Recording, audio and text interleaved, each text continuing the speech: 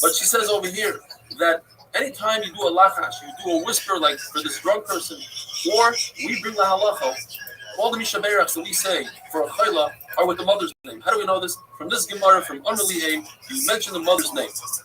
If you don't know how many times to say a lachash, you must say it 41 times. If a woman has reason to believe she has some sort of genetic disposition to miscarrying, she may wear Evan Tukuma, which is a stone within a stone. Rabbi says if you take that same stone and you weigh it against another stone, you could use the second stone that weighs exactly the same amount, not a tad less or more. The Gemara has a question: can you take the second stone and the third stone? Will it work on the third stone? If a person has fever, you take a brand new coin and you measure salt from a salt factory and you hang it on your neck with a piece of hair. If not, take a very large ant that's carrying something and you put it into a copper tube and you seal it with lead. 60 seals. You take it, you shake it, you say to the ant, take my disease and take your disease. If not, you take a brand new pot, you go to the water, you take the water and you go around your head 7 times, pour it into the river backwards. What you say, river, river, take my water back with the disease. The way the disease came, the disease shall leave. Have a wonderful day.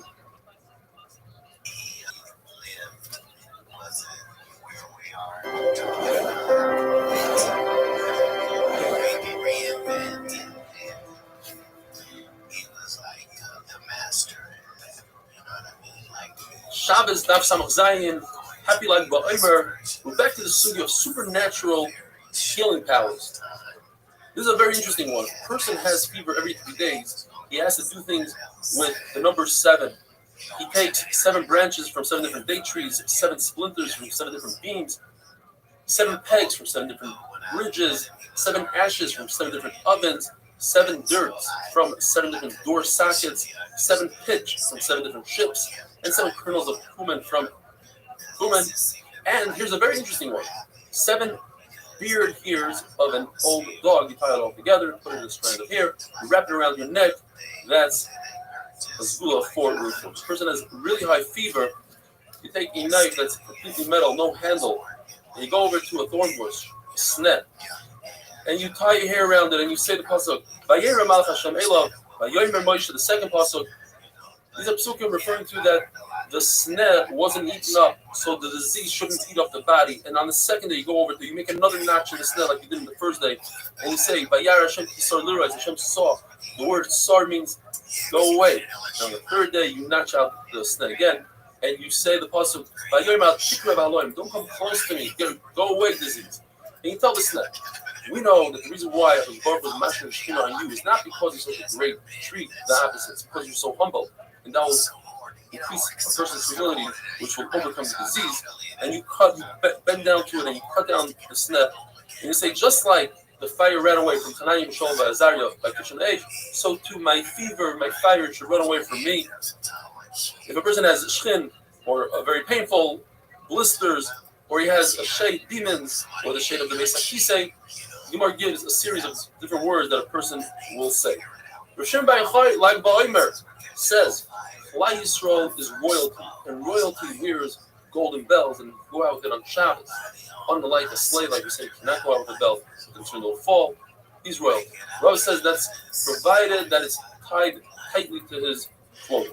Says the Mishnah, continuing with supernatural things, a person can go out with the egg of a grasshopper if he's concerned of earache. Machlekes whether he can go out or not, we'll see in a second. The tooth of a fox. Well, if it's a live fox, that wakes a person up. If he's too sleepy, if he's dead, it's good for insomnia. If a person has problems falling asleep, he uses this tooth. The nail of a person that was hung is good for a wound. According to our mayor, you're allowed to use this stuff. It's refuah. According to the Chachamim, that's darkei amoyer. The same thing, there's an Isidore Raisa to act like a guy with superstition. Rabbi and Rabbi say anything that it's obvious that it creates refuah. You drink a potion, you put herbs on a wound, and you know that it's going to work. There's no darkei amoyer. The issue is when you know that it's not going to work. It's darkei amoyer. It looks like you're acting like a guy. If a person has a tree that is really strong and the fruit fall off the tree prematurely, There are two things you can do. You load it up with stones. That's a natural scientific way of weakening the tree and therefore prolonging the fruit on the tree. Second way is to paint the tree red. Why is that not supernatural? Because what you're trying to do is to invoke other people that see this to get them to daven for you. It says by the Mitzvah, the Tomei Yikra, a Mitzvah calls out I am Tomei to have people have compassion for him and daven. The Malama that says you take a cluster of dates and put it on a date tree for the same reason you want people to daven for you. The Rabbi said all the halachas of a Murray, that's in Toseftim, Perek Zayin Ches, that discuss the Murray, they're all false. You're not allowed to do that. There are only two, and in fact, the Maharil brings these two are the only two refuahs in the entire Shabbos, Daf Samach Zayin, which are Balik Menusa, they work even in our day. And that is, if a person has a bone stuck in his throat, he takes a bone from the same type of bone, let's say it's a chicken bone, you take another chicken bone, put it on top of your head, and you say a couple of words, and if you have a bone of a fish, you put it, you do the same thing, you say these words, and it works. Now the Gemara brings at least 14 different things that are considered documentary. The person says, my mazel should get greater, or he says, I shouldn't get tired. He uses a lashon of God Yagul. He just says that lashon is worse than documentary. That's actually a sorry. The person switches his name with his wife at nighttime. He calls himself his wife's name, and she calls it her name, his name. That's also documentary. If you say, my barrel should be stronger, he uses a lashon of Dan Yadam, that is documentary. Rabbi says once again, Dan is a lashon of Zara, completely awesome. Another thing, if you tell a raven, scream, or you tell a female raven, shrieky, and turn your tail to me, and everything will be good, that's documentary. You see a chicken acting wrongly. In other words, the chicken, instead of crowing in the morning, he crows at night, or he crows like a raven, and he says, I'm going to shut it because of that, that's documentary. Same thing if a female chicken screams like a male chicken. If a person says, I'll drink, but I'll leave over, or he breaks eggs on a wall in order to save the chicks, or he dances in front of the chicks, or counts to 71, or a woman who dances in front of the kutaf, which is a dish, or she urinates in front of the dish, or she tells people, don't talk loudly when I cook my lentils, or she says, let's scream so that the beans will cook. All these things are documentary.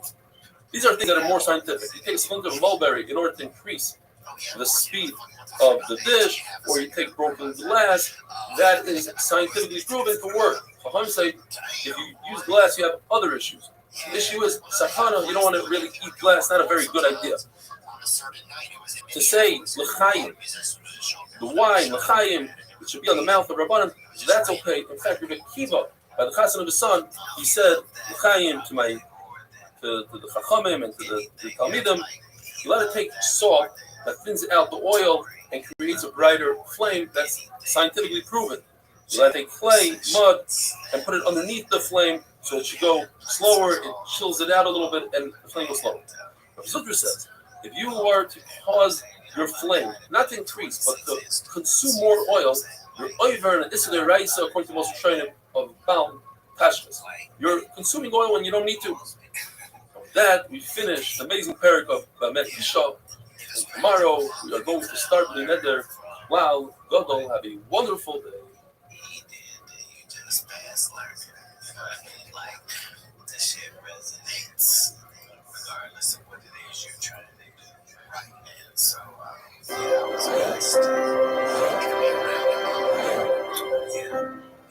Just to be able to witness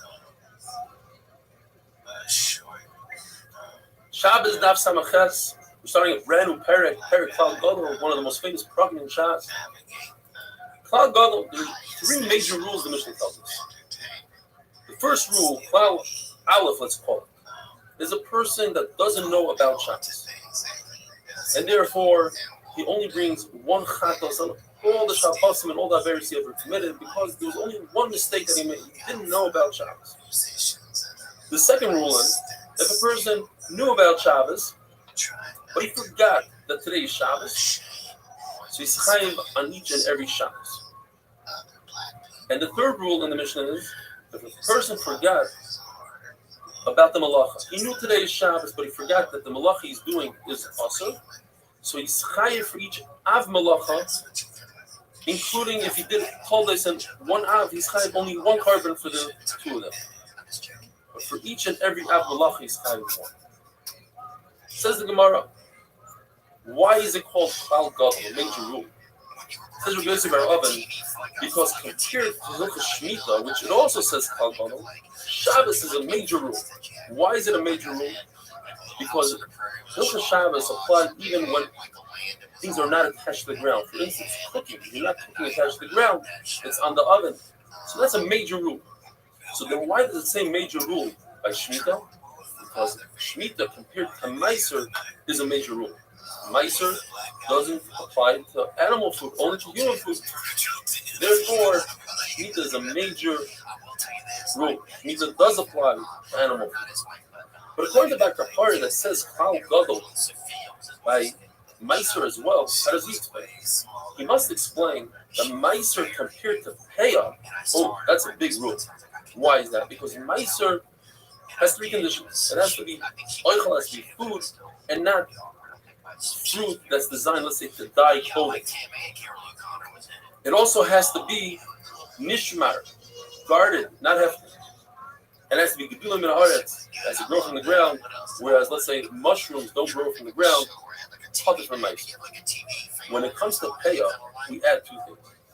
It has to be you reap it in one shot at one time. There's one period of time. Whereas, let's say figs, where you don't reap it at one time, you can pick them off the tree at different months. And finally, it has to be something that you could store. And all vegetables are part of the peah because you don't store them. So that's why it's a klal gadol. Meiser compared to peah is a klal gadol. Machlokes Rav and Shmuel versus Rabbi Yochanan and Rothschild. Rav and Shmuel say that if somebody never knew about Shabbos, he's a tinok shenishba. That's what our mission is referring to. That and somebody that knew about Shabbos and forgot about the concept of Shabbos. Two things. Those two cases, you're chayav a carbon. So even somebody that becomes about tshuva, he never knew about Shabbos, he grew up in who knows where, never heard about Shabbos, when he becomes about tshuva, he must bring a carbon according to Rav and Shmuel. You see, no, somebody who never knew about Shabbos, is a tinok shenishba, doesn't have to bring the carbon. In fact, it's a machlokes tanai. It says in the bright zone, it's a klal gadol. It's a tinok shenishba, and he didn't know about Shabbos, he didn't know about chayla, he didn't know about dam, he didn't know about Avodah. He brings one carbon for each Avera for his entire life. One carbon for Dam, one carbon for Avodah Zarah, one carbon for Chelas, and one carbon for Shabbos. Where Munbaz says, no, he's plucked from all carbonates. Munbaz learned that there's a hekesh between Shogig and Mezid. Mezid is called a chayta, Shogig is considered a chayta. And just like Mezid, he has an awareness, so to Shogig you have to have awareness. And somebody says, Shanifa never had an awareness. Asks Rabbi Akiva, wait a minute, if you're comparing Shogig to Mezid, Mezid knows while he's doing it, he knows that what he's doing, he has an awareness as he's doing it. How can you say so by Shogig? In fact, Munbaz holds, yes, he does have an awareness when he does a Shogig. We'll explain that tomorrow. Munbaz learns from Avodah Zarah. In Avodah Zarah, it says, there's one halacha for Shogig and Mezid, and just like Mezid, he has an awareness, so to Shogig. And Chachamim hold Torah Achas. Comes to tell us another halacha. That in order to be chayav a chatos, it has to be learning kares. Only something that if you do something to Mezid, you chayav kares, then on the shogig part, you bring a chatos. Otherwise, you don't bring it. Having a wonderful day, but if you want to stick around for bonus material, just to explain, the Gemara's Havamina and Rav and Shmuel. The Gemara says in Rav and Shmuel that they hold by tinok shenishba. So I never had an awareness about Shabbos. Didn't know about Shabbos. He's chayiv only one carbon. That would mean what we consider klal aleph on the list, klal aleph, would have to drop down to be klal beis. And that is, if somebody knew about Shabbos, but he forgot about Shabbos completely, that would be the second klal in the Mishnah. And on that klal, he'd be chayiv on each and every Shabbos. And klal beis that we have would drop down to klal gimel. In other words, if somebody forgot that today's Shabbos, drop down to klal gimel and you'd be chayav for each and every malacha that he does. The big issue with that, and the reason why the Gemara goes away from that is, then why does the Mishnah say klal gimel is a person that forgot that the malacha that he's doing is also. Let's say much bigger. The person forgot that today is Shabbos and he's chayav on each and every malacha. And therefore, the Gemara says that where Rav says, Rav and Shmuel, they say, that goes together with somebody that knew that it was Shabbos but he forgot Shabbos today, and somebody that never knew about Shabbos. They're all equal. They bring one carbon, have a wonderful day.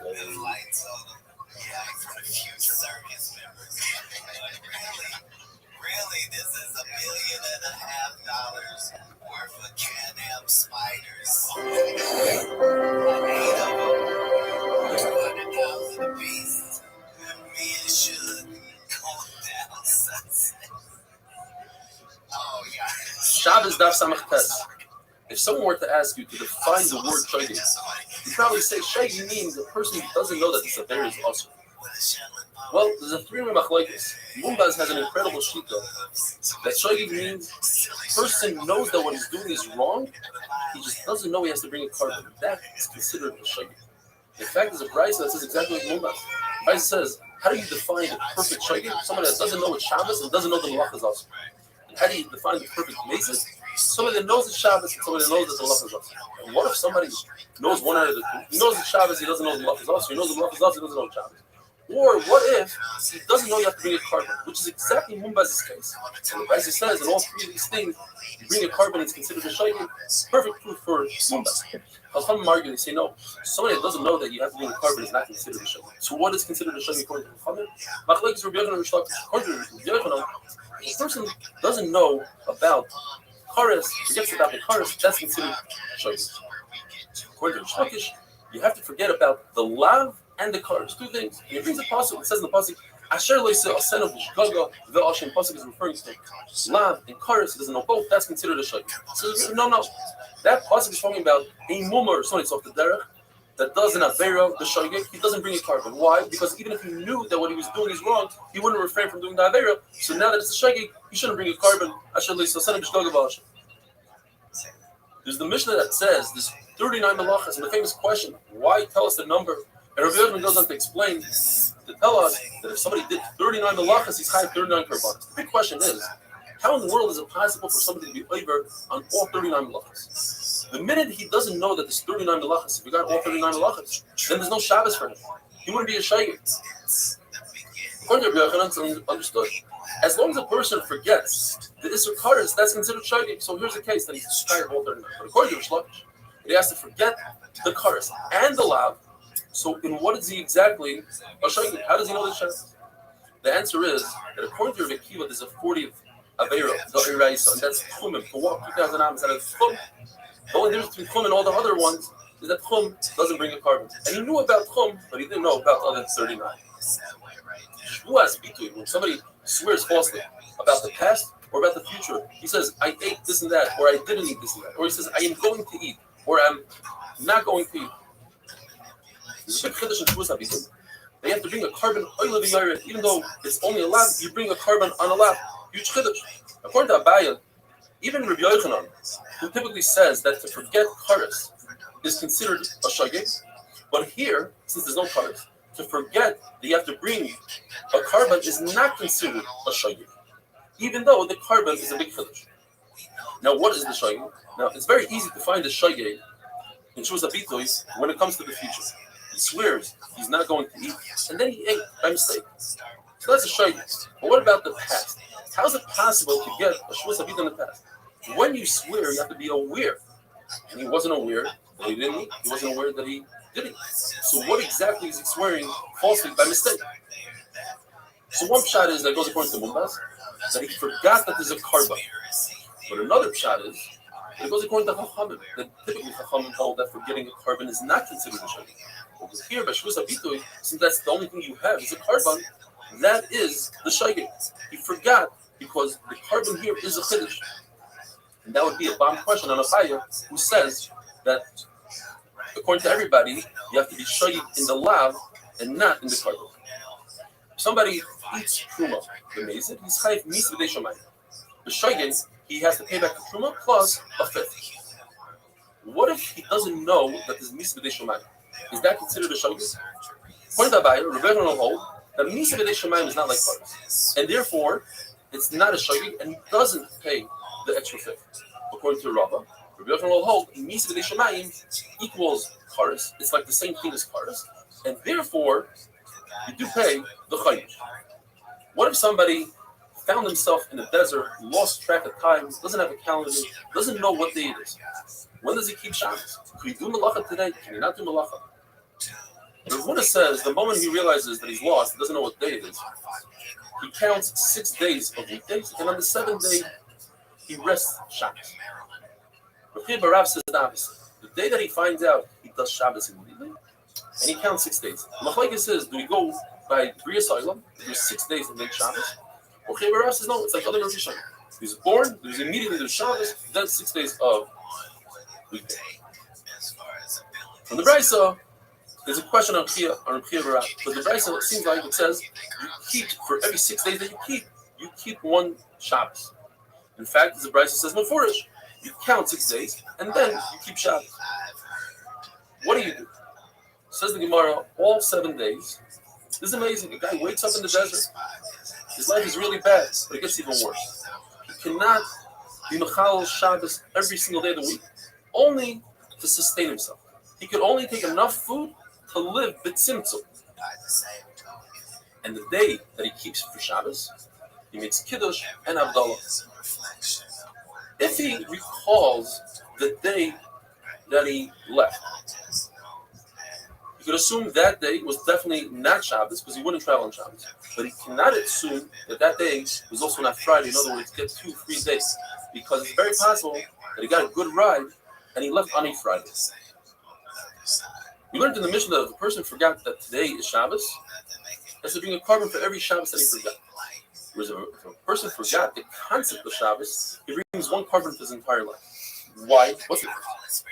There's a contradiction in the Psukim. V'shamru b'nei Yisrael es Shabbos is singular. You have to keep 1 Shabbos. And then it says the in the plural. So which one is it? Says the Gemara, V'shamru is referring to if a person didn't have the concept of Shabbos, according to Rabbi Nachman, he brings 1 carbon for all the Shabbos. But if he knew about Shabbos, just he forgot that today is Shabbos, he has to bring a carbon for each and every Shabbos. Rabbi Yitzchak says the same thing, but he learns from the opposite of the Psukim. He says, V'shamru b'nei Yisrael es Shabbos means every single Shabbos you're over and avera. It's 1 Shabbos. So he's like the Shemairu, all the Shabbosim that you machalo equal 1 carbon, and that's referring to the case where you lost the concept of Shabbos. Have a wonderful day. Some of this is human nature, right? Because we listen and we don't judge.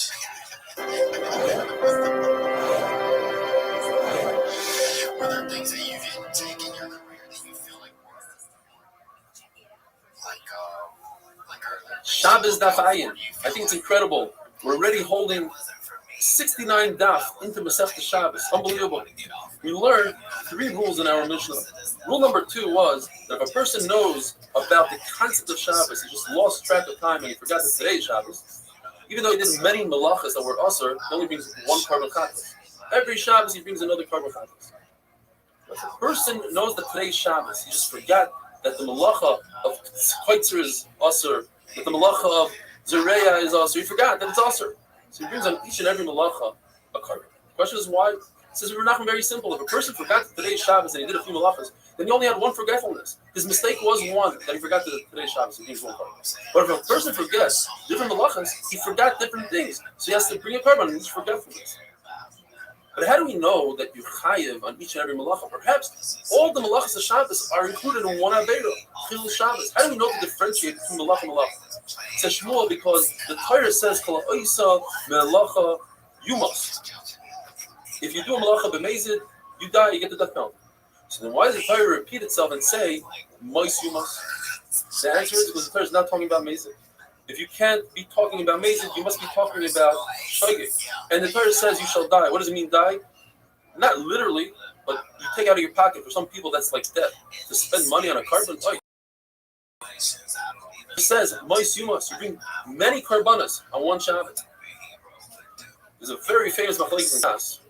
The Torah says, you shall not light a fire on Shabbos. But why did the Torah pick that malacha from all the malachas? It says, all the 39 malachas, The other 38 malachas, if one does it, you get skila, b'mezid. If you do b'mezid without edim and asra, you get kares. And if you do b'shaya, you get a chatas. Lighting a fire is different. All you get is a lab. There's no kares, no skila, no karba. Comes Rav Nassim and says no. The reason why the Torah points out Eish is to tell us l'chalik that every single malacha you bring it your own carbon if you're over it, just like Shmuel says. It says Ela Hadvarim. Ela Aleph Lamed Hey is 36. Hadvarim is 3. Why? Because Dvarim is plural 2. Hadvarim with Hey Idea is the third one. 3 plus 36, 39 malachas. If you do them, you're chayiv a carbon for each and every one. According to Rabbi Yossi, he learns this concept of dividing the malachas, and for each one you have to bring a carbon from the pasuk of Va'asa me'achas mehein. He learns 4 drushes from those 3 words. Me'achas, which is the extra mem, meheina is extra mem. And he learns me'achas means that a person intended to write on Shabbos the word Shimon, the name Shimon, and he ended up writing just the first 2 letters, Shem. He's also over because that's all you need is 2 oisios, and if you did Shem, Mishimon is chayiv. The mem of Mehena teaches us Taldes, not only of Ois Yuchayev, but even for the Taldes. And then he goes on to learn Achas Mehena means Achas Shihi Hena. In other words, if a person knew that it's Shabbos but he forgot about the malachas, he's chayiv for each and every malacha. This is what Shmuel was saying. Or Hena Shi Achas teaches us that if a person forgot that it's Shabbos, but he knew about the malachas, so he's chayiv for Shabbos. Now the reason why Shmuel didn't learn from Rav Yossi's limud of 4 limudim from Va'asam Me'achas Mehena is because he doesn't want to learn 4. He could learn 2 things. He learned the concept of Taldos, and he learns Shem Mishimon, but doesn't learn Achas Shihena Vehena Shiachas. Says Rabbi, what happens if a person did 2 things? He forgot 2 things. First of all, he forgot that it's Shabbos, and he forgot that a few of the malachas that he's doing are also. What comes first? If you say that a person that forgot Shabbos only has to bring 1 carbon, so even though that he forgot a bunch of malachas, he only has 1 carbon. Perhaps no. You should bring a carbon for each one of the malachas that he forgot. Rav Nachman wanted to say, since he forgot Shabbos, that's it. It's all over. All he has to do is bring 1 carbon. The fact that he forgot different malachas, he doesn't have to bring another carbon. Rav Ashi says, depends why he's retreating. If you tell him, hey, it's Shabbos, and he stops doing what he does, then he only brings 1 carbon. If you say, hey, you're doing a malacha and he stops, then he has to bring a carbon for each and every one. Says Ravina, that doesn't make sense. The reason why a person stops doing malacha is because he realizes that Shabbos. And Shabbos means that you can't do malachas. They're one and the same. So therefore he says there's no difference and you only bring 1 carbon. As we had yesterday, the Mishnah, in this parak later on says there are 39 malachas. And the Gemara asks the question, why does it say a number? We know how to count. Says Rabbi Yochanan to tell us that if you do 39 malachas, it's possible up until 39 malachas, you're chayiv up to 39 karbanos in 1 helam, in 1 awareness, 1 shot. Now, if we hold like Rabbi Yochanan, that knowing that what you're doing is wrong, just you forgot that there's a isur kares, and that's considered a shaygay, that's an awareness. You're aware that there's a Shabbos. You know that it's Shabbos today because you know there's an isur. But according to your shlokish, that in order to be over shaygay, in order to be over 39 malachas, you can't know that it's asur b'chlal. You don't know that there's a lav, you don't know that there's a kares. So then, he's not aware that it's Shabbos. And we said if he's not aware that it's Shabbos, he only brings 1 carbon. So how's it possible that he's chayiv 39 carbonos? The answer is because the shlokish is going to hold, like we said yesterday, like Rabbi Kiva. Rabbi Kiva holds them in the right, so there's an isur tchumen. You can't go out of 2,000 amas from your domain. So that's number 40. You're just not chayav a carbon. So he's aware of Shabbos and the fact that you can't walk more than 2,000 amas. But he forgot about the 39 malachas. That's how he's chayav 39 carbonos. Have a wonderful day. Televised career, really making black men and black families look really good. It was not a popular thing to do. None of that supersedes or missed. Shabbos Daf Ayin Aleph. You want to tell us a very interesting concept called greva, to drag something. If somebody did Tzira and China, he reaped and he ground two separate malachas, but not knowing that it's Shabbos. He brings one carbon for those two malachas. And then in one awareness, he continued doing those two malachas. He did Tzira and China again. However, this time he didn't realize that Tzira and China are also they're malachas. The halacha is you bring one carbon, and that's enough for all four malachas. Why? You bring the carbon on the first Tzira. Tzira and the Tzira below it are all the same. They all happen in one awareness. If a person does 10 malachas, the same malacha, all in one awareness, you bring one carbon. The top box, Tzira and China, they are goyred each other. Tzira pulls the China to it. So one carbon is enough for the Tzira and China on the top box, because they all happen in one Shabbos, and you're forgetting that it's Shabbos. And once the carbon works for China, it works for the China below it. Machlekes is in another case, the same exact case, but his idea, his knowledge of what happened, occurred first to the Tzira that he forgot that the malach is also. The bottom box. Now, the bottom box is not connected to China. They're separate boxes because the two malachas are individual. Therefore, Abaye says, you go upwards. Tzira and Tzira, we said it happened in one awareness, one carbon for both. Then it turns left. It goes from Tzira to China. That even Rabbi does. The question is, now that China is involved, do I go downwards to the China below it? According to Abaye, you do two grades. You go from Tzira to China, and from China to China, two grades. According to Rabbi, I only go one grade. So I go from Tzira to Tzira, and then from Tzira to China, one carbon for three things. But the China, on the bottom of Shigigas Malachas, you need to bring your own carbon. If a person ate two Zeisei Challah, 2 olives worth of Challah, 1 and 2, and then he had a knowledge that he ate Zayis number 1, and then he continued eating a third Zayis. The center Challah, the center olive worth of Challah, is connected in awareness of olive number 1 and connected to awareness of olive number 3. So if you were to bring a carbon for the center one, it would work for 1 and 3. But what if you brought a carbon just for number 1? According to Abaye, it works on all the Kizesim because of the concept of Brera. 1 is connected to 2 and 2 pulls in 3. According to Rabbi, it doesn't work. It only works on 1 and 2 and not on 3. If I bring a carbon on 3, it only works for 3 and not for 1 and 2. But after Rabbi heard the concept of Brera from Abaye, he admitted to Abaye that it works, but it only works once and not twice as he explained before. Rabbi Zera argues in Abaye Rabbi, where Abaye Rabbi say that Tzira that was done, the Shigga Shabbos, I forgot that it's Shabbos, the carbon I bring on that could work on Tzira that I forgot that the malach is also.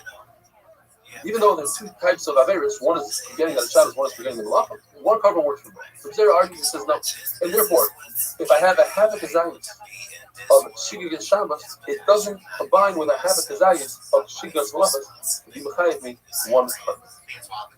Rabbi Shua says that 2 kazayis challah that were cooked 2 different ways. Let's say 2 pieces of chicken. One was Kentucky Fried Chicken, which is treif, and one was Panda Express, which is treif. One is fried and one is Chinese. Even though they're both chicken, since Rabbi Shua since they're prepared differently, they have 2 tatas. One Lashon says, even so, that they are completely different, but when it comes to 2 halves, one was Kentucky Fried, but only a half a gazais, and the other one was Panda Express, a half a gazais, they are mitzvah together to create one whole kazayas that he would be kind of a carbon because Rabbi Shua doesn't say zalacha to be makel the partner from the carbon. The other lashon is no. Rabbi Shua is consistent throughout, and even if it means that a half kazayas and a half kazayas do not combine together, it makes it kula. He still goes with his shita that 2 types of food are not the same. Gemara tells us that that when you have 4 different types of food that are also to eat, chaylev, dam, nois, or pigo, you bring 4 korbanos. If you have 2 of the same chaylev, you'll bring 1 for both if it happened in 1 helev. That's the chumrah of different types over 1 type. Now, 1 type has a chumrah over 2 types, and that is, if a person ate a half a kazayis, and then another half a kazayis, even though he had knowledge in between the two advocates, that knowledge is not enough to be machalik and say that he doesn't have to be in carbon. Big machlokes in the sugya between Rabbi and Rothschild take up almost the full of it. If a person takes two kizei in one awareness, but his knowledge on kizei number one happened before the knowledge of number two, how many karbanos does he bring? One or two. Rabbi says he brings two karbanos. He brings a pasuk that says al katasai, each chet and chet. And Rothschild says you bring two mei katasai, even part of it. You bring a touch. Now, if you say that the machlokes between Rabbi and Shlokish is discussing a situation before he designated the carbon, that's where the machlokes is. So the machlokes is whether Yitzbiya is machalik or Hafrosh is machalik. In other words, when I say that the knowledge is what separates the first Aveira and the second Aveira, you have to be in the or perhaps it's the Hafrosh that's machalik, the designation. So if you say that the machlokes happened before that Hafrosh, so Rabbi will say Yitzbiya is machalik. And according to Rish Lakish, that Hafrosh is machalik. And the word meichatasa, according to Rabbi Yochanan, we'll have to explain in a very interesting case. The case is a person ate 1.5 kizei sifrei in one awareness, but his knowledge happened later on only on one kizei out of the 1.5. And later on, he ate another half a kizei. Perhaps since the second half of kizei can combine with the first half of kizei because they are in one awareness, bring the second carbon on those two halves. And says Rabbi Yochanan, no, meichatasa tells me that since I'm bringing a carbon on the first kizayis, including that first kizayis is its partner, the half of kizayis. And then half of kizayis cannot be started the second half of kizayis. And if we're going to say that the machlokes is on absolute designation, and Rabbi Yochanan is going to say that Hafrosh is machalik, and Rish Lakish will say kapara machalik, that only once you shut the animal and you shriek the kapara, that's when you start all over again and bring another carbon. Then al chatasai, what does Rish Lakish do with al chatasai? He'll say that pasuk is referring to after the kapara. Have a wonderful day. I do think they've been doing their job. You mean all through history? Yes, I think they keep on doing their job. You think they get everybody? I think they get everybody. So again, not conspiracy theory at all. Shabbos daf ayin beis. I don't want to say anything, but yesterday's daf ayin aleph was one of the most difficult daf, at least for me, to give over. Today's daf is a lot easier. The Gemara describes if a person has a suffix whether or not he ate a piece of meat, he has two pieces of meat in front of him. And he's not sure if he ate the one that belongs to Hegdish or the one that's Chulin. So he sets aside a carbon Asham Tali. According to Tarfin, he can stipulate and make it not and say, if I find out at a later time that what I ate was indeed Hegdish, so the carbon I already brought today should work for tomorrow. In other words, how you living, girl?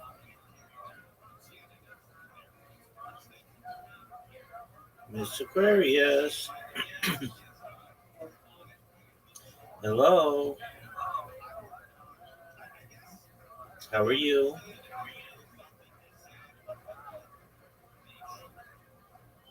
Miss Aquarius.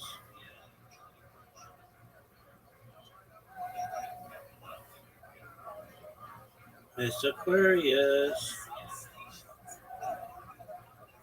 Hello. If you're talking, I can't hear you.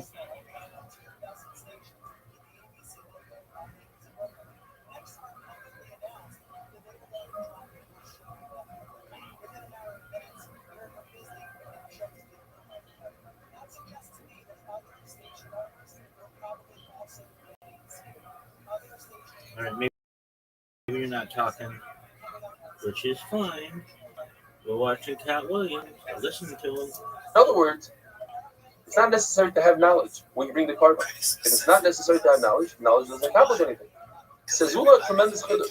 If so, if a person was boiled a shifcha charufa 5 times, shifcha charufa is a shifcha knanis who's engaged to be married to Eved Ivri. And a person had 5 relationships with her, and in between each relationship, he had a knowledge, he had a yediyah. Since yediyah, the knowledge, doesn't accomplish anything, I can bring one carbon at the end, and it would cut all 5 acts. Gemara goes on to say that according to everybody, if a person designated a carbon for his first act, that designation stops everything. It's mechalik. And anything past that designation, you'd have to bring another carbon. But according to Rabbi Kiva, who argues on Rabbi Kiva, it says that by Osham Vade you need knowledge in order to name carbon. Then Osham Vade is no different than a chatas. And just like we had the other day, that the machlik between your and shlokish in a chatas, the person had two pieces of chayla in one awareness, and then he had knowledge that one of those pieces was chayla. That knowledge, Yediyah, is machalik according to Rabbi Yochanan. It separates from the body, and therefore you would have to bring two korbanos. According to Rothschild, that Yediyah is not machalik giving one korban. The same Allah would apply to Hashem. So if a person had a Yediyah in between acts, you'd have to bring two korbanos. According to Rabbi Yochanan, according to Rothschild, just one korban. And now we go on to the sugya of misasek. Misasek is someone that's preoccupied. He does something inadvertently because he's preoccupied. For instance, if there's a knife on the ground and he lifts it up to himself, and by doing so he cuts a fruit off the ground, thus zero. That's a misasek. He's completely cut according to everybody. What happens if he intends to cut fruit A, which is the ground, but he ends up cutting fruit B, which is attached to the ground? According to Rava, this is not a Miss chadika. Aquarius, can you hear me? I cannot hear you.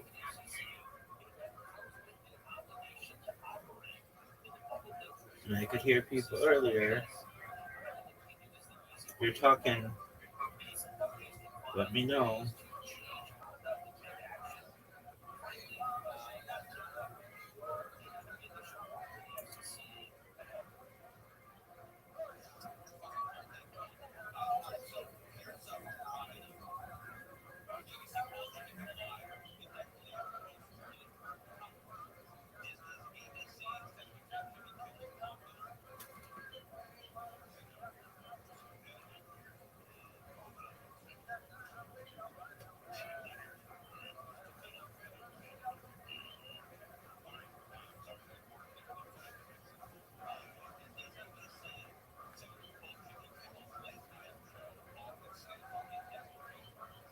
I can't hear you that loud. Now I can hear you. I can hear everybody. Now, I can't hear you. now I can hear Are you. on the phone? No, can you hear me? Let me see. What got you muted? Can you? What got y'all turned down? Yeah, dude. There, How I get y'all turned down? How the time y'all did that? I don't know. Can Go you? to bed. I was probably trying to go to sleep. I understand. Can you hear me now? Yeah, I can hear you now. Excellent. How you doing, girl? I'm good. What's new with you? Nothing. I get ready and take a bath. Get out. Absolutely. Well, this is the perfect place to do it. Yeah.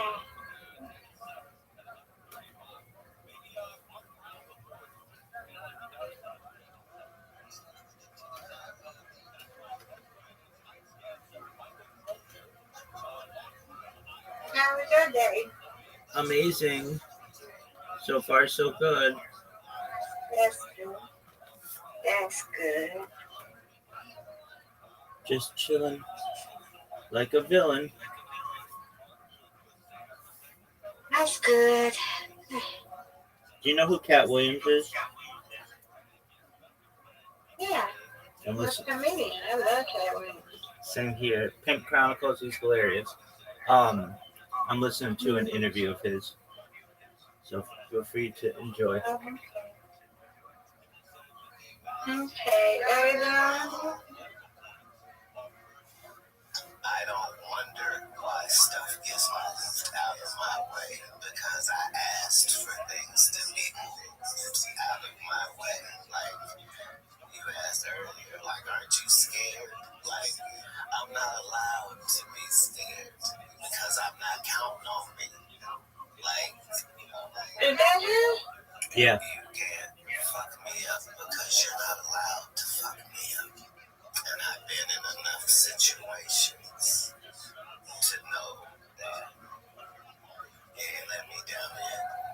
Like every time I needed his safety, it was there. And will be. And the more times you communicate, the better the relationship is. And then you'll find that that works. with the black girl from the airport. Like, communication is key.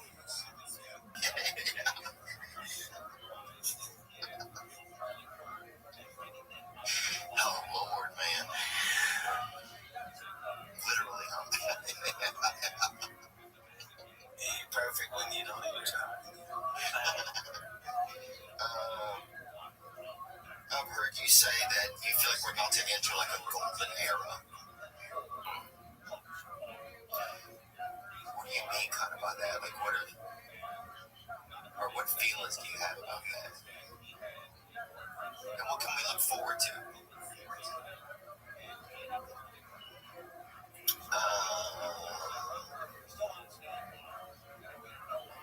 I was just trying to be super positive at the time.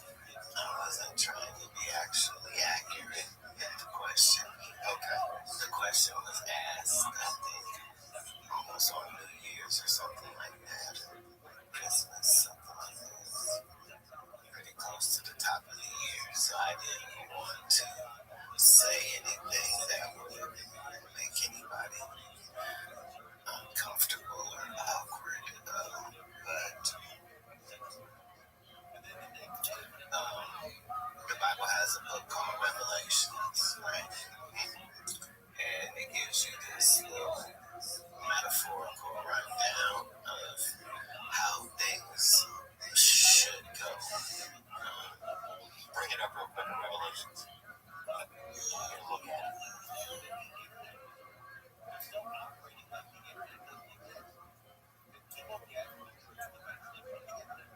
Here we go. Book of Revelation or Book of the Apocalypse, the final book of the New Testament.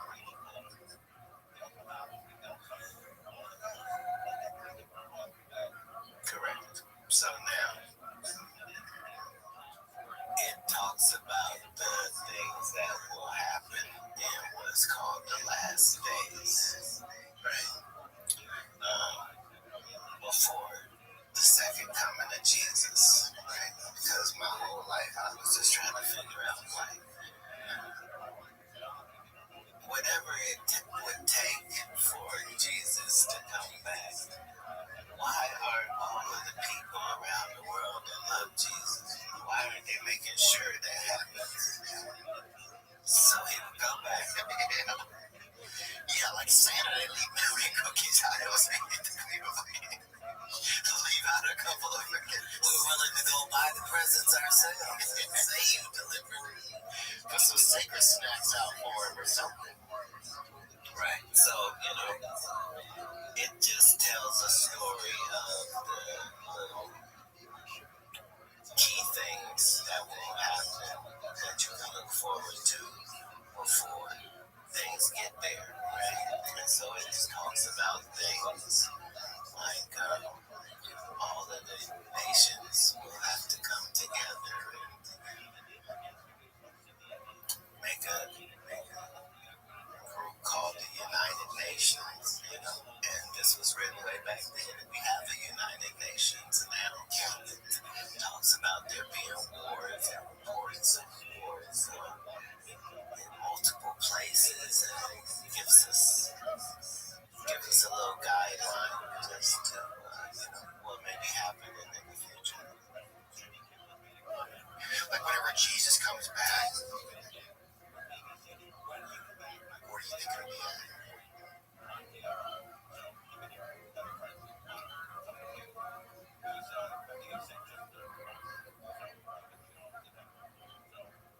Well, the Bible is generally pretty specific about places generally. Like it talks about Armageddon, right?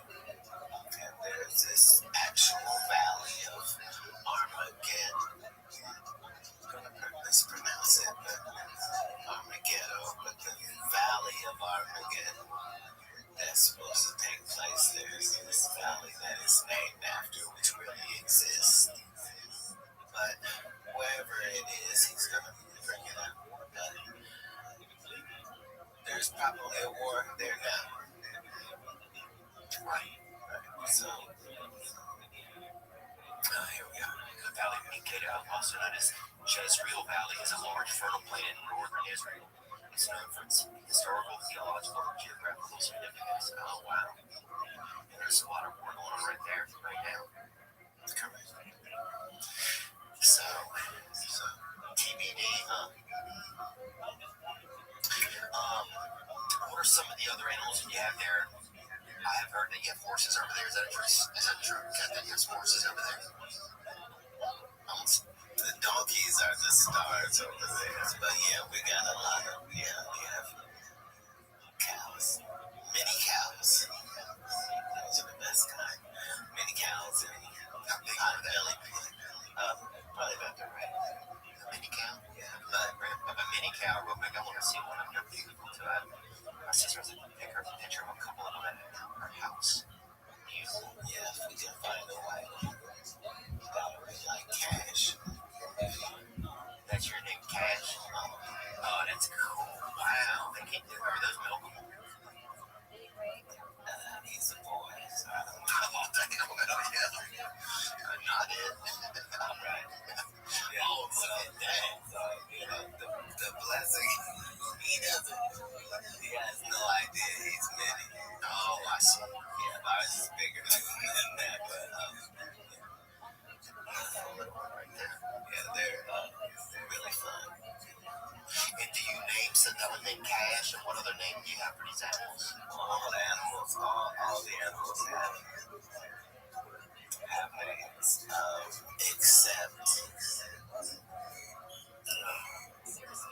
except animals that might be delicious. Like goat is like my favorite meat, I think. And so we have quite a few, And you eat not Billy, he's the king of all the goats, right? But you have a little bit of goat. How much goat do you have in monthly, you think? Weekly. Oh, okay. Yeah, okay. So Cat got him a little bit of money if he having that weekly goat meal, boy. I'm a cannibal. Yes, sir. Goat eat goat. Hey, man, goats eat goat. Right. I love that. He's making a little money. I think sometimes I was so nervous about New York. He seemed like such a he almost seemed like something that came out of Mount Rushmore spending time with us today. So I think that's like the mystique about you. So I think sometimes I don't know when it's like okay to joke around and stuff, So you just try and figure out as you go, I hope that is not correct. I'm just saying that because it is always okay to joke around. I appreciate that. I definitely feel that for sure more than other interviews. I'm trying to think of what else I want to ask you about. This was the best picture I ever got of it. Someone said this is Cat Williams talking to Cam Newton. Somebody said this. Right. And that's what yeah, because here's the thing. Everything, we know that stupid picture of me. Thanks, appreciate it. I didn't even see that. Can we take that down? That's very racist. You see how I became racist? No, but here's the facts. The facts are, everything we know about history, we know because of artifacts, things that were left behind.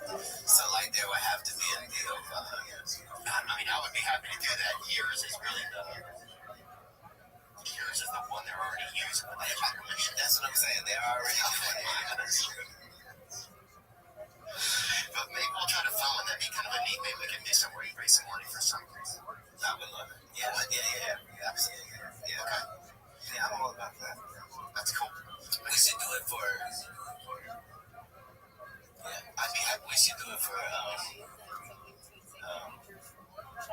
autism. We should do it for spectrum. Okay. And do they have everybody has autism? Do they have all types of people with autism? Yeah, right. Yeah, I'd love to do that. That's a cool idea. And do you, my last question for you, Kat, do you know any Native Americans here who have been in here over the years? What's that been like? Really cool. Way more. I'm trying to figure out how to say it, but like, is it just some of these are just things that I've heard when I met this tribe that several times I've met several tribes, but the whole thing is you get this thing around them that you understand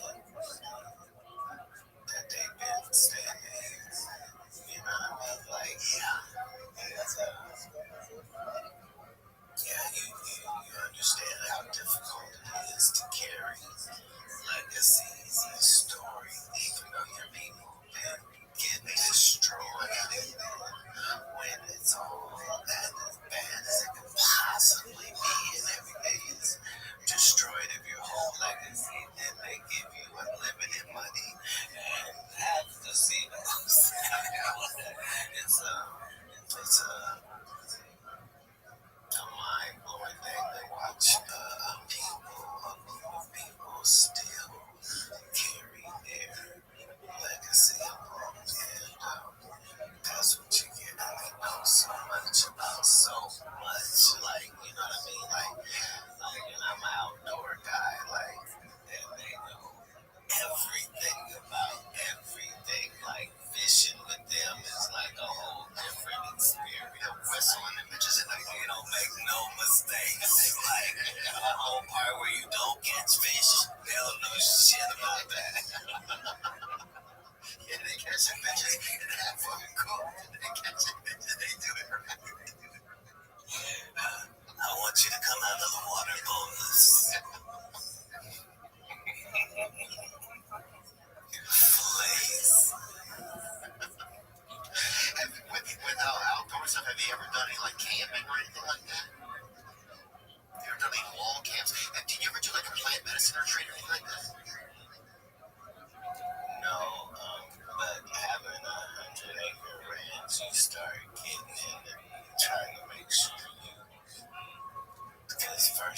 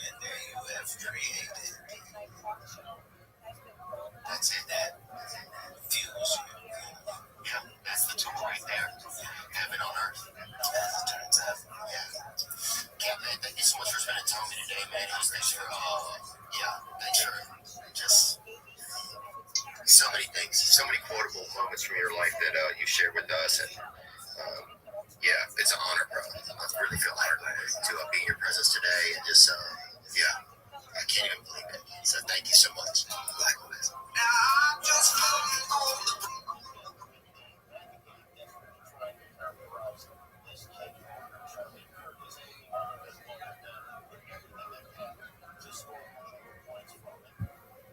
Celebrate it, anything like that.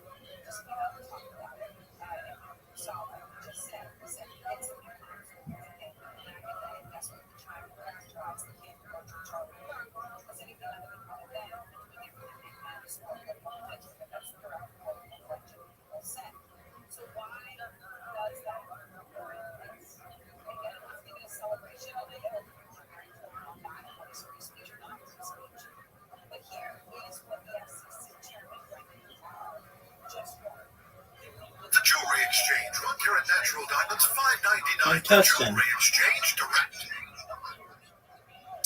All right, you guys, let's actually start today's episode with a game. I mean, the feds like to play games. Let's play a game. And this is one that everybody can join in on, okay? Doesn't matter how. The Jewelry Exchange in Tustin.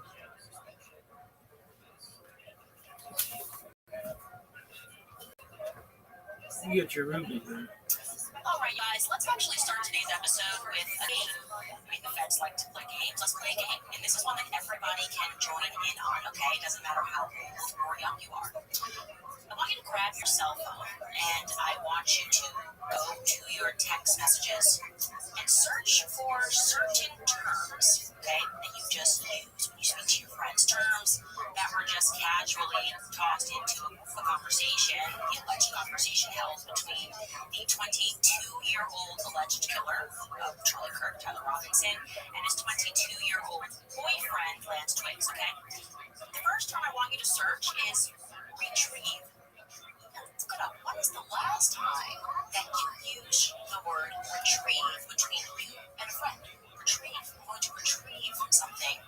I played this game with my entire staff, and I was able to find, since dating back the last 3 years, 2 messages where someone used that term.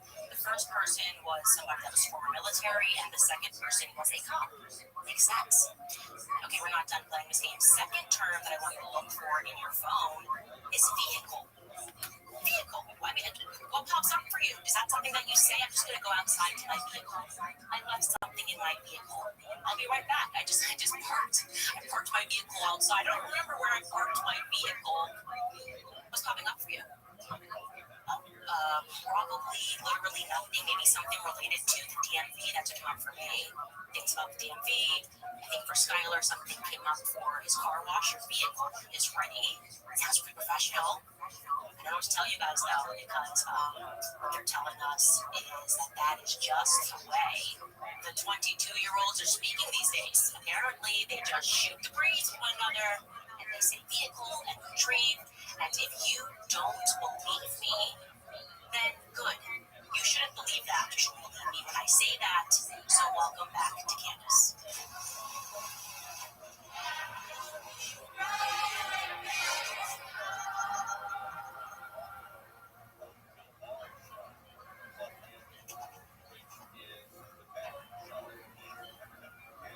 I love vehicles, love fast vehicles. I'm a big vehicle person, said nobody ever. The text messages that were released yesterday in the indictment of Tyler Robinson make perfect sense if you don't think about them at all. Like literally, if you suspend all reason, all rationality, then they can make perfect sense. That's the only way. You just have to stop thinking. You got to get to that point where you're like, are we still talking about Jeffrey Epstein? No, to be fair, now we are more broadly considering how stupid the feds believe that we are. And the frankly obnoxious messages that someone strung together must clearly be for either our or their own entertainment. So I want to hyper-focus on those. I want to actually hyper-focus on what exactly is wrong with these text messages between Lance and Tyler. Now, first and foremost, the obvious thing, there's no timestamps. Right away, major red flag, very easy to say. He sent the first message at this time, it's part of your investigation, right? Everybody is on edge, globally wanting to know what happened. They just removed that. But don't worry, you guys, because like I told you, one of the things that me and Charlie always believed in was that we can work harder. And I gotta tell you, these devils are working pretty hard, but we can work harder than them, okay?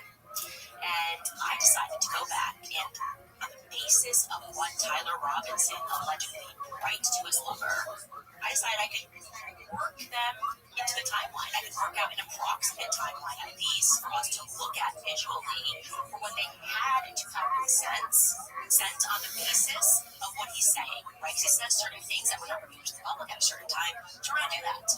I also want to point out the fact that the language, which many people said online, somebody actually left a very funny comment, it's like borderline poetic. He's got commas in there, it's perfect English, and that's actually a striking contrast compared to what's inscribed on the casings, right? He goes through all of these memes that he's written, and I'm not hip to the lingo.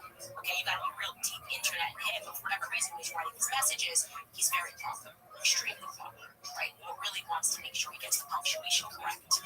Anyways, let's just dive right back into the timeline. Let's dive right back into this conversation. And we're first going to focus on the third message. And don't forget, just to lead up into this, they are telling us that at no time that we're allowed to know on September 10th, after Charlie Kirk was shot, the roommate, that's Lance, received a text message from Robinson, which said, "Drop what you are doing, look under my keyboard." And so Lance, I don't know what he does all day, but he can do that. He goes he's home, and Lance then runs. I'm saying he prances, who knows, and looks, and he sees this note. And to be clear, we're never going to be able to see that note because the feds have since told us that the note was destroyed. But even though he destroyed the note, he took a picture of it. Yeah, that makes sense, because if you're going to destroy something, the best thing to do is to take a picture of it. The feds saw the picture, but we're not going to be able to see either. Anyways, don't think about it if you want it to make sense. Then we find out that Lance, I guess, decided to take a picture and then text Tyler back. And here is where he asks him, and says, "Tyler, what? You're joking, right?" The note said, "I had the opportunity to take out Charlie Kirk, and I'm going to take it." So Lance is like, "What? You're joking?" And Robinson says to him, Tyler says, "I'm still okay, my love, but I am stuck in Orem, that's the town, okay, that you was at for a little while longer yet." So, a little while longer yet. Later. It shouldn't be long until I get home, but I gotta grab my rifle still. To be honest, I had hoped to keep this secret till I died of old age. I'm sorry to involve you now. I'm gonna jump to this next message because it completes the timeline. He says to him, I assume right away, Lance says, "You weren't the one who did it, right?" And Robinson says, "I am, I'm sorry." And the roommate says, "I thought they caught the person." Okay? And Robinson responds, "No, they grabbed some crazy old dude, then interrogated someone in similar clothing. I had planned to grab my rifle from my drop point shortly after, but most of that side of town got locked down. It's quiet, almost enough to get out, but there's one vehicle lingering." Okay, so that lets us actually be able to draw that into the timeline pretty simply. Why? Because we know, we can pull up this timeline, that they at first thought it was George Zinn, so that's who he's referencing, some crazy old dude. And on the timeline scale, if you want to pull it up so you can go through it, what time Charlie gets shot at 12:23 p.m. Scroll down a bit. George Zinn, we learn about 30 minutes after that, George Zinn, the decoy boy, that's when it's announced that he's a suspect in custody by the Utah police. But it's not until, by the way, 5:30 p.m. because he mentioned that second suspect, and he curiously says in that correspondence that he's wearing similar clothing, which I find strange.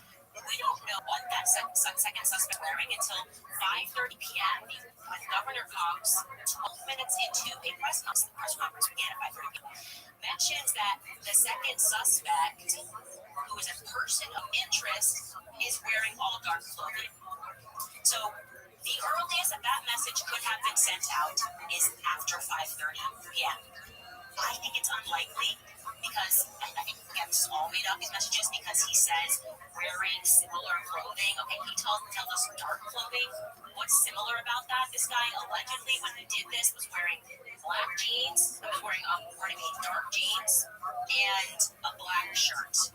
So that's like everyone on campus. Okay, nobody in the press conference says, "Oh, we picked him up because he was wearing something similar to the shooter." So that language right there is actually a mistake from the feds. But again, it allows us to be able to plot it into the timeline. So that's good. Okay, timeline is back up here, and we then know. Cash Patel tweets that the subject in custody has been released. Our investigation continues. That was a mistake. The guy in the dark clothing, we don't know who that is. And then it's after, again, like I said, that these correspondences then had to take place. So we're talking about late in the evening, right? 6 hours on. I'm wondering what it is that Tyler Robinson is doing throughout this entire time. So you can keep this up because I want to keep scrolling, okay? What he's doing throughout this entire time. That's a very long time for him to be just around campus. But then, luckily, he's going to let us know what he's doing, right? He's going to jump right in here, and he's telling us that he's close to the scene. We know in this conversation that he then says to Lance that he's looking to get that rifle, right? He says, "I'm wishing I had circled back and grabbed it as soon as I got to my vehicle. I'm worried what my old man would do if I didn't bring it back." Oh, I'm sorry. Let's actually go earlier. He then tells us his alibi, which is amazing, right? He's saying, "I'm lingering around there. I'm trying to get the vehicle." And then, of course, as you always do when you're trying to clean up things, you then spell out your alibi, right? Lance asks him, "Why'd you do this?" And Robinson says, "I had enough of his hatred. Some hate cannot be negotiated out. If I am able to grab my rifle on scene, like I'm trying to clean up the scene, but also I'm telling him exactly what my motive is here, I will have left no evidence. I'm going to attempt to retrieve it again. Hopefully they have moved on. I haven't seen anything about them finding it." Okay, so we are now late in the evening. He's still hanging around. The roommate then comes and says, "How long have you been planning this?" He says, "A bit over a week, I believe. I can get close to it. Still trying to get close to that rifle. So I'm wondering if maybe the feds might drop us some footage. Right? We should be able to see some footage. He's got to be idling in his car. You've been speaking about how he has this car. I'm assuming he's not just sitting in the woods or sitting on a sidewalk. This is a quote-unquote manhunt. So where is he casually sitting, lingering, loitering? I don't know, but that would be some pretty good footage that they could release if they don't want us all to become conspiracy theorists, okay? He then says, "Yeah, I've been planning this for a bit over a week. I can get really close to it, but there's a squad car that's parked right by it. That's the drop-off spot. I think they already swept the spot, but I don't want to chance it." And then he tells Lance that, "I'm wishing I had circled back and grabbed it as soon as I got to my vehicle." Yeah, that's a vehicle. "I'm worried what my old man would do if I didn't bring back Grandpa's rifle." Oh, that's exactly where I got this rifle from. Okay? I don't know. I don't even know if they had a serial number. Weird. This plan was for a week. He might have checked. Now, except he's getting was wondering if it had a serial number. That seems a little strange to me. You just told us in writing that it's your grandpa's. Definitely trying to cover your tracks. I worry about Chris. I had to leave it in a bush where I changed outfits. Okay, we're going to get to that. Focus on the changing outfits. That's a really important piece of this, and that is why I am now a confirmed conspiracy theorist on this, okay? I left it in the bush where I changed outfits, okay? I didn't have the ability or the time to bring it with. I might have to abandon it and hope that they don't find Prince. How the F will I explain losing it to my old dad? Only thing left was the rifle wrapped in a towel. That's the only thing. And otherwise, it was a perfect job. It was top of the line professional job. The only thing I left behind was the weapon with my prints on it. Oh my gosh, right? Like that's kind of amazing. Okay. Then he, of course, explains, remember how I was engraving the bullets? The epic messages are mostly a big meme. I know I speak proper here, but it's just a meme that I was writing. I wrote, notice his bulge on Fox News. I might have a stroke if they say that, right? If I see notice his bulge on Fox News, I might have a stroke. All right, I'm going to have to leave it. Oh, that really up sucks. It's almost perfect. Okay, so he then ends this message. This is all from today. This is all we have from September 10th, okay? Judging from today, I'd say Grandpa's gone. Let me be very clear. This is Grandpa's gone, okay? Nobody should question his narrative because he has put it all here. I'd say Grandpa's gone. That's just fine. I don't know. I think that was a $2,000 scope. Okay. So that ends that exchange. Now, I have a couple of notes here that I put here at the end of day one as we worked in this correspondence, which all had to happen. Let's call it 7 p.m. earliest, as I say here. Which I want to be clear, the campus is 4 hours, 3 to 4 hours away from where Tyler and Lance live together. We have a map here to show you that. So he's just loitering until, like I said, earliest. He's signifying around like 7 p.m. that he's still very close to campus. That's a long day. That's a real long day, just waiting to see when you can go in there. And there's a manhunt, and he's chill. He's chill because he's changed his outfit. How do we know he changed his outfit? Because he made it very clear that he drops the clothes, his shooting clothes, right there. He got changed. He didn't have time to take the rifle that was in that he put in the towel, but he didn't have time to change. That totally makes sense. And then for whatever reason, he had to leave the rifle with the prints on it. Okay. What's interesting about that, though, is we should recognize that curiously, what they removed from his indictment, again, relevant to the clothes, was the fact that, and the governor's going to say it, that we are told that he at first enters campus on this day at 8:07 a.m. TMZ shows us the footage, remember, of the man wearing a maroon t-shirt and shorts. How this day begins, as walking through a neighborhood just outside of university grounds. The government office has confirmed this is him. Not mentioning the indictment, that's curious. It's very relevant. Surely, you guys should be mentioning that. The outfit, what did he do, by the way? From 8:07 a.m., when he walked onto campus, to when he is then seen walking back onto campus at 11:51, that's about 4 hours. Something else the feds could release to dispel any conspiracy theories would be him walking back to his car. Which are telling us he then goes back to campus and he's in a different outfit. Can we get him leaving campus? We know the place is covered with cameras. That would make me feel better.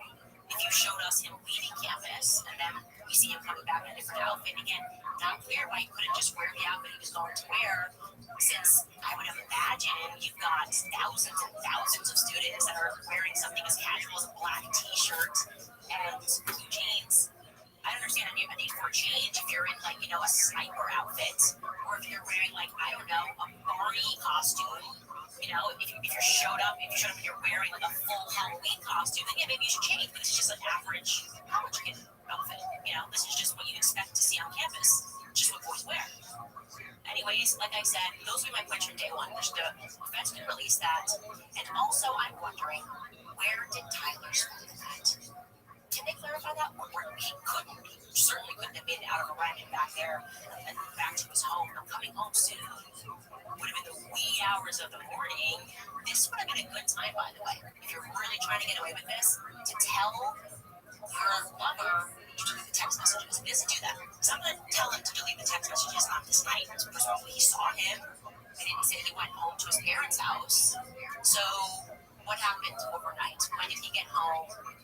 He's been so thorough in describing that cleanup job. And by the way, we know that Discord is going to later say that those messages were not coordinated on their server, which I would say was definitely a part of the Parker plan. Okay? Let's get into September 11th. A lot happens here, and you are going to really see what I see here, and we need to demand answers. Okay?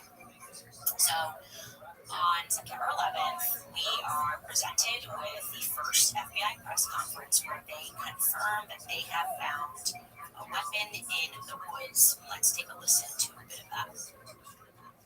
This morning I can tell you that we have recovered what we believe the weapon that was used in yesterday's shooting. It is a high-powered bolt action rifle. That rifle was recovered in a wooded area where the shooter had fled. The FBI laboratory will be analyzing this weapon. Now, I wouldn't say the shooter fled, just based off of what he was just kind of lurking around, ready to go get his weapon back. Okay, like for a long time, but whatever. Let's go with that. Then what we have after that 7 a.m. Press conference is that exclusively our guys, our resident guys over at the New York.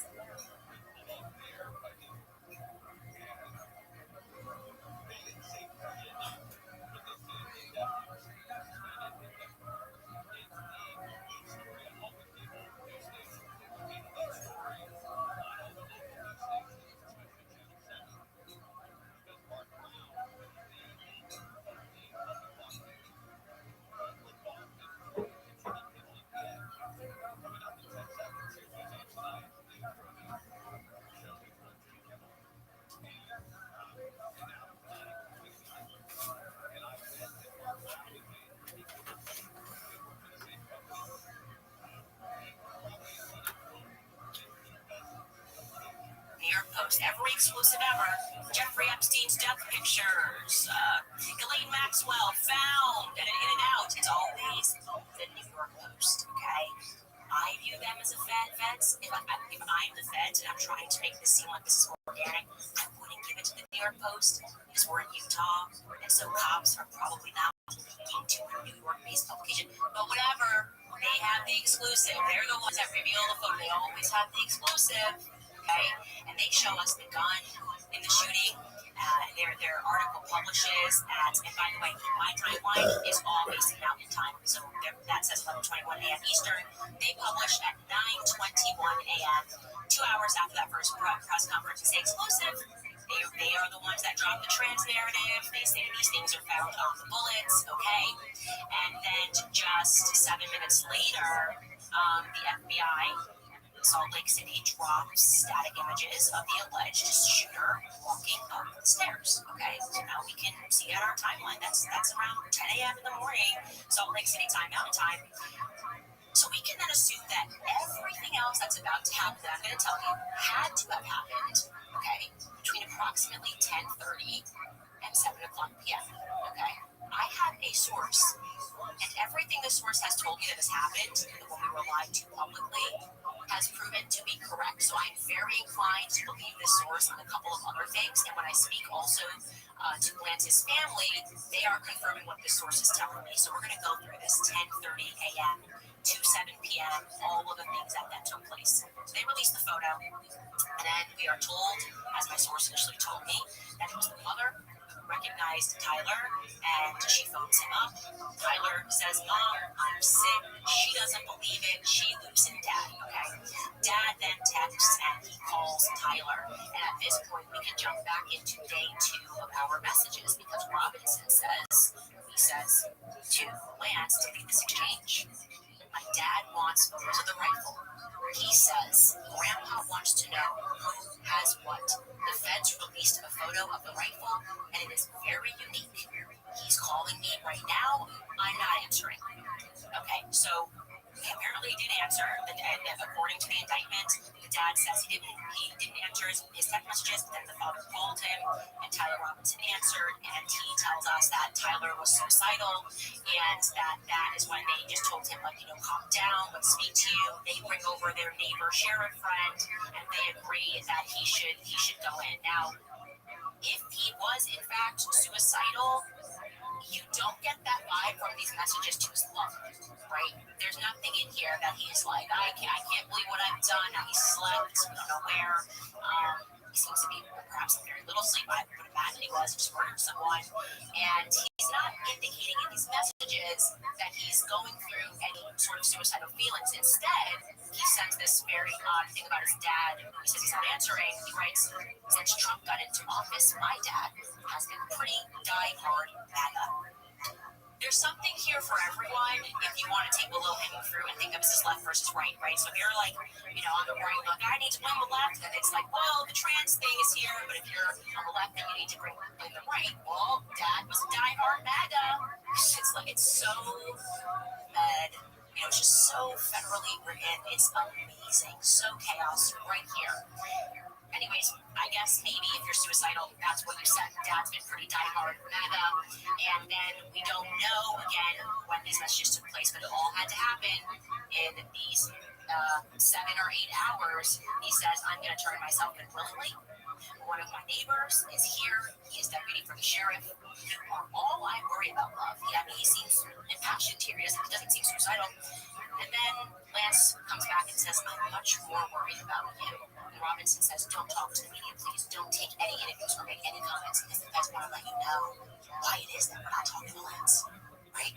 They got to tell you, because Tyler told him, duh. You're going, wow, if Lance is really not guilty, he didn't done anything, this would be a good time to speak, right? No, Lance is not doing that because Tyler right here says, don't talk to the media, please. Don't take any interviews or make any comments. And if any police ask you questions, ask for a lawyer and stay silent. So that's how it happened. And I want to tell you that we can jump back into the timeline here. Our source informs us that it was around 7 o'clock p.m. when everybody everybody locally began receiving the text messages that Tyler Robinson was in custody and that they were going to pick him up in Warner Valley. Now, Warner Valley is right next to St. George, so he lives very close to his parents. Is what I want you to recognize. You've got St. George, you've got Warner Valley. So they said that that's where they went to go pick him up. That could very much be his parents' place. But what's really interesting about that, okay, if you consider that they are telling us at 7 p.m. that this wrong message started circulating, then we don't know why the feds say that it was the 33rd hour after the shooting, total Freemason, 33rd hour after the shooting. So those 33 hours, that would be inaccurate, okay? 33 hours would be at 9:23 p.m. Our person is telling us, and I tend to believe them, that everyone knew at 7 o'clock p.m., okay? And what they tell us took place thereafter, and this is what I confirmed with Lance's family, because I've said, wait a second, you owned the house. When did they pick up Lance? When did Lance go in? When did the home that you own get raided by the feds? Did the home that you own get raided by the feds? And what that family is telling me, and what my source is telling me, it's matching, okay? So I'm feeling good about this. We'll say allegedly, but I'm feeling good about it. So Tyler is in custody, and they are told, don't say, don't speak, don't do anything. The feds, you have to wait for them to get there to question Tyler. And that didn't happen until the wee hours of the morning. How do we know? Because we're going to hear that from Governor Cox the following morning. Anyways, but apparently what happens is then they bring Lance in at 11 p.m.-ish. We'll tell you around 11 p.m., Lance Twiggs is brought in for questioning. Okay, and shortly thereafter, that apartment is raided. And I say overnight into the wee hours in the morning is when they first raid Tyler and Lance's apartment. Now, why am I really stressing this point to you? I'm stressing this point to you here because this would signal to you that it would be absolute BS if the feds are going to tell us right early the next morning that the case is closed. They would have nothing. According to Lance's family, they see that this is what they seized his electronics. They say that he's deep on the internet web, that there's definitely going to be something there. And yet they told us that, quite honestly, Lance gets released right back to his parents. Right now, right back. Lance just gets released to his parents while they're raiding his apartment. Why would they release Lance? Wouldn't you think that you would be detained like for at least 24 hours, right? If we're putting this at around 11 p.m.-ish, that they have brought him in and they are questioning him and they are now moving to raid his apartment in the wee hours in the morning, why would they very quickly release him? And beyond that, I'm going to let you know, let's jump into Friday on the timeline. Like I said, early hours, Tyler and Lance have their apartment raided and the devices seized. For whatever reason, the FBI quickly releases Lance. And I'm told that he's dropped off at his parents' home, allegedly. And then it's 6 a.m. that President Trump announces with a high degree of certainty that they have a suspect. Okay, so are they still raiding his place? I don't know. But take a listen to Trump on Fox and Friends. Any updates on the suspect? Yeah, can I always say, I think just to protect us all, Fox doesn't get sued, we all don't get sued and everything else, but I think with a high degree of certainty, we have him in custody. Everyone did a great job working with the local police, the governor, everybody did a great job. Okay, and here is what the governor is then 2 hours later is when his press conference began. I'm going to do the short clip. Okay, let's play actually a little bit of the longer clip, Skylar. I'll tell you when to come out. I mean, it's a 6-minute long clip, and you should go back and watch it in its entirety. He's going to make it seem like, Lance doesn't even exist, but let's start it off and listen to a minute of this, and then I'll give the synopsis. Good morning, ladies and gentlemen. We got him. On the evening of September 11th, a family member of Tyler Robinson reached out to a family friend who contacted the Washington County Sheriff's Office with information that Robinson had confessed to them or implied that he had committed the incident. This information was relayed to the Utah County Sheriff's Office and scene investigators at Utah Valley University. This information was all also conveyed to the FBI. Investigators reviewed additional video footage from UVU surveillance and identified Robinson arriving on UVU campus in a gray Dodge Challenger at approximately 8:29 a.m. on September 10th, in which he is observed on video in a plain maroon t-shirt, light-colored shorts, a black hat with a white logo, and light-colored shoes. When encountered in person by investigators in Washington County on September 12th, the early morning hours, Robinson was observed in consistent clothing with those surveillance images. Okay, stop. That's actually a perfect place to stop right there. My source says he's lying. I don't like Governor Cox. Vibes. Okay, vibes. I don't know if I can explain it. I haven't got any tons of people that are messaging me telling me he's corrupt, that he forced himself onto the ballot, that he wasn't supposed to be the governor. Allegedly. I just don't like it. Every time we find an inconsistency, I actually find him to be the mouthpiece of it, okay? So he is representing, and my source says falsely, that they picked up Tyler Robinson. And by the way, it makes perfect sense that my source is saying that that's not accurate. In the same outfits that we just showed you, okay? A maroon thing that happens at 8 o'clock. We don't know what he was doing for 4 hours on campus, but he's telling us that for 33 hours, he decided that he was going to keep the outfit up. Now remember, I told you that Tyler Robinson's classmate reached out, and they insisted that this was an incredibly odd thing because he was very tidy, he was very clean, and they said that's the first thing that they went, that just sounds weird. He was a very tidy dude. Now I'm telling you that my source is saying he wasn't wearing that outfit when he got picked up. He wasn't wearing that outfit when he was brought to the office. If I have this wrong, this would be a very easy thing. Okay, surely they're going to have photos that got something for that to release. It's like, yeah, no, we totally got him. Let me be clear. If you are in the police station and you want to reach out and let me know more, tips@candaceowens.com, because I'm struck by this. This is what we should be hyper focusing on. Kyle wraps it up and says he was wearing the same outfits, and that always sounded dumb to us. Why would you not take a shower in 33 hours? Okay, that doesn't make any sense to anybody whatsoever, and people are saying that fact is untrue. Okay, now if that is untrue, let's first show you how he wraps this up. We might show you a portion of what he said again because we wanted to compress his 6-minute clip, but listen to how he wraps up this conference too, because it's relevant. Good morning, ladies and gentlemen. We got him. This is a very sad day for our country. A terrible day for the state of Utah, but I'm grateful that at this moment we have an opportunity to bring closure to this very dark chapter in our nation's history. Closure. He says closure. Got him.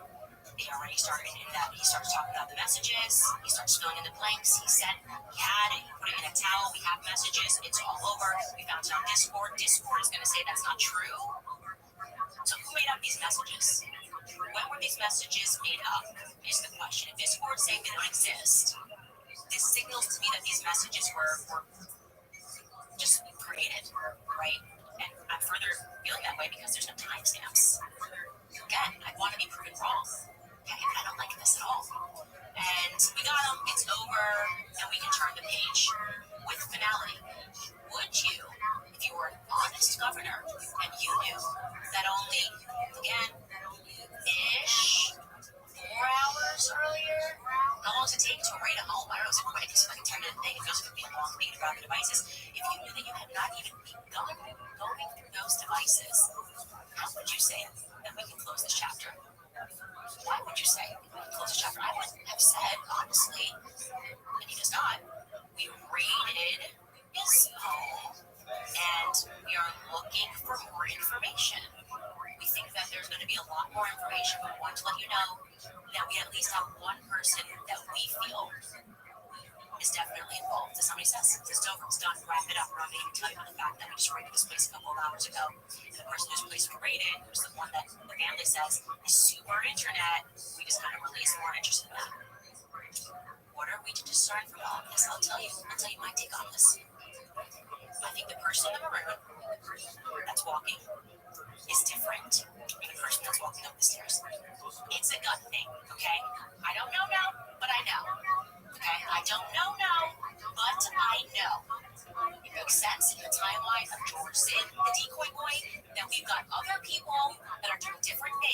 is they do not want us to prime the narrative about the person in the room. Doesn't make sense. They can't tell us. He said he planned this for weeks.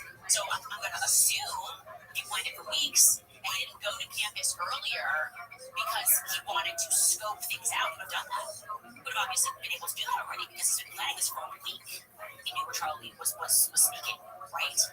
Make it make sense. It's very easy to debunk me. Very easy. You should have footage of him in that Dodge Challenger just waiting and salivating. He kept checking. He said, oh, here I am, right here, just waiting to get that rifle back. I'm waiting to get that rifle back. Where's the footage? You were on a manhunt. Where is the footage? Surely during a manhunt you use drones. I feel like we are tech capable enough that during a manhunt after a murderer of a college student decides to take out Charlie Kirk, who's been a friend of the feds, right? I think probably not a good idea to be a friend to these people, but whatever. He's been a friend of the feds. Surely this is a big issue. And to put to rest in conspiracies, you're going to show us that drone footage. We're going to see the Dodge Challenger just sitting there for hours and hours and hours. Maybe even going to be able to see, because I'm sure at that point, like, the cops maybe put up some barricades or something as he was going in and out. And then he decides he's going to leave. Show us the footage. Like I said, every inch of that campus is covered, so we should be able to see he's wearing maroon, and you're telling us that he went back to his car, changed. Show us him leaving campus before he returns back to campus around 11:30. Show us the footage, okay? I'm demanding it. You know why? Because I need to be able to fit things into my timeline. If that's okay with you. So I would discern that we are looking just by, again, 2 different people would be my thing. 2 different people. One of those people is definitely, individuals is definitely being protected. And separately, we can definitely make out that for whatever reason, Lance is being protected. There's no way you release that guy. Okay? There's no way you release that guy immediately. There's no way that you intentionally purge him out of these messages. Okay? The excuse, he's being cooperative, doesn't work. You can be cooperative while you're still being detained. At least 24 hours before you would say, I felt good to clear him as a suspect, especially when you haven't even raided his home yet. They released him instantly and they said, job done. So I would like more information about Lance Twiggs. Okay, I already don't like that mom received a Bachelor of Science from Stanford University in psychology. It seems to be a running theme in these Fed ops that there's always psychology somewhere in the family. And I want to be clear, I'm not saying it's not anything to do with anything, but I am saying that I feel this kid, for some reason, some unknown reason, is being protected. And I'm not the only one. His family feels that way. Okay? His family thinks it's odd. Like I said yesterday, I spoke to them today, I spoke to them yesterday.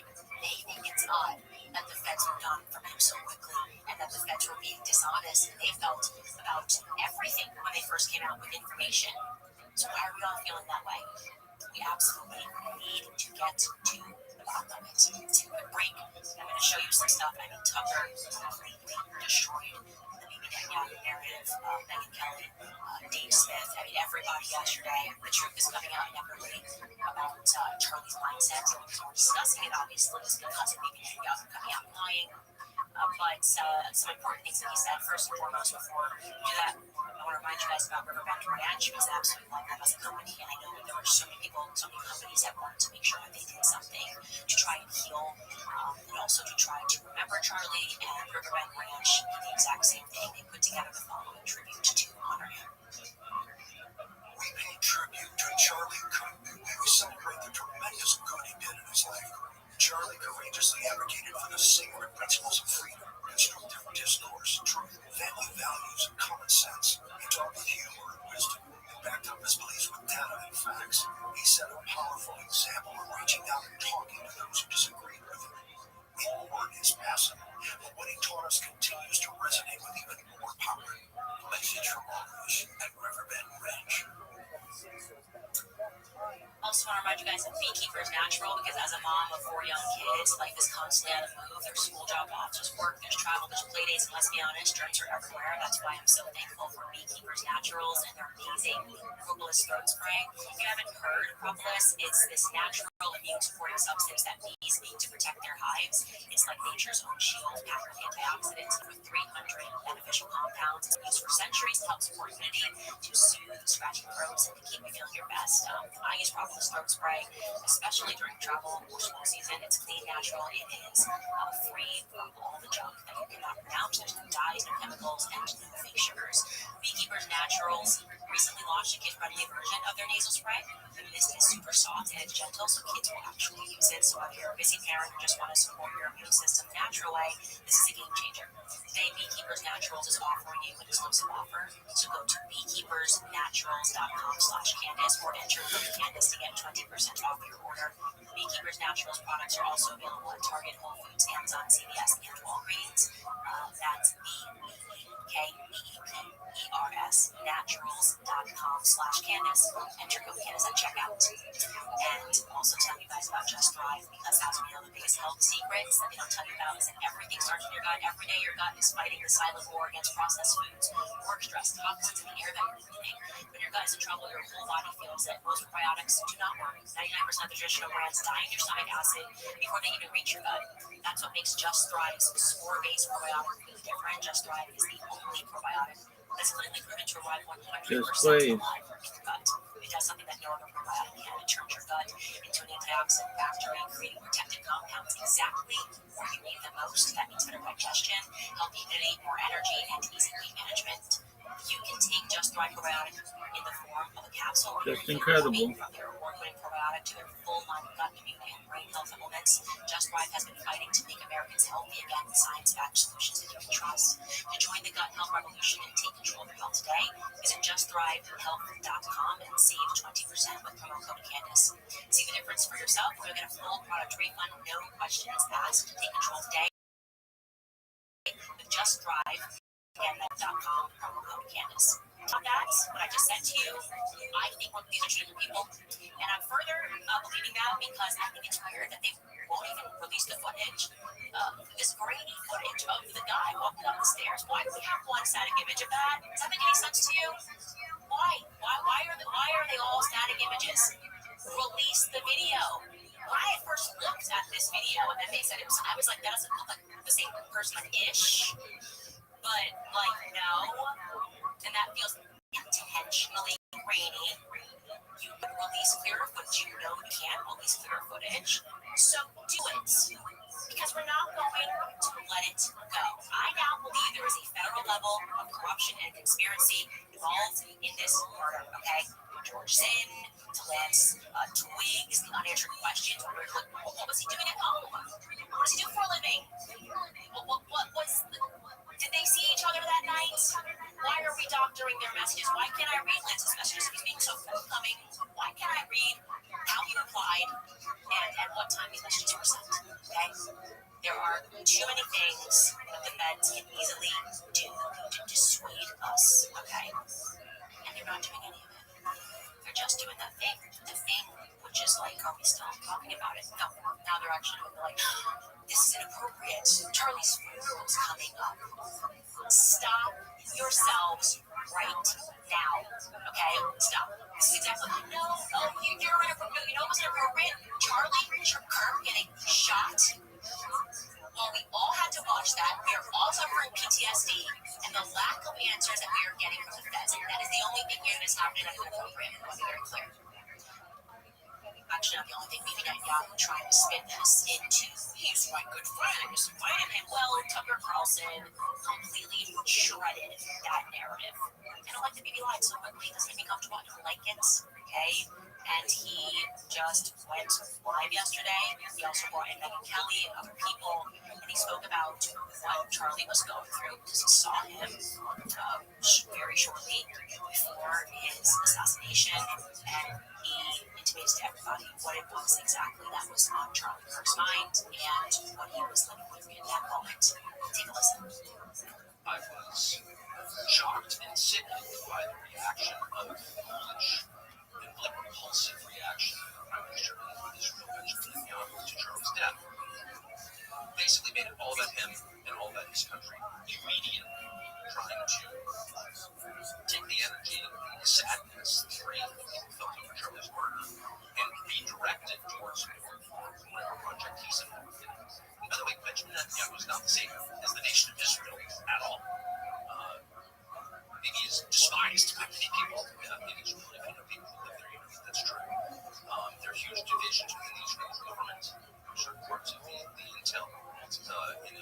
not so long. The eventual was done recently, so it's not the same as attacking Israel, attacking Eden, but I don't think I've ever seen anything more than his attempt to hijack Charlie's memory and use it for his own political ends, particularly because what he said was completely untrue.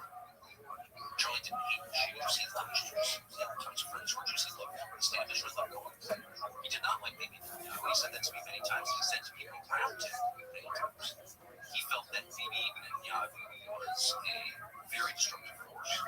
He was appalled by what was happening in Gaza. He was, above all, resentful that he believed Netanyahu was using the United States to prosecute his wars for the benefit of his country. And that was shameful, embarrassing, and bad for the United States, and he resented it.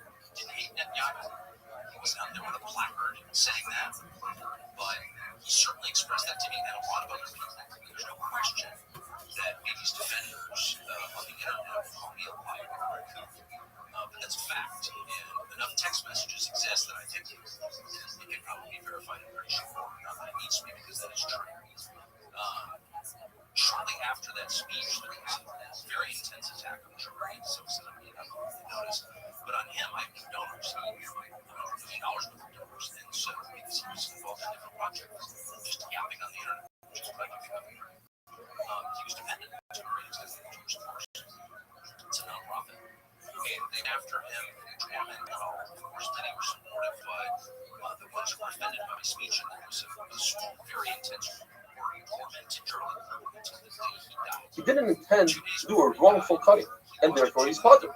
But according to Abaya, he intended to cut. You're right, it's not a wrongful cutting, but he intended to cut, and he accomplished cutting, and therefore it's a shagi, and he's chai.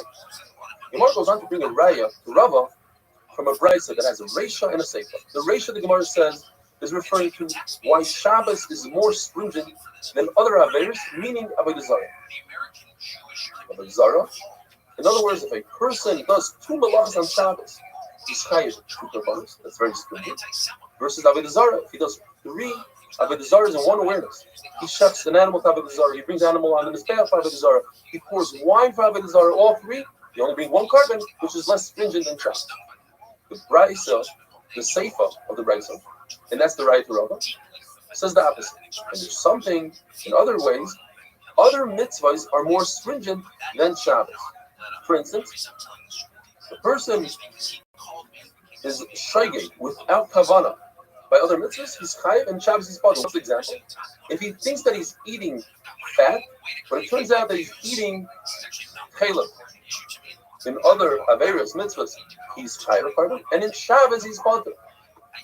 What's the case in Shabbos? That if he tried to cut, he thought that he's cutting a fruit that's detached, and he ended up cutting a fruit that was attached. According to Rava, or according to the Brisa, he's potter. And it's exactly what Rava said. So it's a good raya to Rava. Abai will say that the shagig over here is talking about a person who thinks that he's swallowing spit, but indeed he's swallowing fat. And he would be chayiv. Shagig Shabbos is referring to when he tried to lift the knife up, and by doing so, he cut a fruit, and that, according to everybody, is potter. But in Rava's case, where he saw that he's cutting a fruit that's already detached, but he ended up cutting a fruit that's attached, he'd be chayiv. Now, the Gemara just goes on to say that we can't say that the reisha is not talking about avodah zarah. The reisha, let's say, is talking about 2 malachas of Shabbos, tzir and kina, versus 2 averos like chaylev and dam. Well, they would be equal. Shabbos, you'd be chayiv 2 korbanos, and chaylev and dam, you'd be chayiv 2 korbanos. So therefore, the Gemara is forced to say we're talking about avodah zarah. Now, the seifa cannot be talking about avodah zarah. The person did a shaygay, he's chayiv. That's not true. By avodah zarah, all shaygayim are potter. For instance, the person thinks that he's bowing in a shul, but in fact he's bowing to avodah zarah, he's completely potter because his heart is HaKadosh Baruch Hu. And if a person is bowing to a statue, and he decided that the statue is avodah zarah, then it's avodah zarah, then he's amazing.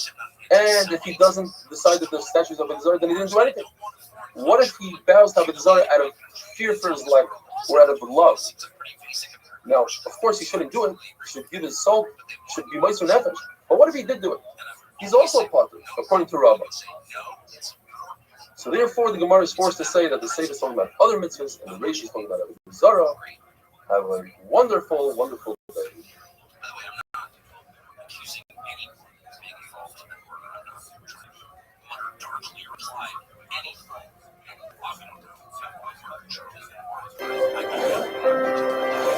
think it's important to say that out loud because it's a fact. Many liars out there trying to beating them down are number one. Shabbos Daf Ayin Gimel. Continuing with yesterday's amazing sugya of Misaseh, we had a case where a person thought that he's cutting something that's detached from the ground, and in fact, he cut something that's attached to the ground. According to Rabbi, that's not a chaticha d'isura. It's not a wrongful cutting because he thought that he's cutting something which is mutter to cut. It ended up being usher, so therefore it's completely putter. It's not even a shayk. But according to Abaye, since he intended to cut, the fact that he didn't know that what he's doing is usher doesn't make him a misasik. He's a shayk and has to bring it covered. The Gemara brings two more cases where Abaye and Rabbi argue, and they're a step more than what we're talking about.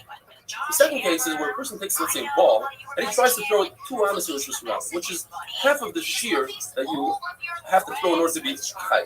The shear is 4 ounces. Ball traveled 4 ounces. Over here is different. He intended to do a half a isser, whereas the first case, he didn't intend to cut something that's attached. It's detached, it's completely mutter. Rabbi in this case says he's putter, and Rabbi says he's fine. And finally, the third case, which is worse than the other 2 cases, is where he intended to throw an object 4 amas. And he knows that throwing 4 amas in Rishus Rabbi is awesome. He just doesn't know that he's standing in Rishus Rabbi. He thought he's standing in Rishus Yachid. According to Rabbi, he's putter. According to Abaye, he's high. But if we go back to the middle case, a person intended to throw an object 2 ounces, and it traveled 4 ounces. In other words, he intended to do a half a shear, and it went the whole shear. Abaye says he's high. If so, we take the sugya. We had this question twice already, and it's on today's Mishnah. Mishnah tells us that there's 39 Avis Malachas. Why tell us a number? The answer is to tell us that you can get up to 39 karbanos in one Shabbos, in one awareness.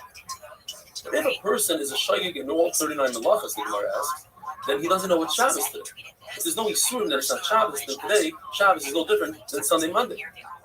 The Gemara says, but according to Abaye, it's possible that he knows that all these Malachas are also. He's a shaygig. He doesn't know what the shear is. Not knowing the shear, let's say the shear is a kuseva, sagasa, whatever the shear is, he thinks it's more. And he didn't have. According to Abaye, it's a shaygig. He's chakay. But according to Rabbi, it says that he's putter in that case. So we have to say the reason that we said the other day, either according to Rabbi Yochanan, his shaygig is that he doesn't know this consequence of the paras, or according to Rish Lakish, there's a 40th malacha called the Tumen. He's aware that you're not allowed to walk more than 2,000 amos in Shabbos. And now for the amazing, famous Mishnah, which will take us through the entire Masechta Shabbos, describing the 39 Avos Malachas. Avos Malachas are the headline categories. There are many that are below, and in those categories, according to Yerushalmi, each Av Malacha has 39 Avos. The Rebbe Rish Lakish discovered after 3.5 years. And each one is Chayiv B'Deraisa, just like the Av. But we can break them down into groups.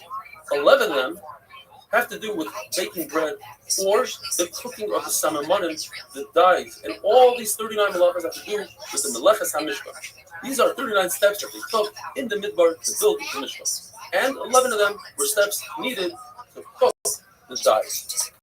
13 of them are to make fabric, and the fabric was needed for the Yerias hamishpah. 7 of them are for the hides, for the kachash, the top of the mishpah. 2 of them are for the Tairos. Tairos had words in them, the Shiva and the Zufika. And then there's another 6 that have to do with nets, with tying and untying, lighting a fire, mechaba, take out, with another shos makabah.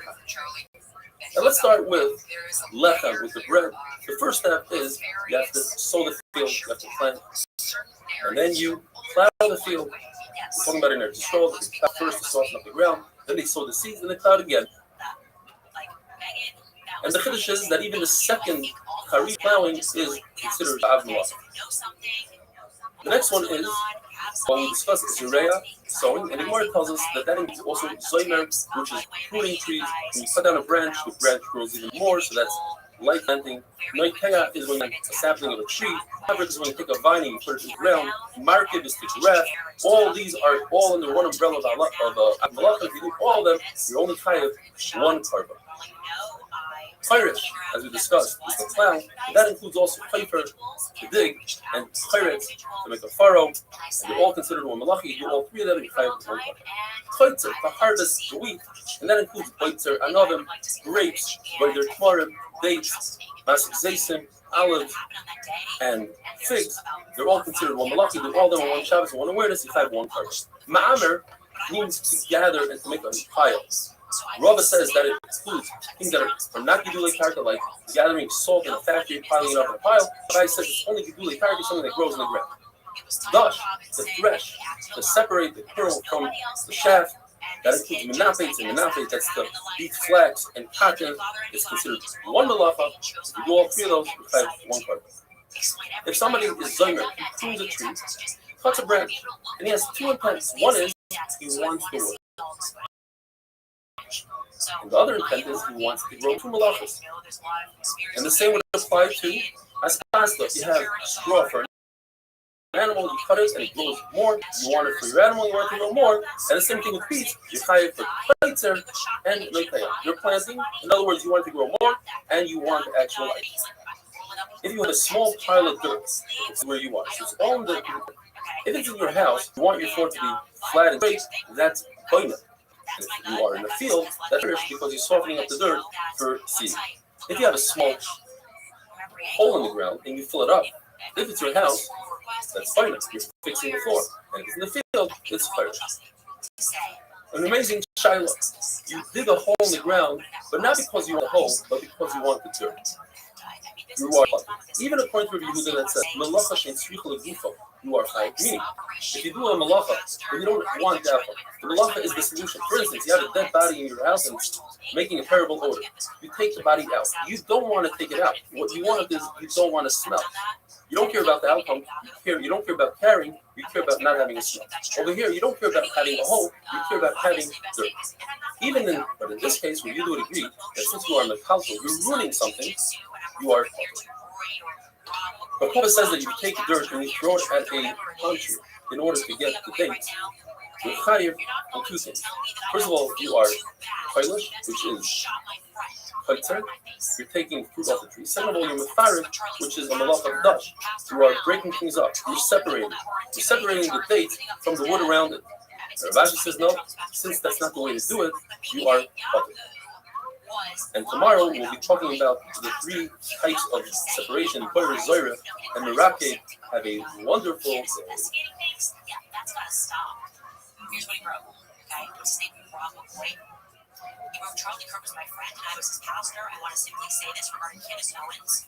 Charlie Kirk was a friend to Candace, never publicly spoke poorly of her, never disagreed with her, never operated or entertained gossip or innuendo concerning Candace. My only comment I offer regarding Candace is this: I only wish at this tragic time of mourning she would Shabbos daf ayin daled. he was to her.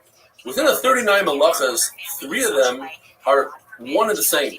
Zoyra, winnowing, boirer, selecting, merakit, sifting. They accomplish the same thing. You're separating the good from the bad. Yet, since they are 3 necessary processes in the making of bread, the Mishnah brings them down to tell us that if one were to do all 3 in one awareness, you were to bring 3 separate korbanos. Kaitish, pounding, should be another malacha. It's something that is necessary to make. It says Abaya, but since skip that process, the Mishnah skips it as well. It's not one of them. Don't tell me that it's because there are only 39 malachas and Kaitish will be the 40th, because since we have 3 separating malachas, you can take one of those 3, take it out of the Mishnah, put Kaitish in instead. The Gemara brings a brisa that's a riddle, and there are 5 attempts to solve the riddle. But what we can take out from those 5 attempts are 3 major halachas regarding boyer on Shabbos. You could do boyer on Shabbos if it's food from within the waste and not the waste from the food. And if you do it biyad with your hand and not a clean, and if you do it la'alter for immediate consumption and not for even that day Shabbos but later on.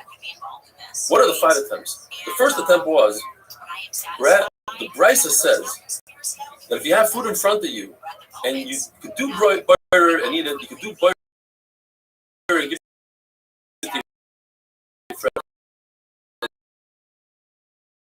Doesn't want to eat. And if you do butter, you have to bring a chat. The Reish is talking about that day, and that's mutter. But if you do it for Sunday, that's a chiyuv chatas. There is no malacha that you can cook on Shabbos.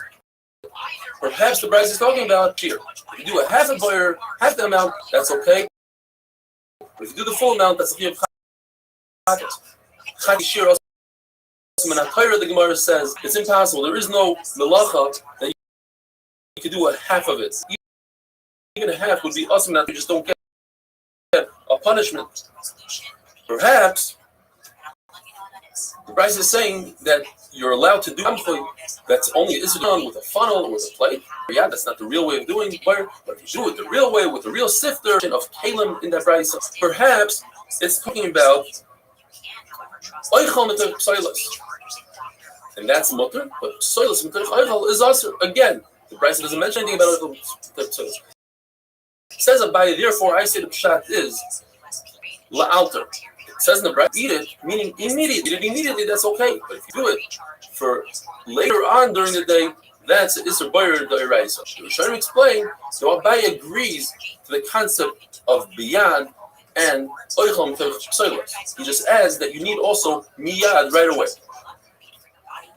The Gemara tells a story. Rabbi threw a whole box of fruit that included different leaves and psoilos on the table in front of Rav Ami and Rav Asi. And Rav Dini saw this and he wasn't sure if it was because Rav Dini held that even oichal meter psoilos is usher, and therefore he spread it on the table that there shouldn't be a problem of buyer. It just selected itself. He just grabbed an apple, or perhaps he wanted to show ayin yafa. He wanted to show that he's large. He threw all the fruit on the table. Chizkiah says that turmasin type of bean is considered psoilos meter chaychel, even if you take out the actual food, because it requires 7 cookings. And even after 2 or 3 times, if you don't remove the oichal, the actual bean, it turns into psoilos. It can ruin other beans. And now we go to Amid Beis. The Gemara tells us halacha, not in buyer. Now we're done with buyer. If somebody takes a beet and chops it up really, really thin, he minces it, that is considered toichen, grinding. If it applies to all vegetables, if you were to take a piece of wood and saw it and create sawdust, that is also toichen, grinding. Rav Ashi says if a person is careful about the size of the wood, he will be over a mechatech. Like in the Mishnah, if you cut leather to a certain size, it's mechatech, cutting. The Gemara asks, why does the Tana talk about afiyah, baking, when in the Mishkan there was no baking, there was cooking, samimonim, says the Gemara, because that's what people are used to. They're familiar with the process of baking, and therefore the Mishnah spoke about baking. You're over on the Isser of Mevashel, even on non-food items, such as wood, pegs. If a person takes a peg and puts it in the oven, since it first softens it up like bishul, it extracts the moisture and then hardens it up. That's bishul. You'd also be over on bishul if you take tar, which is hard, soften it up. Even though later on it becomes just as hard as it started out with, it's still considered bishul because you softened it up. If you take, the Gemara says it's possible, it's a riddle. How do I get to 7 different malachas if I make a barrel made out of earthenware? Says Gemara, it's possible to be over on toichen, the dirt, boyer the dirt, merakid, you sift out the dirt, lush, you knead the dirt, memachet, you smooth it all out, you light the fire of the oven, and then you're mevashel it. If you were to make a real oven out of earthenware, you'd be over on one more called makeh b'patish, whereas a barrel doesn't have makeh b'patish because it happens by itself in the oven. There is no baina, says Rashi, because there's no binyan v'stira when it comes to kalim. If one were to make a basket out of reeds, you could be over on 11 different averos. How? You have to plant the reed, you have to reap the reed, you have to gather the reed, you have to select it, you have to smooth it out, you have to grind it, you have to cut it, you have to start it on a reel, mesach, you do shtei batinirim, you start it out in the 2 loops, oireg, you put the reeds together, and makeh b'patish. And if you were to bend over the top and make a lip for it, you could be over also on taifer, on sewing, and kosher, making a knot. If you were to Do tvia spin the wool of an animal while it's still attached to the animal? Machlokes. According to Rabbi, it can be over on three things. Guy says, minapitz, untangling it, and tvia spinning. Rav Kahana says, but since it's on the animal is alive, or it's still on the animal, that's not the way to do it, and therefore you're not over, and that's klachiyat, you're not over. Even though in the Mishnah you had women that did the tvia, they spun it on the animal while the animal was alive. That's chachama, they had special chachma, but today it's considered klachiyat. If one were to pluck a feather from a bird, you're over on geizes. If you cut it specifically on the top, you're over on mechatach, and if you pull off the feathers, a small feather off the stem, you're over on memachek, smoothing it out. Where was there knots in the Mishkan? The folks who were trapping the chilazon to make tchelas, they used nets, and they would add to the net and take off from the net, so they made the chiras, and they made knots, and they would undo the knots. Now, you can't say that the pshat is that there were two knots, the two threads in the Mishkan, and you undid one, because even for a regular king, you wouldn't do so certainly not for HaKadosh Baruch Hu. Haifer, sewing means one in, one out. In other words, one full stitch. It doesn't come apart because you make a knot on it. Have a wonderful day. Post. You guys are just feds. And I don't really feel like I don't care. The people are awake. You're awake. Okay, we see what is happening. And you're not going to distract me. Right? You're stupid. You're going to call whatever you need to call me. They keep listening and they can hear the words are coming out of their mouth. Okay? The entire world is doing that right now. I believe that Charlie Kirk's murder. Shabbos daf ayin hey. One of the Lamed Testament halachos in the Mishnah is kireya al menas litfor, hearing in order to sow. Where in the Mishnah do we find this? If a worm, for instance, made a hole in one of the panels, we don't just leave it as is and sew it, we hear it even more in order to make a proper stitch.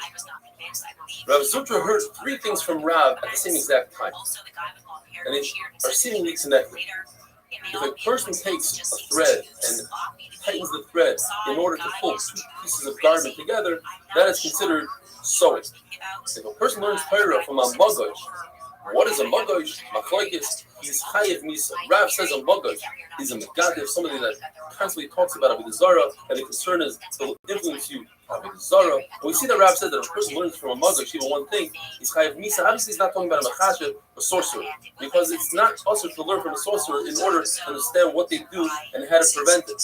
But it is also to learn from avodah zarah. Shmuel, on the other hand, says a magoj is a machashev, a sorcerer.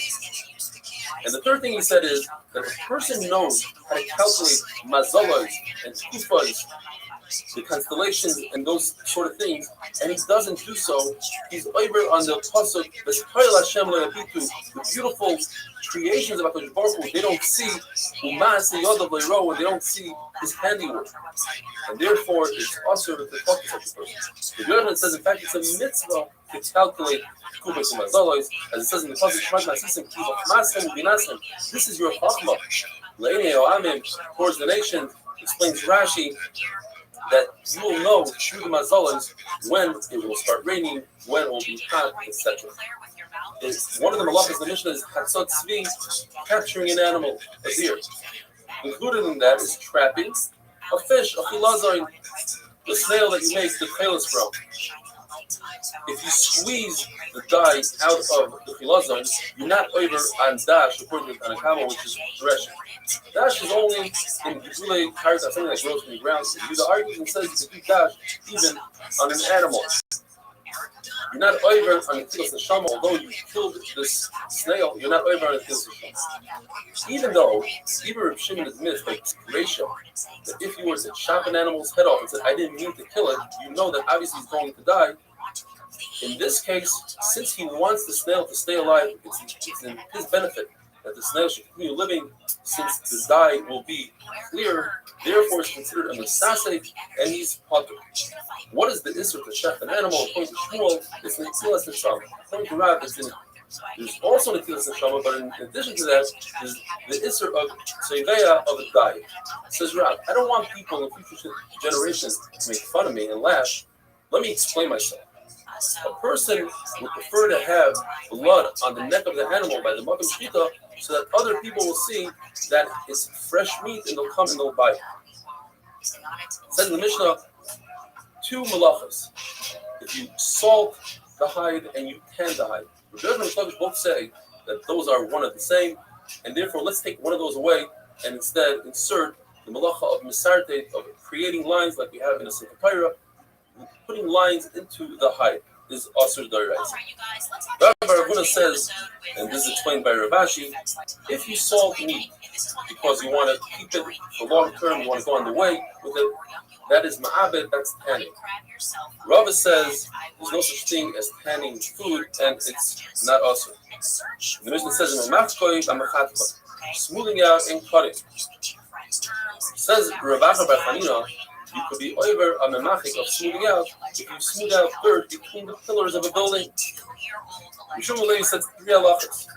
If you cut wood for a fence and you sharpen the top so people can't climb over, you're over on mechatik, on cutting wood in specific lengths. If you take a bandage and you put it over a wound and you have a cream and ointment and you smooth out the ointment, that is memachik. Anything that has that you're doing it, Mar Malach is finishing off the object that's called Maki B'Chadish, one of the last halachas in the Mishnah. For instance, if you take a stone that's already not detached from the ground and you smooth it out, or you try to make a depiction on a cleat, you blow glass, or if you have a garment that the small things in it, little fibers bother you and you take them out, that's Maki B'Chadish. They had writing in the Mishkan, and that was just like on a sukkah panel, you write, this is 1, 2, north, south. They had the same thing on the highrise of the Mishkan. However, erasing is more stringent than writing. Writing means 2 ICs.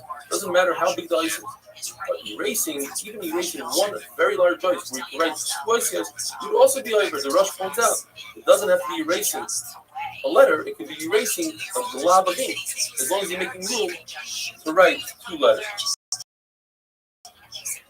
We learned in the Mishnah, these are the Abbas Malachim. So Abbas Malachim tell us that there aren't more than the 39 mentioned, although according to the Lezer, we also chayav on every kolda. If you do it together with the Av, you do chayav. If you do it with the Av, you do chayav to the kolda. Our Mishnah holds, you chayav 1 for the Av, and all the koldas are included in that Av. According to the review, there are an additional 2 malachas, bringing you up to 41. Shoivei and Medaktik. These are malachas concerning weaving. You bring down the chassis, the area. But we have in our Mishnah, Chasarach, 1 with the 40, meaning we don't include those 2. Those 2 are included in Mesach and Oire. Says the new Mishnah, there's another rule, not a large rule like the first Mishnah, not a major rule, but a rule, nevertheless. And we're talking about Itzah for the next few days. We're talking about Itzah for a while.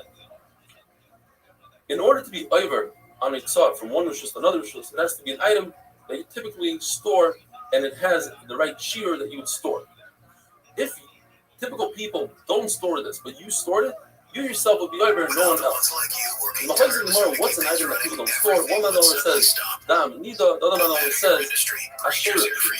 Now there's a Zara tree, which is also Bano. Man always says Dam Nida certainly would agree with Asherah, since it's also Bano, is not something people store. Although Dam Nida, even once you showed it to the Rav, there's no need for it at all. You could possibly feed it to a cat. The Prophet says that's a terrible idea. The first thing that the dam comes from will suffer if a cat drinks that blood. And finally, our Mishnah cannot be going according to Rabbi by the fight, who says that there's a difference between a wealthy person and a poor person in terms of the shear. Different people, with different amounts, and our Mishnah argues that everybody has the same shear. Have a wonderful day. How do you know that? Because it's a stupid tidbit that Yahoo put up about a month ago. So just doing the fucking math the last 3 weeks, now the 14 Mondays, it's stupid. I would never say that. But when I read it, it simplified a lot of things in my life. You got 14 Mondays to get it together. Monday is the day you feed the spirits, you pray. You thank God for giving me another week to be the ultimate warrior. And we got 14 of those. You still got the glass of water? Shabbos Daf Ayin Vav. We're continuing with yesterday's Mishnah. What constitutes an object that people care about, and therefore it's possible to bring up from one domain to another domain? Rabbi Shimon the Lazar comes up with the third opinion. And he says, if this object typically people don't care about, but you do care about it. You showed interest in it, and you keep it. You just caused the entire world to be over the Isra Beitzah if they take it out. Says the Mishnah, when it comes to animal food, what's the shear? Says the Mishnah, well, it depends on every type of food and who eats this food. For instance, if you're talking about teven, which is the top part of the straw which cows eat, then it all depends on the cow. So the shear is a cow's mouthful of teven. Anything less than that, you're not chayav. If you're talking about atzo, which is bean straw, which only camels typically eat, so then the shear is a camel's mouthful, which is larger than a cow's mouthful. So if you're talking about the bottom part of the straw, the tash, that's what sheep eat. So it's a sheep's mouthful, which is in fact a gregaris, a dried fig. Grass and garlic and onion leaves, if they're dry, that becomes goat food, and it's a goat's mouthful. And if they are moist, it's no longer raw for a goat, that becomes food consumption, and therefore it's a gregaris, a dried food. This is like what happens if a person takes out camel food, this bean straw, and he takes out the right amount for a cow. A cow's mouthful, and he wants to give it to the cow. But then it says, since it's a feed of cows typically don't eat this, then he's possible. The song says, but occasionally a cow will eat it, but everybody agrees if you take out regular straw for a camel, but the shear is the shear of a cow's mouthful. Now you have the proper shear. Yes, you're going to feed it for a camel, to a camel, and the camel's mouth is much larger. Nevertheless, the chai is you pick out the proper shear for a cow. All of these different foods in the Mishnah do not combine one with another, unless you're taking the more chumar to combine it with the less chumar. For instance, if you're dealing with camel food, and the shear is a camel's mouthful, it's a lot, but you're missing a half a dry fig, and you take sheep food, which all you need is a dry fig, and you take a half of that and add it to the camel food, then you have a full shear. But if you do the reverse, you're missing a half a gregaris for sheep food, and you try to take a half a gregaris of camel food of bean straw, that's not going to work. And the reason is because people would take and combine these foods to show as samples to sell. And we have a similar halacha when it comes to different garments, different fabrics. What constitutes a fabric to be mikabel to? So a regular fabric is 3 tefachim. If you're talking about a sack, it's 4 tefachim by 4 tefachim. Leather is 5 tefachim by 5. And a reed mat is 6 by 6. Each one can combine with the one below. So the mat can combine with the leather. And the leather can combine with the sack, etc. Why? Because they can combine to the tumah of Moshe. So since the situation where they can't hit each other, they combine in all situations, and there, by us also, the situation where you sell and sell it together, they combine together. Human food, the shear for Eitzah is a gregaris, a dry fig, and that's why all food can combine with each other because they all share the same shear. When it comes to human food, we don't consider the pit, the shell, the oikets, the little piece the little branch that sticks out, subin and mursin, which is fine bran, coarse bran. The Yudah says that the peel of lentils and beans are mitzvah for that food, but old beans are not mitzvah because they look like dead flies in your food. The coarse and the fine bran are mitzvah for the shear of challah. Why? Because it's considered lechem haaretz. Poor people eat it, so it's considered bread. But in terms of Shabbos, when you need something chashuv, that's not chashuv, it's not considered food. Therefore, for the shear of Shabbos, it's not like this. We finish perek, chal-gadol, hadalach, chal-gadol. The next perek is called hamoitzi yain. We're continuing with the halachas of Eitzah.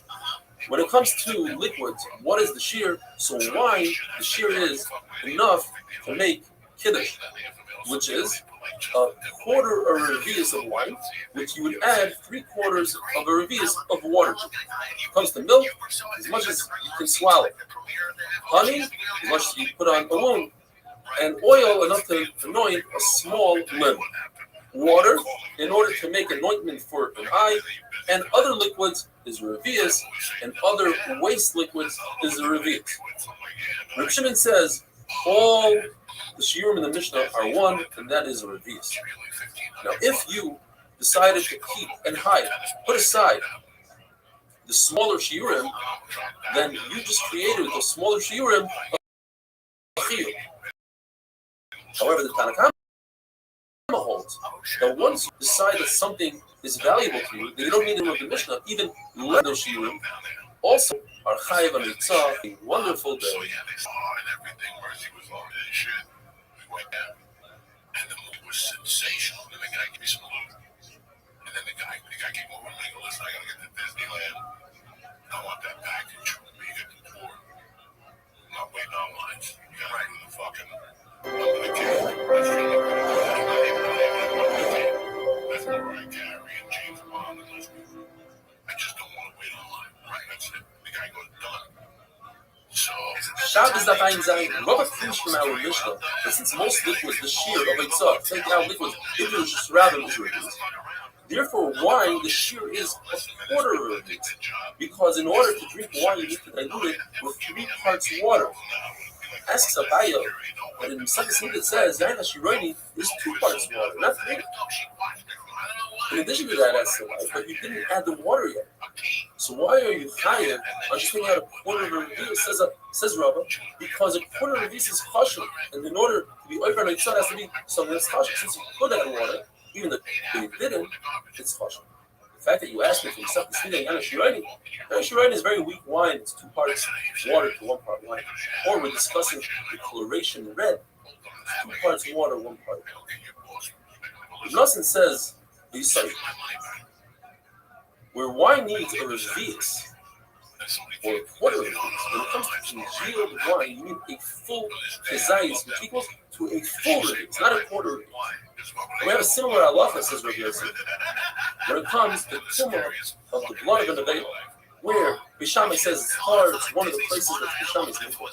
And Basil say it's fine provided that's a full revius, which in turn could turn into a kezayis of congealed wine. Zayis. So Gemara asks 2 questions. When it comes to tumah, the shear is Zayis. When it comes to Shabbos, the shear is revius. Therefore, there's no correlation between the 2 as and that. Perhaps blood, which is thicker than wine, requires a kezayis. But wine needs a lot more than a revius to create a kezayis. And therefore, if you take it out into just rather less than kezayis congealed wine, maybe you're already over. Maybe in that you have a revius. On the other hand, perhaps wine this thing needs a revius. Perhaps blood that's thicker needs less than a revius to create a kezayis. The Mishnah uses the word gemiyah. The shear for milk is the swallow, gemiyah. So tomorrow, in our Mishnah, gemiyah is spelled with the aleph, not an aleph. But there are 3 other Mishnahs in some Shabbos that have words that will be spelled either way, aleph or ayin, and they're all spelled with the ayin. Yar'inim, oimemois, and makamtzim. They're all with the ayin. The milk of an animal, the shear is enough to swallow, the goat, the milk of a woman, and the white of an egg is enough to put into the ointment called peeler. And peeler itself is enough to mix it with water. That's the shear that water remains in the take. As Rashi explains, we're talking about putting this ointment in 2 eyes. The word just asks, is it enough to put in 2 eyes or 2 eyes plus whatever remains on your finger, which is a larger shear? Rav says an amazing saying that everything that was created in this world is purpose. Even the annoying fly is the purpose to kill the bite of a hornet, the sting of a hornet. And the slug, which you think has no purpose, could heal a wound. A mosquito could heal a snake bite, and the snake itself could heal boils, that is, if you take a black snake and a white snake and you boil them up and smear it on the wound. A spider could heal the wound of a scorpion. And the Gemara tells us there are 5 irrational fears where the strong is scared of the weak. One of them is that the lion is scared of a certain animal that screams really loud. Some say, the yoga, I think, or others, want to say something similar to a honey badger, which is known today as a very small animal that's fearless and scares the lion away. Elephant is scared of a mosquito going into its nose and gets scared. And a scorpion is scared of a spider. An eagle is scared of a swallow. And the Yasan is scared of the kilbis. There are three animals that, as they age, they get stronger. A snake, a fish, as we know, gets larger as it grows, as it gets older, and a pig. The Zera bumped into Rabbi when he looked like Rabbi was in a very good mood, and he figured now was a great time for him to ask all the questions in Yemi the Allah, things that seem mundane. And he started off asking him, why do goats go in front of the sheep? He said that's like Greece Island. Goats that are dark are like the choshech, like the darkness, they bring the light. Why do sheep have a tail that covers their rear where goats don't? He tells them because we use the sheep's wool for clothing, we cover ourselves, therefore the sheep covers himself. Why does a camel have a very short tail? Because he eats the thorns, the fork didn't want to step, get stuck in the thorn. Why do cows, bulls have long tails? To swat away the flies in the swamps. Why do grasshoppers have very flexible antennas? Because they jump around in tough trees. If they were harder, they would break off. If one wants to blind a poor grasshopper or an ant, he can remove his antennas. Why did Akash Baruch Hu create the eyelids of a chicken and they go from the bottom up? Look at all these questions that he's asking him. He noticed all these things in the Bria, and he wanted to hear an answer. And if you look at the Marsha and others, explain the deeper meaning behind these questions and answers. He says Akash Baruch Hu didn't want the chickens to be blinded by the smoke that comes up and chickens roost on higher places. And then he asked them the meaning and the significance of somewhere around 15 words in Aramaic. For instance, he asked him, what does Dasha mean? What's the meaning of Dasha, door? And he says, Derech Sham. Go through there. And why is it called the Darga? Step. Derech God. Go to the rooftop. And in the Mishnah we learned that Shem and oil, the shear is to anoint a limb, says the Gemara, is a small limb of a small child, says Rashi. One part of a child's finger, that's a small limb. Have a wonderful day. Absolutely free, that's right. Absolutely free. Just use press. Just press it, code JOEY. JOEY at checkout. And pay $5 for shipping. That's it. $5. Go around the door. Just think you see yourself floating through dreams with that third stick just hitting trees. Shabbos Abayin Ches. Different items have different shiurim for taking out being over and selling Shabbos things from one rishus to another rishus. So there's a common use for one item, but a not so common use for the same item. For instance, milk and wine have the common use of drinking. The not so common use is adding it to medicine. So we go with the common use, even though that means it's a kula. You have to take out a lot more in order to be over the Isra itself. What if one item has two common uses, but one is a larger share and one is a smaller share? We go with the smaller share, for instance, honey. No way, it's no You use it for medicine. We'll go with the smaller share of medicine, you're over right away if you do the smaller share. So the question is, why is it water, which are common uses to drink, not so common uses to add for medicine? Why do we go with the not so common use? It says about it because we're talking about in Go, they're very poor, they use water for medicine, so it's common for them to use the medicine. Rabbi says it goes anywhere. We're not just talking about Go. And since most people don't use wine and milk for medicine, since it leads in the eye, they all use water. Therefore, it's common. We see from here a very important concept. Obviously, many more people drink water than adding water to medicine. Yet, since in medicine is common, it's considered two common things, and we go with the more common. Blood is also revius, which in Meleza says if you're using blood to heal an eye protrusion called a birkis, you use wild chicken, also in Hebrew it's known as a dufifat, in English a fupi, or something like that. You use it enough blood for one eye. If a person has a cataract, they use enough blood from a mole for one eye. Moles are found inside the house, cataracts are inside the house. Birkis is a protrusion in the eye. The dufifat is outside. That's how you remember which blood goes to where. If a Rabbi tells a Talmud, I want you to make me some room, take some of these items out, and he takes a common item that people keep and are interested in, and he takes it into Rabbi, of course, is higher. What if he takes an item that nobody cares about? What is Rabbi? he's chayiv. According to Rashi, because this goes according to Shimon Lazar, who holds that once one person makes an item important, it becomes important to the whole world. Pesach says it can go important to everybody. But once a Rebbe makes it important, then his Talmud automatically thinks it's important as well. Chacham agreed to Shimon Lazar when it comes to wastewater. The shear is a revish. What can you do with wastewater? You use it to knead clay. Now we do find that the shear for kneading clay is a lot less. The size of the opening of a hole where you put the bellows into an oven.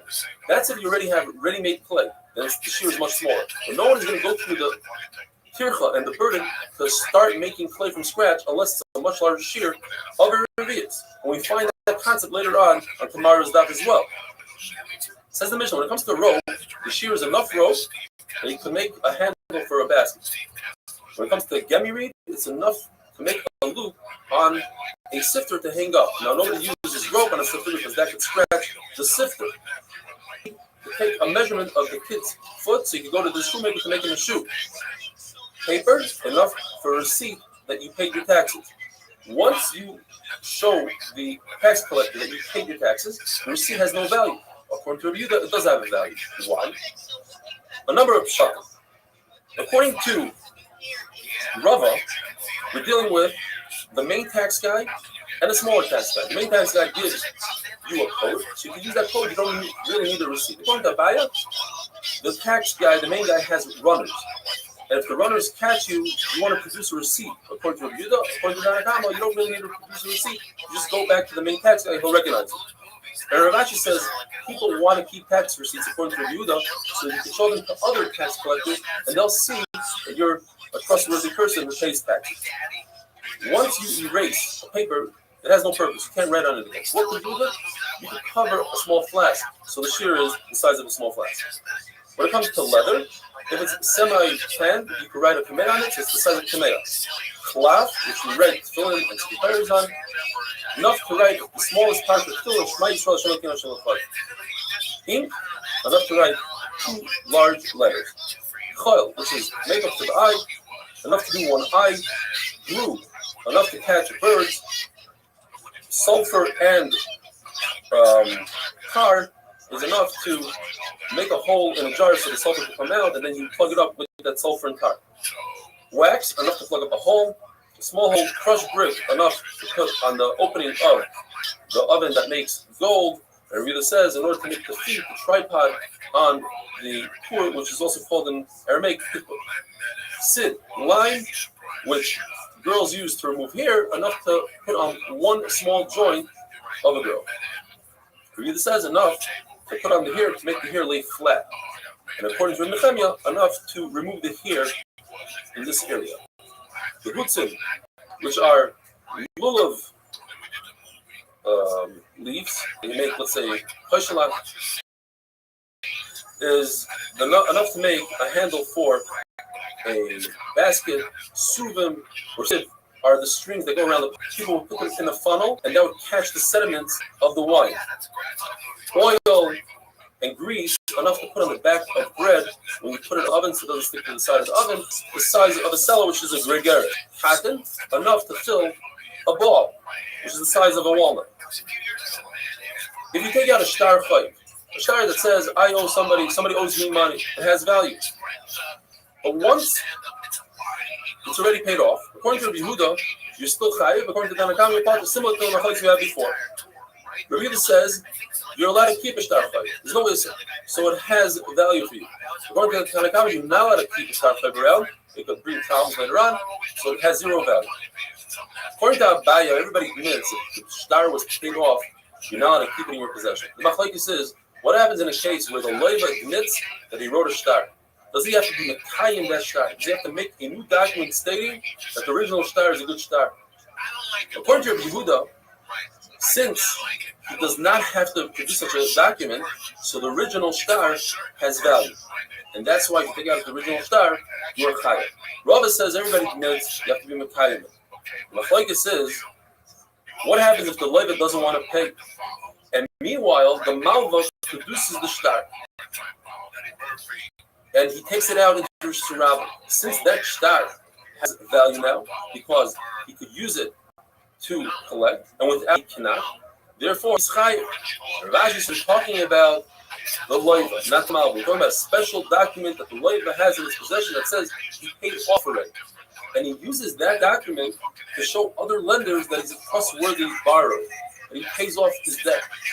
And therefore, it has shavios, it has chashivos, and you're chayiv, you take that out, if you're Rabbi, have a wonderful day.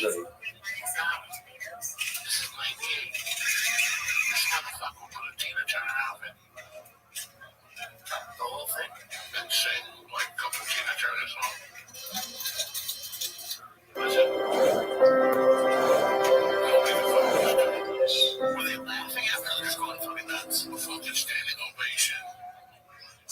People dying in the balls. Shabbos daf ayin tes. When it comes to hide leather, the shear is the size of a kameya in order to be over hitzah. And going from one domain to another domain, you have to take out the size of an emulet. Not only that, says Nachman, this size of an emulet applies to everything. Whether this piece of hide is tanned, untanned, you want to tan it, you don't want to tan it. Not only that, if you're tanning hide, what's the shear to be hide for tanning? The size of an emulet of a kameya. Similarly, we say the same thing by spinning. The malachas of melabim, to clean the wool, menapets, to untangle, tziveh, to dye, and toiva, to spin, are all the same exact shear, even though some of them are before the finished product, some of them are after. The shear is the same. To sit kafel, this is a sit from finger to finger, times 2. Anytime you find the inconsistency in the shear, that the shear is a lot larger before the finished product versus after the finished product, that is because people don't want to burden themselves with a small shear. They'll only take care of that melacha when there's a larger shear. For instance, 3 different examples the Gemara brings. When it comes to herbs, tziveh dyes, before you cook the herbs, the shear is much larger. It's the size of a walnut, enough to dye a full svacha, a woman's cap. But once it's cooked, then the size is dugma li'ira. A dugma is a sample cloth that vendors will show different colors. Li'ira, the size that you put on the device that holds the Erev string that goes through the chassis. The end has a small piece of fabric that keeps the thread from unraveling. It's a smaller piece, much smaller than a swacha. And then again, that's because people don't want to bother with undone products, so therefore the uncooked samamanim have a much larger shear. When it comes to seeds, unplanted seeds, the shear is much greater than planted seeds. Unplanted seeds are either, according to Tanakama, enough to have a gregaris, slightly less than a gregaris. According to Rabbi Yehuda, it's 5 seeds. But once they're planted, it's 1 seed for a leek or a cabbage, according to Rabbi Kiva. Again, people don't want to be matriach themselves with 1 seed unless it's planted. When it comes to wastewater, we say that wastewater, the shear is reveals in order to knead clay. But once the clay is kneaded, then the shear is much smaller. It's the size of 2 quarts. There are 3 levels, or 3 stages, that is, when you make hide, when you can hide. And they involve salt, flour, and walnuts. If there's only salt, that's called kippah, and the shear of that piece of hide is bikameya.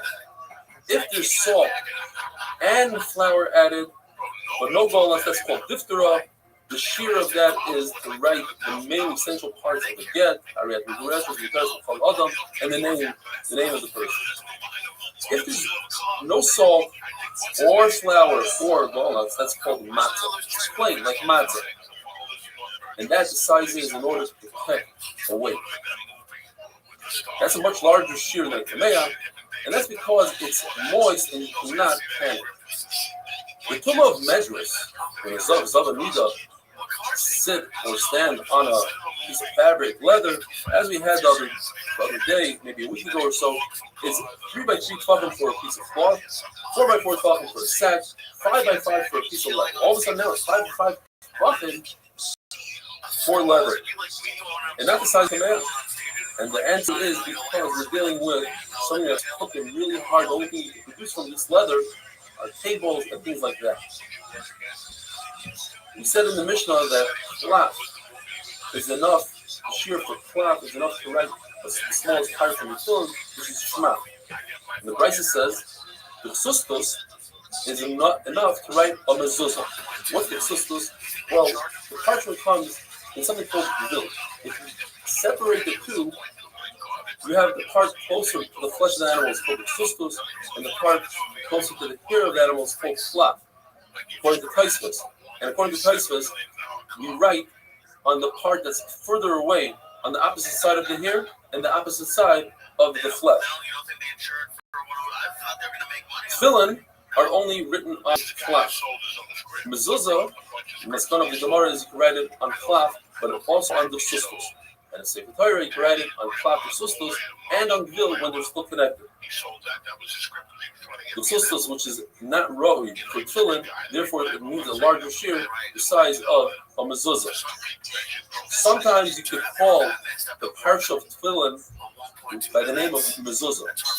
For instance, the halacha is that if Tefillin has the ritzua, you shouldn't touch it. That's one of the enactments of the Shammai.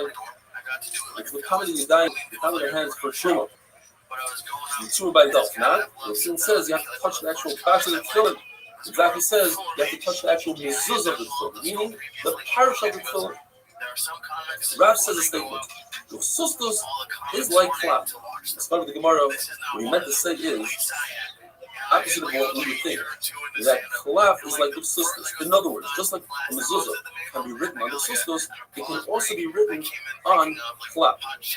The halacha is that if you put in Tefillin that you're about to put in the Shemos, you cannot cut out the parsha of the mezuzah and use it as a mezuzah. Because malim b'kodesh v'lo meridin, you don't go downwards of you should go upwards. We have to be talking about that the tefillin were written in a cloth, and therefore you can write the mezuzah, even a mezuzah, on cloth according to Rabbi. The Meir holds that you could write a mezuzah on cloth since it's better for the mezuzah, it will last longer, it's better protected like that. Have a wonderful day. Number one, he was a fucking fake biker. Jesus really don't like it. It is. As a biker, I had a fake bike when I kidnapped him. I had the same thing with your biker. This guy had no biker. He had just rode a motorcycle one time and thought it was Shabbos daf pay. How much ink does one have to take out from Rosh Hashanah into Rosh Hashanah in order to be over on the top? 2 letters worth. It doesn't matter if it's dry, if it's in a pen, or in an inkwell. 2 letters worth. The Gemara remains in a suffix. What happens if you take 1 letter's worth in a pen and 1 letter's worth in an inkwell, or ink in a pen, or the combination? Peku. Says Rabbi, we know that when it comes to Hitzah, the person has to lift something up from Rosh Hashanah or Rosh Hashanah and place it down in the second domain.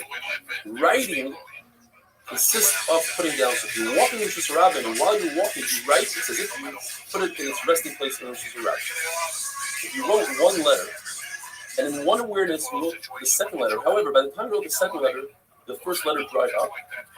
The 2 letters do not combine to create a shear, and you are wrong. If you put down a half a shear in Rosh Hashanah, a half a fig, and before you had a chance to put down the second half in order to be over, you looked at the first half. It's as if a dog came and consumed it, and the 2 halves do not combine. If a person puts down a half a shear in Rosh Hashanah, and he takes the second half, and he doesn't place it down, but he walks above the first half, and he's within 3 tefachim.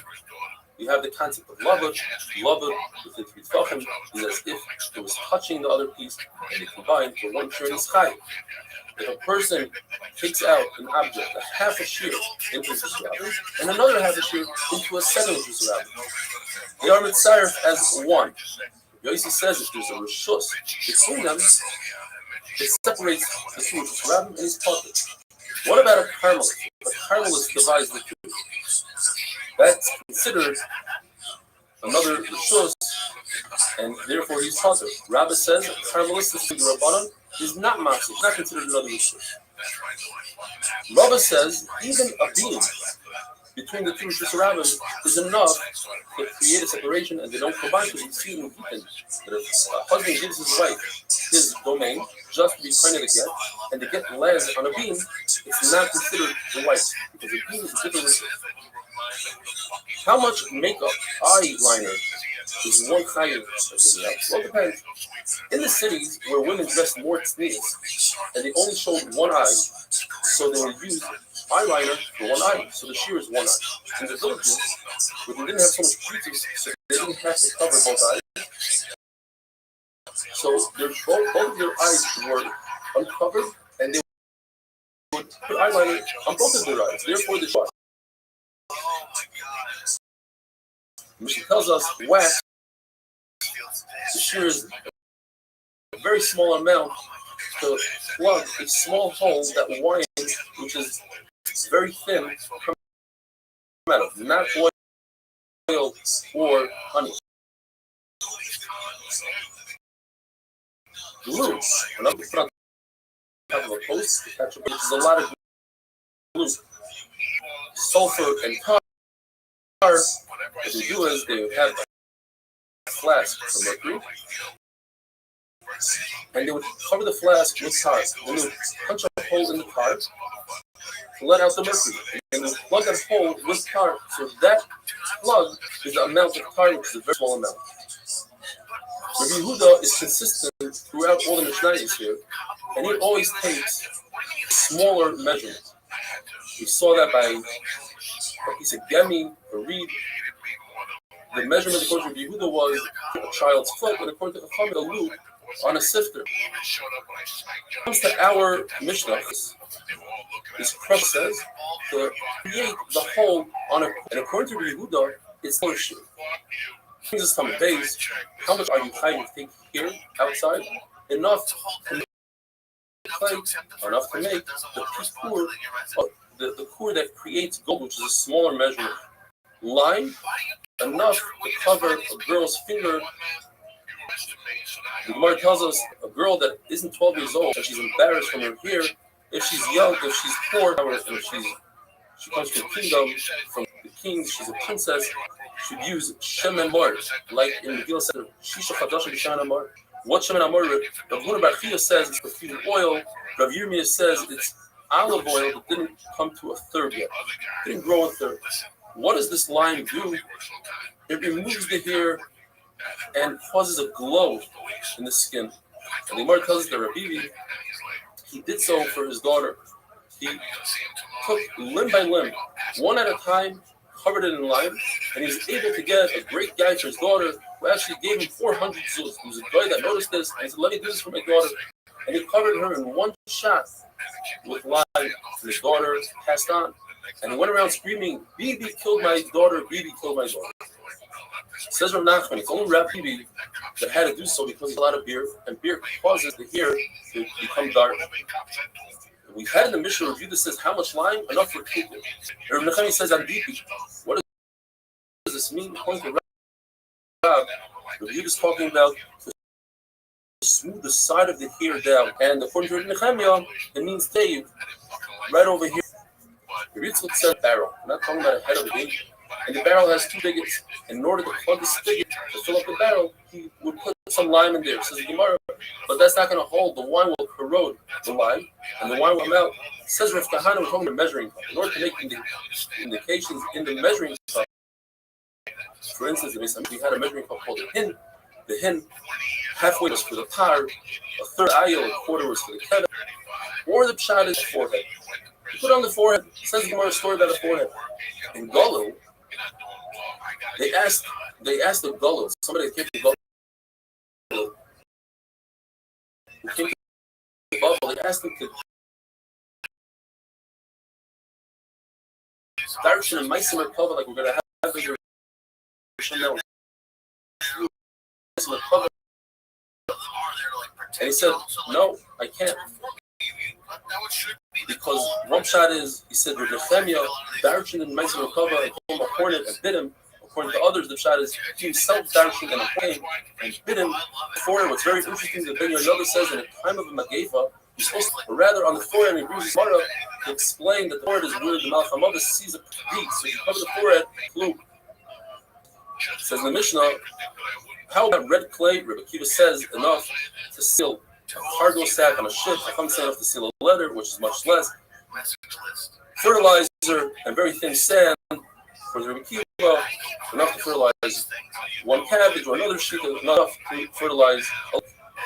If you have a piece of reed, what can you do with it? You write a pen to come up to the joints. Like this, the Shiloh Gemara, take the joint that connects to the hand, or it's the joint over here. The reed is too thick and you can't make a pen out of it, where it's broken enough to use it as fuel to cook the fastest cooking egg, which is a chicken egg, mixed with oil on the stove, the size of a gregaris. Not an egg, but the size of a gregaris. Thick sand, enough to have a travelful. In other words, sand is good for lime. That goes according to Yehuda that says that you cannot use lime. Or according to Rabbi, it goes according to everybody. In other words, sand is really bad for lime. And the sand, since you can't use lime by adding sand, and nowadays it makes the lime dark, therefore you could use it. Have a wonderful day. And the trap will fall far from the fucking tree. We even relay that message on a Twitter that your dad said flat and you're a fucking idiot. Yeah. Hey, guy, I haven't done that in a while. Twitter sometime. How much bone do you have to take out? The holes enough to make a small spoon, according to Yehuda, enough to make the teeth black. Before you put those black, they don't serve any purpose, so they are tahar l'numa. Once you put them into Allah, they are metal l'numa. The pshutei kli etzem, simple pieces of bone that have no form, are not like wood, they are like metal that are metal l'numa. Once you attach them to a gate, they become a mechuber l'karka, they become attached to the ground, no longer can they be metal l'numa. How much glass do you have to take out from one domain to another in order to chayiv? Enough to sharpen a weaver's tool.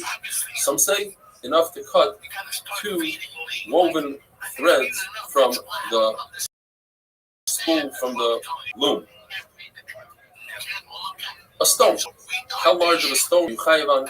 Enough that has enough mass that you can throw it at a bird from the blessed Ben Yitzchak. It's enough to throw it at a animal, and it has to be significant. The animal feels it. How much? It weighs 10 zuz. Usually, stones are muktzah. However, when it comes to covered up reals, human dignity, Chachamim relaxed that restriction. Zunim came into the base measure and he asked, how many stones is one permitted to bring into the bathroom to use as toilet paper? So they told him 3, and it's the same achloikus. The mayor of Yehuda, when it comes to Esrog, the mayor says that Esrog has to be a minimum of a walnut. The Yehuda says a minimum of an egg. And the same thing applies here when it comes to the stones. The mayor says 3 stones that are the size of a walnut. The Yehuda says 3 stones that are the size of an egg. However, the Chachamim in the Yisrael told Zayman that it's 3 different sizes. One is the size of an olive, the other is the size of a walnut, and the other one is the size of an egg, and you use them consecutively. Says Zayman, wait a minute. Does that mean I have to carry around a scale? I have to get the exact measurements? So he said, you're right. The shear is whatever fits into your hand. We don't care. 5 stones, 2 stones, what size, whatever fits into your hand, that is the shear. Rabbi says, if it's a permanent bathroom, so whatever fits into your hand, because whatever you're not going to use now, you'll use later, so it's not Muktzah Shabbos for no reason. However, if it's not a permanent bathroom, then the shear is I like the compromise, meaning the middle shear. You have olive, walnut, egg. The middle one, the size of a walnut. Rabbi says it's also to use for toilet paper. You're not allowed to use something called pipes, which are pebbles that crumble. Rabbi says you're not allowed to.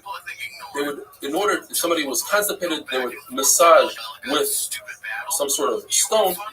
So you're not allowed to massage on Shabbos with a stone or sand because of the issue of goizes you might come to shear here. If you do it to l'achar yad, instead of holding it with a full hand, you hold it with 2 fingers. That's motor. Take a mortar, which is designed to crush something. So it's pleasing not to do this, and you want to use that for toilet paper. If it has remnants that somebody else used it before, so nobody's going to use this any longer for Krishna after this, or you're not going to use it for food, then it's mutter to use it for toilet paper. What if it got washed off with rainwater? If you can still see some remnants, it's a mugger. What is the kasha? There are 10 things that enhance or help the ability to have hemorrhoids. One of them is using a stone that somebody else used already. How can you say they can use it now? So the one brings 3 roots. It's also to use a stone that somebody else used when it's moist, or if it was used on both sides. Or it's a stone that somebody else used, and here we're dealing with a stone that you yourself used. What are the other 9 things? Where it says, if you eat reed leaves, or grape leaves, or rigid meat like tongue, esophagus, basicosis without salt, the spine of a fish, herring that's not completely cooked, the sediment of wine leaves, if somebody uses lime or earthenware for toilet paper. And some say even somebody that hangs himself, straighten out his neck in the bathroom. What about doing extra tears on Shabbos, carrying up the stones for toilet paper to the top floor? So Rabbi allows us to see the prayer was relaxed when it comes to Veda. Somebody Zakim in the person doesn't have to return on a Veda. If it's the lowest dignity, so too Chacham will be relaxed when it comes to toilet paper. It's not similar to the case the Gemara says of somebody that got a piece of meat stuck between his teeth. Also, an issue of human dignity. He wants to remove it and he wants to use a splinter that's mukta. We don't care. We say you can't use it. Why? Because he should have been prepared with toothpicks before the meal. But when it comes to a bathroom, people don't know where they're going to have to use it. Maybe somebody will be occupied. They'll have to use a different bathroom. You can't be prepared. It's usher to walk on a plowed field, even during the weekday, because you're ruining the other person's plow. On Shabbos, there's another issue of using a bathroom in a plowed field because you might come to take a stone and cover a hole. And as we learned earlier, that consists of harisha. If it's in your house, that would be boina, the floor. It's mutter to use a stone that has on the other side grass. If you pull the grass out, it's chayav on perish. But we're not concerned with wood. It's dovshin and skaven, and it's certainly not a psikuration. The more wants to bring a raya from here. In those days, they would plant planters that had holes in them and use them as kataris, Rashi says. They would take it and go around their head 7 times and say, Zechalifasi, Zeturasi, and throw it into the river, do a tashlach with the kataris. You're allowed to lift it up on Shabbos even if it has grass growing on the bottom. Based on this halach, that you let it pick up a rock. Says Gemara, what's the connection? Stone, I need to do it. I need it right now for human dignity, but I don't have to pick up this pot. Abai says halacha that if I have this pot with holes on it and it's on top of a stand and I lower it to the ground, that would be planting on Shabbos. Now it gets more moisture out of the ground.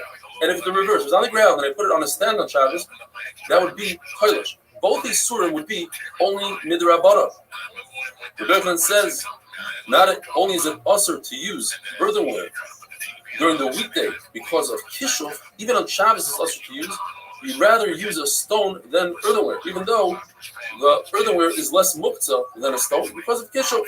Rabbi explains Rabbi Yochanan that we're talking about. He's talking about the problem of goyzes shearing here on Shabbos and it's dovshin and skaven. It's also the issue is that Rabbi Yochanan passes like the Stam Mishnah. The Stam Mishnah holds that a nazar could shampoo his head even though he might tear out some hair by mistake. Dovshin and skaven is mutter. Now we're saying it's awesome.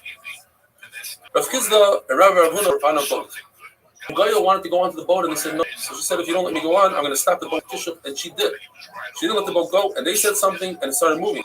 She didn't realize and she thought that her tissue didn't work and she said, the reason why it's not working is because you don't use earthenware as toilet paper and you don't kill a louse on your clothing and you don't take out vegetables from a bundle before you untie it. In other words, the Gemara, it seems like from the Gemara that Rabbi Rothschild and were over on these things, and that's why it did work, but she didn't realize it. Have a wonderful day. Why they weren't there the last 10 fucking years? I don't know. You know, because I think I'm doing these towns now. Chicago,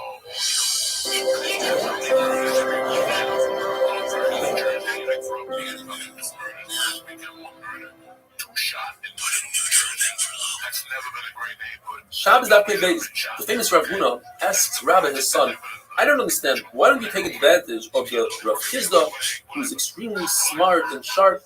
Says Rabbi, because every time I go to him, I don't learn Torah. He teaches us how to use the bathroom. Don't sit down quickly. Don't strain yourself. The body has 3 shini karkashka. You might blow one out. You'll ruin the whole system. Says Rav Huna Adarabba. You need to learn how to save yourself, how to keep your body intact. If a person has 2 options of toilet paper, one is a stone and one is a shard of earthenware, which one should you use? Earthenware is dangerous, it will cut you, is kishuf. A stone is muktzah. Says Rav Huna, use the stone rather than put yourself in sakana. Says Rav Chizda, no, it's better to use a shard than to use muktzah. In fact, the Brisa says just like Rav Chizda, you should use the earthenware. So what's Rav Huna going to do? Rav Huna will say that Brisa is talking about earthenware that's not dangerous at all. It's nice and smooth. What if a person has 2 options? Grass and a stone, and according to the second kind of Rashi, we're talking about Shabbos. Grass is also slightly abrasive and dangerous. Machlokes, Rav Chizda, and Rav Hamnuna. The big problem is there's a concept when it comes to toilet paper that you're not allowed to use toilet paper that's flammable. Why we do so today is a different problem. We're going to run about it. The Ramah says that's what people do. Some say, how do we use grass in the Gemara? Because this grass is moist and therefore it's not flammable. The person needs to go to the bathroom. He needs to relieve himself and he holds himself back. Machlokes, what happens between Rav Chizda and Ravina? Either he'll have bad breath, Rashi explains the decaying food will rise, or he'll simply have bad body odor from the Bryce's mashma that is bad body odor. If a person physically can't relieve himself, constipated, number of tricks. According to Rav Chizda, should stand up and sit down, stand up and sit down. In fact, Rabbi says, I saw with my own eyes an Arab that did so and spilled out like a pot that spills over. Rav Chanan says, a person not only should stand up and sit down, that's great, but he also has to walk a little bit. Find another place. And therefore, this fits into the halacha that a person is about to have a very long meal and is embarrassed to stop in the middle of the meal and take a break. So before the meal, he should either walk 4 times 10 amos or 10 times 4 amos, which is helpful in the relief. The Mishnah tells us if a person has a piece of earthenware, shard of earthenware, what is the shear that would be chayav for Yitzhak taking out from one rishus to another rishus? The Rabbi Machlokes says enough that you can put between beams, the stack of beams. Rabbi says enough to hold a coal, fire. Rabbi says enough to hold a revius of water. Rabbi says I have a zeicher, a hint from the pasuk. When the Rabbi talks about the Churban, the Baruch is going to destroy things to the point where you can't even hold a coal in a piece of earthenware. So you see, earthenware, in order to be chashuv, it has to hold a coal. It says Rabbi Yossi, but if you just continue to the end of the pasuk, it says, and the Baruch will destroy to a point where you can't hold water in the earthenware. Rabbi will explain that what the pasuk is saying is, first, that Baruch will destroy everything that has value, such as things that hold fire, and then he'll destroy things that, even things that don't have value. From the pasuk itself, you can understand that Rameir's shear of holding fire is greater than the shear of a revius, because it just makes sense. The pasuk starts off with a large item. I will destroy the larger items. Then Baruch will destroy the smaller items. Says Rabbi, and that's how you have to explain it in our mission as well. We're dealing with a large bonfire. You cannot walk over to a large fire with a small piece of shard, pick up a coal. You'll get hurt. We're dealing with a very large piece of earthenware, so that from a distance you could grab a coal. And with that, we finish the perek Hamoitzi Yayin, and we begin the perek Omer V'Kilo. We're dealing with a bunch of Mishnayos that teach us where do we learn different halachas. Not necessarily have to do with Hilchos Shabbos. Eventually, we're going to get to Hilchos Shabbos of Milah. And the first halacha is about Avodah Zarah. It says, I know that Avodah Zarah, ba'asmachta, not a mafurish pasuk, but some hint from a pasuk. Avodah Zarah is the time of b'masa. Maga is if you touch something. Masa, if you lift up the Avodah Zarah, even though you're not physically touching it, it's in a bat, you become coming just like a nida. If a nida picks something up, or you pick up a nida, you become coming, as the pasuk says, Tizrein kimoi dava. You should throw out the Avodah Zarah like a nida. Say toy my Lord, get out of here, tell the Avodah Zarah. The Brisa says that if a Jew built a wall, and then a non-Jew built 3 walls around his wall and made that wall that the Jew built into Avodah Zarah, and the wall fell down, the Jew can no longer rebuild that wall because he's helping Avodah Zarah. What does he do with the broken? First of all, he has to distance himself 4 hours from that wall and build another wall. But what does he do with the leftover stones? They are mitchama, according to Akiva, b'masa, just like anida. Rambo explains that according to everybody, Avodah Zarah has a hekesh to Midah, and therefore Avodah Zarah is Metama B'Masa. Where is the Machlokes? The Machlokes is in a concept called Eben Misama. Eben Misama is a very large boulder that's suspended, and if there's a Zav Nida on top, the unbelievable Chiddush, the Tumah travels right through the stone, which is typically not Metama Tumah. Through the stone is Metama any Kli that's below the stone. Machlokes is, do we learn that concept that is by Anida? We learn that concept to Avodah Zarah. Rabbi says yes, and Chachamim say no because we learn from a sheretz. And the sheretz does not have that tumah. What does Rabbi Kiva do with that hekesh that we learn from sheretz? That Shamshim Avodah Zarah, a kli that called Avodah Zarah, is not Metama B'Masa, but is Metama B'Maga. What do Rabbanan do with the hekesh of Avodah Zarah? To Anida, that's Metama B'Masa, but there is no Eben Mesama. Why? Because Chachamim learn the hekesh of Nida, Avodah Zarah, it tells the concept of Eivar. That is, if a limb, Rahman al-Islam, is cut off from a Nida, that limb loses the Tumas Nida, gains a new Tumah of Tumas Eivar Menachai, so it's Mekama Ba'oyo, the Masa Umaga, but not the Eben Mesama. So too, Avodah Zarah is not Metama, the Eben Mesama, and it's not Metama, the Eivar. The fact that Rav Chama on tomorrow's daf had a suffix whether or not this Eivar, if a limb of Avodah Zarah is detached, one of these attachable Avodah Zarah's pieces come off on and off. One piece came off. Is that Metama the Eivar? Over here you see it's not. Obviously, we have to say what Chama was asking in Rabbi Kiva. Does Rabbi Kiva uses hekesh all the way through, even if it means there will be a kula, by saying that there is no tumah on that Eivar? Lazar learns a whole new shot in the Gemara. According to everybody, there's no Eben Mesama by Avodah Zarah. Even Rabbi Kiva holds there's no concept of Eben Mesama by Avodah Zarah. So where's the machlokes between Rabbi Kiva and Chachamim? Whether or not there's Tumas Masa by Avodah Zarah. Rabbi Kiva says, yes, I learned from the Nida that there's Tumas Masa. Rabbi say, no, I learned from Sheretz that there's no Tumas Masa. And Rabbi Kiva learns the Hekesh that from Sheretz, that the Meshamshim of the Sheretz, the Kli of Avodah Zarah, is not Metama Masa. And Rabbanan are going to learn the Hekesh Tanida that there's no Tumah Be'evar. Have a wonderful day. The first one at some point is you would drive in your old neighborhood and run over the guy's cones. That's the first thing. Okay. It's not. I would just go away to do that guy. 5 nights, 4 nights in a row, and then Friday we knocked on his bell. And you ask him, somebody can run over your cars. We're continuing with Mishnayos, so how do you learn certain halachas that are not necessarily connected to the Sefer Shabbos? How do you know these halachas not based on a pure limud, rather on a smachta, a good raya from a pasuk? How do you know the Shikha Zera, as the name implies, it's roila hazriya, it's viable? How do you know that's a kama woman 3 days after relations? Because it says in the pasuk, separate from your wives for 3 days. And this is the reason, because we want the women to be the tahara during Matan Torah. How do you know you got to be Machal Shabbos and cook up hot water for a baby 3 days after the bris milah? It says by Shem that sooner or later waited for 3 days after the bris. When they're in pain, you see that 3 days after bris, the baby's considered a further shift to Sakara and Machal Shabbos in those days.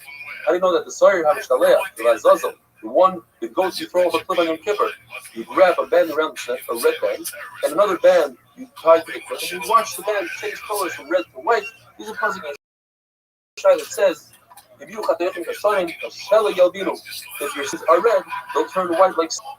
How do you know that on Yom Kippur? You're not allowed to anoint yourself, you're not allowed to put oil on your body, just like you're not allowed to drink, because the word shemen and water come in the same puzzle, but like the mind of Kirbon, which is shemen ba'as myself. The machlokes is whether an anonymous Mishnah can be going according to 2 different Tanoim.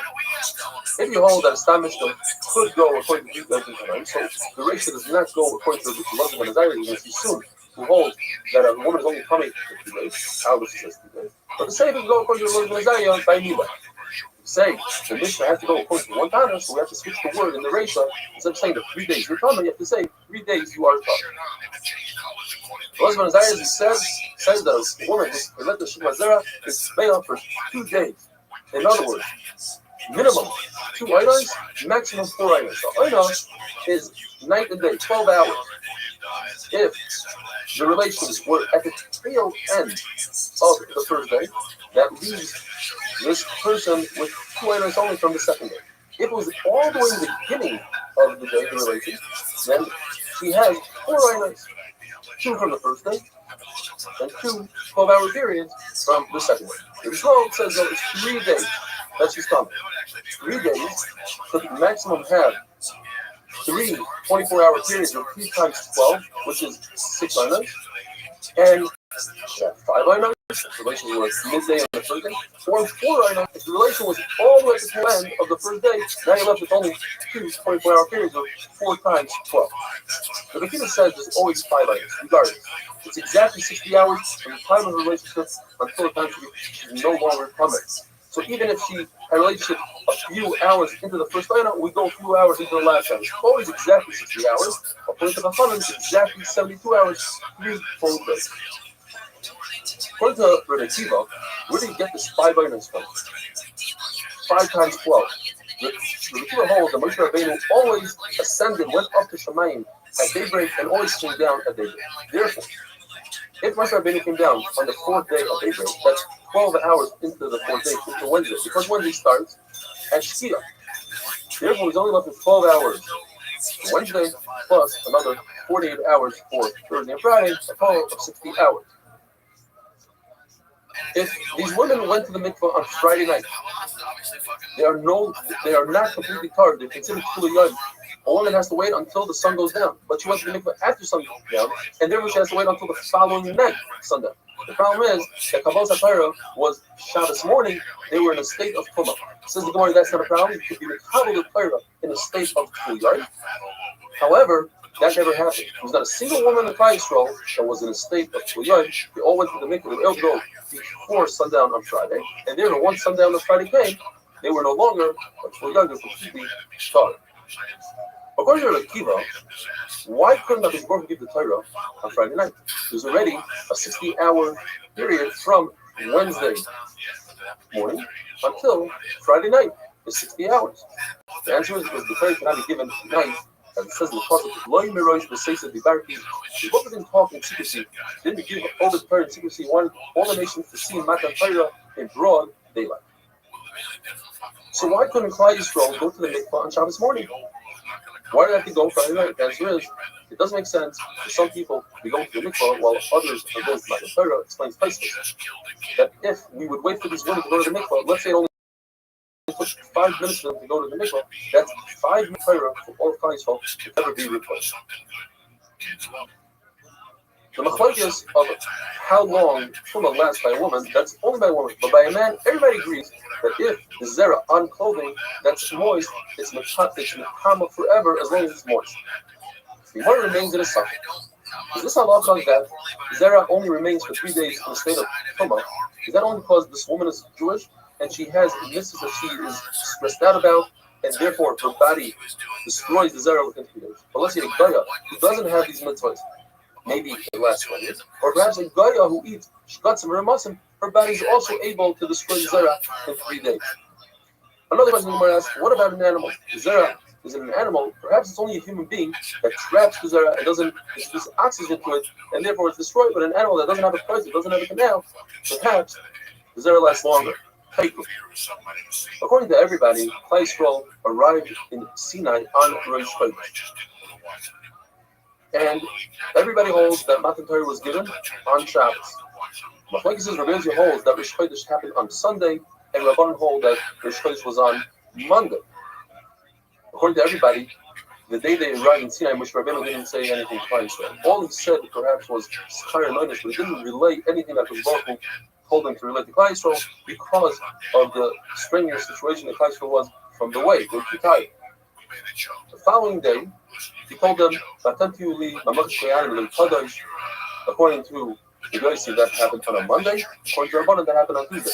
The following day, he told them the mitzvah of Hagbalah, don't come next to Har Sinai. According to Rabbi Yossi, that happened on Tuesday. According to the Chachamim, that happened on Wednesday. And on the following day, he taught them about Hafrasha, separate from your wife. According to Rabbi Yossi, that happened on Wednesday. According to Rabbanan, that happened on Thursday. So that is the machlokes, which we're going to discuss tomorrow, whether the pre-shah, the separation, was on Wednesday or given on Thursday. Have a wonderful day. But now it's every other day. There's a shooting somewhere, a kid, this, that. Look at this Canadian guy. That's nobody really talking about. But he had, I know that kid. I know John Reed. I personally know John Reed. I know him as a kid. Sunday nights at the store, I know him. It's got to be 20 years. Like, it's Sunday nights at the store. I know that girl. Shabbos Daf Pizayim. According to Rabbi Yossi, Rosh Chodesh was on a Sunday. HaKadosh Baruch Hu commanded Klal Yisrael to separate from the wives on Wednesday, and Matan Torah happened on Shabbos. The issue is that the pasuk says "V'kidashtem hayoim u'machar," only 2 days separation. If so, Wednesday and Thursday, Matan Torah should have been on Friday, not on Shabbos. The same issue is that the pasuk on the third day, we're good to go for Matan Torah. Rabbi Yossi must explain that Moshe Rabbeinu added an additional day on his own. As he said, tomorrow, when HaKadosh Baruch Hu says, tomorrow, he meant a full day, 24 hours. So therefore, if it's 2 days, it's 2 times 24 hours, we have to add another day, and HaKadosh Baruch Hu agreed with him, because in fact, HaKadosh Baruch Hu gave the Torah on Shabbos. This is one of the 3 things that Moshe Rabbeinu did on his own, HaKadosh Baruch Hu agreed with him. HaKadosh Baruch Hu agreed with Moshe Rabbeinu when Moshe Rabbeinu separated from his wife. Tzipora, Moshe Rabbeinu made a galachayim. If Klal Yisrael have a date with HaKadosh Baruch Hu, they know exactly when we're going to receive the Torah. HaKadosh Baruch Hu said they have to separate from the wives 3 days earlier. So I, Moshe Rabbeinu, who HaKadosh Baruch Hu speaks to me all the time, and I don't know exactly when he'll speak to me, I certainly should separate from my wife, and HaKadosh Baruch Hu agree with him. You see, that or Tel Peh Daber Boy, the Baruch said, I commanded Moshe Rabbeinu to do so. If Moshe Rabbeinu wouldn't have came up with his own idea by himself, Moshe Baruch Hu was mitzvah himself. Moshe Baruch Hu agreed with Moshe Rabbeinu when Moshe Rabbeinu broke the luchos. Moshe Rabbeinu made a cheshbon. If the Torah cannot be done by a mumar, so it's off the Torah, certainly Klal Yisrael or mumar, we see the Egel, we see the Torah, and he broke the luchos, and Moshe Baruch Hu agreed, like it says, Asher Shibarto, Yasher Shibarto, I agree the fact that you broke the luchos. It says in the Brisa that on the Shlishi, the third day, and the Gemara explains, it's the third day from when Moshe Rabbeinu started talking to Klal Yisrael about Matan Torah, about the Schar and the Einash. It was the third day of the month and the third day of the week. According to Chachamim, that Rosh Chodesh occurred on Monday. So it happened actually, the third day that we're talking about was on Wednesday. So we must say this goes according to Rabbi Yossi. But Yoshev Moshe's Divrei Amel Hashem, there's 2 psukim. One says, Moshe returned to HaKadosh Baruch Hu with Klal Yisrael. So then it says, Vayagid Moshe's Divrei Amel Hashem. A number of pshatim here.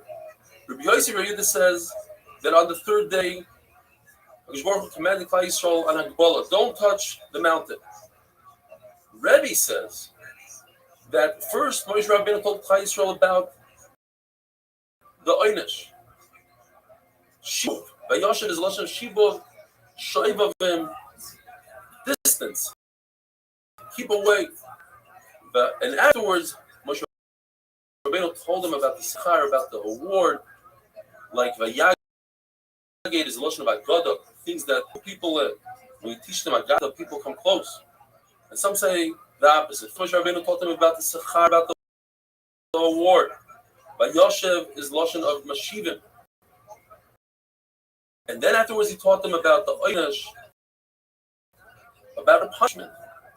Vayagid is lashon of Gidin, says Rashi, like bitter vegetables. Right, it says Shish on the 6th day. 6th day of what? Machlokes, according to Rabbi Yossi, it means the 6th day of the month, and the 6th day in the week, on Friday. According to Rabbi, it's the 6th day from when they rested. And according to Rabbi Yaakov, the same day that they rested, the day that they left. And there's a fundamental point. Klal Yisrael received Shabbos. halacha before Matan Torah. The question is, what did they receive? Did they receive all the halachas, including Kuman, because it explains it means Chaisa, going, and you wouldn't be able to, and therefore when they traveled, it means they traveled and they did it in the same day. Or perhaps even for Shabbos, but they didn't receive the Isra of Chaisa and Kuman. Therefore, it's possible that they traveled, obviously still didn't have the Isra. It says in the Rabbi that first Nisan the Klal Yisrael left Mitzrayim, first Makas B'chayros, and the day on the 15th of Nisan they left Mitzrayim. Now we know that whatever day the 15th of the month falls out, that means Rosh Chodesh was that same day. Rabbi says that was a Thursday. They left on Thursday. That means Rosh Chodesh is on a Thursday. If Rosh Chodesh is on a Thursday, then the following Rosh Chodesh is always either one day after that Thursday or 2 days after the Thursday, depending if it's a full month or a missing. So if it's a 29-day month, it's 1 day later.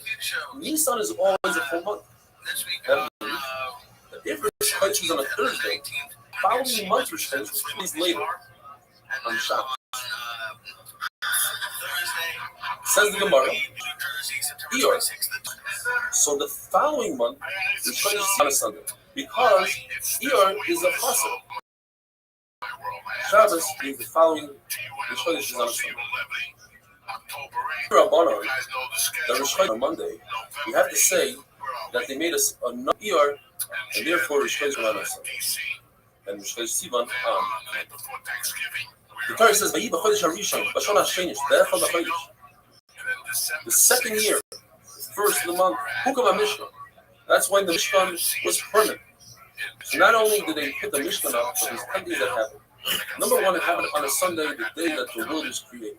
Second of all, that's the day that the Nisim brought the Karbanos.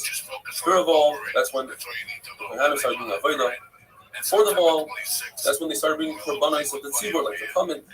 That's when fire came down from Shemayim. That's the fifth thing. Sixth thing was they started eating Chachim within the Kol Zira Mechitza. The seventh thing is the Shechina was Shari in the Migdash. The eighth thing, started doing Brikas Kahan.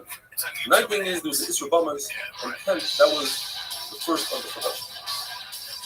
There's a rule that if Yom Tov falls out on a certain day this year, we know that last year the same Yom Tov fell out 4 days earlier, and if there's a leap year, 5 days earlier. So the Torah tells us specifically that Rosh Chodesh Nisan on the second year fell out on a Sunday. Then we know that the year before it fell out on a Wednesday. And if Rosh Chodesh Nisan fell out on a Wednesday, the following month, Iyar, always falls out 2 days later in the week because Nisan is a Mole. So it fell out on Erev Shabbos. If that's so, the following month, Sivan, falls out 1 day later in the week because Iyar is a Chassid. So Sivan fell out on Shabbos itself. That does not fit in, not with Rabbi Yossi, not Chacham. Both Rabbi Yossi and Chacham have to answer similar answers. Rabbi Yossi is going to say that year happened to have 7 missing months, and Chacham are going to say that there was 8 missing months, and that fills in the gap. Have a wonderful day. It's tremendous. Double duty, you're freshing your breath before the Mashala mid breath, and then you do what you gotta do. So you buy a couple of keep around, to keep the good times coming on a consistent basis. Corrections, Shabbos Daf Piches. Today's daf is one of the classic doctrine in Shas with many valuable life lessons. But first, we need to take care of the studio that we started yesterday. It says in Sefer Olam, which was written by Rabbi Yossi himself, and that's the machlokes we have right now between Rabbi Yossi and Rabbanon. It says this Mitzrayim happened on Nisan, which occurred on a Friday. And as you know, if the 15th of the month is on a particular day of the week, that means Rosh Chodesh is on the same day. So that means that Rosh Chodesh Nisan that year was on Erev Shabbos. We also know that since Nisan is a full month of 30 days, the following month must come out 2 days later in the week, which would be on Sunday. That's Rosh Chodesh year is on Sunday. Therefore, the following month, Rosh Chodesh Sivan, since Iyar is a 29 days, that means the following month is going to come out 1 day later, not 2 days, 1 day later in the week, which puts Rosh Chodesh Sivan on a Monday. is according to Rabbi. Although Rabbi wrote this goes according to Rabbi. This is a verse that says Moshe Rabbeinu went up to Mayim on Monday, he went up on Tuesday, told us about the mitzvah swallow like we had. He went up on Wednesday, told us about Rothschild, separation of wives, and on Thursday, he put in his head. That's the day that the place was not sick, and he writes begins and says that on Friday he didn't have time. It doesn't mean that that's when Matthew was says it was a concept of preparing for Shabbos. Even Moshe Rabbeinu had, since he himself prepared for Shabbos, didn't have time. And now, the beginning of a sugya of Agarita, the law, somebody can go and pain, and stood over a Chizda, and Agarita says, look at how beautiful it was given in threes. Now, Kari Nadim Sugya is three, Chai Yisrael, Chayin, and Levim Yisraelim. Moshe Rabbeinu was born third after Aaron and Miriam. The Torah was given on the third day after our flush, it was from Haman, 2 days of separation, and on the third day, the Torah, in the third month, Siva, the third month. By Yisyatzim Tachas Sahar, the famous Gemara, that was Baruch Hafa Aleim Hakidikas. He picked up Har Sinai and put it over them and threatened them. If you account the Torah right, not Shom Tiyagastim, that's where your burial will be. The Rabbi says, this is a great excuse for Klal Yisrael. Klal Yisrael is fourth in the mitzvahs.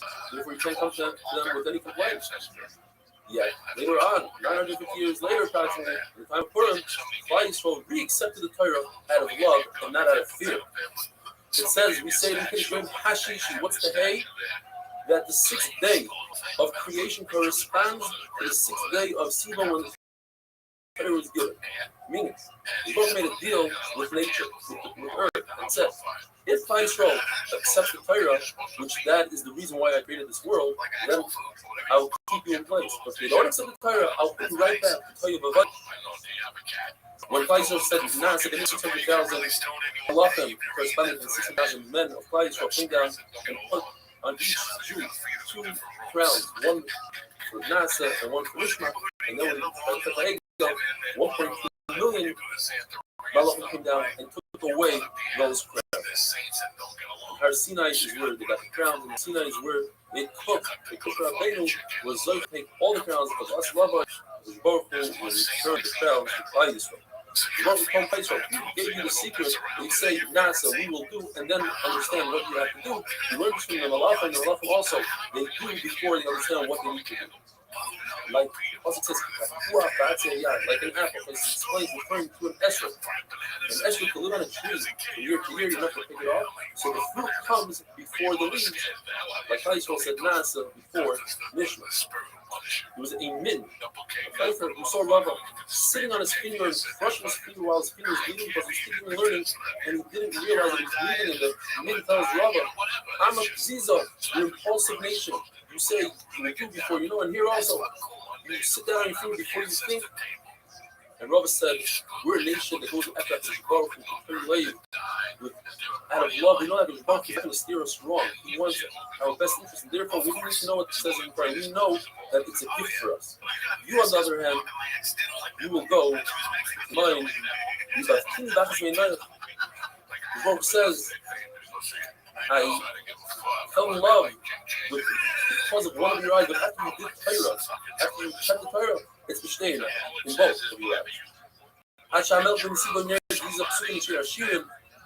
The Gemara tells us that Klal Yisrael acted like one of the worst things possibly imaginable. Is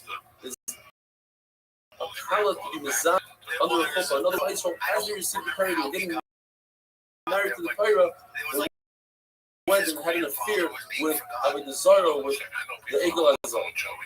It's like Rabbi Baruch was sitting there by his chuppah, and we come and give our perfume somewhere else.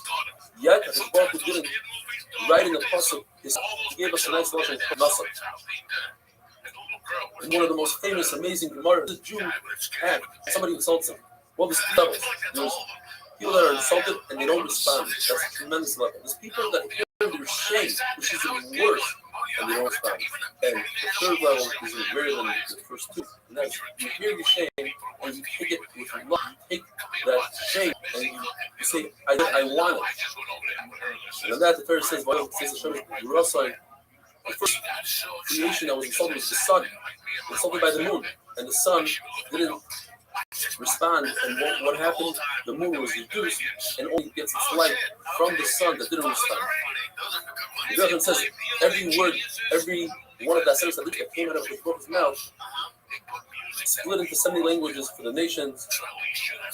The Hebrew Torah have a marshal, the initial to a prince. A prince could kill at will and let people live.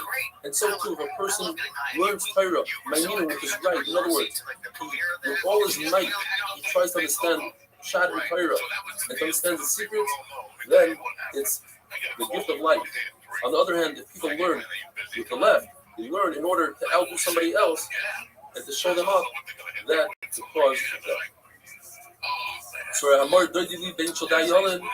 though his word was protected us because of the ego, nevertheless he commanded us to make the Mishkan, which resembles Shaddai. Every word, every Hebrew of the Six Hebrews that a Baruch said, the entire world filled up with perfume, and Christ was the Shoma left them, and they were backed up 12 mil to the end of the encampment. What happened when got rid of the perfume, and then the next word brought in more perfume. It was Machayim Mason with the Jew, and then he again said another Dibur, and then they died. And the Malachim, they encouraged Christ to walk back like a mother encourages her child to what? When Moshe Rabbeinu went up to Shemayim to receive the Torah, the Malachim said, why would a human being get this Torah? You waited at the Baruch for 974 generations. Why would you give it now to Svedam? And at the Baruch Moshe Rabbeinu answered them. Moshe Rabbeinu was fearful to answer them. And the Baruch told him, hold on to Kisei Kavod. And Moshe Rabbeinu said, look at the Torah. Nothing in the Torah really is appropriate for Malachim. You don't have parents, you don't have Tzitza, you don't have Yitzhahara, you don't have Shabbos, don't work. And they agreed to him, and they all gave him secrets of their own, including the Nafers, to tell him exactly where to stand between the live and the dead. And with that, had a wonderful day.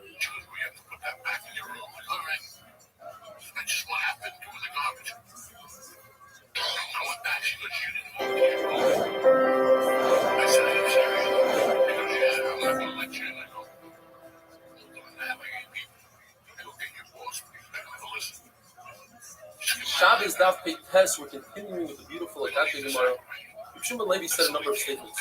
After Moshe Rabbeinu came down with the Torah, he was supposed to make sure that the Sahara was occupied and didn't realize that it was given. And the entire Sahara realized that Stan Shemayim says, where's the Torah? He says, I gave it to the earth. He goes down and he asks the earth, where is it? I don't know. He goes to the ocean, to the Tahim, to the depths, the Gehenna, nobody knows where it is. He goes back to the Rothschild. I searched everywhere. It says, I gave it to Ben Amram. We know Amram is one of the people that never sinned. I gave it to his son. And so he goes to Moshe Rabbeinu and says, where's the Torah? Moshe looks at him and says, I have a Torah, I know what you're talking about. Moshe heard this, he says, Moshe, he says, a lie. He says, Moshe, you delight with the Torah every day. You have a friend of music. Coveted, beautiful Torah. I'm worthy of having the Torah. And so since you put yourself down with that, I'm going to name the Torah you. At a certain point, Moshe Rabbeinu was in Shemayim. He noticed that the Rothschild was writing sounds like he had little Hagim letters. He asked the Rothschild, what is that? It's the whole Gemara Menachos. But the Rothschild tells Moshe Rabbeinu, why don't you say hello to me? It's their parents to say hello to someone like this. It's not their parents for a servant to say to the master, hello. The Gemara tells us, when it says in the pasuk, "Vayara on Moshe Moshe," Moshe Rabbeinu was delayed and was coming down from the mountain. That's why Christ called. It says the Gemara, "Moshe is watching a bow shake." The 6th hour of the day, noon came and went, and Moshe Rabbeinu didn't come down. Tells the Gemara the story. The Yitzhahara first asked Klal Yisrael, "Where's Moshe Rabbeinu?" Now Moshe told Klal Yisrael he was going to come down after 40 days. What he meant was, Shabbos V'Tamid. Klal Yisrael told him a day earlier. And the Yitzhahara made an evil in the world dark like a cloud, and he confused. He says, "Where's your at?" They didn't listen to him. He's dead. They didn't listen to him. And finally, he showed them a picture of Moshe as if he's dead. And then they realized that perhaps that the word Sinai perhaps means that Nisan had to apply Yisrael. That doesn't really fit the word. Sinai, the Gemara says, Siman type, as if it is. The Gemara says, what does Sinai mean? That's the mountain that caused sin of the nation. Once we got the current name there, the Sinai applies it. We see the same thing by Rabbi there are 5 names of 5 different locations, one midbar. One is our sin. That's what the Caesar, the commandments, and the Torah will give the Klal Yisrael. Kadesh became Kadesh. Kadmos is where the Torah that was there before the world existed was given. Number 4 is Para. After they separated from their wives, Shleichem go back. He says that every woman became Ben Zachar. And finally, Sinai. Sinai is going to the Yidden. One man says the name is Sinai. One man says it's Torah, but we call it Sinai, and Torah is a lesson of Purva, of destruction.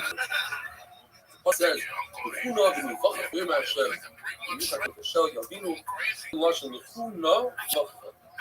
The Lord was telling Klal Yisrael, go and be rebuked. Maybe it should be come. Explain to the Gemara, the Lord was telling Klal Yisrael, go to Avram, your forefather, and get rebuked. Get the help. Why should we go to Avram? Avram heard that we're going to be in slavery for 400 years and he didn't down to us. Yaakov, Yitzchak, gave the brachas to Esau, and he didn't down to us. Yaakov knew about before Goliath, and he didn't down to us. We want you, we want rebuke from you. Jacob said, if you want rebuke from me, you have to open the sun, and if your sins will be red, the shall you be. Then I'll whiten them like snow. You might notice an amazing thing. The Prophet went to Avram. What should I do with his son? He sinned.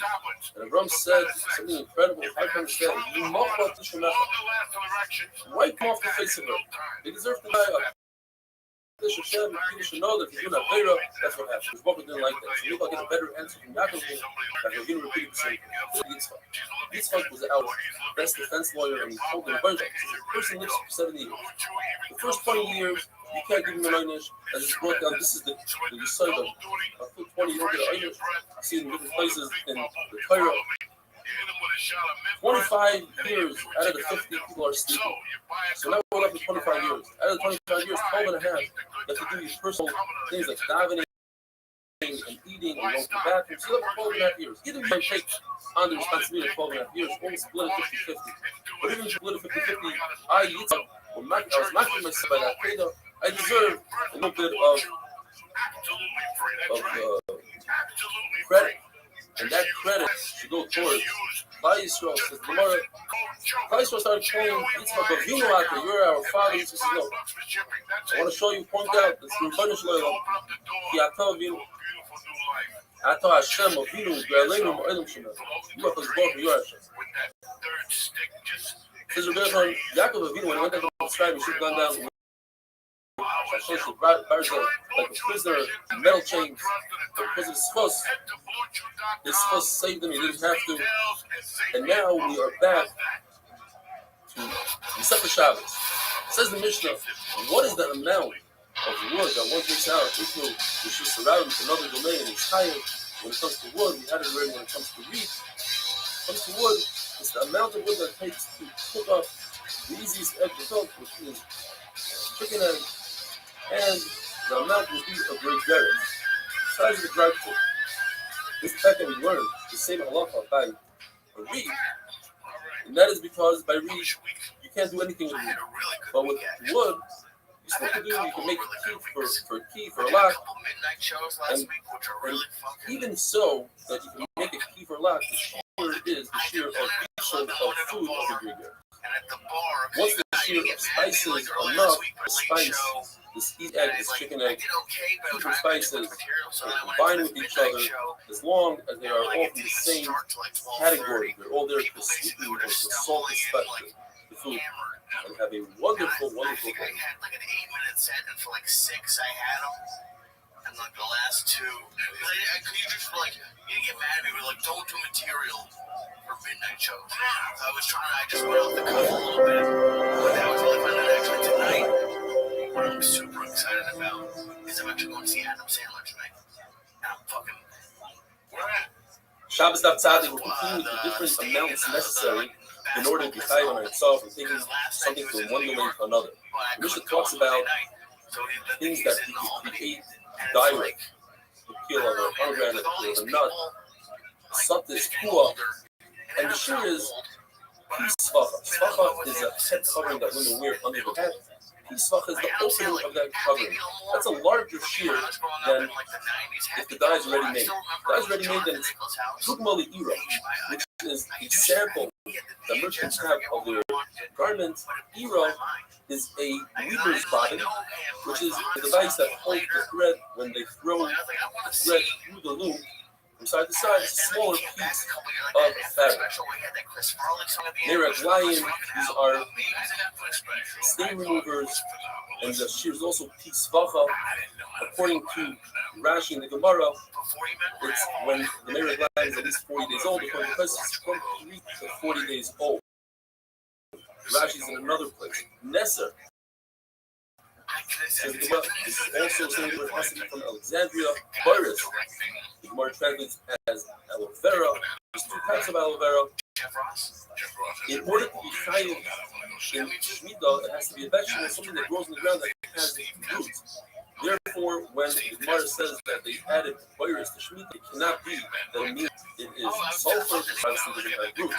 Amalia is shleik dots, which Rashi says he doesn't know what it is exactly. Rashi says possibly salt ashlag. Translates as shoshana, which is in a pill which removed with a very sharp metal object. Hillbel, some sort of pepper. The shear is kolshu, a very minor amount, and they use it as a mouthwash to remove the odor in the mouth.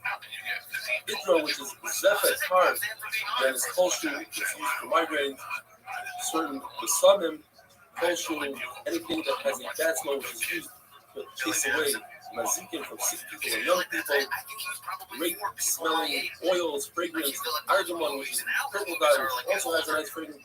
Kolshu. A young rose, one petal of a rose is the shear. Different metals, the shear is kolshu in a very small amount, enough to make a prodder go. If somebody says, I want to donate metal to the Beis Hamikdash, the amount would be 1 amma by 1 amma enough to make the kalya oil, chase away the ravens which have sharp spikes. In Erica, we learned another shit means a physical. So copper enough for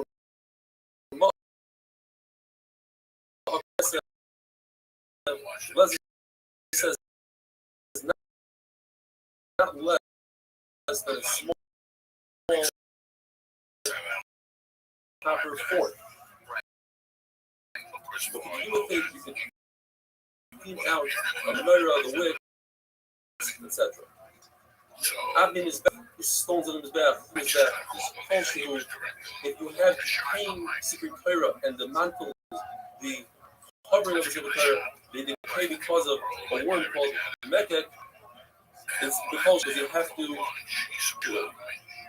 The more different types of worms, grapes, figs, pomegranate, they are all extremely dangerous. The word tells a story that the Talmud told the Rebbe, I just ate a fig, and it has thorns in it. So Rebbe turned to others and said, this Talmud is going to die because it's not thorns, it's the worm puff that makes those holes through a person's neck. It says, you also have on the Shamsha Avodah things that hold up with the He argues with what we learned this session that Shamsha Avodah has no wall. He also says because of the Yad Chamalula, if you're rid of it, so it has. Says the Mishnah. If a person takes out a box samples, you only find one chatas for all the samples. The big Kiddush isn't that even if you have an awareness between sample and sample, and you do the carbon on one sample, realize if you got the second jump, you still putter. Whereas if it wasn't in the box and you had an awareness in between two different items, you just kind of shot it the entire tour, right? Like that was different seeds. One man kind of combination says it's a little bit less than a gregarious is our pig. He says it's 5 seeds, whichever is less. If you have seeds of a cucumber which have value, they are royal. In other words, you could plant them, not that you are going to plant them. It's 2 seeds. If you're going to eat them, it's 1 seed enough to fill a pig's mouth, which is 1 seed. If you're using the seeds for, these are seeds of dates for fuel, then enough to cook a easy egg with chicken egg. If you're using it for math, you count something, it's either 2, or according to Pasteur, and later it's 5 because you don't need 2 seeds. You start losing count, they're right around 5. If it's a seed of a pumpkin or a pulmitzri, it's 2. This that fertilizer, and there we learned whether it's enough to fertilize 1 seed of a cabbage or 1 seed. That's because you already planted it, and as we said, then the shear is much less. If you're going to plant, then you need 5 seeds or more. If one takes out chayev, why you can make trees with it? Very hard bristling back of a pig is 1. Palm tree leaves, palm tree vines, leaves 2, the vines are 1. A live grasshopper, if it's kosher, you can eat it. It's kosher because you give it to your child to play with as a toy. Once it's dead, now it's food. The shear of all food is gregarious. There's a grasshopper called Paris Grumman. It's alive or dead. The shear is kosher or small amount because you use it for refuah. Rabbi says you can find it in a very young palm tree that has a single vine. When you do it, you use it for a memory. You cut it in half, you eat half, you put it in a small copper tube, you seal it many, many times. You want it to 60 reps many times. You put it on your left arm, you learn as much as you want. Walking, we're going to another bird, provided that you eat the left side, you will lose everything that you try to learn. Kalakama says, you don't give a non-kosher grasshopper to a youngster because it might die and you eat it. You need to set a toy for the child instead of eating the grasshopper. Well, real guys, the grasshopper will eat the grasshopper. That's the therefore, there is no concern. Have a wonderful day. Sing like fucking the black singer from New Jersey at the end before they get shot. Like Mary J. Blige, that's a whatever his fucking name came. No, I forgave it. This guy's up there fucking. I wanna be it, but those black singers, women, just chubby black chicks. Shabbos Daf Tzadik Aleph. As I do every day before the shir, I read some emails. I'd like to start reading a synopsis of an email. So send me in your name, where you live, how the 8 minute has inspired you, or whatever, and try to get to it. We're starting a brand new parak from Tzniach. Up until now, we've learned different foods, different items have different shiurim for what it is that you have to think out from one rishus to another rishus. Says the Mishnah, that's all good for regular people, but if you yourself decide that a certain item is valuable to you, you put it aside, you store it, then no matter what size it is, if you pick it outside, thinking you are chayiv. For instance, you set aside seeds for planting, or for a sample, something for a sample, or for medicine, then it's valuable to you. You are chayiv. And that same item that you think is kosher, for him, he is not chayiv. What if you put something out, let's say for plant, and then you change your mind, you want to bring it back. Now it's no longer not planted. The shear goes back to the original shear. Let's say 5 seeds, the size of almost a gregaris. Rabbi explains that we're talking about where he took the seed and he threw it back into his house and landed. It has its own specific place, and that is the finish. That nevertheless, the shear reverts to everybody else's shear.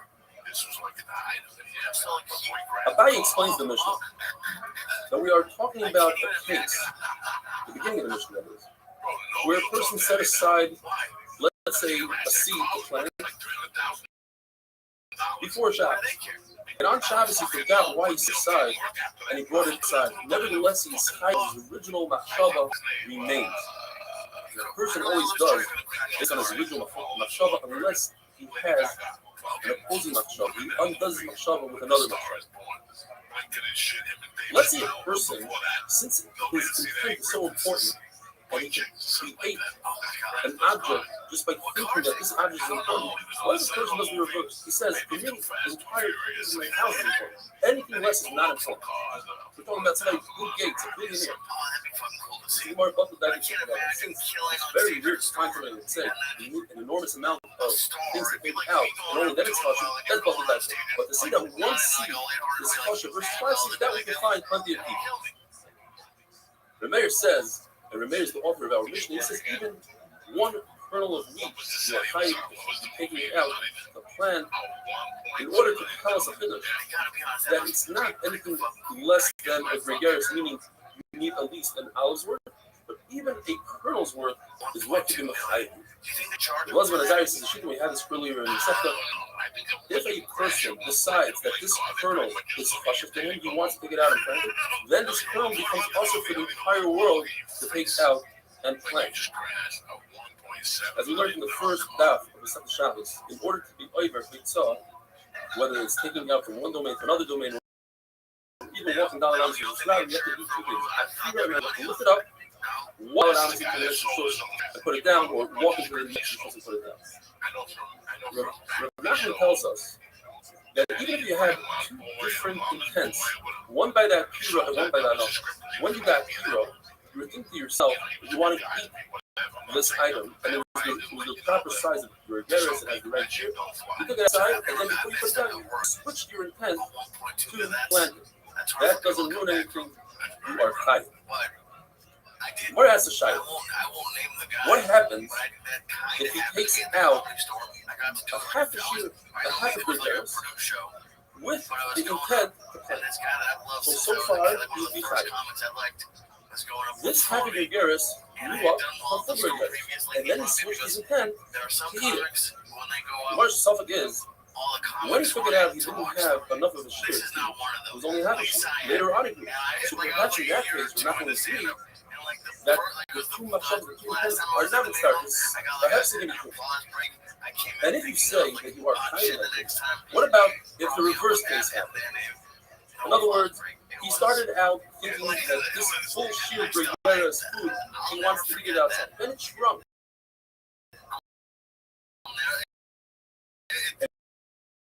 And only then, the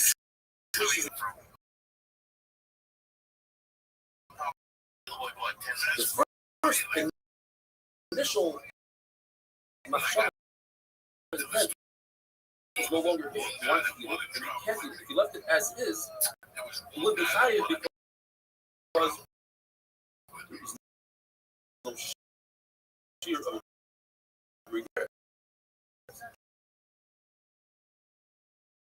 He had to switch his intent. That's in that case. He's caught it.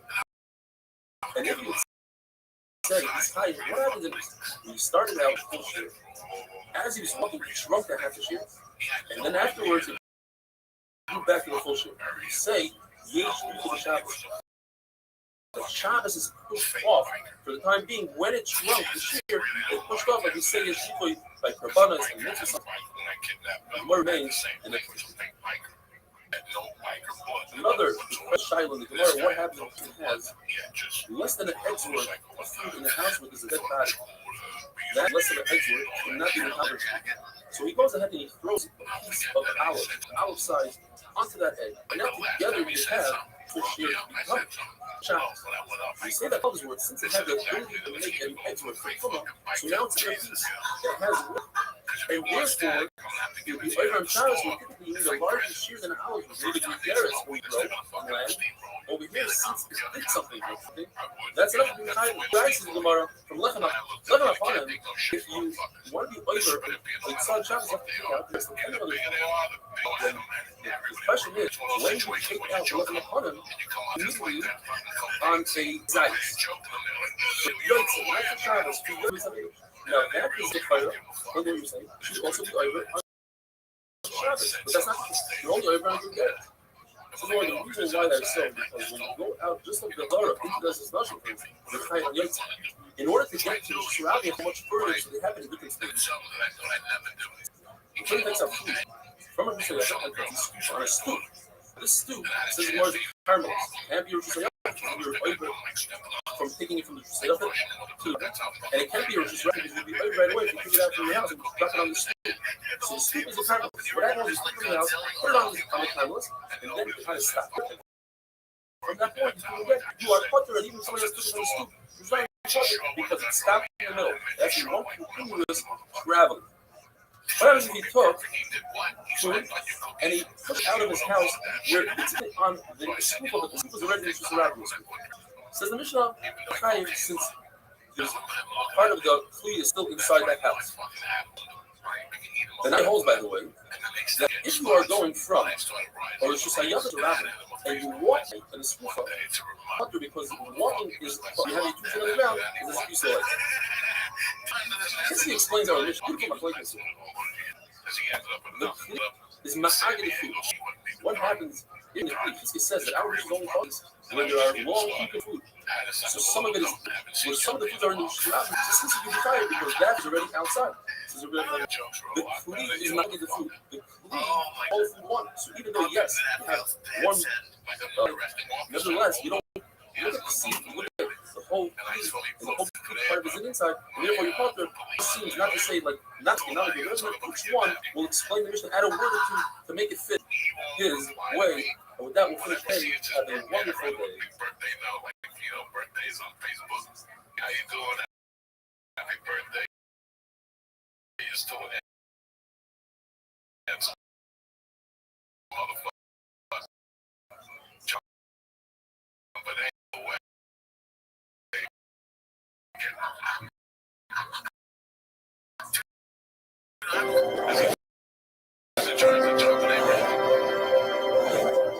Hold on. You friended the cop who arrested you? I had to. What do you mean you had to? Shabbos Daf Tzadik Beis. Please send me in some emails with pictures, or even without pictures. Tell me where you learned David Daf, how it inspired you, your name, where you live. I'll try to read it out. We learned the halacha about a person who steals a pouch of money. As he put it up, he's over Neva. When he takes it out from Rabbi, he's over Neva. Those two things happen at 2 different times. However, if he took the pouch out from the Rabbi, stealing the money and the Isser Shabbos comes simultaneously, and then we say, come to the Rabbi, he's only chayav on the greater Isser, which is Isser Shabbos, which is the Pisa, versus the money. The Yochanan who holds Eged Klishmei by the pouch, and not what's in the pouch. All the money is in the pouch, and you only chayav once the third pouch comes out of the Rishus HaYochid into the Rishus Rabbi.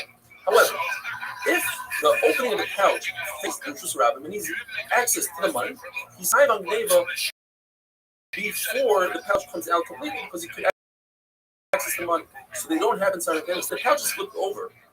Although he has access back, but we're dealing with larger pieces of silver, says the Gemara, and therefore the money, since some of the Sayachid is not high, everything comes out. The Gemara says, what about the shnut, these drawstrings, the pouch? If shnutzim were inside Rishus HaYochid, that would mean the entire pouch is considered Rishus HaYochid. The shnutzim were folded over, or there are no shnut at all. Abaye and Rav reversed their shnutzim later on in life, and Rava holds that Eged Kli Shmei Eged says Eged Kli Lo Shmei. Therefore, we have to flip a member of a machlokes between Abaye and Rava. Rava holds that if you have something that you go from the Rishus HaYochid, since Eged Kuf Lo Shmei your body, so you're chayav right away by putting it into Rishus Rabbi. We're talking about that your hand is within Tachim of Rishus Rabbi, so as if you did Hanoch, and Abaye is the reverse. Now we're going to deal with the halacha of la'achayad. We all know the halacha looks like your elbow, but have it comes from this mission.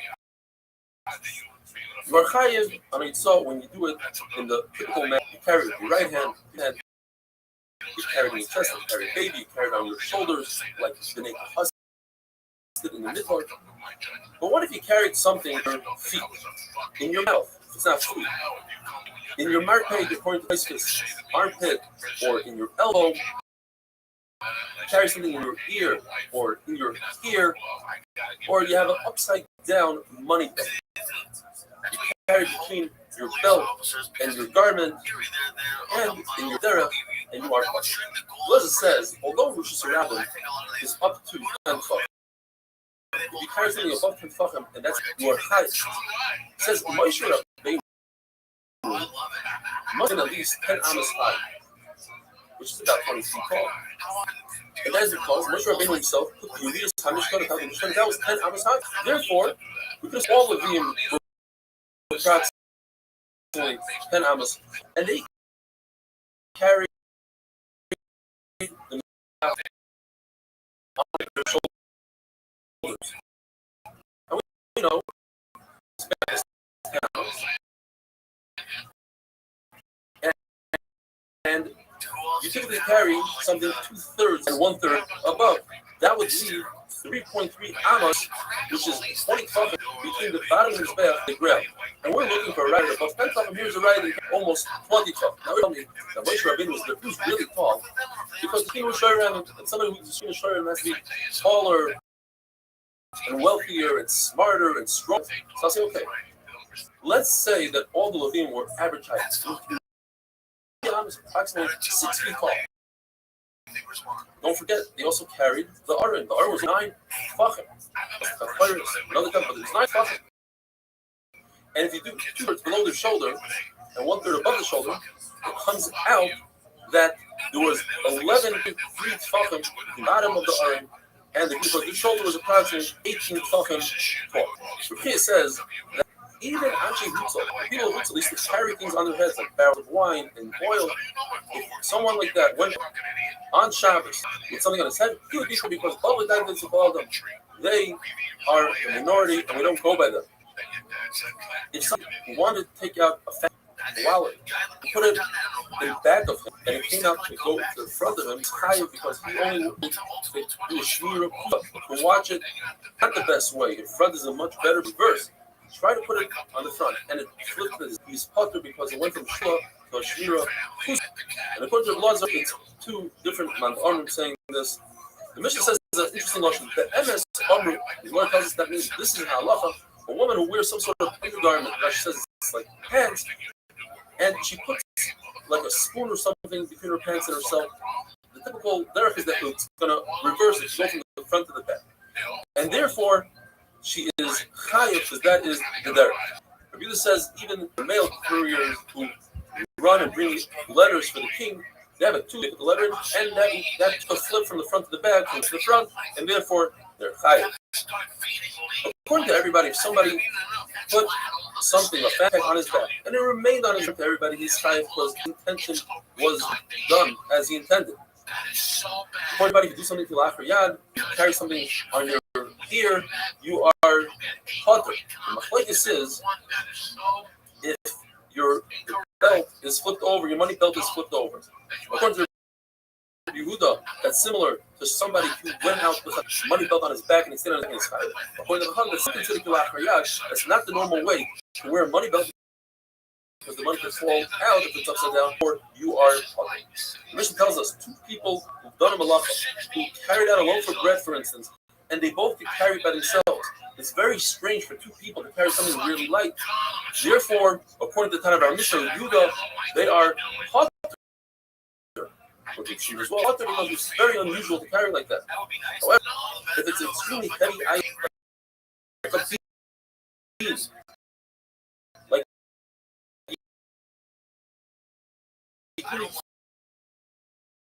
where one person can't carry, the second person.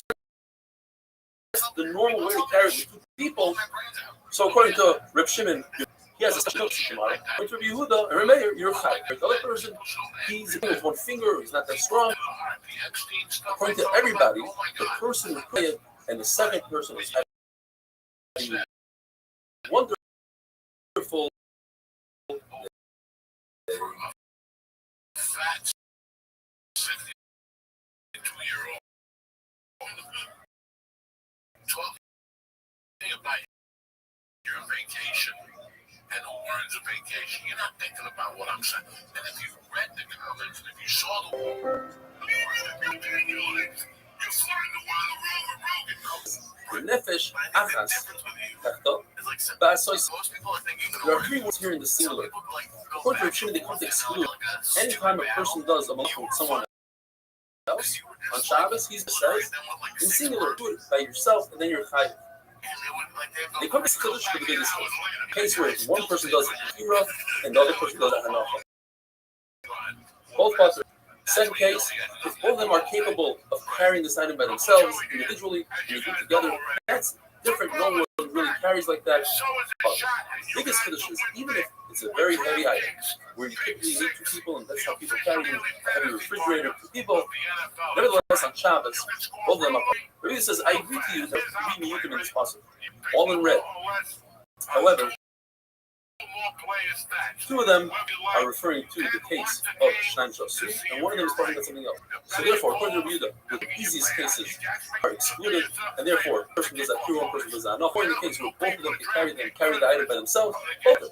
The third media comes to say that had you made a mistake, it said, for instance, you could eat challah, and you go ahead and eat challah, you are putter. The Mayor says no. This pasuk only has two words. Nefesh has go together, it's one meal. Ba'asai says a meal by itself. Therefore, I'll exclude if one person doesn't appear and one person doesn't. In that case, you're popular, but in two other cases, Zay Yachov, Zay Yachov, Zay Yachov, and then you know the pasuk. Exclude the case where Bez made mistakes and everyone made a mistake, and you ate chayla because of them, you are. In a case where one person carries the weight all by himself, the other person cannot, let's say he's on a finger or he's physically too weak, the person who can carry all himself, the highest person helping out, is potter. The question is, why is he potter? He had that, he carried someone. The answer is because we say, anybody not. The helper is as if he's like nobody.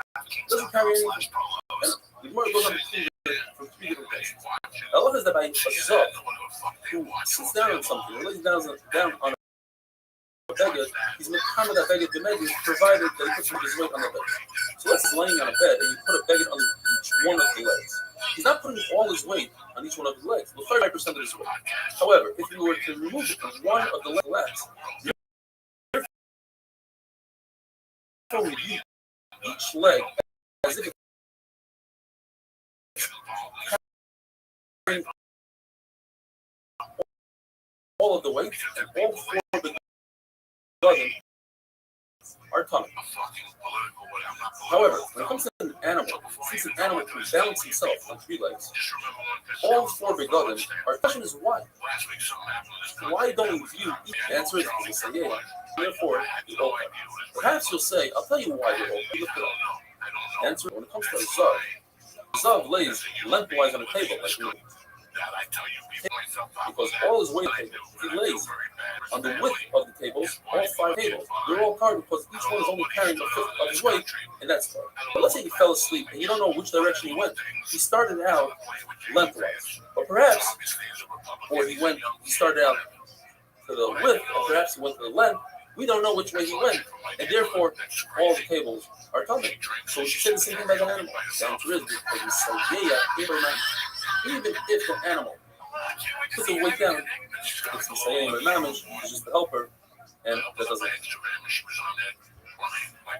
Rabbi Yossi says that a horse, when he leans forward on his forelegs on a beggar, they're Mikama, but his hind legs are not Mikama beggar. And a donkey is the reverse. And we don't say, perhaps, by a horse, for instance, the hind legs should also be Mikama, because they are healthy. We say, the avoid on the base of Mikdash, if I had him put away shoes, they're going to be flat on the surface of the base. What if you put one foot on a stone or a bench? Well, if you remove that stone bench and the plank to keep his balance, his avoid is cut. The question is why? The bench was Messiah, helped him out. He put some of his weight on it. The answer is Messiah in the halacha is when the blood comes out of the base of the shvita, you have to catch it with the cleave, you have to hold the cleave with your right hand. And if your left hand assisted in catching the blood, Kabbalah said that. Now by this question, why? It's Messiah, he's helped by the left. The answer is Messiah ain't by Mamish. This is like his inner mayor when he says, Zay Yachov, Zay Yachov. Two people who are very capable of carrying an item all by themselves, and they help each other to carry it. According to Meir, they are both chayiv. The question is, do you need this item to have two dried figs, one fig for each person, or they share the field in one dried fig? The Gemara brings three rayos to this as well. The first rayo is from the case that we had before, when the son is laying on a bed. You say that all four kalesos that are under the legs are tamei, but we don't have four zavim. Perhaps we should need four shiurim of zav. We should have four rugs of zav. We have one zav that provides tin to all four. You see that one shear is enough. If a deer was trapped in a house, you close the door, you are chayiv. Two people close the door, they are puzzled. But if the door is very heavy, they are chayiv if they close the door. The question is, if you only have one deer, you should need two deers for two people. The answer is, all you need is one shear. Another rabbit. If two people captured stolen animal, they shot the animal, they are chayiv for if it was a sheep, time it was an ox. The question is, why one sheep in here should have to have two sheep in order to be the chayiv for two of them? The answer is, one shear is enough for people, and so too in our sugya. The Gemara wants to bring a raya from a reed that helps out on the room. If two people carry it, they are chayiv. The question is, perhaps out of raya, there's not enough material for both of them. And the answer is, perhaps we are talking about a case that there's enough material, so that's not a good raya from there. Says the Mishnah, if a person takes out a kli into the shirabim, and in the kli there's food, but the food is not a proper shear, it doesn't have a full fig's worth. So he's putter on the food, and he's also putter on the kli because the kli is secondary to the food. The person takes out a live human being on a bed. He's putter for taking out a human being and putter for taking out the bed. The bed is secondary to the human being, that's why he's putter on the bed. So the human being is a new concept called chayiv meisesatz. The live person in looking at himself. You're not carrying dead weight. You're carrying a live person, which is lighter than a dead person, because he assists with gravity or whatever you want to explain, and therefore you're putter on him, and therefore you're also putter on the bed. Rather than carry a dead person, you are chayiv on the dead person. When you take out a tezais of a dead person, or tezais of the bed, or a sadash of a shets, you're also chayiv on Shabbos. I mean, wonderful day. I don't know. This guy, he was on that level apparently.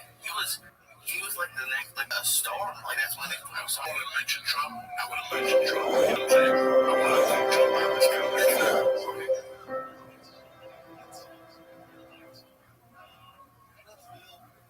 The fucking guy died. Shabbos Daf Tzadikei. I'm going to try something new. To do a synopsis of emails that I read during the regular shir. It's my privilege, as the first email, we'll read an email from a boy named Moshe Moslach from Yerushalayim, a 13-year-old boy. He sent me 2 days ago. He writes that he's had 24 surgeries to correct a rear syndrome that he has, yet he learns the daf, he learns the full shir, and then he does the 8-minute as a chazara, and he writes, learning the daf feels so good about myself. So we wish you our Musbah a tremendous amount of atzlacha. Hope to see you live at the shir. And here's a picture of Aaron that he sent me before and after. Such a zisa guy. So let's jump into the Gemara. We have two Lashonos here. Rabbi Oven, in the name of Rabbi Yossi, Rabbi Chanina says that when a woman braids her hair over on the issur of weaving, if she paints her eyes blue, that's not how people spin and write. Rather, in the name of Rabbi Yossi, Rabbi Chanina says, break and because his binyan. Because Baruch Hu made Chavos here, and the composite Liyasa, which translation is Liyasa to build. And Kecheles, painting one's eye, is not Ksiva, rather it's Siliya, dying. As the Gemara says, one should not put brush on their face because that is dying. And so when a woman does these three things, the devil is Kecheles. She's talking for a friend, that's what she's kind of. Milking an animal, or making cheese by putting milk on top and having the way the water come down, the swirling of the milk and putting it together, the shear is a good get. To sweep a floor, to sprinkle water on a dirt floor,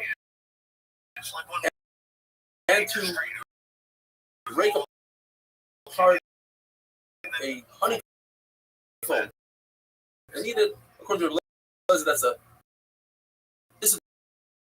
the rice in chatos, as Torah says, yar fires of honey. In other words, it's like taking off a fruit from young. You get malchus because this is rice. According to Rabbanim, it's only Isser de Rabbanim. The Gemara tells this amazing story. The Rabbi by Kuria came to Switch City, and they asked him, "What is the Isser of chayla, of milking a cow? What's the Isser of Megav?" He didn't know. He said, "What's going on here? Was your Rebbe a Katakanya? Was he a wheat chopper? He didn't teach you." So he went around and he asked, and he found out. Milking a cow is mafarik. The malacha of Dutch of extracting one thing from the other. The malacha of mechabed is byron. You're taking the milk, and pouring it, and out comes the whey, but cheese remains on top. And the gavin is taking the big pieces, the curled pieces. That is baina to the bill. I mean, this sort of sprinkling water floor is only dirt floor because that's mashing. That is baina according to Rashi. Sprinkling water on a tiled floor, 100%. Rabbi Sva told Ravina, "I see you're suffering from the dust. You have an allergic reaction or something. Why don't you do it? Pretend that your hands in this corner, the water will fall on the ground. Pretend you're washing dishes. The wife will come home, the daughter will come home. They know you wash dishes in this corner, and at the end of the day, your floor is watered and the dust comes." The Gemara tells us, "La halacha, like Shimon the Davish Einim is motor. You don't intend to do that halacha. So over here, you intended to get rid of the dust. It happens to be that the water ground and clean out your floor, but it's not necessarily it's going to happen. Sometimes it happens, and it doesn't. It's motor." Says the Mishnah, there are two types of flour. One has a hole in it, one does not have it. The one with this preparation could have that hole on the side, on the bottom. Sometimes it's considered as if it's part of the ground, it's from the ground. You remove a fruit from that on Shabbos. It's like removing fruit from the regular tree. However, it doesn't have a hole about it, and it's separated from the ground. There's no issue on Shabbos. They're alone only. Shimon says there's no difference. All pots are not considered attached to the ground, and if you remove a fruit from a pot, even if it has a hole, you are part of it. The only time when Shimon makes a distinction is when it be mature fruit. That is, in order for fruit to be mekabel, you have to introduce them to one of the 7 liquids. If they are attached to the ground, it doesn't matter how much liquid you pour in it, it's not mekabel. However, if it's in a pot that doesn't have a hole in it, then it's not attached to the ground. It's not attached to the ground, you could introduce water to it. It says with Shimon. In this case, I agree that if it has a hole in it, it nourishes someone from the ground, it won't be mekabel tuma even if you pour water on it. This brings a story from Abu Sab, or sometimes it means Eliyahu Hanavi, has a root coming out of it. It's poking it. It's directly by the hole. Is that nourishing the ground? And therefore, Reb Shimon would agree that's considered attached to the ground. Zeri didn't have an answer. Later on, Abu Saba heard Reb Zeri saying that if this pot has a hole of an olive's worth, then it's considered completely not a pot, and it's nourishing from the ground. I said, I don't understand. Halachically, you said it's not a pot, it nourishes the ground. And when it literally nourishes from the ground because the root's poking out, that you don't know? And Rabbi explains, well, the case was where was all in about him, and it wasn't even able to hold a revius of liquid. Says well, there are 5 levels of holes in the klicheres, in the earthenware, that have different halachas. First of all, before we even get to the level, we have to talk about something called a broken piece of air. The only thing you can do is put it under another that has a tiny hole in it, and it will catch the liquid. If that gistra has it, then it's a garner. Put one gistra to catch the liquids that are the both broken pieces of shards of earthenware, you toss them out, they're not mekabel. Now let's talk about the kli itself. If the kli has a small hole, the water leaves it, then it's mekabel tuma like every other kli, and it can even receive the mechatos from the paradim. However, if the hole is large enough, and this is level 2, that water could go in, which is a much larger hole than water coming out, then it can no longer receive mechatos. However, it's considered that the kli is not attached to the ground, and as I said before, you cannot be mature fruit. If you pour water on them, then they are mekabel tuma because they are not attached to the ground. The third shear is if a root pokes out, small root, Now, it is attached to the ground. It can no longer be machshir with kabel tumah. Attached to the ground. It's still considered a kli as a kabel tumah because it can hold olives. Fourth shear is that if it has a hole the size that it come out, then it's no longer for anything, unless you specifically designate that to hold pomegranates. Fifth shear is if it has a hole that large that even pomegranates fall out of it, there's no way out of it, it's completely not mechanical. And finally, the halacha is that if the earthenware kli has something in it, and it's in a room with a dead body, typically the oil hametz will go into the kli and be mechanical with it. But if it's sealed, it can protect that tumah. What if it has a hole on the side? The hole doesn't make a difference. It has to have on top and edge. What if the hole is so large, and it's as large as 51% of the whole kli? Then tumah will come in. If it's a small kli, the hole is as large as a pomegranate. Then the tumah will come in from the side. A wonderful day. Good idea, but shut up. I've been looking for the best mosquito, like something like that. That would actually do very well right now. Oh my God, yeah, those say works yourself. Let's get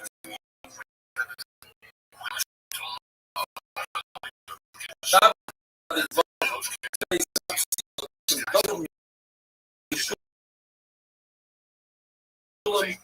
Weiss, my highest compliment to you on this wonderful shir that you share with me and thousands of others daily. It really enhances my learning. It's an excellent review of the daf. Thank you, Brother Mishur. Also, our great friend from Crown Heights.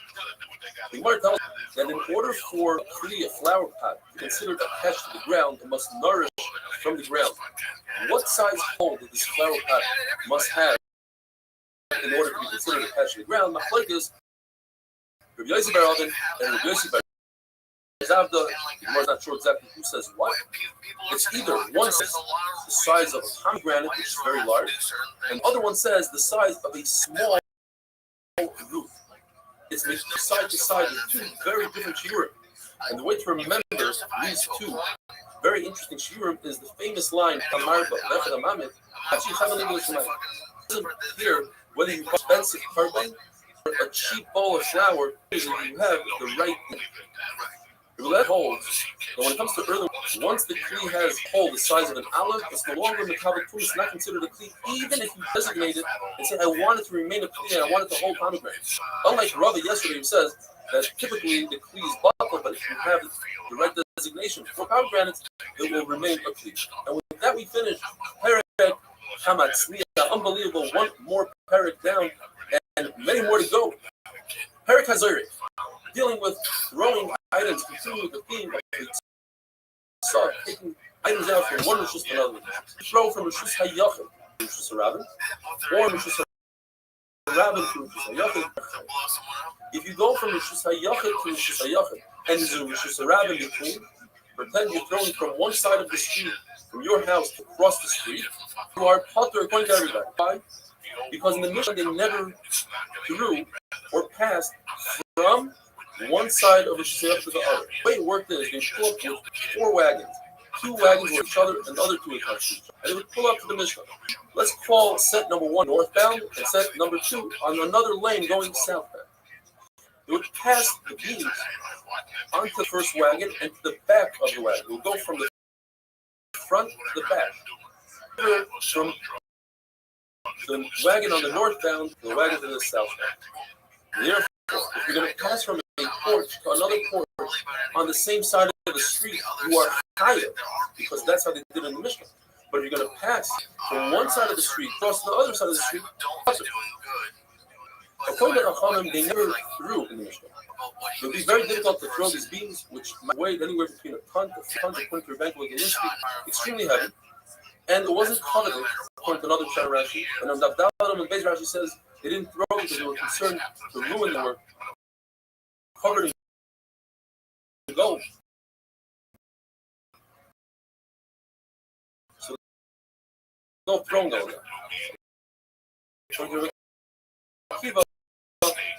It's also to throw on Moshe Rabbeinu commanded Israel to stop bringing items from their Rosh Hashanah, from their where they lived with Rosh Hashanah, to his camp, which was considered Rosh Hashanah. And his Xerit Shavim, when Moshe Rabbeinu said, just like the actual day is also to do malacha, so too that day Shabbos was also to bring items, not because he had too much, also to bring. And logically, we say, since it's also to go this direction, from Rosh Hashanah to Rosh Hashanah, it's also to go Rabbi back to Rosh Hashanah. However, that's called a tol. The main issue is going from Rosh Hashanah through Rosh Hashanah. So, if a person committed these acts in one awareness, he did. He went from Rosh Hashanah to Rosh Hashanah and did Achnasa from Rosh Hashanah to Rosh Hashanah. Only chayav one carbon because they're both in the same category. One is the Av category and one is the Tol category. You do an Av and a Tol in one carbon. If you were to do two separate malachas, like Eitzah, bringing wood in to Rosh Hashanah, you would be chayav two karbanos, even if it was in one word. However, according to Rabbi who says, if you do an Av and a Tol, you chayav two karbanos. So you do Eitzah and Achnasa, you chayav two karbanos. The difference between an Av and a Tol is that the Av was what they did in the Mishkan, and it was an important malacha, versus the Tol, which wasn't done in the Mishkan. That's why it's called a Tol. If somebody throws an item in Rosh Hashanah and it's wet toilet paper or a juicy fig, if the wall where it's stuck to is above 10 tefachim in Rosh Hashanah, and Rosh Hashanah, because Rosh Hashanah has to have square tefachim, and this is if it landed on top of them, that would be a different story. So this was as if it landed in mid-ear. However, if he threw it in a land below 10 tefachim, below the part of Rosh Hashanah, he is chayav. Where do we see the concept of throwing in the middle? There wasn't any throwing in the middle. Therefore, we think from Rosh Hashanah to Rosh Hashanah, you might say, well, they did throw in the Mishnah. They threw the book. That's the device, the barber's, the weaver's bob, or the shuttle that goes. It has the Arab thread, and it goes through the chassis back and forth, and they would throw it. But you would hold on to the thread. But perhaps it was the end of the thread. So you threw it 4 hours. Well, the actual loom is considered mucking food, not Rosh Hashanah. Therefore, there's no right from it. Perhaps you say that as they were using the loom, one would borrow from the other and say, hey, pass me the bukhya, or pass me a needle. And they would toss each other. And so you see, there was tossing. That can't be either because everyone in the Mishkan had their own bukhya or needle. Everybody had their own kalim, as the pasuk says. There's machlokes. This week's parsha we're going to be learning about the Mepashas Eitzah. What exactly do the Mepashas do? 3-way machlokes. One man says, Shmuel says, he was over on Eitzah. He walked to Rosh Hashanah 4 hours with the wood. The Rabbi says he cut the wood. And Rabbi says he piled up the wood. He's ma'amah. What is the difference? What he did? The difference is, if we know what he did, then we know. In the class starting, it says there's 1 out of 39 months. Now we know. According to whatever the Ma'amah, whatever you hold, let's say you hold the Mepashas did Ma'amah, you know for sure it's not Ma'amah. Ma'amah, there is a Kailash is for sure an item. Who was the Mepashas? The Mepashas says the Mepashas was Slafka. If you live in Syria, you're not like that. Remember, if the Baruch didn't put it in the Torah, he wanted it hidden. Why are you telling people that? And if you are wrong, then you're going to get Eilish to be way too last on Slafka. Similarly, you see by Aaron and Miriam. It says in the pasuk, Bob. It says that the people they both got tzaras. It says in Sarah, you have no right telling Yisrael that Aaron and Miriam got tzaras. Because both wanted it hidden. And if you were wrong, you might see last. So what does he do with the word Bob? Bob gave him a zifa, gave Aaron Musa. He never got tzaras. Wonderful day. They didn't even do black people that bad. Like the slaves, they at least took them one destination to the other. These motherfuckers, again, treated like Chinese people. Oh yeah, this podcast is kind of like anything now.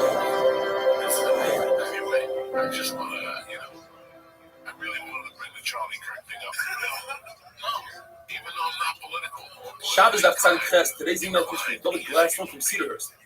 After giving his own Var Torah, he writes, just want to say how much I love the shir and helps me start my day off with Torah. I do sometimes join the regular Zoom share in the middle of my day, but recently everyone has been booking meetings at 2 p.m. They continue with this great shir, David from Cedarhurst.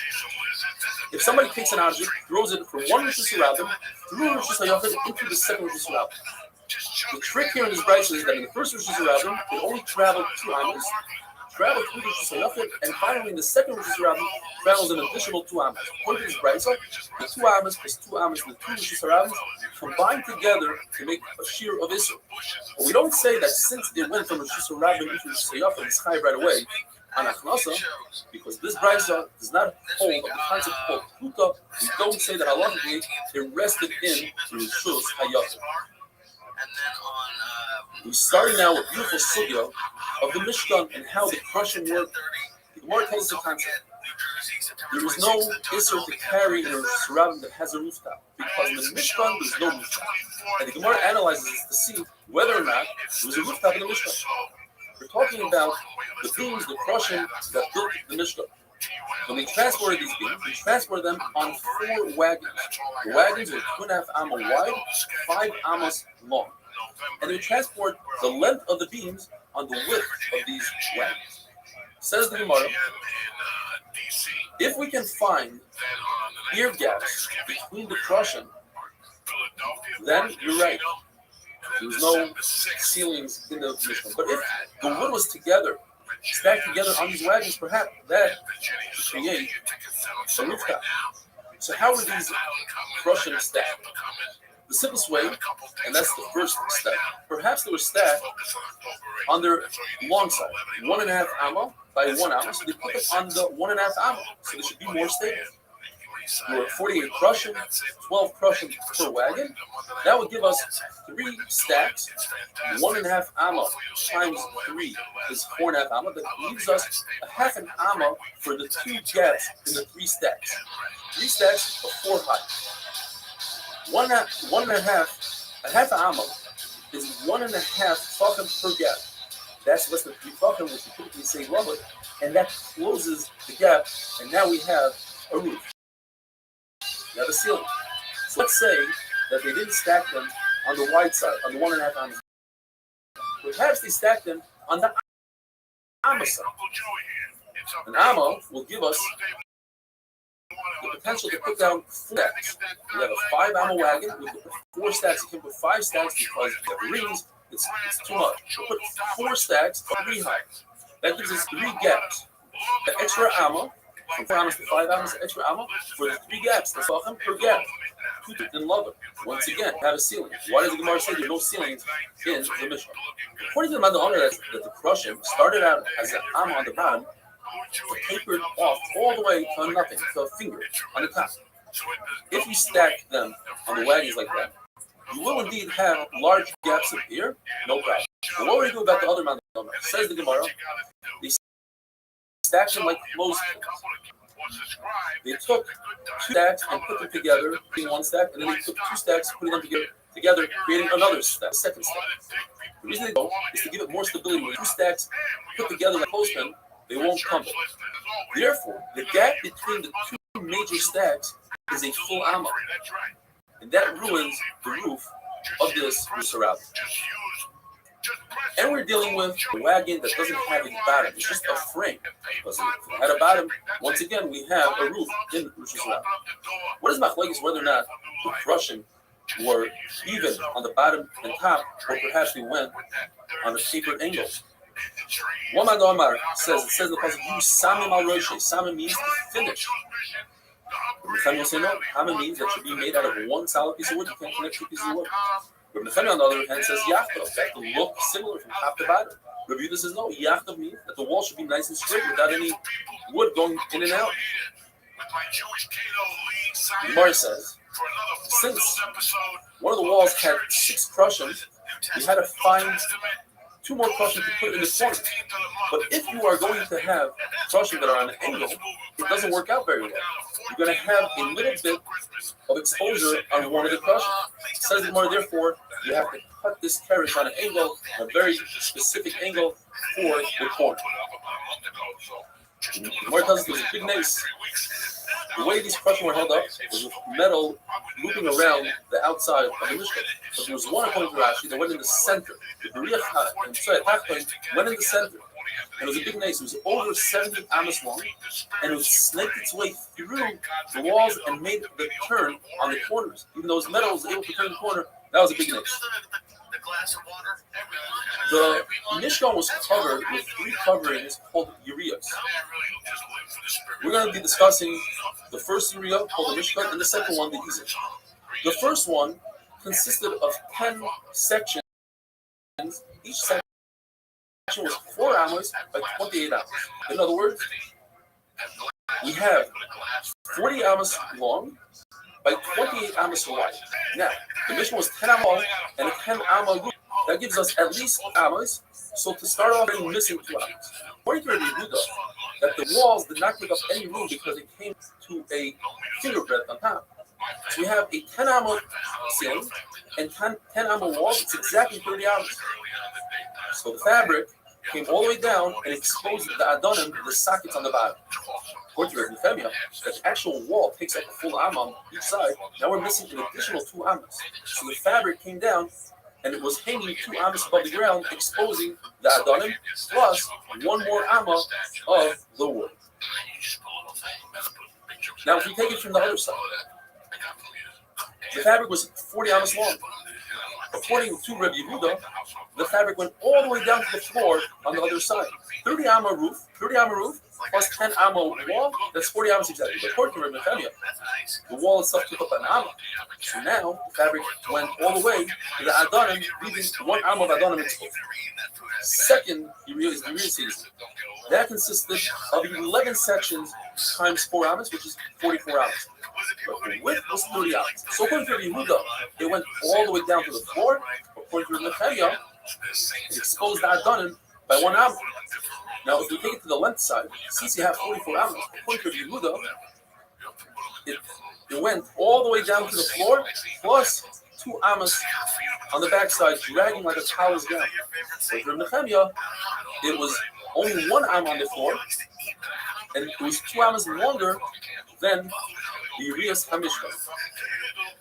The crushing was chiseled on the bottom and fit directly into the sockets. Have a wonderful day. The spirit will punish you. Double cake up with a motherfucker. I can't eat it because you're on a diet. I'm on a diet, whatever. It's just, so that's what you're really supposed to do. When you really Shabbos Daf Tzadik Test. Today's email comes from Manchester. Ben Gittleson from Manchester. He says he works in a bakery. He's 19 years old. He hasn't been in the yeshiva for 3 years because he doesn't think learning all day is for him. He went to the Seder Shas, got inspiration. His boss Velver introduced him to our daf, and he tells him it's geschmack and it's fun. So he gave it a try, and he's never missed a day since. My days feel different when learning the daf with you. I really enjoy it. He said, it made me learn every day. Sometimes he watches in the bakery with his boss, and then he goes home and watches it again with the Gemara. I can't believe I still do the daf every day, he says. I can't wait to finish Shas, coming from a boy who says learning for him all day is not for him. All the way from Manchester, Ben Gittleson, Chazak Yamak. We learned the other day that the Mishnah was covered with 3 garments.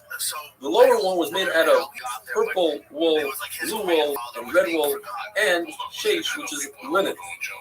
The second layer was made out of goat's hair. The Gemara tells us it's a lot more difficult to make the goat's hair. You have to have a lot more chachma. Like the Torah says, Libam the chachma. It's not just chachma, but their heart and chachma. What is the difference? For the goat's hair, they would wash the goat's hair while it was still on the goat and weave it while it was still on the goat, and that took a lot of chachma. Rabbi says that the wagons that carry the crushing between the wagons, under the wagon, and between the wheels is all considered Yeshus HaRabbi. The reason why the wagon was 2.5 amma wide, although a parish is only at most 1.5 amma wide, and it could fit directly on the wagon, the reason is because they put the crushing lengthways on the narrow wood.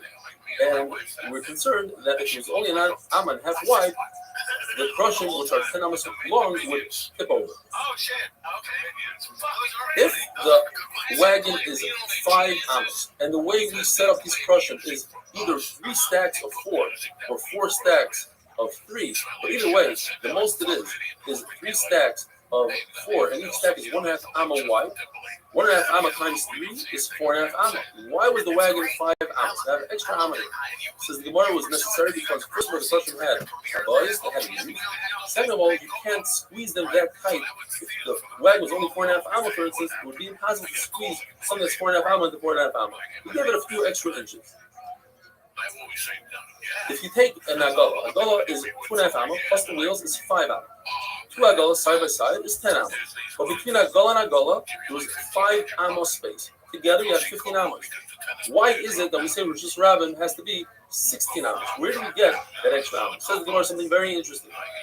When the agolas were moving through the midbar, there was a lady behind the agolas keeping eye on the crushing. If you noticed that a carriage was about to topple over, he bent over in a half an amma area on the side of the agola, and then he would rearrange the crushing. That half an amma on each side is another amma, and that's why we have 16 ammas for Rishus HaRabbi. The Mishnah tells us that if you have a pit and the bank of a pit, in other words, somebody dug out a pit and he has a bank, together it's 10 tefachim by 4 tefachim by 4 tefachim, 10 tefachim deep, that creates Rishus HaRabbi. If you have the reverse, you have a stone on Rishus HaRabbi that's 10 tefachim high, 4 by 4 wide, that's a Rishus HaRabbi. So you take something, you put on top of the stone, take something, you put it into the pit, you're over and it's the Gemara says, why does it tell us a piece of a pit with a bank? Just say a 10 tefachim pit. The answer is to tell us the Chiddush that 5 tefachim, let's say, of a pit and 5 tefachim of a bank combine together to make one rishus. If a pit does not have walls surrounding it, it's a little rishus around it, it's also to drink from it. Even if your head is over the pit, perhaps you'll take water out of the pit, and rishus around it, will be open on a chassid. If there are walls, it's smoother. And if there are no walls, and you put your entire body, or most of your body and your head into the pit, then it's also mutter. But Mordechai asked Rabbi, what happens if you take the najik and you throw it on top of this stone that's in the middle of Rishus Rabbi? Do we say, since you picked it up from Rishus HaYachid, you did an akira, and it landed, or from the Rishus Rabbi, you did an akira, and it landed on the Rishus HaYachid, you did an akira and anacha? Or perhaps, since it had to travel through a Makkah Tur, we know that above 10 tefachim was no longer Rishus Rabbi, since this object traveled through a Makkah Tur, the person should be perfect. He asked Rabbi, he asked Rabbi, he asked Rabbi Yosef, all three of them holding the same exact word. It's our Mishnah. In our Mishnah it says that if you take an object and you put it on top of a stone, you're over. So you see, even though he went through the Makkah Tur, through the Makkah, you are still chayav. And he told them, you spit the same spit. Why are you telling me the same exact word? And what about you? What do you think of Mordechai? He said, I think that you can explain our Mishnah. We're talking about a needle that is that landed, or you put it a protrusion to that rock. It's not on top of the 10 tefachim, it's below the 10 tefachim. Nevertheless, that protrusion is considered part of the Rishus HaYachid because it's part of the rock. Or you put it into a groove in the rock. That's how you can be done with our Mishnah. If you have a very narrow fence that you built in order to surround the Carmelites, which is only Rishus HaYachid, and you've just created Rishus HaYachid. One has a question: what happens if you throw something and it lands on top of that fence? Now the fence is not 4 tefachim, so it's not Rishus HaYachid. On the other hand, since it created Rishus HaYachid, the inside of Rishus HaYachid is as if it's filled up, and now the fence, rather than looking at it as a very narrow fence, it's a very wide fence. It's the entire size of Rishus HaYachid. It comes along and says a third shot, and he says, if this fence has the power to make a Carmelis into Rishus HaYachid, then the fence should have a power to make itself a Rishus HaYachid, and therefore you are chayav. We often had a beautiful question, 2 questions actually. What happens when you have a pit that's only 9 tefachim deep, and you go and you dig out the final tefach? Is that considered an akira that you lift up something from within a pit? Or perhaps it wasn't a pit when you lifted it up, but it happened together simultaneously? Do we say that simultaneously you're able to be chayav on it? Because even if you're going to say, when you lifted it up, it didn't have a proper 10 tefachim. So what happens if you do something in reverse? You take a pit that's 10 tefachim, and you throw dirt to the bottom of the pit, and now it's 10 tefachim. Are you over? At the end of the day, you threw dirt into those 10 tefachim. But by the time it landed, it just became, let's say, 9 tefachim. It's less than 10 tefachim, but it happened simultaneously. Are you chayav or not? The Gemara says you cannot prove from Rabbi himself, who says that if you throw a very juicy, sticky fig onto the wall, 4 hours in Rishus HaRabbi, you're chayav. Why should you be chayav? Let's say that the fig just refused, even in a case where it was exactly 4 hours, you threw it on the wall, you're chayiv. You just reduce a little less than 4 amos because now you have the fig penalty. You can't answer that because the fig is something you're going to eat later on. So you don't want to be mevak with that fig in the wall. But dirt, you want the dirt to stay on the bottom of the pit. So perhaps you reduce the size of the pit. If you threw a plank of wood, let's say, onto very narrow beams of Rosh Hashanah, and you just created a Rosh Hashanah with the plank. And on top of the plank, let's say you had another item. And as it landed, they both landed together. Do we say that that other item landed on the Rosh Hashanah, but it happened together with the plank? And that's the same thing as Rabbi Yochanan says. It happened together, and perhaps it shouldn't be. But maybe as it landed, the item was jumped up a little from the hard landing, and it's down. That second landing should make it another hanafa. And should be fine. The Gemara remains with the Heku. Have a wonderful day. I think your uncle even had it with me at that point. It's like a 3-month stretch. I'm going crazy. I can't.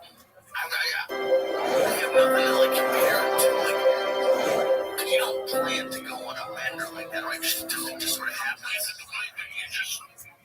It's a holiday. Shabbos Daf Kuf.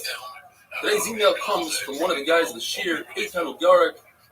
He traveled from Ramat B'Shemesh to New York for his mother's levaya on Friday. And he writes, he'll be missing some of the days, which will be very hard. And once he landed here, my mind right away was looking at the clock and saying, when is the daf? He's completely involved in the daf.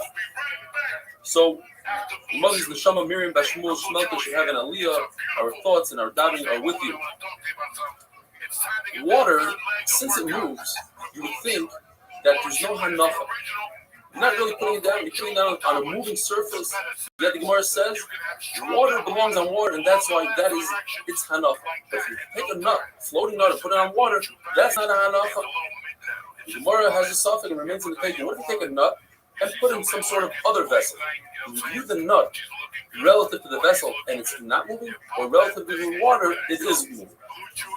Oil that floats on top of wine, machlokes, whether or not, if it's truma and a tul yom, somebody who went to the mikvah for truma was waiting for a pair of shemesh for the sun to go down to become completely hard. If one touches the top oil, what becomes tummy? According to Rabbi Yochanan ben Nuri, both are tummy, and on Shabbos it would be similar to the halacha of water on top of water. According to Rabbanan, just the oil is possible, and on Shabbos it's like the nut floating on top of water. Rabbi says an interesting halacha: if you have a bar, a pit that's 8 tefachim wide and 10 tefachim deep, wide enough to make 2 bayros, and you put a reed mat right down the middle, and the reed mat picks up a little bit from each bar, so now you don't have even a single bar that's 4 tefachim. Each one is 3.999. Therefore, you put something into one of those bayros, you are potter. Rabbi Yochanan, who had a suffix regarding if you take dirt and you put it on the bottom of a 10 tefachim pit, and you mevakil that dirt to the bottom, certainly when it comes to a machzeles, to a reed, it won't become butter because a reed has value. But a baya who says it's halacha by a machzeles, by a reed mat, certainly by dirt is mevakil. It says a baya, if the pit is full of water, and you throw something heavy that sinks to the bottom, or you throw water on it, the water is not mevakil the pit. If you put in fruit into this pit, fruit is no different than filling up a pit with dirt. And the fruit, explains taisvis, it's like wheat, and it's needed to be stored for a long time. It's mevakil the whole pit, and if you throw something on top of the wheat, it's not as if you threw it into a pit and you are puffed. The more brings a right from Shimon, who says a very interesting halacha. If you're in the ocean, and on the bottom of the ocean bed, there's a carve out of 10 tefachim deep and 4 tefachim wide, that consists of Rishus HaYachid in the middle of the ocean. So if you throw something into that pit, you're chayiv. Although ocean is harmless, that pit is Rishus HaYachid, even though it's full of ocean water. So you see that water is not mevakil the pit. The famous mission that we had a number of times, if you take something and you throw it like a juicy fig and you throw it on a wall that's above and tefachim, you are potter because it's not Rishus HaRabim, it's above and tefachim, and it's not Rishus HaYachid because it doesn't stick out or dot out. However, if you throw below 10 tefachim, it's as if you threw it on the ground, and you are high. Rabbi says if you throw something above 10 tefachim and it lands in a small hole in the wall, according to Rabbi, we say a concept called chaytik. We carve out the wall halachically. We see the same halacha in machlokes. The doorway has to have 10 tefachim height by 4 tefachim width. What if you have on the bottom 4 tefachim, and as it goes up, it gradually arches? Halachically, we pretend that there's no arch, that it's squared out, it's carved out. So too over here, Rabbi says you carve it out. According to the Chachamim, you don't carve it out. There's a concept in English, the rise over the run. The Gemara tells us that if after 4 amas of an incline, you reach a height of 10 tefachim, that's as if you have a vertical wall, and that creates a mechitza. And the same thing we say by a mavoi. If going into the mavoi downwards, there's a incline 4 amas that reaches a 10 tefachim height, or going into Yerushalayim, they are both considered walls, and therefore in that mavoi, it's not necessary to put a lefty or a pyra for a head. Very interesting halacha. Let's say throw a frisbee 2 amas, and the wind takes it another 2 amas for a total of 4 amas. You are potter. What if you threw it? You threw this frisbee 5 amas, and the wind stops it in mid-air and holds it there momentarily, and then 180s it right back to you.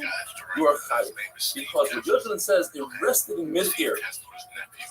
Rabbi says that although an object came within 3 tefachim to the ground, we don't invoke the concept of chuta. Even though we know the trajectory of this item and it's going to land very soon, there's no wind. It's not similar, says the Gemara, to what Rabbi Yochanan said a minute ago about this frisbee, and he had to come on to a shot that it rested in midair. Why did they just say that it's within 3 tefachim? And the answer is because we're talking about a wild wind.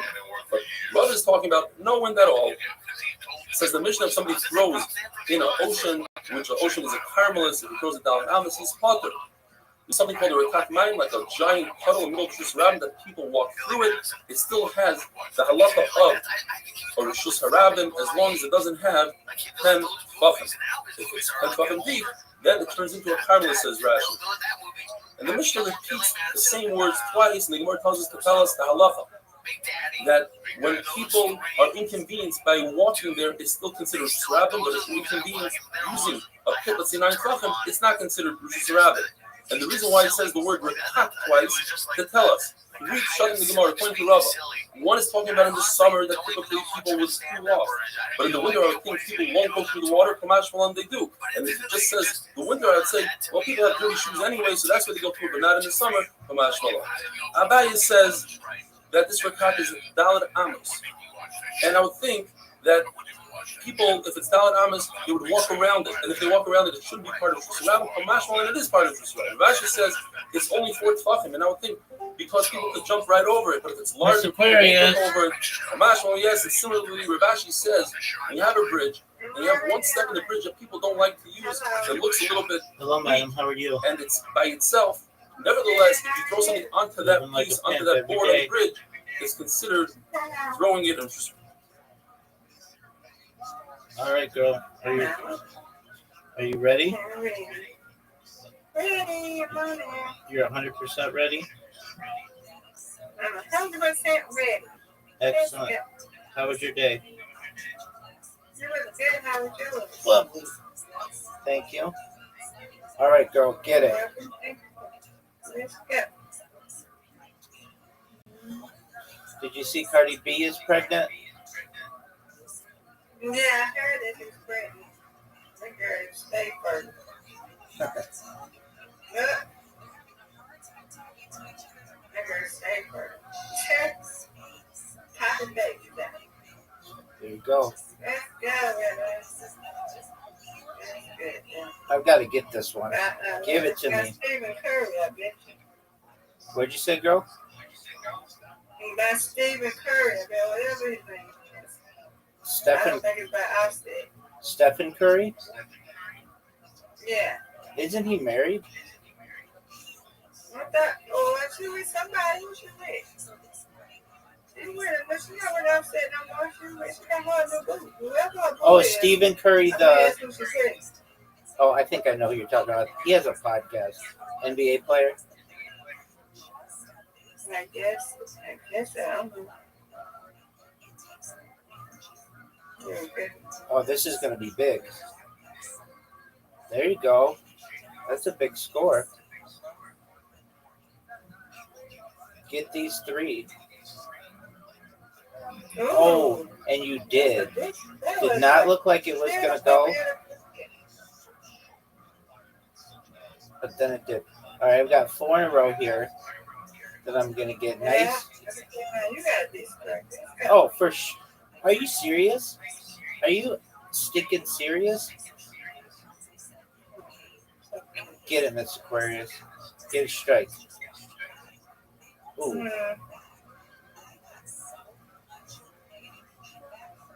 All right, you got a split.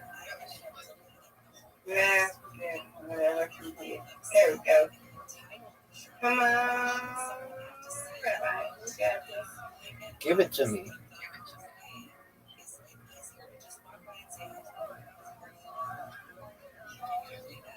Give it to me. All right. It all comes down to this. Strike, girl.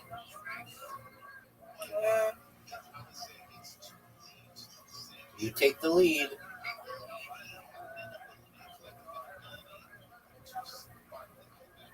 You got it, Rabbi. Oh, for sure.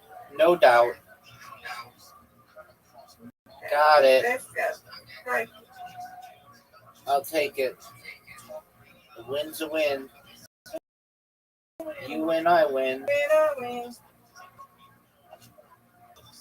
All right. I'll take it. Your turn, ma'am. You did it. Yes, ma'am. Let's go.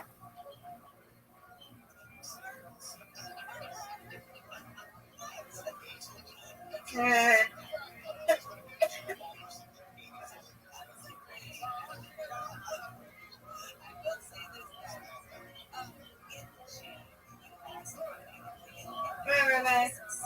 Right.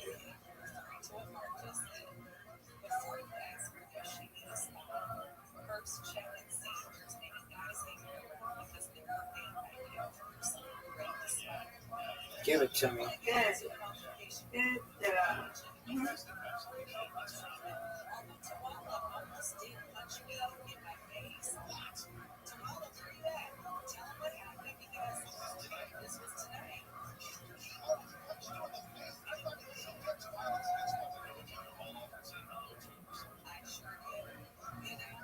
You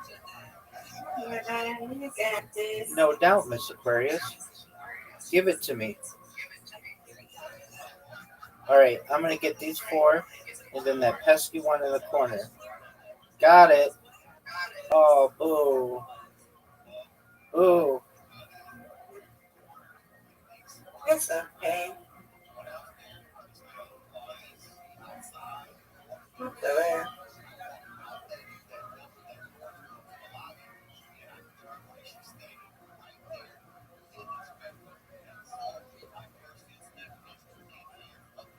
Come on, Rabbi. Right.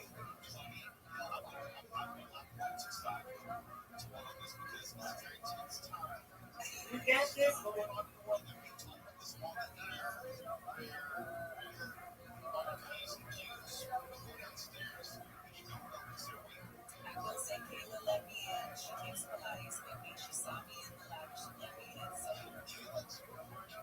Ooh. Oh, what a strike. Miss Aquarius. Give it to me. This is one of the most difficult spares of all time.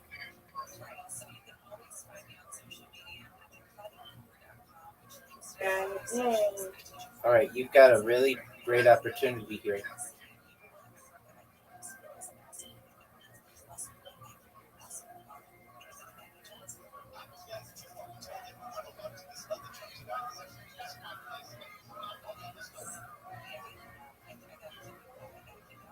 All right. Miss Aquarius takes the lead.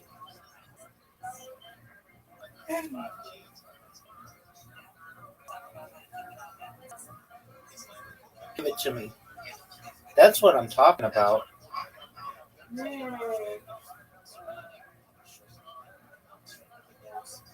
I'll take it. You win, I win, Mr. Aquarius. You win out. Undefeated in bowling, undefeated in friendship. Yeah. Yay. Good job. Good job. Thank you, ma'am. I'm going to bed now. Sweet dreams. God willing, we'll see you in the morning.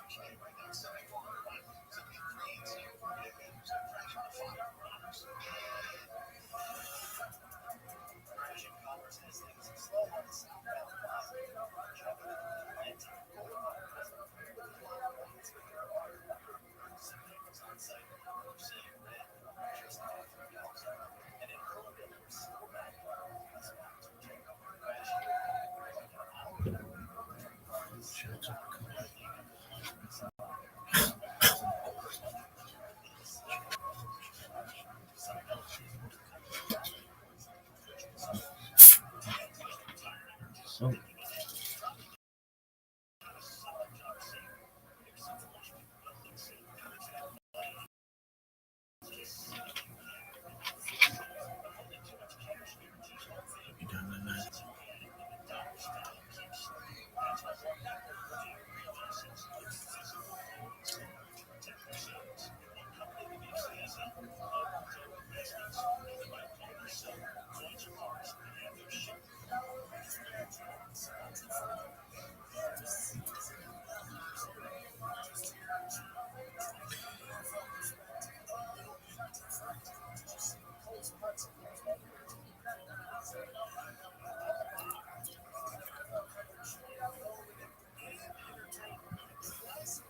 Just Rabbi in your chayiv.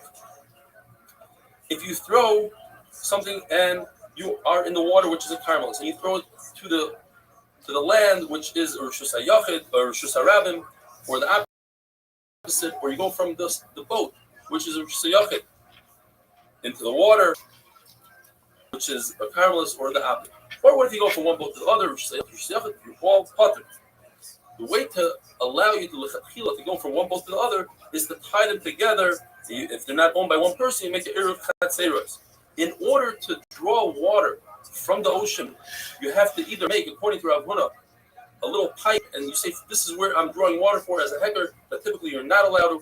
Or, according to Rav Chizda and Rav Huna, you make a frame 4x4, and then you invoke the concept called Achis Mechitza, that frame goes all the way down to the water. The difference is Rav Huna says that the caramelist starts in the bottom of the ocean bed. By the time you get to the top of the water, it's already a makom tur, therefore it's completely mutter. Rabbi and Rav Chizda hold that the caramelist begins on the top of the water, therefore we have to make a much larger heker or a good achis v'chitzta. Have a wonderful day.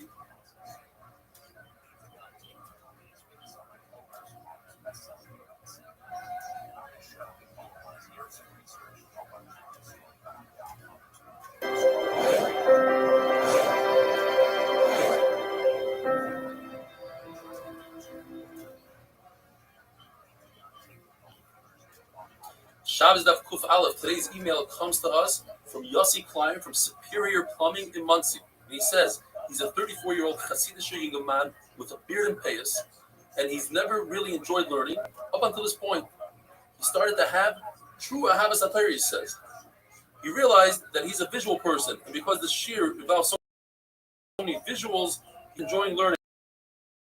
And finally, after a whole long email here, believe it or not, Shabbos afternoon, instead of taking books out to read, he takes out a Gemara to Chazer old daf. It's crazy. I never knew I'll be on that kind of level to enjoy learning and to do Chazara on old daf. Keep up the good work. You have a big schus in Shemayim. Yossi Klein from Superior Plumbing, Alei V'Hatzlach. We were discussing if a person is on a ship on Shabbos, he could draw water either by making a hecker with some sort of rod or making a frame 4x4 tvachim, and he goes through the frame. The frame has a good achis and chitz all the way to the water. What about wastewater? Gemara says you don't want to spill the wastewater in that frame because you'll be disgusted to draw fresh water from the same place. Rather, what you can do is spill it on the boat's wall, and then it goes down. That's called koicha. It's an indirect force going down into the water. And when it comes to a carmelis, you are not geyser on koicha, is indirect, carrying on Shabbos. The Gemara brings a raya that says that Tanakama says you do not carry from a ship to the ocean, which is a carmelis, and the ship is a Rosh Yachid. You don't go from the carmelis to Rosh Yachid. Rabbi Yehuda says if the inside of the ship has 10 tefachim, but the outside wall of the ship is less than 10 tefachim, therefore you're not allowed to carry from the water into the ship. But you could carry from the ship into the water. And we have to explain, like we just said, you spill the water onto the ship's wall and it goes down, and that's koicha. Rashi points out that if the ship was 10 tefachim above the water from the outside, then it would be mutter to carry from the water into the ship because you're going through a makom tur, over 10 tefachim makom tur, and you let it go from a carmelis to Rosh Yachid through a makom tur. If you have a very, very small boat, like a canoe, a kayak, that starts out on the top, it has 4 tefachim. And Rosh Yachid needs 4 tefachim by 10 tefachim tall. The problem is that it comes to a point. And by the time you get to the point, you don't have 4 tefachim. So it's as if the walls are hanging in midair. So that's not a good Rosh Yachid. It continues to be a carmelis. However, if it comes, the walls come all the way down to within 3 tefachim of where it becomes narrow, then we say love it and it's okay. Or if you fill the bottom of the boat with some sort of reed or whatever, you fill up the bottom, again, once again, you have walls that come all the way down, and you don't have a point anymore, then it's okay. If Nachman asked, why don't we invoke the concept of good achis mechista? Let's pretend that the walls on the side go all the way down. Why do we care about the edge, the sharp point that the boat comes to? And Abaye explains that even though Chachams don't say good achitz when it comes to basket on top of a pole, which is a machlokes, but they do agree that if you have a pole that's 4 tefachim wide and above 3 tefachim from the ground, it narrows down. Over there, since it doesn't come down to a very narrow pole, it's still wide. We do say good achitz. What's the difference? Because you don't say typically. If a goat could go through or animals could go through, then you can't draw an imaginary line because at the end of the day, it's not effective as a pizza. But this wide pole, although it's not 4 tefachim at the bottom, but a goat is not going to go through, so it is an effective mechitza. The same thing when it comes to a boat. It's an effective mechitza because goats cannot swim. What about fish? We don't care about fish because fish are not visible, and therefore it's an effective mechitza. Ravin also says the same idea, that if you have a hanging mechitza above, let's say, a pit, it's an effective mechitza. Or, similar to what we said earlier, if you have a 4x4 frame, you say, Gurachis mechitza all the way down to the water. We don't say, oh, but you have fish under there, and they'll ruin the mechitza. Fish do not ruin a mechitza. The Mishnah says, as we learned, that if you have 2 ships that are connected, tied together, you could carry from one to the other, and the question is, what is the fish? So Rabbi explains one way that we're talking about that there's a 3rd ship here, a very small ship, a canoe, between them, and you can carry from the large ship to the canoe, even though the canoe is not tied down, and from the canoe to the 2nd large ship. The Gemara asks, but it doesn't mention anything about a 3rd ship. We're talking about 2 ships. Therefore, And Rav Safra uses a very strong language. He says, Moshe. In other words, Gadol Ador Rabbi, how do you say such a pshat? So he learns, Rav Safra, that we're dealing with two different owners. And the chiddush is that you can make an Eruv Chatzeros on two ships. I don't think Eruv Chatzeros is reserved for houses. Maybe ships. You can't do Eruv Chatzeros. You can do Eruv Chatzeros on two cars. Chiddush is you can do Eruv Chatzeros on two ships. The halacha is you're not allowed to build a mechitz on Shabbos, but if one did it inadvertently, or it was an oinus, he was forced to, or he made a mistake, he was misasik, he thought he was making a mechitz for something else, then it's allowed. The same thing if you tied the ships together, it goes back to the heter. If you had two tied ships and you let it carry from one to the other and it became unattached, you can attach them back together. If you have a mechitz on Shabbos that fell down, you put it back even though you weren't supposed to, it's a good mechitza. But if you do it amazing, when it comes to mechitzas on Shabbos, Rav Nachman holds you can't use it. It's a knas. You punish you say you can't use it. When it comes to tying ships, explains Taisvis, then you could use it even if you did it b'mezid, because you have the two rishuyos there. All you're doing is you're connecting them. It's this the Rabbi. The halacha is that if you tie a ship with a metal chain to an oil mace, you have a tent, you have a body there, and there's an oil. What happens is metal, since it's about metal has the same amount if it touches a mace, or it's an oil mace, as the mace itself. A mace is a voice atum. That chain touches the boat. It goes down one madrega to avatum. That boat touches the vessels in the boat, and the vessels become rishon. However, if the boat was tied with a regular rope, a non-metallic rope, so the rope becomes, instead of a via voice atum, it becomes avatum. It goes down one step. That return is metame the boat one step lower to a rishon. A rishon cannot be metame the vessels inside the ship as a shame. Yet, Shmuel says that's halacha by tumah. But by us, you could use any rope you want. It doesn't necessarily have to be a metal rope.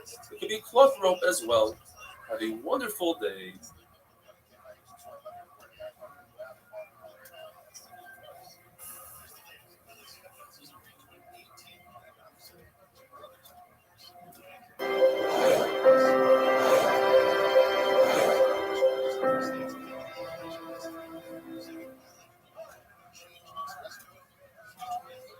Shabbos Daf Kuf Beis. Today's email comes to us from Kalman Milberg of Woodmere.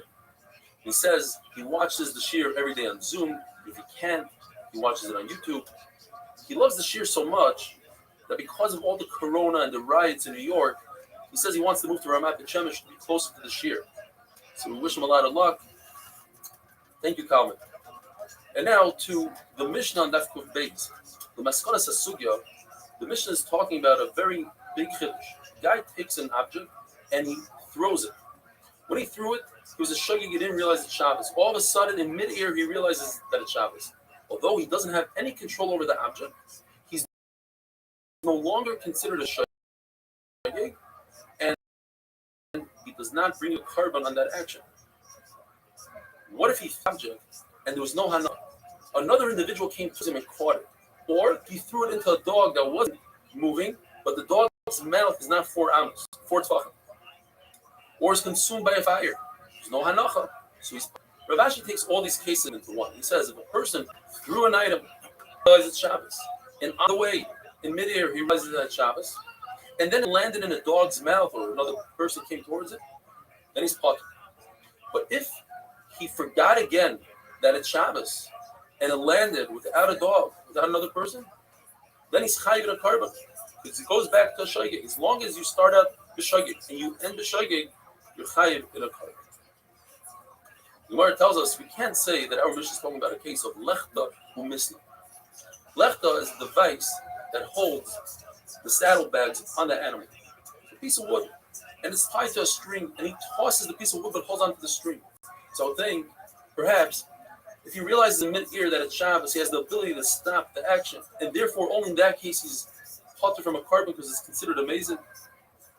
That doesn't make sense because since he's holding onto a string, then the action doesn't even begin. There's no akira. It never left his hand. Mars is a very interesting case. What happens if a person did a hitzah?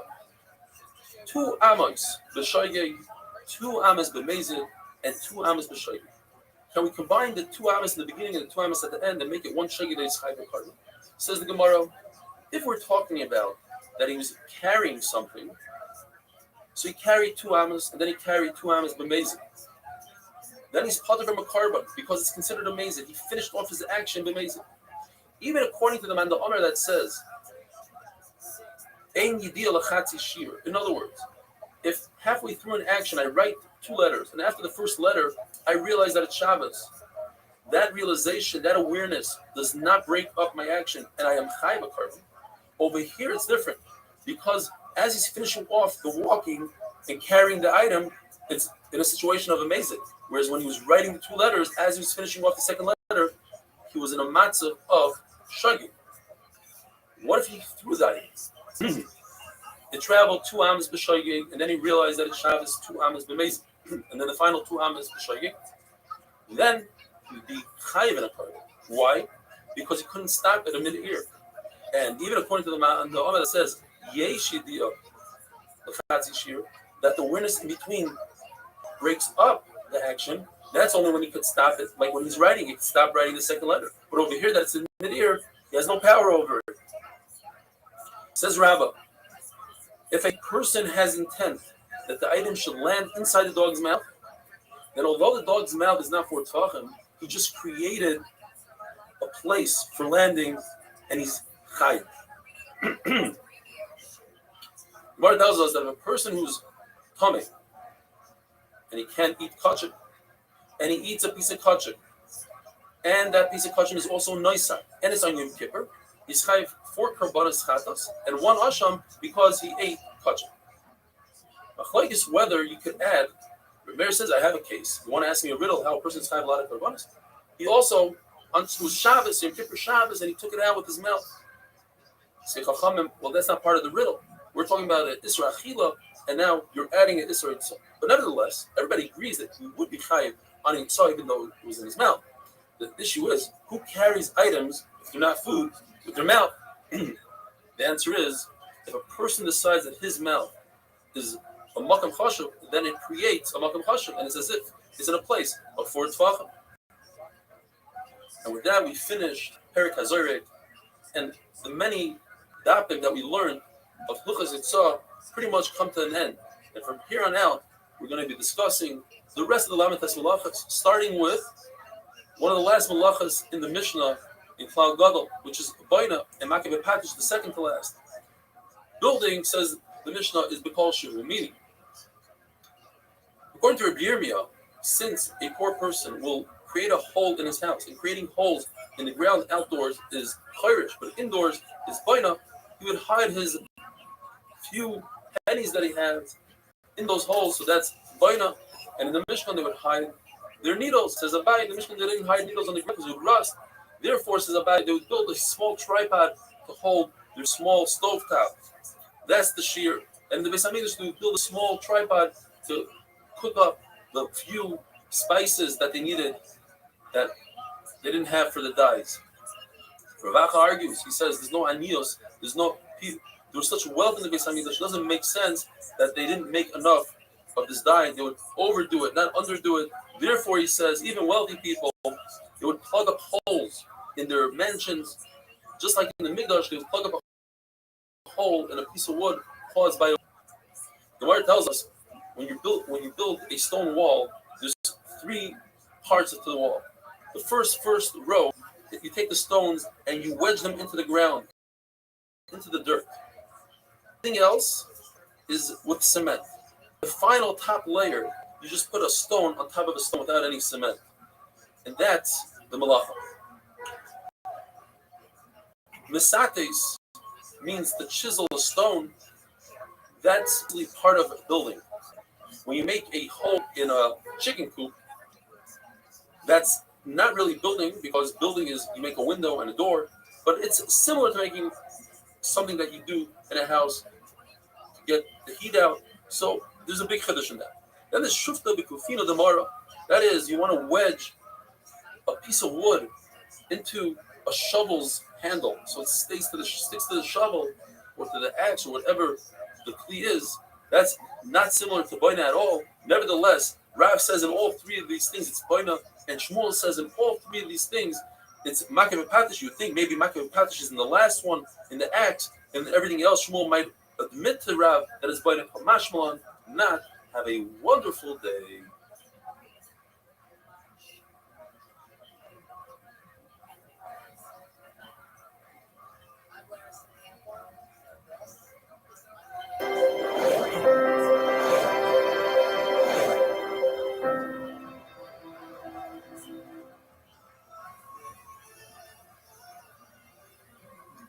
Shabbos Daf Kuf Gimel. Today's email comes from Yisrael Goldstein from Barabar. He writes, L'chvoid, Moy Rabbi, Harav, Reb Eli Shlita. By the way, it's Eli. That's enough. I've been with you live on Zoom since Gimel Odor. These streams are really enjoyable, very exciting. Makes you stay up for me like to watch on Zoom. Now I'm watching during the day. Every day when you read out the emails, it is busy to see that there's so many people that are joining or doing the Pyro. But from time to time, even you mentioned that these emails sometimes get to your head and you say to yourself that it fills up some diaper. Until last night, when you invested more than a minute of America, that Yomi Torah time to praise the greatness of another Magashir from across the pond. This was referring to at a great conversation, 40-minute conversation with School Forest, tremendous amount of talk, unbelievable talent, and tremendous Shem and a role model. He's a Baal boss who spends most of his day learning Torah and Margaret Torah, and he wants to Shemaket stuff on top. He has something called Great Go Check It Out. It shows a tremendous another so-called competitor. Thank you for the confidence. I'm honored to call myself a talent of yours and consider myself lucky to be part of the Mount Shemesh brings up Yomi. Yisrael Goldstein from Bar Park. Here is Yisrael Goldstein. So let's jump into this. Small error we have from the whole that when it comes to chiseling out a stone, that's a makkah package, not butter.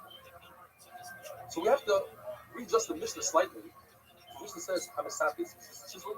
You have to take out the log. Hamasatis, it's not going to be packaged because it's not going to be packaged. What about drilling a hole? Even a match. Now, according to Rabbi, who says it's fine enough, it's understood it's similar to drilling a hole to let out air in the chicken coop. But what about Shmuel? How is that a makkah package? Not because the package is always the final blow, the finishing cut. Over here, you still have to put a screw in. If you put something in, it's right in the Manabi. We're talking about he put in a long nail to hang up something. And the Mishnah says, Zach, cloud. It's coming to include something. And boy, what is it? When a person carves out 3/4 of a cow, he plans on continuing on to do a full cow. But since there are many people that stop right there at 3/4, that is considered button. What's this thing about taking a hammer and banging it on an envelope? Why is that not going to happen? This is more because when you smooth out gold, the way they do it is they bang 3 times in the gold and 1 time on the envelope to smooth out the hammer. That's what they did in English. That's why you are shy. Now we're going on to the malacha of chayriv. How much do you have to put out? A small amount in order to put in 1 seed of a pumpkin.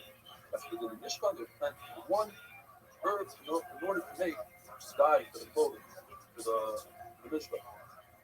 Endives are edible to humans, and then if you take it to that, you would be high bigger again. If you're taking it for your animal, it's the size of a goat's nut. And if you want it for heating up your house with fuel, it's enough to heat up an easy egg chicken. Anytime you want to enhance your land by taking things out of the ground to plant, that is also compulsory. Now, that should be anytime you pull something out of the ground. But that's not so. We said sometimes endives you need to shear over your carrots. The answer is because yes, it's a situation. It's going to happen. You're going to make your land better, but it's a situation of the way you feel it. This is a major sugya. The point is there are Shimon holes that if you don't want it, well, you don't care about it, if you don't want it, then you are plugged from the other field. In fact, what you do is if you gather wood from a tree, it depends on your intent. If you're trying to make it grow, you want to make it stronger, that's Zureya, you are kind of compulsory. If you want it for fuel, firewood, then it's easy egg, a chicken egg. If you are gathering grass, again, your intent. If you want to make the land better, then it's compulsory. If you want it to give you animal, then it's the size of a goat's mouse. Moving on to writing. Writing, you need to write 2 letters. So ambidextrous person will put right with his right hand, maybe his left hand is a little weaker, also high. Jason says, even a righty is high writing with your left hand. If you're not writing, you are marking. That's what you're marking. Anybody can mark off something with a left hand. According to everybody, you're chayiv in any language. Writing 2 letters in English, you are chayiv. two types of ink, one letter with one ink and the other letter with the other type. Now we have a bunch of sheets. The Yudah says in the Mishnah, you are higher when you had intent to write the full name Shimon, and you stopped after Mem. You did Shin Mem. That's also word, also higher. Or you did Daled Nun from Daniel, higher. According to Yehuda, in the name of this Rabbi Gamliel, it's even if it's two identical letters, like Gimel Gimel Shin Shin, which spells Gag, Root, or Sheish, 6, you are higher. Because it says, even if they're two letters that have nothing to do with each other, they don't spell a word, you're still higher because we're not talking about writing, we're talking about mark. And the Shimon says, you need to finish the entire word. You don't need to do the whole puzzle. You need a whole word. The Yosi learned, it says in the puzzle by Shtoygen, it says, for Asa, Me'achas Mehina. Two extra members. And he learns before removing from him. Because he says, Achas Mehina and Mehina Ma'achas. First thing it is, what we just mentioned. The person intends to write a whole word, Shimon. And he wrote son of Me'achas from it. Shimon, Mehina, he learned. Hena refutes all the Chabis Malachas. Mehina means from them the whole place as well, you're chayiv to their eyes. And then he says, sometimes you're chayiv one korban from many malachas, and sometimes you're chayiv many korbanos from many malachas. And that is, if a person doesn't know what Shabbos, and does many malachas, so he only was over on one thing, he only made one mistake. No Shabbos, one time. If a person knew Shabbos, he just didn't know that each malach is also, he's chayiv on each malach. When a person writes Shin Mem, out of Shimon, then it's chayiv one. He wrote Shin and a Mem, but the Mem is a Mem so fit, it's not a closed Mem. The answer is, an open Mem is just as good as a closed Mem when it comes to the Torah. Let's say you write very many mistakes, it's good. In fact, you say, you know the famous Sukkim that you laid on Sukkot. Every day, they're almost the same. There are 3 exceptions. On Monday, on the second day, we say the escape Mem with the extra Mem instead of Lisa Beniska. And on the 6th day, we say Ulusachel with the extra Yud instead of Beniska. So we have an extra Mem and extra. And finally, on the 7th day, we say Kimishpat with the Mem instead of Kimishpat. So you have Mem Yud Mem, which sells Mayim, water, that's a hint, the Nisal Mayim, and a fire. Which is, the first Mem comes from the word, the Skate Hem is the last Mem in the word. It's a closed Mem. How do you spell a word? Mayim with a closed Mem. You see, there's no difference between a closed Mem and an open Mem. Now, it's a very lengthy price, but that has to be marked. It says Ksav Hum. It should be Ksav Hum when it's read full in the mezuzah, so you have to be complete. And cannot confuse a Mem, or open Mem with a closed Mem. So that's before the Mem. The other halachas in the brayso is that you should not mix up the aleph with the ayin, or any letter that looks similar to the other, like a yud with the vav, a vav with the nun, a nun with the zayin, a tes with the hey, or a chaf pei tzadik nun with their sofit letters. You shouldn't confuse a mem sofit with a sama, where one is rounder, one is square. And if the open parsha will close it, close it, open it. If you're doing a song like a Yashir or a Zinus, it looks like bricks, don't do it straight, or vice versa. You cannot write a same without ink. And don't write even Hashem's name with gold, and if you do, you have to bury it all. Have a wonderful day.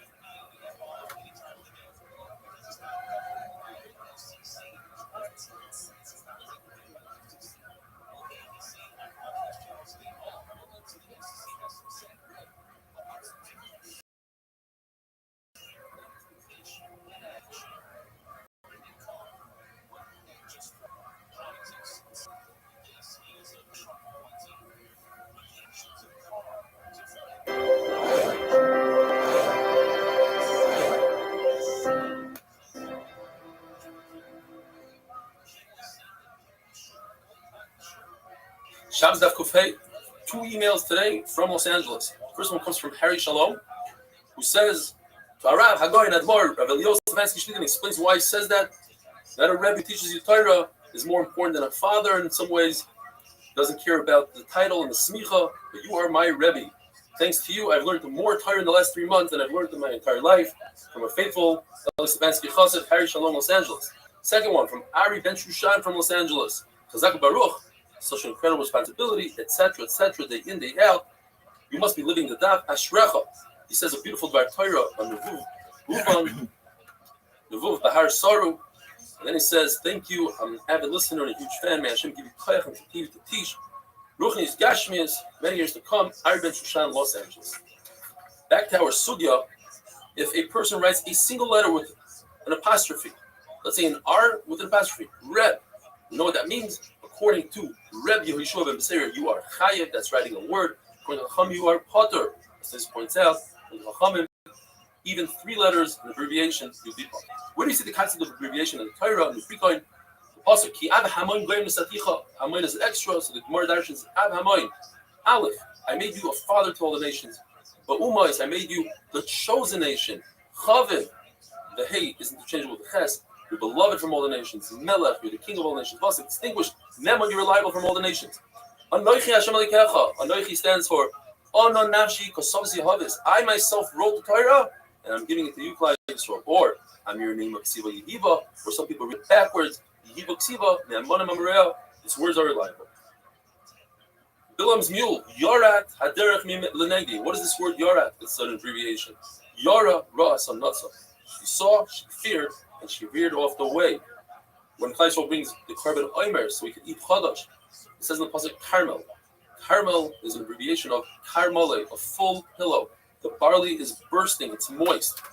Rabbi Melch said about Shimi ben Gera, "Ukilalani klolan imretzes." What does nimretzes stand for? Noyev, referring to the story of Bathsheba. Mem, Moyavi, you come from a Moyavi. Ritzeach, Soirer, you're a murderer, you're hated.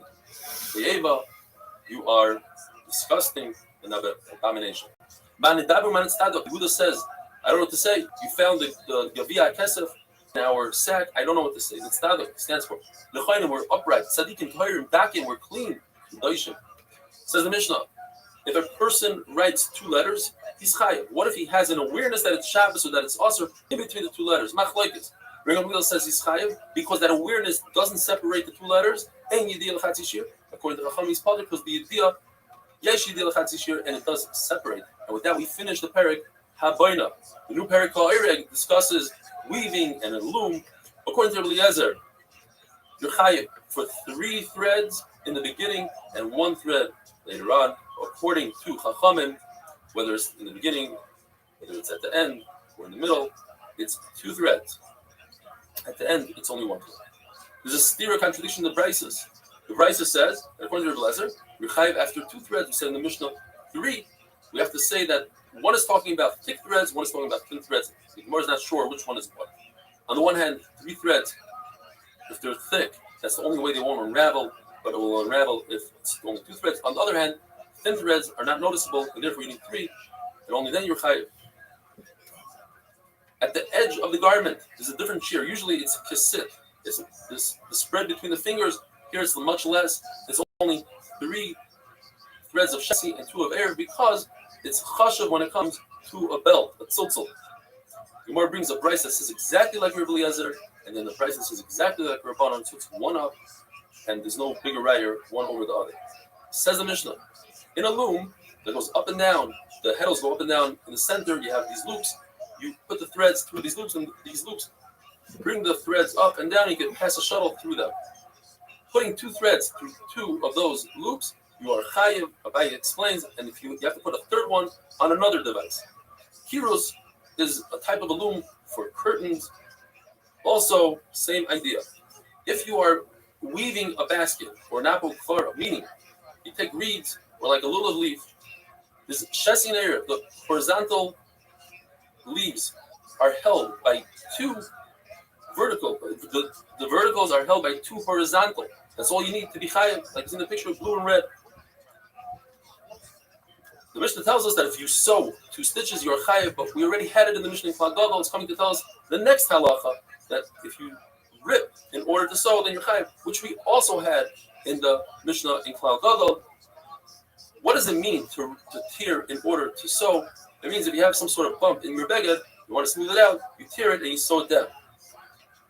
But why do we need this halacha? To tell us the following halacha, that if you tear a beged because a person is sad over the loss of a loved one, or he's angry, he is potter. Unless a person breaks tears mechalkel in order to build.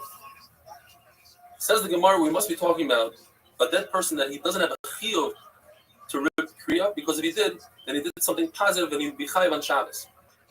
One of these relatives, a mother-in-law, somebody that he doesn't have to rip kriya, he's just responsible over it. The person is not a chacham, because if he's a chacham, all of Klal Yisrael have to rip kriya. And on a chacham, you have to do chalitza, which is to expose your shoulder, and you have to eat sudas havra. He's obviously not a kosher person, because any kosher person, you have to rip kriya, and obviously he wasn't at Yitzis Neshama, at the departing of the soul. Otherwise, regardless of the relationship, you have to rip kriya, just like you rip kriya when you see a Sefer Torah burning. Every Jew, says Rashi, has Torah and mitzvahs, and you have to rip kriya. The shiur for whitening wool and untangling it and dyeing it and weaving it is double a sit. But if you are oireg, it's only the size of 1 sit. It says in the Mishnah that if you rip a beged, you do kriya out of anger, you're potter. It goes according to Reb Shimon that says, potter. In other words, you prefer not to have the situation. It's just the solution to the situation. It's not a constructive, positive malacha, and you are a potter. The Bryson says your chayiv goes according to Rabbi Yehuda in a situation where a person had a positive effect. He wanted to teach his family a lesson. This is what happens if you get daddy angry. He tears things. But to calm your yetzer, that would be usher, because that causes a person to get used to getting angry, and eventually will do have a desire, says the Gemara. Rabbi Yehuda says, Rabbi Yehuda used to teach his family lesson by ripping threads in the bottom of his garment. Ravacha used to break different kalim that were already broken. Abba would break the lid of a pitcher. And Reb Shimon would spill fish sauce on his slave to teach her a lesson and to say, this is what happens when you get me mad. If you cry over a kosher person that was nifter, Baruch counts the tears and stores them away in his base gnazal. Rav says, if you are lazy about giving a hesped, a chacham, you are worthy to be buried alive.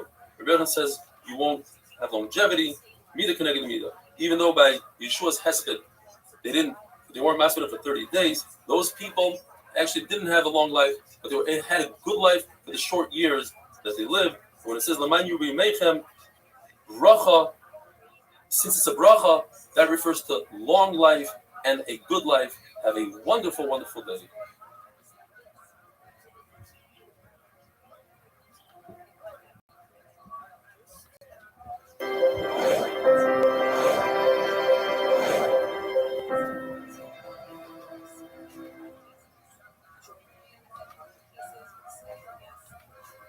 Shabbos Daf Kuvav. Today's email comes to us from David Hamlin. He writes, I can't begin to tell you how much I enjoy learning the topic. The illustrations are very helpful, very good understanding of otherwise complicated things. Humor is always fun, it's such an awake, and in fact, your demeanor is always pleasant, even when you are criticized. Then he goes on to criticize, he asks Mechila for it. He says, when I said jokingly that we bought a refrigerator for our veterinary center here in Israel, it cost an additional $500 just for the ice maker. He says that could constitute a Shakara on Israel. Initially, I brushed it off saying that this is the Medina versus our Yisrael. This is a product made in China that's being charged extra taxes here in Israel. Then I thought about it and said, you might have a good point. If somebody might be thinking differently about making Aliyat Yisrael because of this kind of thing, then it might constitute Lashon Hara on Yisrael. I'm telling you this, and I love you. I know that we do not want to sin, respecting David Hamlin. Jumping into today's topic. Rabbi says, if one of the brothers is nifter, all the brothers are concerned. If one of the Chabura is nifter, the entire Chabura has to be concerned. If one qualifies, as it says, he's referring to the smallest of the Chabura or the greatest of the Chabura. This is a big thing. When the Mishnah says, any destructive malacha that you do, for instance, you knock down a house, you are helping because of the house you're being destructive, and on Shabbos you have to positive, that can make a positive effect. That doesn't refer to two malachas. Causing injury and creating a fire are not included. You ever heard this and he said, things like that do not say here in the Mishnah, just put that outside. There's no mission that says like you, if you heard something similar, that is because there's a positive outcome at the end. For instance, cause injury to an animal, draw blood and take that blood and feed it. Or you made a fire because you want the ashes that day. What about our Mishnah? Our Mishnah say not like the Rabbi, which says with no exception. It says the word perhaps, our Mishnah goes according to you. The Rabbi holds as long as there's a positive outcome at the end, you're chayav. And the Brisa that says that there are two, or the Rabbi says that there are two malachas that are not included, would go according to Rabbi. In other words, according to Buddha, no matter what, every metaltal, every destructive act is potter because there's no positive effect at the end. If there's a positive effect at the end, like malachas in Sukkot Gufa, then you are chayav. The truth says, even when there's a positive effect at the end, it's considered malachas in Sukkot Gufa, and you are potter. Besides those two malachas of Chayil and Ma'aber, where the Torah says specifically, it's the drush of the Torah that you are chayav. What is the drush of the Torah? The Torah says that you're allowed to perform a procedure on Shabbos, even though it's quite causing injury, that is the same rule. But it's also only in this specific case of Mila, it's mutter. And when the Torah says you should not kill a bas kohen who is mizana with hot lead, which is sreifa, which is mavim, the Torah is saying you're not allowed to create a fire on Shabbos. The reason why the Torah was not there, it is a positive, where now this young boy became typically in a positive malacha that constitutes a malacha. In this case, you're allowed to do a milah. And the same thing by a basket. What is the shear of whitening wool and untangling wool and spin wool? 2 times a sip from finger to finger. There's steps that have a much simpler way to measure from finger to finger. It's the same thing. You don't need double this. 1 of these equals 2 of these. Says the Mishnah, according to everybody, if you want to catch a seaport drug, a swallow or a sparrow, very difficult bird to trap. Therefore, the only time it constitutes safe trapping is if you get it into a small pond. If it's a larger bird, according to Chachamim, even if it's in a beva, meaning an enclosed area, if it has a roof, that's considered trapping. If it doesn't have a roof, if you escape, it's not trapping. When it comes to a deer, Rabbi says the only time it's considered trapping if you get it into a small house, into a house. According to Chachamim, even into a beva, an enclosed area, and he qualifies this. It says it's only a beva kata, where it's easy to grab and capture, but not a beva gobble. There's a Mishnah in the seventh Beitzah that says, discussing what malacha you're allowed to do on Yom Tov.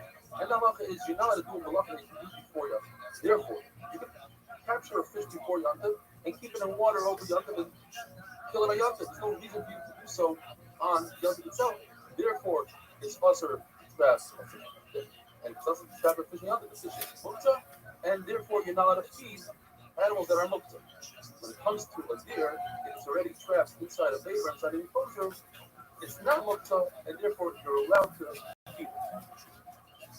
So the Gemara says, this is talking about a very small enclosure, and that's why you're allowed to trap it. But a large enclosure, you're not allowed. What constitutes a small enclosure? 3 children of the Gemara. Either you could grab the animal in one shot, or since in the time of the Gemara, the walls were all made the same height. If it has a shadow wall, that's considered small. Or it doesn't have any corners for the animal to run away to. A sleeping deer, or a blind deer, or a deer that has fever, it can still run away. All these can run away, and therefore, it's considered safe on the. If it's an older deer or a handicapped deer, then you are covered because such a deer doesn't run away.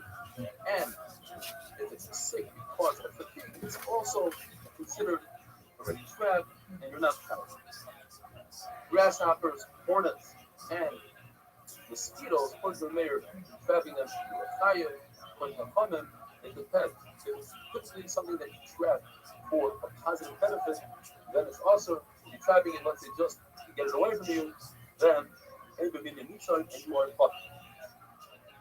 Grasshoppers in the morning, when there's dew, they can't see, therefore, you're not tired for just picking one up and going.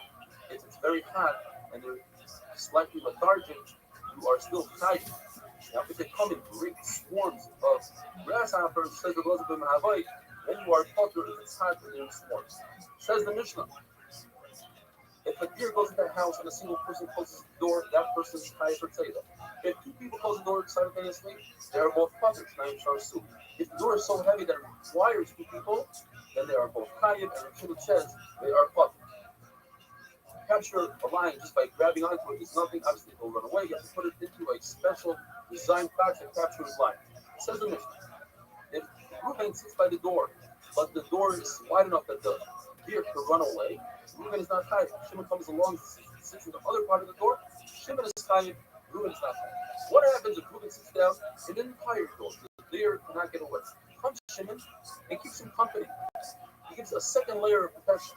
Shimon is not tired. Reuben is tired. What happens if Reuben gets up and walks away?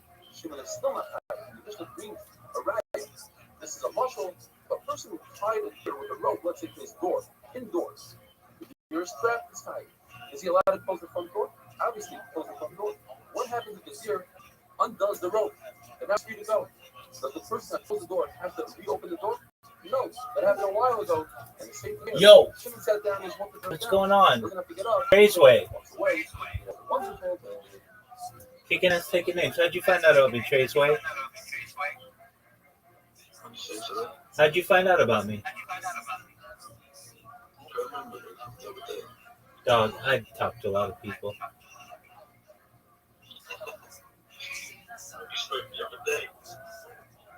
Okay, what did you... Oh, okay, great. And who's your friend here? What's fall, info, co-fall?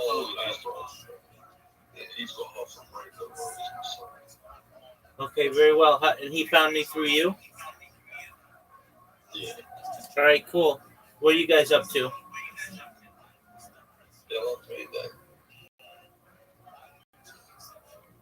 What are you doing? In English.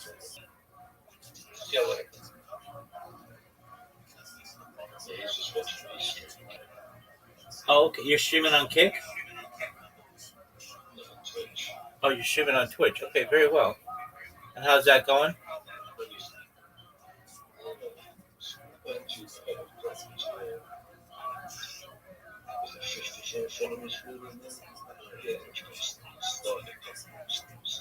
There you go, big dog. Pretty soon you'll be at 1 million.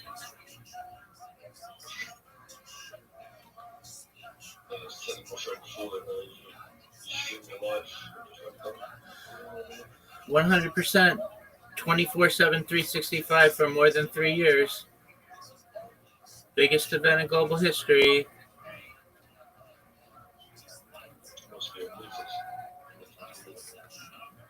Some might say that. How about you? What'd you say, Pimp?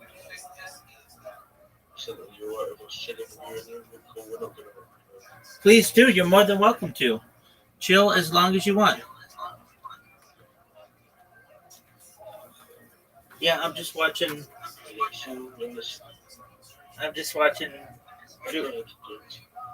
Jewish lectures, so feel free to enjoy.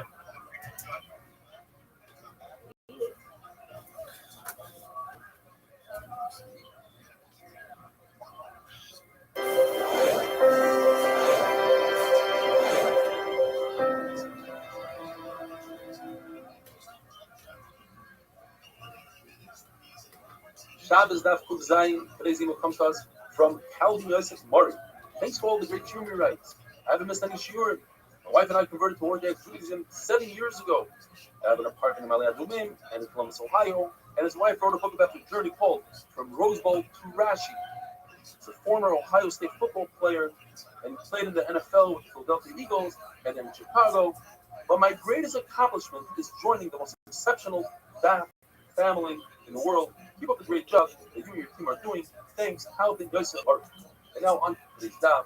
In all of the Shabbos, when it says Potter, it means Potter Abul Asr, it's also Midrabban. Besides, there are three exceptions to the rule, and one of them is what we had yesterday in the Mishnah. That is, a Reuben sat down by a door and trapped a deer. And his friend came and sat by him and created a second layer. His friend hasn't accomplished anything, he's not tight. Even if Reuben stands up and walks away, Shimon doesn't have to get up and walk away. He's not tight. The Mishnah says, a mashal, a person tied a deer, a doorknob, let's say, inside the house, he's allowed to close the front door. What if the deer becomes untied to the door? He doesn't have to open up the front door. It's already closed. He wasn't over. So Tushin doesn't have to get up and walk away. The second case is Mapis Mursha, removing fluids from a boil, popping the zip. If the intent is just to take out the fluids, it's Moshe L'Chatchila because of the tzar, unless the person has intent to create an opening for take out the fluids and introduce oxygen inside, that would be awesome. Just like we say, you're allowed to lift up a muktzah needle to take out a thorn. The third thing is to capture a non-poisonous snake, that it shouldn't bite people, it shouldn't bother people. Same way, you're allowed to take some sort of flea and put it over a flame so that it shouldn't burn down the house, to cover waste of a child, or to cover a scorpion. But to do it, to trap the scorpion for medicinal purposes, that is usher, and with that we finish Perek Ba'ir. Found Perek is called Shmoinish Rotzim, the H Rotzim that emit Tuma after they're dead, as you see in the picture. These are considered, according to Rashi, people like to trap these animals because they have value, whether for their skin or other medicinal purposes. Therefore, if you trap them, you are chayav. And if you bruise them, you are chayav. Now, what are we talking about? How many of them? All of them? In order to be chayav for bruising, you have to create blood, not that it comes out because it came out, that would be shoyfet. We're referring to between the flesh and the skin. So it has to have a thicker skin. When it comes to tumah of the Shmoinish Rotzim, there's a big machlokes. It's one of the the skin of a sheret is not included in the tumah because it's so thick. Therefore, all these 8 shrotzim have Kabbalah and Shabbos as well. According to Chachamim, only 4 out of these shrotzim have tumah, and those are the 4 on the left side because their skin is thinner. Now, according to Rabbi and Shmuel, there's machlokes between Rabbi and Nuri and Chachamim in Shabbos. According to Rabbi and Nuri, all 8 shrotzim they're chayav, but according to Chachamim, only 4, the 4 in the red. According to Rabbi and Rav Ada, it's only in Tumah that Chachamim is saying there's a distinction between the 4. Because the pasuk says, Eila, Hatmei, and Extra Hey, these are the ones, and the pasuk is closer, the 4 that are closer to these words are the ones that are coming. But when it comes to Shabbos, just like we're doing from Menuri, all 8 is the Isra Kabbalah. According to Rabbi Yehuda, it depends on how thick the skin is. We can feel it goes by our gush. So therefore, a lizard is similar to the cholet and has thick skin, and this kabura. How do we know this concept of the kabura has to be something that never goes back to its original? We learn from the pasuk. Just like a kushi, the skin never changes color. The word number the Gemara learned is not referring to leopard, but rather the word tamura. It doesn't go back. Rabbi Lezer learns from the Elam in the Mishnah, just like Elam, it was under Kilas Neshama, you killed it. Therefore, it doesn't matter what kind of animal we're referring to. It could be the largest animal, like an elephant, a camel, to the smallest animal, allows your over if you kill it. Chacham say no.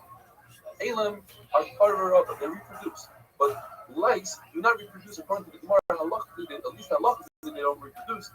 And therefore, they're not included in this halacha. You're allowed to kill them. And the fact that there's a louse, that the Gemara says, that the eggs of Ginim, the Gemara says, according to this one, we have to say Beit Zikinim, just the name of a certain species of lice that are called Beit Zikinim, not referring to the eggs of the louse.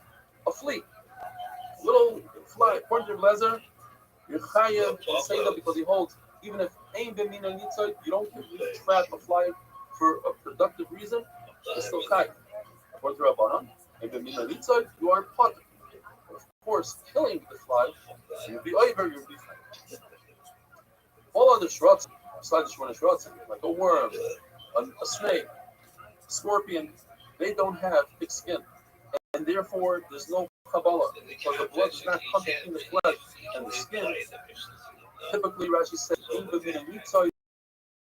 there's no their skins, people don't trap them, and therefore it depends whether there's a use for the trapping or there's no use.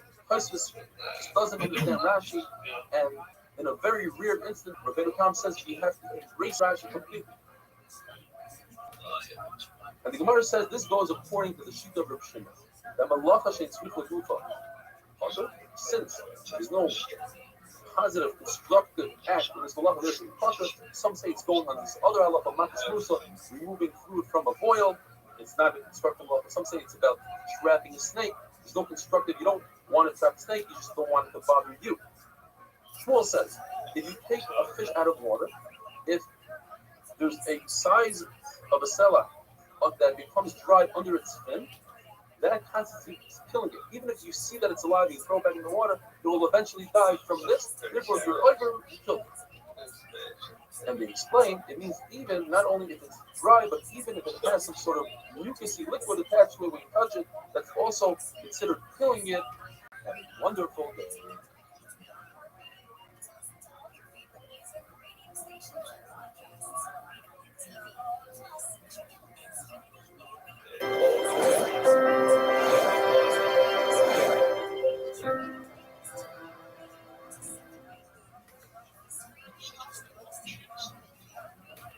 Shabbos Daf Kuftes. Today's email comes to us from Rabbi Eliezer Kessler of Texas.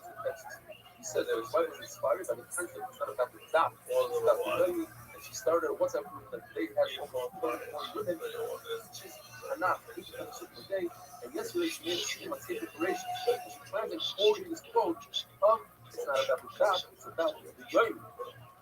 So that was a tremendous amount of batzlacha. You should see thousands and thousands of Hamidas and spread the fire of all of Israel. Jumping into today's daf, the halacha is that there are certain items that attach that you're either on oiker government anyway. Separating, detaching something from its natural growth. For instance, detaching a fetus from within an animal, causing it to miscarry a live animal is awesome. Detaching hops from a grumble or a mud from a pail is detaching inside. On the flip side, if the person has grown in an uncultivated pot, doesn't have any holes, it's why or puzzle. The reason is because that's not its natural growth, whereas the other things that's the natural. Rabbi says you're allowed to write fluid on the hide skin of a bird, chicken skin. The big condition is even though it has small holes from its feathers, it's still mutter. Halacha is as long as the ink goes smoothly over those holes and doesn't go into a pump, that's fine. The hide of a bird, as we said yesterday, is certainly considered a hide. It's skin. So you're not allowed to cause a bruising Shabbos. Nevertheless, the halacha is that you take the hide of the oilas ha'oy, the bird oilah, you put it on his back. Whereas a regular oilah, you don't put the skin on his back, and the reason is because the person specifically do so. What about letting children on the hide of a fish? First, the country tells us whether or not it has a trauma according to the Rabbi of Rothschild. Tells us it has some sort of looking stench. But nevertheless, it's definitely considered just hide of a fish. Separate of the fish where it's not the kama and it creates on the sun a tita, and if you're in a room with a dead person and there's objects behind that skin, the skin protects it from the fish. You want to tell us one of the saddest stories of China's Shmuel and Karna were walking on the banks of the street and they noticed that the water was coming up and it was this color to Shmuel. This is a sign that a tremendous bubbles coming from a stroke and he's not feeling well. In fact, Rashi explains the water came up, gave him a pizza around him when he was relieving himself. Shmuel dispatched Karna to go check out who this person is and if he's from the prophet. Karna met Rab, the famous Rab, the Galador, and he gave him a kaher. He started testing him, which wasn't right. He started asking him, why do you have to write tefillin on a kosher animal? And he tells him it's a mafurish pasuk, a mukha that it should be something that's allowed to eat, will not get test Hashem the peacock, then I'm going to something like it. And you know that Miga is very also it says, why is Mila in the place that we do today? Some other part of the part here, he says this is Shava of Barlas and Pri, so the Pri is part of the Rava, so it's the Mila. Excuse me.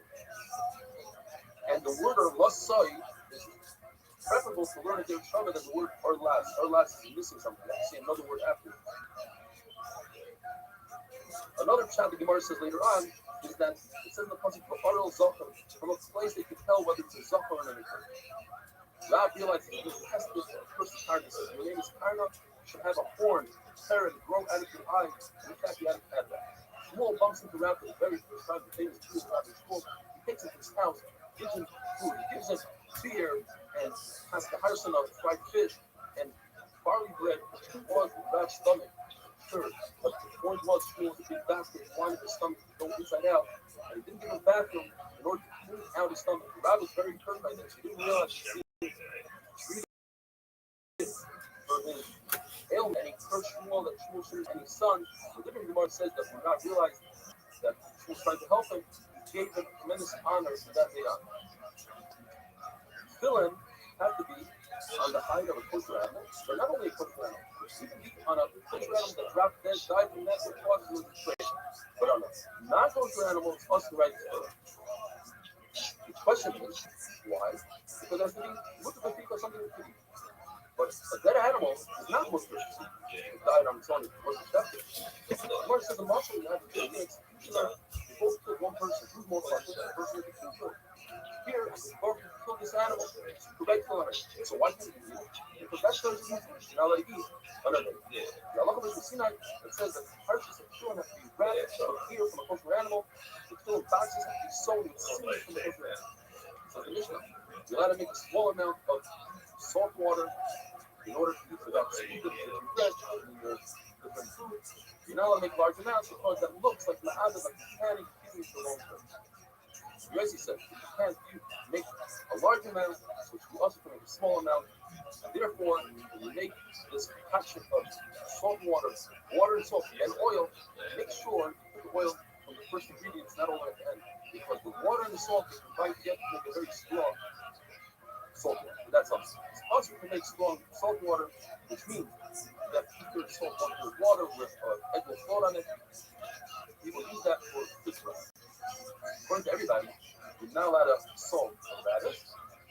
Even those who help, you're allowed to salt a radish, but it ruins it when they realize they have to salt. Just pile up many radishes and salt them. You realize it's a good thing to salt radishes and make a sauce on top. An egg is not like, according to the Jewish Barchaviva, if you're looking for the egg, salt it, therefore also for the value of its food. Three things that without the shell, you wouldn't be able to digest them. An essence, a radish, and the egg. When you talk about an egg, it's not referring to the outer shell, it's talking about the white of the egg. That helps you digest the egg. Rabbi says that certainly a piece of wood cannot sink in the Yamamela, in the Dead Sea. Yet, even a person cannot sink. Why is he telling this? He's telling this to us to show us that the Dead Sea has medicinal properties. Nevertheless, you're allowed to wash yourself with that water. Now, what about putting that water in your eyes and blinking? It's obvious that you are doing so for the Lord is right that it's awesome. Because the Lord said, on top of the eye is mukher. And you can take a piece of bread and soak it in water and put it on your eye. However, saliva from a fasting person that has different properties in it is also put even on top of the eye.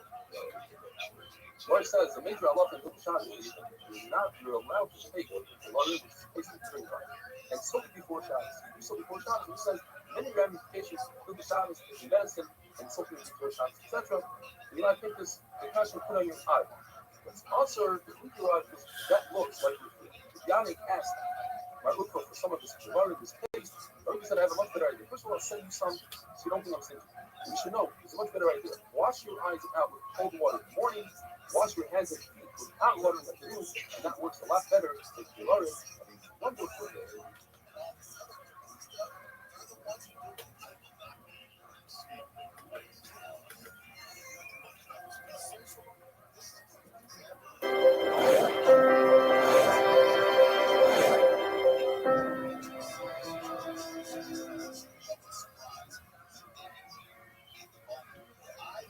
Shabbos Daf Confess, today's email comes to us from Rabbi Nachman Seltzer, the author, and writes, in relation to the email that was sent to me yesterday, Mazda, the Rebbe was inspired to share the begin not for so many people on WhatsApp, which continue to spread prayer with the clients on WhatsApp. I just want to point out to all the people listening to this show, but just as she was inspired from what is happening here and used it to come up with their own way of being a Chazal show, so to every person in the share can and should do the same to find their own way to spread prayer in any and every way possible.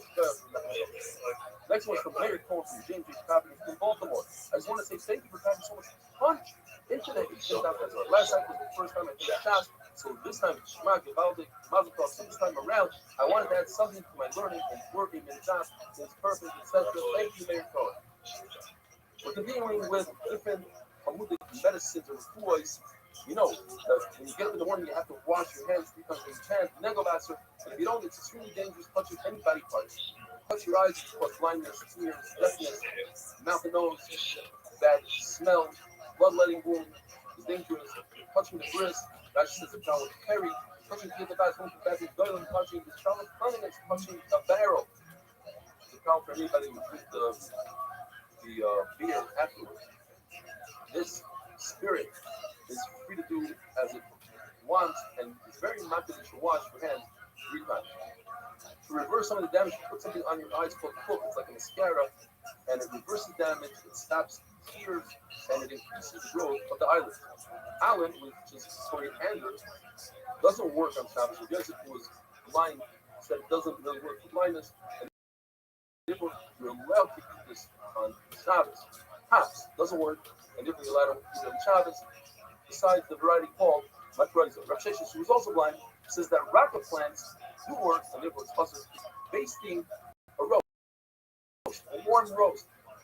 Is a mother beating eggs on Shabbos. Looks like you're about to. That's awesome. The Gemara says that Zuri's wife basted a roast for Kia Barash. Rabbi Nissen points out that at that point they were actually married, and he refused to eat it. And she says, "Rabbi Zuri, what is this that I did on Shabbos? It was like Zuri because it doesn't just like pouring clear wine through a strainer on Shabbos is mutter, because if you're not accomplishing anything, so to baste the roast, which is edible without the basting doesn't create anything, male it's mutter. Somebody injured their hand or foot and has swelling, use the swelling with wine because it doesn't really work. Use of red vinegar is also that does work. The name of are people that your body is spoiled and wine does work. So the other than Mar says that on top of the hand and on top of the foot, that's already a sakana. And you're allowed to use vinegar as Ravashi was stepped up by a donkey, and he used vinegar, some said he used wine, and Rabbi called him, what are you doing? You're a machuna, you're a small person, and he said it's a sakana just like having an internal womb. Any body of water, a lake, an ocean, is mutter for day Shabbos, unless 2 conditions combine which make it possible. Condition number 1 is that the water is really bad. People usually don't bathe because they're only for the pool, so it's obviously good. But you need another condition. You have to be there for an extended amount of time. You don't have the 2 conditions together, and it's always mutter to let you go into that sea or into flax water if you're there for a few moments and you have a extended time. Yamagogo, it has 2 parts of it. It has the bad water and the good water. So in the bad water, extended amount of time, it's also in the good part, you let it go in, even if you have, I thought that you have natural things on your head, which is obviously doing it for. Says the Mishnah, a zoyvin, which is not for human consumption, and you eat it, obviously you're doing it for refuah. Ram says, you're talking about lavender. Any normal food or drink that you eat, but you want it for medicinal purposes as well, is 100% mutter, because everybody else eats it, it's regular. Made that up. The water of that we're going to have more tomorrow, and the wine that has roots in it, since it's very tough stuff, it's very sharp, people don't drink it unless for food, and therefore it's possible to drink. If you're a healthy person, you drink it, but if you're thirsty, then it's mutter. So anoint yourself with oil that has roots. Excuse me. It's mutter. When the Torah says Ezoi, Rav says it meant Bar Hemek, Ula says it's referring to white safe. Rabbi says known as Majora. And it makes sense that it's this Majora because it has stems and each stem has 3 leaves, and that's described. A Zayden people eat because they have a intestinal worm, and it's good to take it with 7 black dates. It comes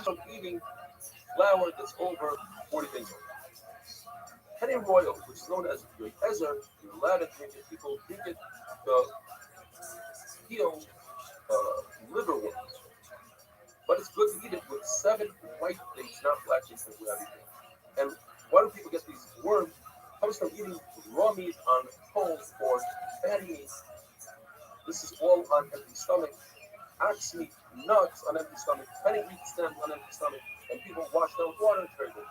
You don't have your yezer, or it doesn't work. You could eat white cress, does the same job. You don't have that, fast, and afterwards put some fatty meat on the coals, suck the juice, sip it with a little vinegar. Some people just take out the vinegar, and that's it. You don't have that, take a bark of a bush. Now it's very important how you remove the bark of the bush. You go from top to bottom of the bush, not from bottom to top. Otherwise, the worms will come out from a person's mouth. You take this bark, you take this, you cook it up with beer, only during Ganesh mushrooms, and you relieve yourself on the bark of the bush, and then why do people drink Abu Draw? They drink it because if they drink Mayim Medulim, things that were uncovered overnight, were concerned that the snakes injected poison into the Medulim like you learn Abu Zar. The medicine is Abu Draw. If you don't have Abu Draw, you make a concoction of 5 roses, 5 cups of beer, cook it until you have a mother of Bechadwi Barami used the recipe for 1 rose, 1 beer, and she gave it to a person. She pulled out of the oven while the oven was still somewhat hot. She put him into the oven. She had him sit on a brick so he doesn't burn himself, and he started vomiting like a green leaf. Or you drink a revis of goat milk, a white goat. One of our Yehuda says you take a very sweet esrog, you cut out a little bit, you put honey in it, you cook it over coals, and then you eat it. Urine, Maragline, that's 40 days old, has medicinal powers to it. A very small cup worth is good for a hornet's bite. A revis load is good for a scorpion bite. A half a load is good for if the person speaks Megillah.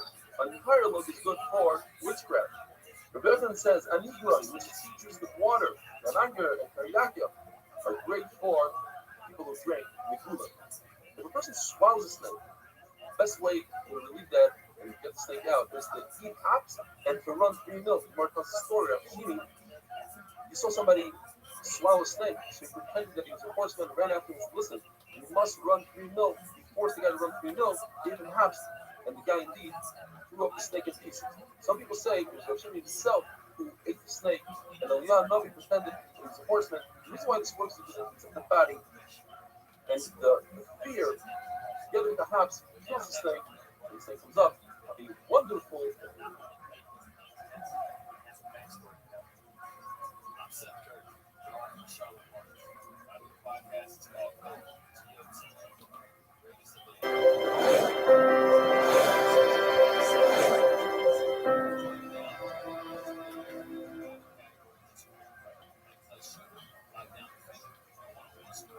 Shabbos Daf Kuf Yud. Today's email comes to us from Soul Profi from Bar Park and writes, "We cannot express enough our gratitude to you for being Marvis Torah in such a beautiful manner. Your sense of humor only adds to the enjoyment of the life.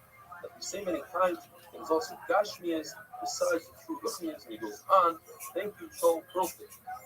We're continuing to discuss different remedies, refuahs of Talmudic nature. Somebody's bit by a snake. You should find a fetus of a white donkey. He tears it and he puts it on top of the bite. But he has to make sure that the mother is not a traitor. Where it tells us that there's a person appointed by the king at Bukidis that was bit by a snake. He found 13 white donkeys like that. He tore them open and he found that they were all traitors. He heard that there's one on the other side of town. He ran up to the other side of town. And by the time he got there, a lion ate that final donkey. Says Rabbi, it must be this person was a favor on the Rabbanon. He's mitzvahs in the Rabbanon. It says in Kosovo, we carried it together, there's no remedy for that. And that's why he died from snake bite. Indeed, the Gemara says, after Rab was lifted, Rabbi instituted a year of Avelos that when you bring a dasim to a wedding, you shouldn't use the belt. And he insisted on using belts. And therefore, he died from snake bite. The person finds himself wrapped by a snake, he should jump into the water and put a basket by his head and let the snake flying to the basket and toss it into the water and run out of the water. If the snake is extremely upset at him and he's tracking him down by the smell, he should have his friend carry him 4 hours to throw off the smell. If not, he should jump over a puddle. If not, he should jump over a river. If he got away from the snake and it's nighttime, he should sleep in the open so the snake doesn't come down from the ceiling. He should put 4 barrels on each one of the legs of his bed, put 4 cats here, and put something down on the floor so that when the snake comes, will make noise, the cats will eat him. If a woman is not sure if the snake has a tight her, she should take off her clothing and have the snake go to the clothing. If the snake goes there, that means she's in trouble. What she should do, she should be shamash with her husband. Some say that will actually increase the snake's time. So what should she do? She should throw her nails and her ear at the snake, and she should say, "Dishkanano." In other words, she's a nida, and that will turn him away. If the snake went inside of her, she should sit on two barrels and put very fatty meat on top of coals, and she mixes cress with very good smelling wine, and when he starts coming out towards the food, grab it with a pliers or something and throw it into the fire. Says the Mishnah, all foods that you eat, and typically people eat, even if you eat them for your food, you're allowed to eat them. What does it come in food? It comes in foods that typically you think that people don't really eat, such as spleen for wiping the teeth. Because it's really bad for the stomach, or fetch, which is good for the stomach, but really bad on the teeth. So you think people don't eat it, Kamashmalan is considered food. Hola mashkin, all liquids, all drinks, with food, paper berry, and vinegar. It sounds a little gross. Nevertheless, people drink it and therefore it's considered a drink, and you let it drink it a shot. What's really gross is mereglay, and normal human beings don't drink that. Made the cone that we had yesterday, which is really sharp drink that people don't drink unless they're sick. It comes from within two palm trees. The first cup heals, the second cup causes diarrhea, which cleans the body, and the third cup comes out as pure as it went in. In other words, it did its job. Mula says Babli beer is much better than making Cullen as long as you haven't had a cup of this within the last 40 days. Some say it's not made the kalim with the lamed, but made the karim with the rage, meaning it stabs the gallbladder. And it's referring to Zisoy Hamitzri Egyptian beer. How do you make this? Rabbi Yosef says you take a third barley. The papa, who's a beer maker, said no, it's not barley, it's a third wheat. And the other ingredients are the same, a third saffron, a third salt. And you drink this between Pesach and Shavuos. Koisi Karim that the Mishnah talks about is consists of a zuz weight of Alexandria sap, and these are important ingredients to remember. Alexandria sap, a zuz of alum, and a zuz of saffron, and you grind them together. If a person has jaundice, you take 2 out of the 3 of these ingredients, and we'll have a little bit more of this later. And now, the Gemara is going to give us 11 remedies, no less than 11 remedies for a zava. One of them is you take 3 of these ingredients. If you don't have 3 ingredients, you can take 3 loaves of easy of earth and onions, and you cook them in wine, and that's the theme now, a lot of cooking with wine and beer, and you tell the woman, "Kum mezaidah." You don't have that, you put her on a crossroad, you give her a cup of wine, and you have somebody come behind and spear her. If you don't have that, you give her a handful of fenugreek, saffron, and cumin, and you cook it with wine, and you say, "Kum mezaidah." You don't have that, you take 60 clay barrels here, and you smear it on her, and you say, "Kum mezaidah." You don't have that, you take something called tashkina, and you cook it in wine, and you say, "Kum mezaidah." You don't excuse the noise. If you don't have that, you burn a ramisa bush, and in the winter you use cotton rags, and in the summer you use linen rags, you put it in there.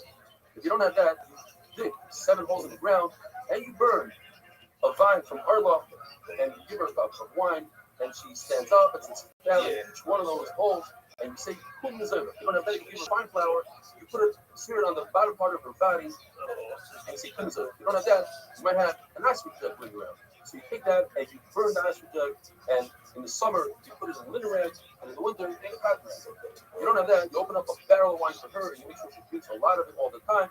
If you don't have that, and you the final one, you take 1 barley that you find within the waist of a mule, a white mule, and if you hold it for 1 day, it stops the ziva for 3 days. If you hold it for 2 days, it stops the ziva for 3 days, and if you hold it for 3 days, it will stop the ziva forever.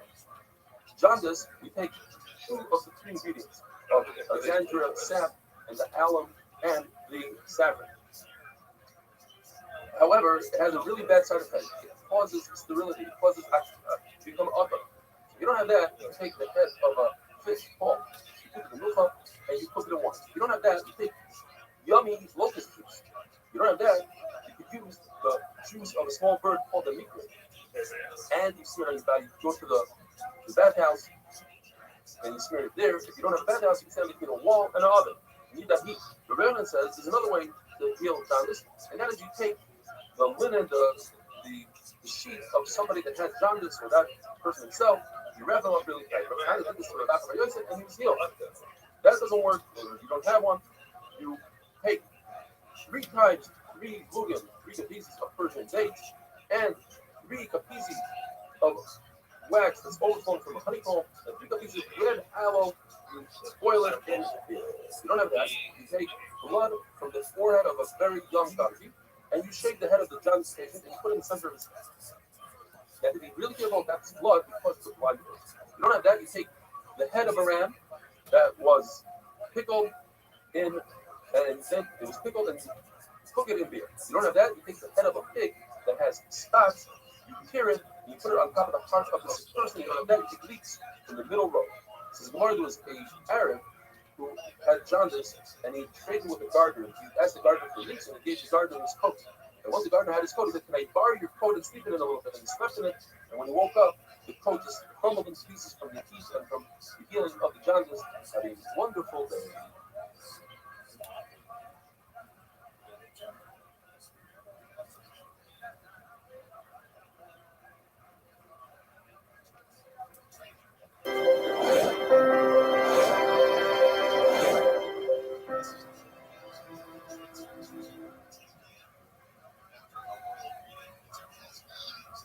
Shabbos Daf Yudal, the first email comes to us from Yitzi from Lakewood. Dear Rabbi, you can say Rabbi that plays Lakewood, my drive through from Kiva to take upwards of an hour.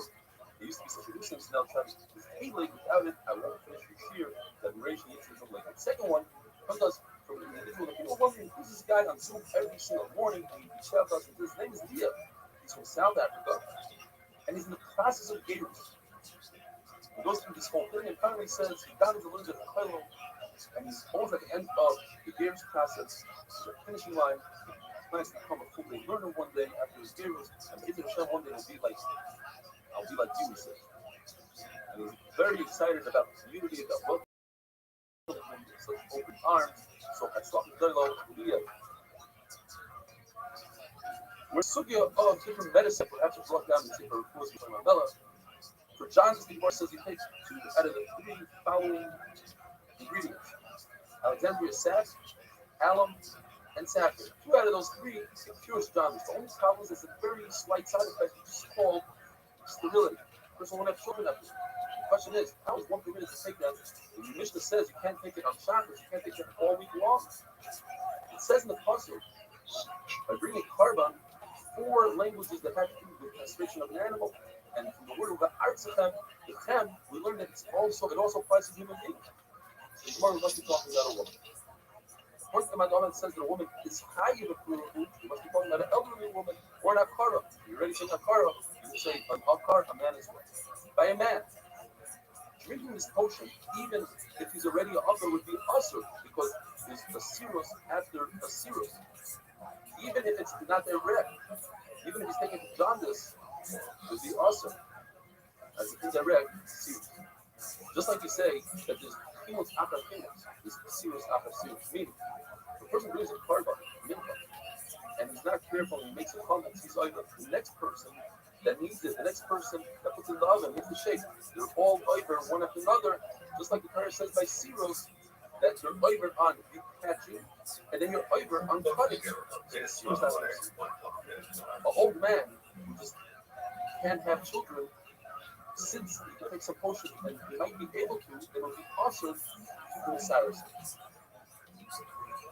The halacha is that you're allowed to cut off the crown of the rooster, the carboilus of the rooster, even though that will cause it to be sterile. It's not causing it to be sterile. It's not a physical thing, it's a psychological thing. When you remove his crown, then he feels bad, and he's in the pit, and therefore he doesn't. It's in the middle. It's also take in vinegar to heal your teeth on Shabbos and spit it out. But if you were to swallow it, that's the norm, and therefore it's mutter. You're allowed to take, as a trick, you're allowed to take your bread, dip it in vinegar, and eat your bread. That's normal. And as a side benefit, will heal your teeth. Rabbi initially tried to make a distinction between dipping in or drinking vinegar before the meal, which would be more. And that's the norm. And drinking vinegar after the meal. What's the concept called fire? Fire, since it's mutter before the meal, it should be mutter after the meal. Where do we find this? We find this by feeling a mikvah on Yom Kippur. On Shabbos, you're permitted to go. Why? Because even though fixes the body, so to speak, but perhaps you go to the mikvah, cool yourself down, and people won't know that you're going to come up. But in Yom Kippur, you don't have that excuse. You're not allowed to go to the mikvah and cool yourself down. Yet, since it's a mutter, go to the mikvah Shabbos, toil, since you're also looking to go on your kippur. Since it's looking to drink vinegar before your meal, it's not going to meal. Therefore, we must since we know that vinegar is good, as in the Pasuk says, consumption items, it's terrible vinegar. It's like smoking the eyes. It's like a lazy person. So this person must be referring to unripe grapes. Or a person who doesn't have a wound in his mouth. Yes, a person who doesn't have a wound in his mouth is actually detrimental to drink vinegar because he has a wound in his mouth. A person who has loin pain, there's pain in his loin. It's us for him to use vinegar and wine because that's a ritual. But he suit it out with oil that's moving. That's normal. In those days, people used to anoint themselves with oil. When the Tanakama, if you were a prince, you're allowed to use rose oil. But the Shimon, once princes are looking at rose oil, then all Klal Yisrael are looking at rose oil. All Klal Yisrael are considered princes, and we cannot distinguish between different groups of Klal Yisrael. In all of the Shabbos, Rav Paskin, like Rabbi, Shmuel Paskin, like Rabbi Shimon. Yet when it comes to this rose oil, Rav says the same thing as Shmuel, as Rabbi Shimon. Rabbi Shimon says that rose oil is looking anywhere and everywhere since a prince was used. Rav says in his city that was the norm to use rose oil, then everybody in his city is allowed to use rose oil. But other places not. With that we finish the Perek, Rothschild. Now we go on to the Perek, the Eilut Sharim. These are the knots that you're not allowed to do on Shabbos in the time. The nose ring, there are two knots as you see in the picture. The red one that goes in the nose and that stays there forever. It's a permanent knot. That's also it's a special shikayama. That's what they did in Shalida when you would tie the Uriah of the Mishnah. Just like you're not allowed to tie knot, you're not allowed to undo a knot. In the Mishnah, they undid knots when they came to the nets of the Chilazim. The boat has the same kind of thing. It has a small knot that stays there forever, and then you tie the longer rope to it. But every time you undock, every time you move the camel, you undo that long rope. That rope is of the Rabbanim.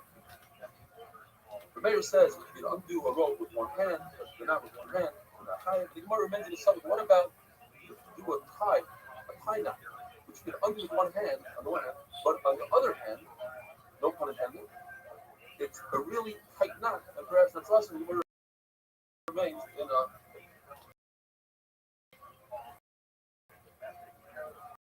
There are some knots that are literally only for one day, such as a woman's shirt that they had two buttons. They're tied the right side to the left side, the side to the right side, but that has to be undone every day. The Gemara is going to say what the Kiddush is in each and every one of these cases. The smacha, like the strings, you had two strings, or to tie a shoe, or a sandal, or a belt, or a bottle of wine, or to cover a pot. Rabbi Elazar ben Yaakov says they even made a knot to tie to make sure an animal is a lead, and with that, having a wonderful, wonderful day.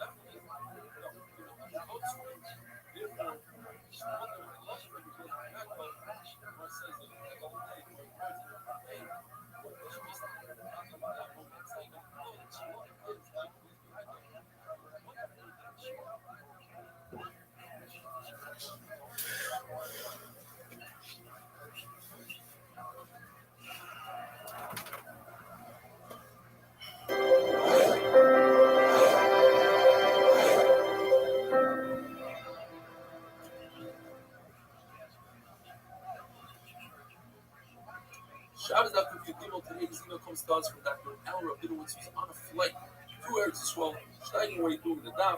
Very impressed with people that are learning while they're traveling. He says he can't wait to get out of his medrash after 14 days of quarantine. Brand new Mishnah. It says that if a person needs to tie his pail to draw water, he should use a belt. You should not use a rope. We have to make it clear, even if it's a rope for a weaver. A weaver will come and retrieve his rope, and we're not concerned with Shikayama. You still have to be concerned. He says, don't be concerned, don't make it zero. You can differentiate between a rope of a weaver and that of not a weaver. The review is the full of Mayor Dollar. The mayor says, you can undo a tie with one, a knot with one hand. That's not a knot that's Shikayama. This is no, it's dependent whether it's definite or not. If it's there for the long run, then it's a Shikayama. It says in the Brisa that if the rope for the tail snap, it's also to make a knot. If you make a knot, you make a slip knot. It says no, a slip knot is considered a regular knot, and that is awesome. So what do? Use a belt and tie the two things together without a knot. Raj says that you could tie a cow to the trough with a rope meant for the weaver. So, and we're not concerned that he might undo one knot versus two. We'll take it back. A regular rope, you can only tie one knot. If it's already tied to the cow, you can tie it to the trough. If it's tied to the trough, you can tie it to the cow, but only one knot, not both, because you might do one of them in forever. Going back to the loom, according to Shmuel, you're allowed to carry any part of the loom on Shabbos if you need a fruit syrup, even the Kaveh the Eli, Kaveh the Tachlim, which are the heavy beams on top and the bottom that you wrap the garment around. According to Rabbi Yehuda, he wasn't so sure. They asked him, and he said yes. He said no, he wasn't sure. Yehuda Levi says it's us. Why? Carry those heavy beams, carry other stuff, not heavy beams. Even during the weekday, not meant to be carried around. The two beams that are on the side of the loom, of the woman's loom, the vertical loom, that are meant to be going to the ground, also take it on Shabbos, because when you take them out, you expose a hole. Now, to expose a hole in Shabbos is not a problem because the hole was there already beforehand. You see that halacha when it comes to vegetables. If you have a vegetable in the ground, put in when it was whole, to grab the vegetable without touching the ground, want to pull the vegetable out. The concern is since it's in your house, you might cover up the hole, that's also because of what? New Mishnah. You're allowed to fold clothes Shabbos if it's before Shabbos, and there are 5 conditions. By folding the clothing, you'll be taking out creases. But if it's for that Shabbos, it's what you do it over and over. The 5 different conditions are: it must be a brand new clothing, not old clothing, because they'll be creasing. Only white clothing, not colored clothing, because too many creases. Provided you don't have another set of clothing, and you do it by yourself, not with your friend, because your friend and yourself will take out more creases. It has to be for that Shabbos. You're allowed to make your bed on Shabbos if you're going to use it that Shabbos. But you're not allowed to make your bed on Shabbos or after Shabbos. The next step, we're going to see more about halachas from Shabbos to Kippur and Kippur to Shabbos. If you don't have another set of clothing for Shabbos, you only have weekday clothing, you should undo your weekday clothing, make them longer like the wealthy people do it. And it doesn't have to be guided because everybody understands it doing it. We'll cover it. Beautiful puzzle from Rabbi, a lot of people say we learn from the puzzle. That everything you do on Shabbos must be different than the weekday. So, even your clothing has to be unique and special for Shabbos. Your walk should look different. The Gemara says you shouldn't take wide steps more than a wide. Now, a wide step is also during the weekday as well because it takes 1/500 eyesight, and we make killers Friday night. Drinking the wine gives your eyesight back. Some people say you put the wine in your eyes, according to someone trying to. Nevertheless, if you have a really good reason to do so, you do so on the weekday, but not on Shabbos. According to Rav Huna, if you have a puddle in front of you, if you could leave one foot on one side and get to the other side without jumping, that's okay. It says Rabbi, what should you do? Go around the puddle, creating more different Shabbos. Go into the puddle, it might wet your clothing, you'll see it, that's awesome. Jump over the puddle is preferable. Continue with the pasuk, do things for the Shem Shemayim, or a mitzvah like shidduchim, or discuss how much stuff you're going to give. That's allowed on Shabbos, but not this. Your talking on Shabbos should be different than talking on weekday. Places points out Shalmi that you should let the amount of words that you say, like Rabbi called his mother Shabbos, she's quiet. Nevertheless, you let her think about business in your mind. Gemara tells us that dirt is exeris l'chamet. Since our forefathers were buried, also some people say all the shvatzim were Muslim from the Mabel are all over Babel. Therefore, you shouldn't need the dirt yet.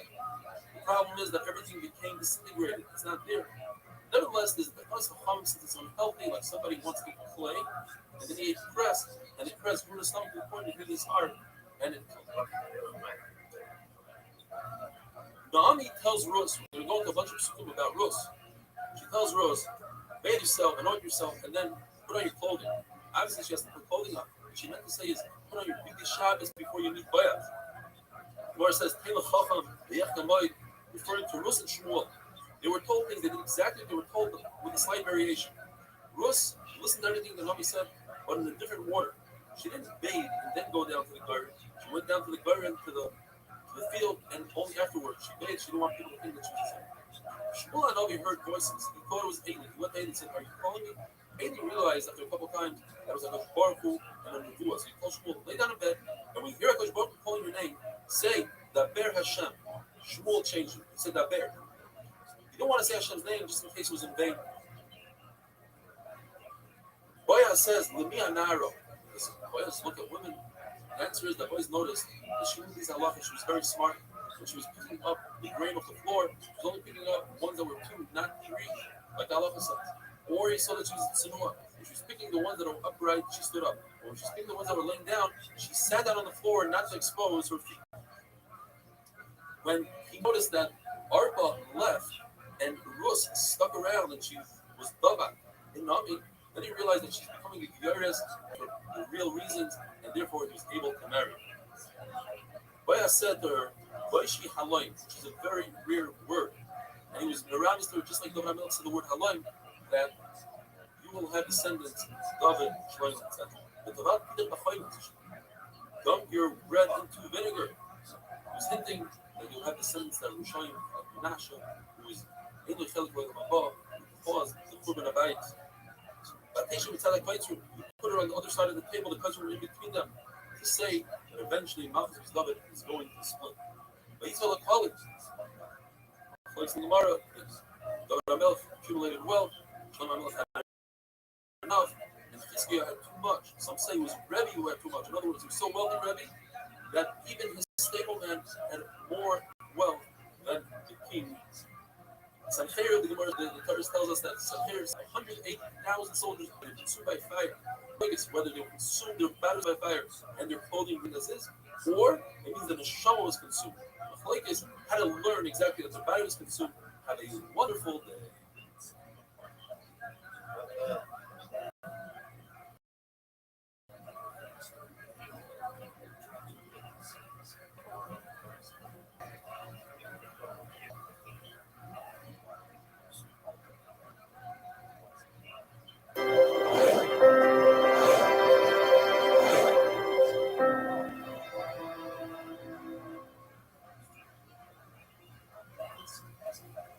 Shabbos Daf Kufidal. Today's email picture comes from Montreal, Canada. This is Moshe after it says Moshe loves learning because of you hearing his reeling away and watching the shir at the same time. He's a 13-year-old buffer who watches the shir on Zoom every single morning. You should go with Chayil El Chayil. The Gemara tells us that his Baruch appreciates when you change your clothing for him. For instance, when the Kohen takes out the dash and the ashes, and it gets dirty when he goes back into the requirement of his day, he should change his clothing. We learn from your damn parents. If somebody's making a nice dish, but he gets the aroma, the nice kugel flavor from his dish, you shouldn't go pour wine in his rubbing his clothing. You should change up his clothing.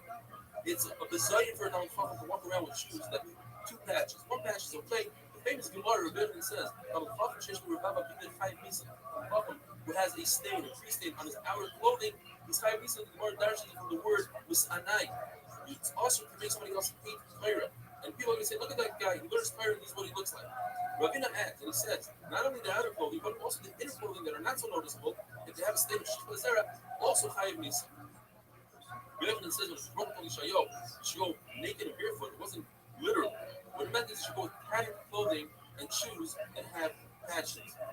You know that when you put something in the mikvah, if it has something on it, it's chaytzeit. It's not a good tefillah if you are makbid, if you care about it. So when it comes to clothing, according to one man, only this thing goes through, penetrates to the other side, then you care about it, then you send it to the cleaners, then it's a chatzitza.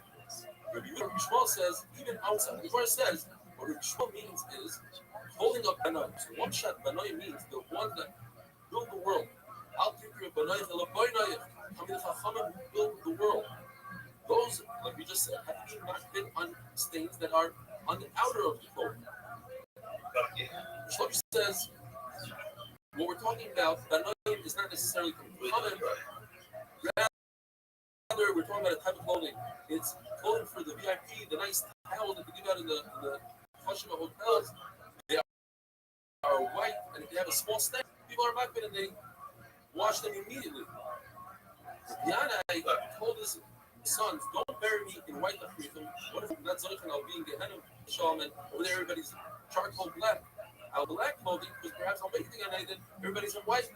So put me in these clothing that are in the garden, which are basically red. Yana was talking about the outer clothing, people can see visibly. And Rosh was talking about an inner one. A couple of halachas regarding Talmid Chachamim, Rabbi says, we know that when somebody loses an object, he has to give simanim to retrieve it. But a Talmid Chacham doesn't need simanim. If he says he recognizes it, he give it back to him. But that's only Talmid Chacham who cares about inside out, doesn't wear his clothing all shlunky with the seams on the outside. But a Talmid Chacham that wears his clothing inside out doesn't have this halacha of tiyas eye. If a Talmid Chacham knows what is inside out, he asks him halachas, he knows, he can be a rub on that community. If he knows in all of Shas halachas, because you ask him any halachas, he knows himself is kalo. He could be the person he could be the leader of Klal Yisrael, the Rosh Hashanah. Given that Chacham leads his business in order to be basic and Kefs Shemayim, the community must support him. But bare minimum, the necessities. Torah says, Oylas Shabbos v'Shabbat. You should read the Torah on Shabbos. Now, the second word about this is extra. It's a riboy, but it also has a meal. It's an exclusion as well as the vav. So Rishmol, two things. First of all, Rishmol whole Shabbos has no therefore. If you have leftover carbon chalavim from Shabbos, your kippur falls out on Sunday. The meal, we learned that the reverse is true. If your kippur fell out on Friday, on a mission, your kippur can fall out on Friday or Sunday. You cannot put the chalavim on the mizbeach on Shabbos. There are people who hold that your kippur and Shabbos have the same kedusha. And the pasuk is not talking about Shabbos and kippur, rather the pasuk is talking about Shabbos and Yom. If Shabbos falls out before Sunday, in other words, Sunday falls out on Sunday, you can put the chalavim on the mizbeach. The response to Kamachayim, Paul says, if a person agrees his own private will develop a carbon on Yom to be accepted from him, so certainly you can take the Baruch carbon that you owe you to make on Shabbos and you have left over and put it on his back. Or if he doesn't hold that, a person can bring his own development, therefore, he uses the pasuk for numbers. Yom Kippur, which fell out on Motzei Shabbos, according to everybody, you don't do Havdalah, it's the same Kedusha. If Yom Kippur fell on Erev Shabbos, according to Rabbi Kiva, you don't blow the shofar because there's no additional kedusha. There's nothing to tell us to be careful with. According to Rabbi Shmuel, if Yom Kippur falls out on Erev Shabbos, we do blow the shofar to tell people that there's a difference between the kedusha of Shabbos and the kedusha of Yom Kippur, and that's only important for another year when Shabbos falls out before Yom Kippur to know that we can take the chalavim and put them on the mizbeach. Reb Zera says there's no need blow the shofar and let the Kohanim know this. There's a concept called Kohanim's reason. Kohanim are very careful with mitzvahs, so there's no reason to blow the shofar for them. The fact that in the Beis Hamikdash they would blow the shofar an additional 6 times on every to tell people, hey, it's almost Shabbos. What about the fact that Kohanim are reason? We must say that that blowing of the shofar is not for the Kohanim. That's for the Israelim, for the Levim, the people that live in Yerushalayim. Just like we say that Kulmi Hamalkish donated a beautiful gold menorah, so that the sun should shine on it and people should know when to say Kriyash. Now the problem is Kohanim say Kriyash way before that. They had him in the Mikdash in order to be back in Shemonish. So we have to say Abai says that it's for everybody else in Yerushalayim, not for the Kohanim. There's a concept called Nivas Yerek, and that is peeling the bad leaves off a vegetable, which is also to do on Shabbos, much to do on Yom Kippur because that increases that nefesh, the fast you're thinking about food, and that's good. Hey, yet, if Yom Kippur falls out on Erev Shabbos, blow the shofar to tell people hey, permitted to do Nivas Yerek.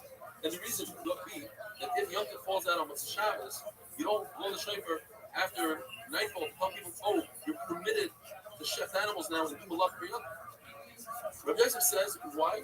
Because we don't break halacha, that is, blow a shofar, in order to allow people to do things. We blow shofar in order to tell people don't do malacha. Rav Shesha has a hard shot here. It doesn't really fit into the halacha of telling people to blow shofar yontif. Therefore, the Gemara is not. Shesha says, since this halacha is not important for this year, it's important for next year. So that's why we don't blow the shofar. But this halacha of shechting tonight on yontif is this year. Therefore, it doesn't really fit.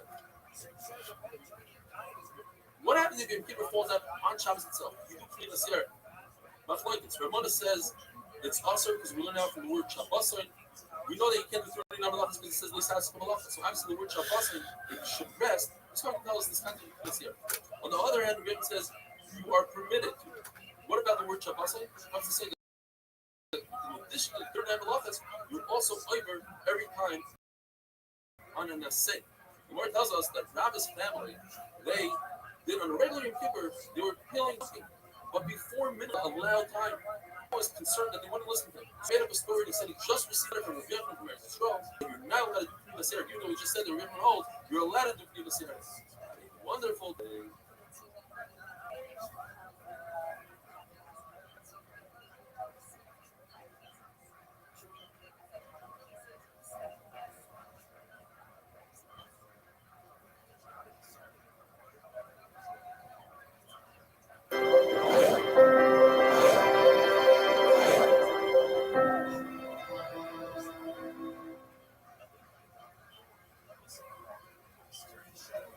Shabbos Daf Rasvav, today's email comes to us as a response from Rabbi Eliezer Kesser from Houston, Texas. He says, thank you for mentioning his wife's Tanakh Yomi program and since then over 100 people.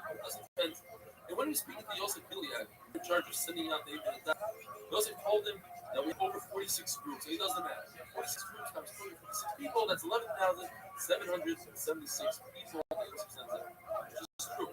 Chazi Hashem, we have well over 50,000 people that receive the from our app, from our website, from YouTube, from all, from Torah Anytime, and other tremendous brother. We have a brand new parak today, which is parak called Kisveh, which discusses what are you permitted to say in case of a fire up. Says the Mishnah, what if somebody's saving a Sifrei Kodesh, Tanakh, Torah Nevi'im, Ksuvim? If they are written in Lashon HaKodesh, obviously you can save them. Even Ksuvim, which you're not permitted to learn on Shabbos, there's a Gzeira in the time of the Mishnah, because people love to learn Mishlei, Koheles, and Hillim, and they would refrain from going to the drushes and shul to learn halacha. So they say, even so, you can save Ksuvim. If they were written in other languages, according to the Mandal Amar that says you are permitted to write Sifrei Kodesh in other languages like the English and Archibald Torah, you're permitted to say it. Obviously, you have to say it because that's Busha. But according to the Mandal Amar that's also to write, you have a Machlokes, Rabbunim Rav Chisda, and both Rabbunim Rav Chisda have Tanoim that say like that. But both Rabbunim Rav Chisda have to amend and edit our Mishnah, as you can see in the red words. Rav Chisda fit in better, so to speak, in the Mishnah. That's in the Mishnah that you can name Sifrei Torah that were written in languages, and he has a process like it. It says that if Torah were written or Tanakh was written in the language of Iftis, Matis, Ifris, save it because of the design of the Busha. What we have to amend is the end of the Mishnah, which talks about these. The question is, if you can save Sifrei Torah from a fire and carry it without a shit device and go through the whole period of carrying it, certainly during the weekday you should bury a Sifrei Torah like that. So you have to say that what the Mishnah means is even if the Sifrei Torah was decomposed, that's the Kiddush. Bury that as well. Rav Huna says you don't say it, and he has a Mandal Amar, Rabbi Yossi. He goes like the Tanakh Rabbi Yossi. That holds that you're not allowed to translate Tanakh into other languages, and therefore if you do, you don't say it. The Mishnah says, nevertheless, if somebody did translate it, you should bury it and be places for that sake. Like the story with Abba Chalafta, with Rabbi Gamliel. Rabbi Gamliel was the grandson of Rabbi Gamliel HaZaken. He was also the grandfather of Rabbi Yehuda Anasi, the author of the Mishnah. And he told Rabbi Gamliel, you must bury your Iyai that has a translation in Aramaic, translated in Aramaic. Just like your grandfather, Rabbi Gamliel HaZaken, he told somebody to bury Iyai on Rabbi. And what that person did was, there was a builder over there that was building the stone, and he told him, put it underneath the stone. The Gemara says, another sheet, according to Rabbi Yossi, Rabbi Yehuda, you have to destroy it, whatever it was, and put some lay over. Says Rabbi, you're going to lose a grandson. It doesn't make sense. First of all, there's no play. Paradise, no play. Second of all, how do you destroy it with your own hands? What you do is you put it in the open field, compose on it. To write a siddur, which was also in the time of the Gemara, Shmoneh does, right? Prophets, they have Hashem's name, they have Psukim. Etc. That Rashi brings down, that are brought in Timaeus. Hashem's name. Fire comes, what do? You don't save it. You let Hashem's name burn. And that's where the saying comes. If you write down brachas, you're like burning the Torah. Because in case there's a fire in Shabbos, you won't be able to save it. Gemara tells the story, there's a person that would write down these brachas, he wrote down Siddur, and he told Shmuel went to check it out himself. As Shmuel was climbing up the ladder, the person heard somebody coming, he realized it's from God. He grabbed a bunch of these Siddur, these brachas, and put it in a pail of water to raise Hashem's name. It says Shmuel, the Avera that he did the second time is a lot greater than the first time. If a person wrote the Sefer Torah, he wasn't a Torah. It's the wrong meal. It's not going to last. It's going to fade away eventually. Rabbi Rahuna wants to say logically, you don't say Sefer Torah. However, there's a Mefurish Brisa that says you do say it. Brisa says, wasn't it all Tanakh and Megillah Esther? Megillah Esther has to be written on parchment with kosher ink. Meaning, other scar don't have to be written with kosher ink in order to be chayiv, to be matzil. You're matzil, you say even without kosher ink. And therefore, Rabbi Rahuna, even though logically it didn't make sense to him, he had to give in to a Mefurish Brisa. I say the Torah that all the ink fell off. It's left with one Shem Hashem, one Askara, you have to save it. If it has less than 85 letters, you don't save it. 85, significance of 85, like the partial by even Toyara. Yarsa and Dusa are two words in the Torah that are in Aramaic. If somebody translates those words, or anything in the Big Psulim, translates from Aramaic to Hebrew, those words and letters are mitzvah and combined to the 85 necessary to save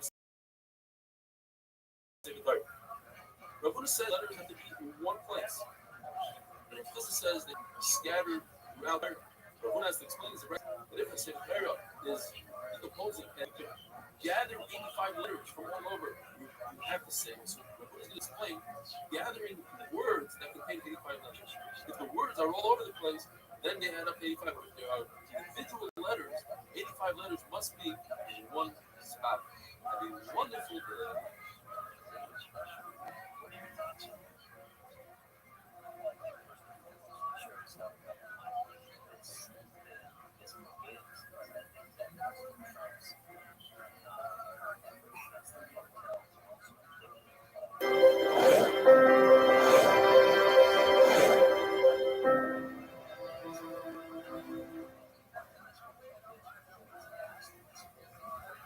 Shabbos Daf Kufta Zayin. Today's email comes to us from Yankel Shepherd. During one of the shiurim recently, we discussed about making peace with somebody that you're in a fight with to increase achdus, to break this corona that is creating a divide. You can't go to shul, weddings, social distancing, etc. So he writes, hope you were all well, you and your family. Straight after shir yesterday, I phoned someone. Thanks. Way to go, Hashem. Many of us will call out, reach out to people that we weren't on such great terms. He writes, during coronavirus, I learn every day, not 4 times, I heard myself, Hatzlacha Yankel. The parsha of Vayikra ben Tzayah starts with the upside down room and ends with the upside down. The child is what? Machlokes.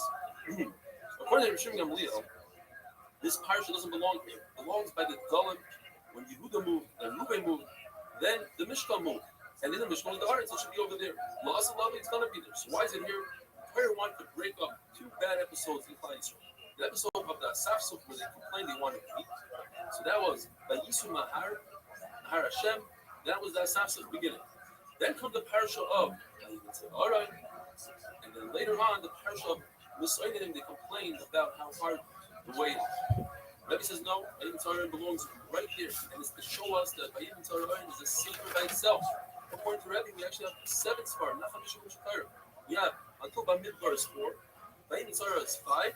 After that, the rest of Bamidbar is 6, and the Varim is 7. The Gemara has a suffix. What about the margin? Excuse me, the link part of the Sfar. We save that from a flame.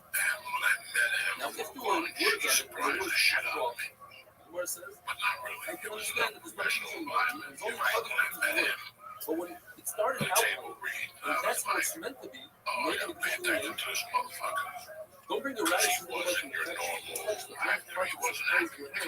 become public. It's one of the 8 commandments of the Torah. It's very possible that it only has a use of the rest of the same. I didn't think he was overly Right, hilarious. it says, Right, but I got this comedy and I got this says, which was really good. And I'm like, during the movie, I started watching. I was one of my favorite movies of the birthday. Oh yeah, that's great. It's a fucking great movie. So, when I watched this Netflix special, I got to have some food and I thought it was the best special of the year. My hands down. It was a few years ago. Man, he has the right stand-up. He comes out with a guitar. He does sketches. He brings things up. He does stand-up. It's a party. He knows what to do.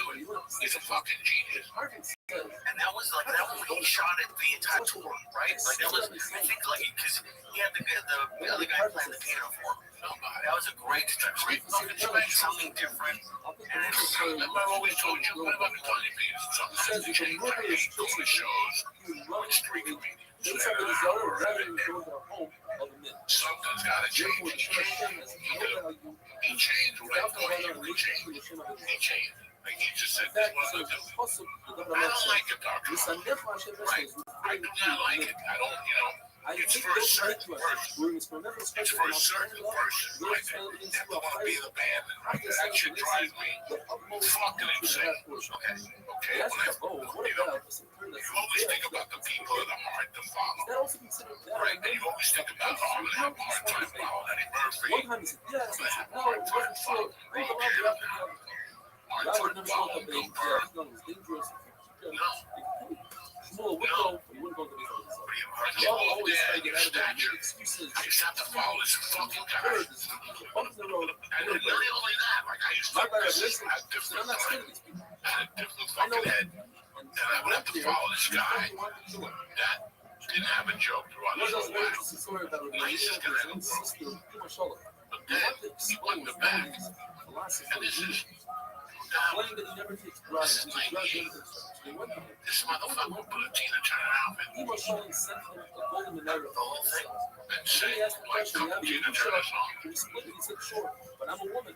Listen, There's a man. Nobody can follow this dude. Were they laughing after this? Going fucking nuts. Fucking standing ovation. The people dying in the hall, holding on to their hearts. And you're like, I work every day with fucking time. And I can't get them to laugh one time. This motherfucker puts on a wig, goes up there as Tina Turner, and look at these white people, they're all over the floor, they're having a heart attack, giving a standing ovation. I couldn't figure it out. Right. And those are the toughest people. You've done correctly, that you're going to have a father. Because it's not a joke they're following, they just did like a music parody. That was the comedy show one night. Rob said, Steve is the third one. And they fucking hated him. Everybody hated James Steve. Nice guy. The comics hated that. Oh, James Steve was a turd. I was on his face.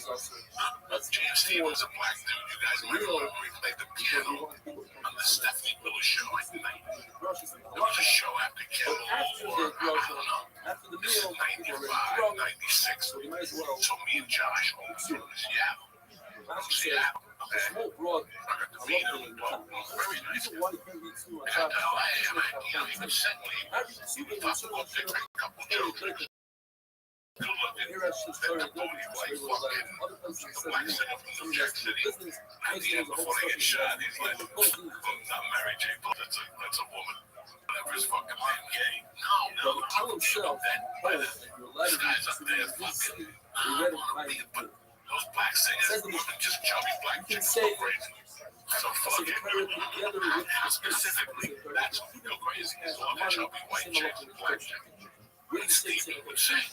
He's the one night song at the end of sides of the word You with the fucking left. flatline the The place. Torah says it's I called left the that sides. back in my head. It's not a left and right. The Gemara says Okay. every place that falls out on a Shabbos. How much of the hide can you remove from the animal? According to Rabbi Shmuel, Meshach Yechim and Breika, you can only say as much as you need. In other words, up until the chest, so you can remove the Ivar. Or the Rabbanan, you can remove all of it. Fire says, everything that was brought, he did for his own honor. Rabbi says, in other words, that the animal shouldn't spoil, so you have to remove it all. It's better to remove it. Rabbi says that the third person shouldn't be laying around like in a veil. What's the difference between Live in Austin, Texas, USA. It's the William Montgomery Show. Starring William Montgomery. With the Tony Chan Orchestra. The William Montgomery.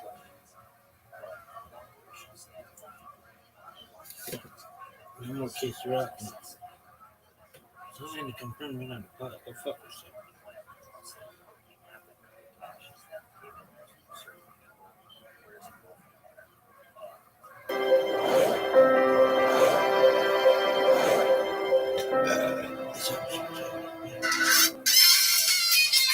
Recorded live in Austin, Texas, USA. It's the William Montgomery Show. Starring William Montgomery. With the Tony Chan Orchestra. William Montgomery Jr. Dancers. Sweet Rattlesnake Dave. A performance by the Great Rabbi.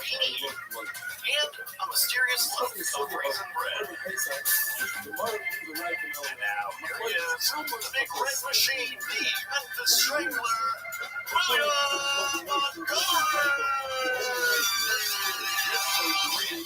What's alive?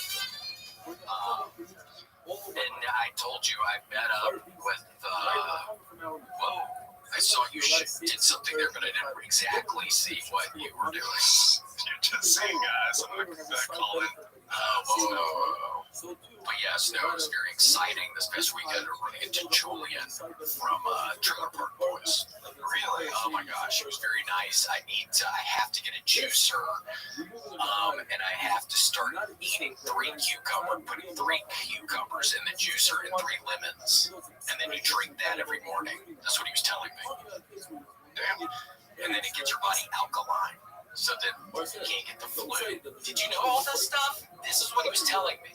Sounds very legit.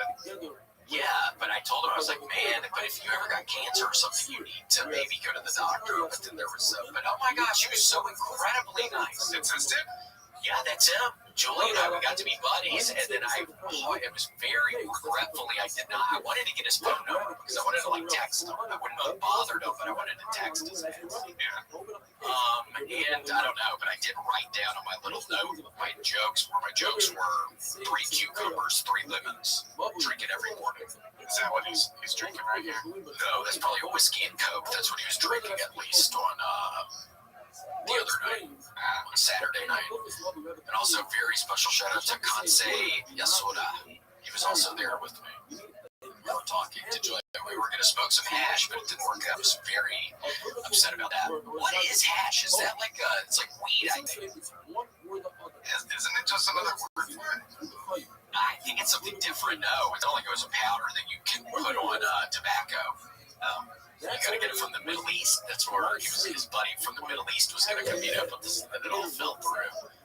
Well, we do have some surprise gifts for you. Gifts? Maybe gift isn't the right word. Well, and I don't know. Yeah, don't spring some weird. But we had some deliveries come in for you. To here to the studio. Yeah. I was gonna bring it.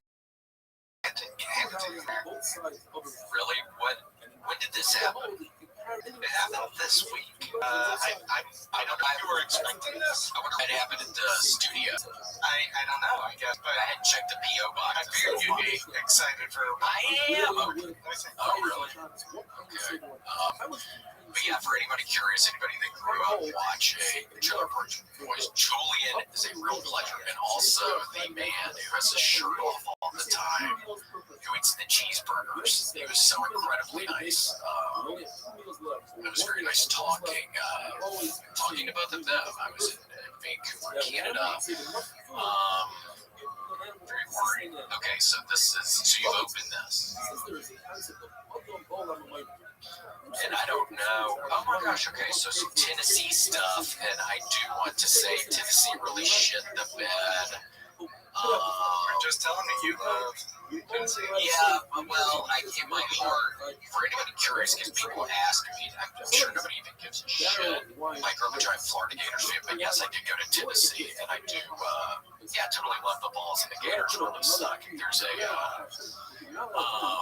if anybody who's associated with the Florida Gators team, you'll kind of do something about the coach. Oh my gosh, but I don't need to get into that. But yeah, oh my gosh, well, this is very sweet, some good Tennessee gear. Were you expecting this? No. Okay. Emma Rackley, or yes, maybe I do. Emma, thank you so much for this Tennessee stuff. Oh my gosh, it's wonderful stuff. I love it. Yeah. Very cool. And by the way, for anybody wondering, this UT symbol, this is Tennessee. This is not Texas, okay? Great, because Grant, you grew up around here. When you see this, what do you think? Are you thinking University of Texas or University of Tennessee? I gotta be honest, I went to the UT Austin, so I do not associate that with UT Austin. Oh, you do not associate this with UT Austin? Oh, I thought this was like one of y'all's symbols. That's your symbol, isn't it? Yeah, but I thought it was like y'all's symbol. I thought maybe we had it first or something, but I just didn't. Cool. Oh my gosh, well, so sweet. Well, Emma, oh my gosh, thank you so much for the Tennessee gear. Very cool stuff. Oh my gosh. And Crockett, for anybody curious. And the dog. The dog is Bernard. He wanted to be a Saint Bernard, but he came out hound of some sort. He's a bloodhound, or what is it, coonhound? I don't know what kind of hound. He's some sort of hound. And I don't know his name. That's very embarrassing. What is the dog's name? Maybe you can help me with that. Somebody can look at it. I have no idea what the dog's name is. Or Tennessee, but yeah, Tennessee really shit the bed this past weekend. And shout out to Jamie, the man that gave me my Smokey. Smokey, okay, that's so embarrassing. Somebody's about now. I look like some giant poser. I can't think of Smokey. Yeah, that's a classic. Okay, Smoky Mountains, Grant. That's how I gotta remember that in the future. If anybody asks me what is the dog mascot for Tennessee, that's what I gotta remember. Smoky Mountains. Smoky Mountains. But oh my gosh, yeah, Tennessee really shit them up. But shout out to Jamie McPherson. He picked me up from the airport. Very nice guy. And then I watched the game with he and his two children. And then his wife and her friend were smoking on the patio, doing something. I don't know what they were doing. I don't know why I said smoking on the patio. That's like weird of me to say. I don't know what they were doing. Just good, clean, honest fun, I'm sure. Just good, clean fun. We're in there watching the American football game. I think they're all thinking, who's this weirdo American guy? Why does he care about the sport? Because I don't think a lot of Canadians know about football. I don't know. I don't think the Canadian football is that popular up there. I have no idea. God, Grant, I thought you knew about Canadian Football League. I'm not very much up on Canadian football. Yeah, I have no idea either. We had a coach named Coach Rogers in high school. He played for the Canadian Football League. Shout out to Coach Rogers. He went to our tribal. He left the school I went to, and he went to the our tribal school. So I don't know what I feel about that, but I just hope Coach Rogers is happy. Shabbos Daf Kuf Ches. This week's Mishpacha magazine has a 4-page write-up about from official catering in Baltimore. He watches our show every single day on Zoom. He's a big supporter of the show. And he writes in the beginning of the article, it says that he contributes a big part of what he's doing here, galvanized by an important life lesson he learned during Eli Stefanski's popular 8-minute daf shir on Brochus 53. He's referring to our regular shir. It's a beautiful life lesson. You could look it up, Brochus daf Nun Gimel, at minute 42. So, way to go, Reb Official. Talking about life lessons, today's daf is one of the most fascinating daf and shas with so many different life lessons. It starts off with the famous machlokes: how many meals are you mechuyev to eat on Shabbos? Chachamim say 3. Rabbi Chidka says 4. From our Mishnah's mashma that it's 3. There's a Mishnah that says that if you only have 2 meals to your name, you're very poor, you shouldn't take from the tamchi, which is the daily tzedakah. If he has 15 meals, that means per day, times 7, 14 meals he has a week, you shouldn't take from the weekly tzedakah. The issue is that on Shabbos at least 3 meals, so it should be 15 meals or 16 meals according to Rabbi Chivka. We must say like Rabbi Kiva. Rabbi Kiva has the concept, Asi Shabbat Tarach Lebriyos. It's better not take from tzedakah and not have 3 meals on Shabbos. But there's a Mishnah that says that if a poor person is traveling, you must give him at least a kikar bepunya, and it's a weight of bread and enough for a bed and a pillow. And then it says for Shabbos you give him 3 meals, not 4 meals like Rabbi Chivka. Rabbi Chivka must say that we're talking about a situation where he comes with a meal, and when he leaves, you're going to give him an extra meal. Tzedel l'derech. You're permitted to wash dishes on Friday night, because you need those dishes Shabbos morning. You're permitted to wash Shabbos morning, because you need it for the afternoon. But you're not allowed to wash dishes when it's for after Shabbos. And here starts the agat of the sugya. If you keep and you are very careful about the shalish sudas, the 3 meals on Shabbos, you'll be saved for the shalish peronios, the Mashiach, Gehenim, and the Milcham of Gagomar. If you're ma'anik Shabbos, meaning you delight in Shabbos, and the Gemara is going to explain what that means. They give you nachla belunet tzarim, heritage without boundaries. As it says in the pasuk, Os T'Sanagal Hashem, and later on it says nachlas Yaakov. You get the nachla of Yaakov, not Avraham Yitzchak. Yaakov was promised. That's the yom of the kedma. Says Rav Nachman, you'll be saved Meshibut Golyos, from the oppression of Golos. Rav says they'll give you anything your heart desires. What does it mean to be Ma'anik Shabbos? In those days, it was beautiful dishes of beet dish, or large fish with garlic. Every generation in every place with their own food with their Ma'anik. And if a person can't afford it, even if he makes one small dish of Tasset HaHarsana, the Kavod Shabbos, that is his Einik Shabbos. Rabbi says, if a person keeps Shabbos, Kihil Chasei, with all the proper halachas, even if he did have a desire like in the generation of Enosh, they'll forgive him, as it says, Ashrei Enosh. And it says, Kados Mechalaloi, we don't read it Mechalaloi, but Machul Loi. The famous Gemara, if Klal Yisrael would have kept the very first Shabbos, then the nations wouldn't be able to rule over them. Rabbi Shimon Bar Yochai says, if they would have kept 2 Shabbosim, would have been redeemed immediately. The Gemara says, brings Rabbi Yossi 7 different. Rabbi Yossi says he wishes he'll be part of in Gan Eden. He wishes he'll be from those who eat shalish sudas. He wishes that he'll be from those who finish Hallel every day. Now it's also to say Hallel every day. What he meant to say is the 2 Mizmarim and Psuk Zimra, Hallelu Hashem and Hashemayim, and Hallelu Kael B'Kol. Rabbi Yochanan said, great mitzvah to daven just with the nates as the sun comes up, and to daven mincha as the sun goes down. From those people, he says, I wish I could be from who die from intestinal disease. It's Yisur Mechaprim, it gives forgiveness to the Averis.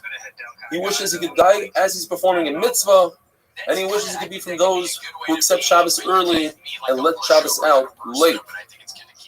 He wishes he could be from those who could bring people into the Beis HaMedrash rather from those who bang on the beam and say, time to stop, it's lunchtime. She wishes he could be from those who collect from other people money to give out to tzedakah, rather than to be from those who give out to tzedakah, because you could come into great trouble by making mistakes and giving tzedakah to the wrong people.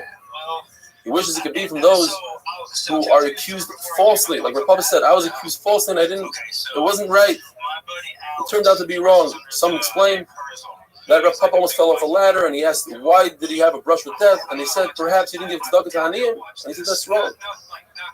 Or the famous story where a guy said, please sit down on the bed, and he refused to sit, and later on they found a dead baby under the bed, but nevertheless they accused him of killing the baby, and he had to run away.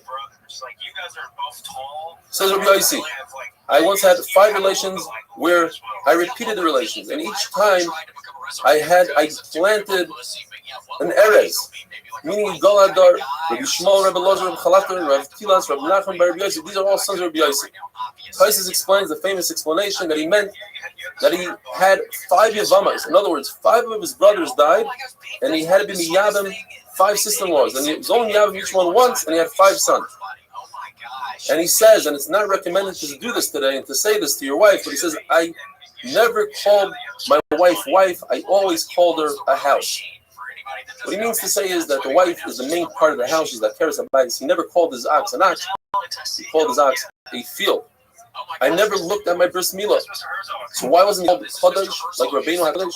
Because Rabbeinu Rabbi, Rabbi Nasi, the author of the Mishnah, not only did not look at the bris, but he also didn't put his hands below his belt ever. Says Rabbi Yossi, I used to get dressed with such sneers that the ceiling is never seen the inside of my shirt. I never contradicted my friends, so if my friends told me, get up and duchen, be a kain, even though I'm not a kain, I would get up and duchen. In Lashon Hara, if you say something that can be explained in two ways, and you say it in front of that person that you're saying it about, that proves that you're not saying Lashon Hara. So Rabbi Yossi, I never said something that I had to take it back. Gemara says there were different Amoraim that said I excelled in a certain mitzvah and that should be my sechar. Like Rabbi Nachman said, I excelled in 3 meals on Shabbos. Rabbi Yehuda said I excelled in Iyun Tefillah, having kavanah by davening. Rabbi Shua said I never went Daled Amos without a head covering. Rav Sheshes said I was extremely careful with tefillin. Rabbi Nachman said I was extremely careful with tzitzis. Rabbi said Rabbi was very careful with tzitzis to the point where he was once on a ladder and one of the strings ripped. He refused to move until he was able to replace the strings. Abaye was very careful that he would make siyum for different Talmidei Chachamim that finished Mesechtes. Have a wonderful day. To his father and mother. Because yeah, sometimes people get their names changed or whatever, but yeah, that's good. Yeah, like, my name is Beef, legally. You're like, hey, did you have it changed, or that's what your mom and your papa named you? That's my birth name. Well, that's sweet. What is it, a first name or a last name? My middle name. What's your full name? First name Danger, middle name Beef, last name Mahoney. Oh my gosh. Shabbos Daf Kufi Test. Today's email comes to us from Tzvi Fine, a very inspiring email. He says he just recently made Aliyah, and his son Danny kept on telling him about this Daf Yomi Shir he listens to.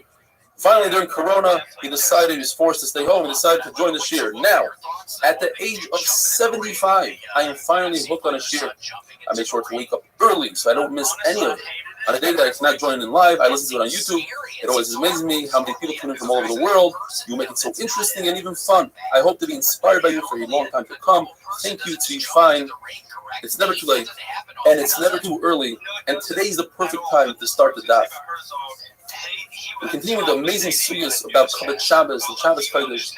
Rabbi says that Talmid Chacham, who comes to him to be judged, he wouldn't go to sleep until he found something to make a schus for him and go in his direction. Rabbi Rashi says, I can't even judge Talmid Chachamim because I am biased towards them.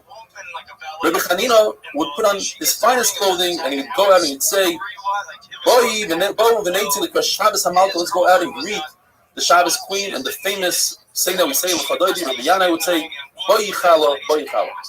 Rabbi Nachman would make a tremendous amount of these oiled wafers, 3 saw. Rabbi Abba, he would buy from 13 different butchers meat, he'd bring it home, and he would tell his chefs, be energetic, hurry, make this one, and then I'll bring more meat later. Rabbi Avo, even though he's very weak, he sat on an ivory chair, he would fan out the fire of Anon, would wear black clothing Shabbos to show that even though he's getting dirty in Shabbos. The famous saying, Rav Safra Machrech Reisha, Rabba Molach Shibuto, Rav Safra would singe the head of the animal to get rid of the hairs. Rabba, which anybody could do, the servants could do, but he wanted to do himself. Rabba would salt, Rav Huna would light the candles, Rav Papa would make the wicks, Rav Chizdo would dice the beets, Rabbi and Rav Yosef would split the wood, Rav Zera would light the fire, Rav Nachman Yitzchak would flip around heavy boxes and things for Shabbos. He'd go back and forth, and he said, it's as if Rav Ami and Rav Asi would be my guests, wouldn't I be schlepping their things? And the Gemara says, some say that Rav Ami and Rav Asi would be schlepping boxes there of Shabbos, and they would say, if Rav Yochanan was our guest, wouldn't we do this? The famous story of Yosef Meiker Shabbos. He was a wealthy guy who went to the stargazers, and he was told that he's going to lose all his belongings. So Yosef Meiker Shabbos, he had a trick. He took all his belongings and he traded it for one jewel. He put that jewel in his hat, he walked over a bridge, the wind came and blew it into the water, a fish came and swallowed it, and the fishermen took the fish out right before Shabbos. There was no one to buy the fish. They had a great idea. Let's go to Yosef Meiker Shabbos, who would probably trade in this unbelievable fish for the fish that he has, and so it was. And he became wealthy. He was able to sell that jewel for 13 attics worth of gold. Rashi says that's an exaggeration. Eliyahu Hanavi bumped into him and said, The idea is that whoever borrows the covet Shabbos Kodesh, Shabbos pays him back. Gemara asks, how do people gain wealth in Eretz Yisrael? They have the concept of Aser B'Shvil Shetis Asher. You give Meiser from food, you become wealthy. In Chutzlars, you don't have food to give Meiser from. Over there, it's because they are Mechabed Shabbos. Gemara tells us a story about this. Rabbi Bar Abba was a guest in Chutzlars, and they brought out a golden table that needed to be carried by 16 people. That's how heavy it was. And it had 16 chains of silver with all the beautiful dishes and food and dessert and fragrances. And when they put it down, they said, Lashem ha'aretz u'meloya. And when they took it away, they said, Hashamayim, Shamayim, Lashem ha'aretz u'sam b'nei Adam. And he asked them, why do you think you were zoich to this? And the person said, I used to be a butcher.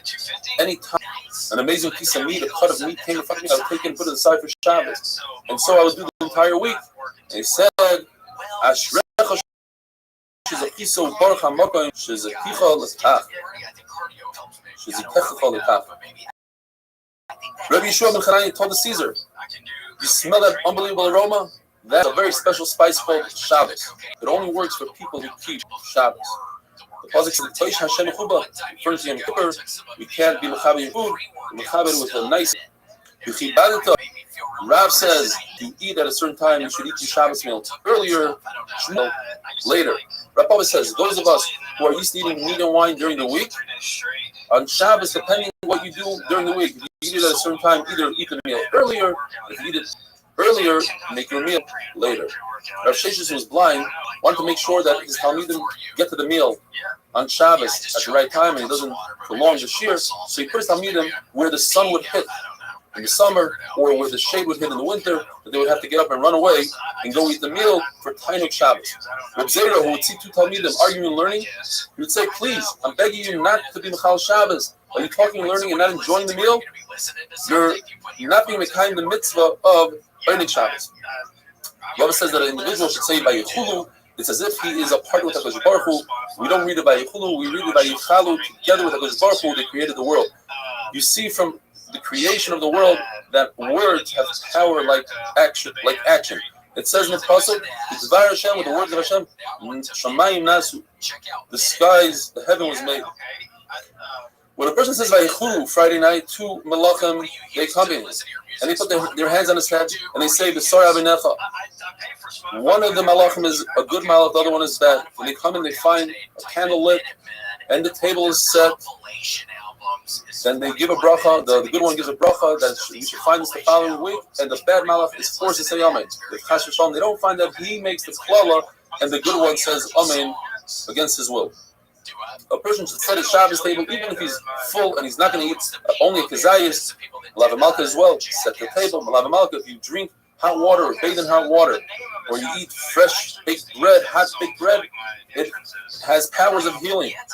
Rabbi Vo would shech a young calf, a tilta, the third born calf, so that he, on Motzei Shabbos, he would shech this so that he could eat part of the kidney.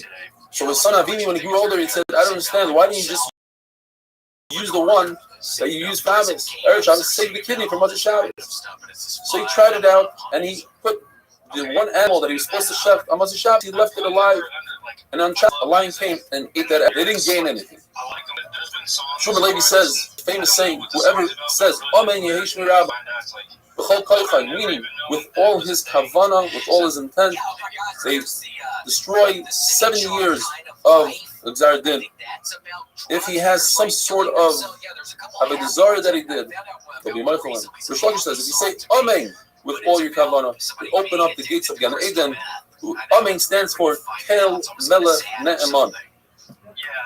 The Gemara says that a fire is only found in a place where there's still Shabbos, and it happens on Shabbos where you cannot put it out. The Gemara gives us 7 reasons why Yerushalayim was destroyed. Either because of Mechal Shabbos, they didn't say Krishma in the morning and the evening, they stopped the children from learning Torah, they didn't have righteous money, they took bribes. They didn't give each other musar, pechacha. They were mebayish tam chacham. Rav says whoever's mebayish tam chacham, there's no remedy for that. They stopped being truthful in business. Al tigu b'neshicha, don't touch my anointed one, means the children that learn Torah, u'b'neviyah al Torah, is referring to Talmidei Chachamim. The world only exists because of the Torah that children learn, and Rabbi says that the Torah of adults doesn't compare to the Torah of the younger ones having wonderful days. So what do you think about Southern people, Grant? Look at this athleticism. I think I'm in your camp. I also think I'm dumb. Really? Yeah. Oh, stop. You're just saying that. Look at this athleticism, Yeah, folks. we can smoke. It's impressive. I like the camaraderie. We can all be in the dumb camp. Well, beef. Oh my gosh, and I think that honestly is what the album cover maybe looks like. Shabbos Daf Kuf Chof. Today's email comes to us from Larry Jaffe from Silver Spring, Maryland. He says he's already 55. He started Daf Yomi a number of times. This is the first time that he's reached this far. Due to all the graphics and diagrams, they really help bring each sugya to life. Larry, to finish shots with everything. The Ezra's Hashem is bar. We continue with the sugya of saving different things, a raging fire. Says the Mishnah, you can save even 100 meals if they are in a basket, or an entire barrel of wine, or a whole cake of fish. And the question is, why is this any different than the Mishnah we had a number of days ago, where you could save only 3 meals? One shot the Gemara gives us because we're dealing with one basket. One basket is less work. It doesn't matter how much is in that basket. If so, if you have an open blanket, and you take smaller baskets and pour it into that open blanket, since you're only removing one blanket worth, that would be mutter, even though it's more than 3 baskets worth. We see something similar. If you have a barrel of wine that has a hole in it and it's dripping, you allow the barrel, put it underneath, and catch as wine as you want. It's not limited. Another shot the difference is, bringing it to this chutzner, you allow as much as you want. If you bring it to a different, you're limited to 3 meals. Says the Mishnah, you allow to call in for help and tell them the food for yourselves. Now, if they were smart about it, they'll give back the food and charge that person for their time. Rav Chizah says we're talking about Hasidim who don't want to take advantage of someone's misfortune. Yes, he was mafkir everything, but he had no choice. He was forced to. So Hasidim don't want to take advantage of that. Says Rava, if there was such Hasidim, they wouldn't take money for working on Shabbos. Rather, says Rava, we're talking about Yirei Shamayim, not Hasidim, who don't want to take advantage of somebody else. They don't want to take from other people, but they also don't want to work for free. They want to be compensated for the time. So if they understand Hilchos Shabbos, they understand that since all this food is really theirs, when they give it back to the person, all they're asking is to be compensated for their time. And that's not considered Schar Shabbos.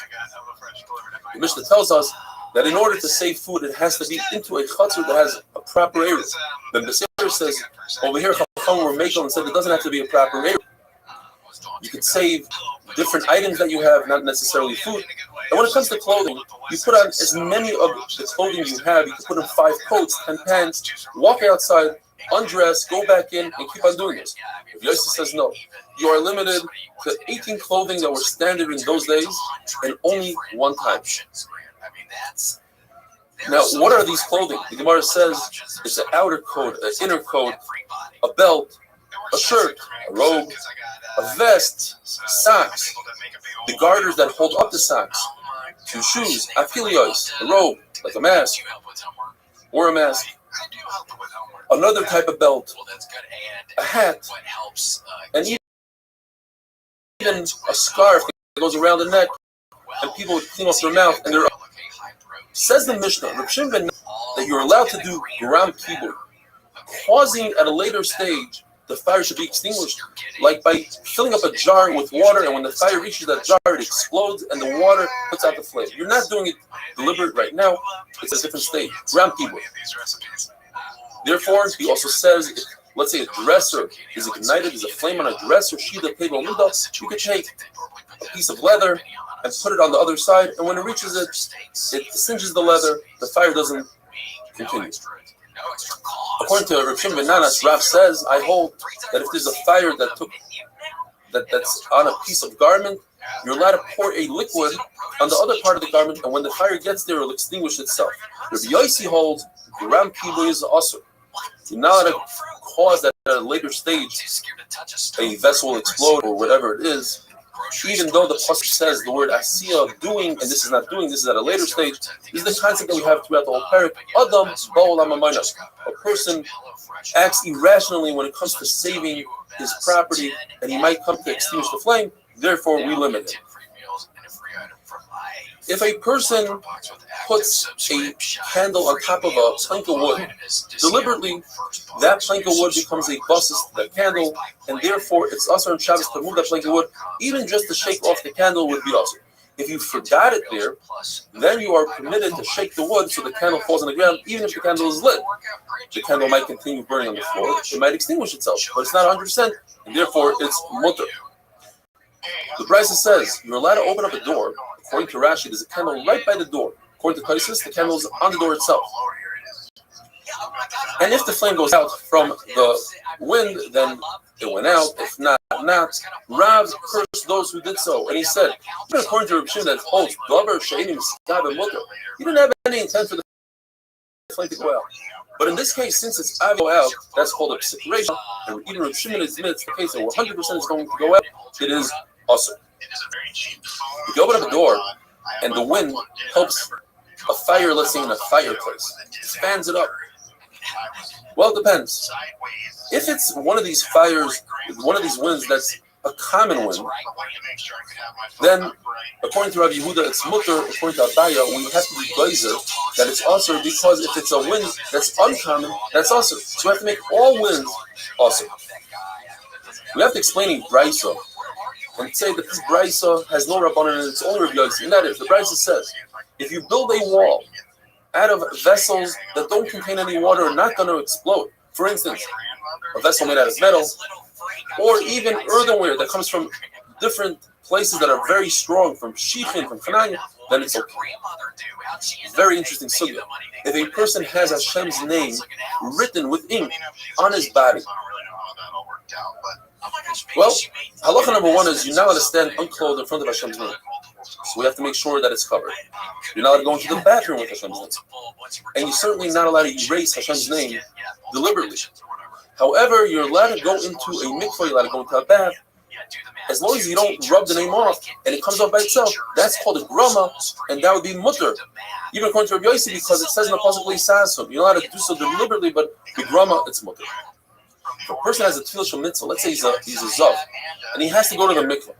Since you're not allowed to stand unclothed with Hashem's name, he must put something on it, such as a bandage, a reed, but he has to make sure that it's loose, that the water can get through, so that the bandage doesn't create a chatzitza.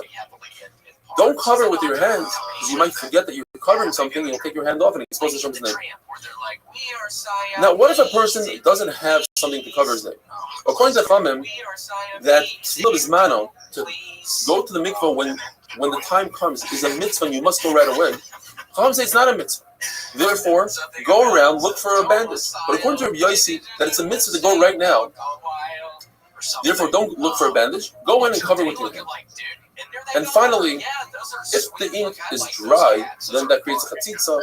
Same thing would be with blood, honey, milk, and ink. If it's moist, like in our case, then it doesn't cause a chatzitza. Have a wonderful day. He's been really good. It's been really great. So, like your house sitting your grandmother's house, or she? Where's grandmother on vacation or something? She's in Oregon. We have family in Oregon. They go out every year for that. So. Oh, cool. So you got the house to yourself. Are you throwing a party? Good. Would you come along? Would you bring in? Yeah, great. It's been a little over 4 years, but I think the time I really need to start drinking. Shabbos Daf Kuf Chaf Aleph. Today's email comes to us from Yisrael G. He writes, I have to let you know how therapeutic this Urim are. I was driving back from the Catskills and was sitting in traffic on the 17th for more than 2.5 hours. I started a few weeks ago doing Chazar from the beginning. Now I'm up to Daf Chaf Zion. Trust me, there's no better way to spend time alone in traffic other than your Gavaldic Urim. Thanks again, Yisrael G.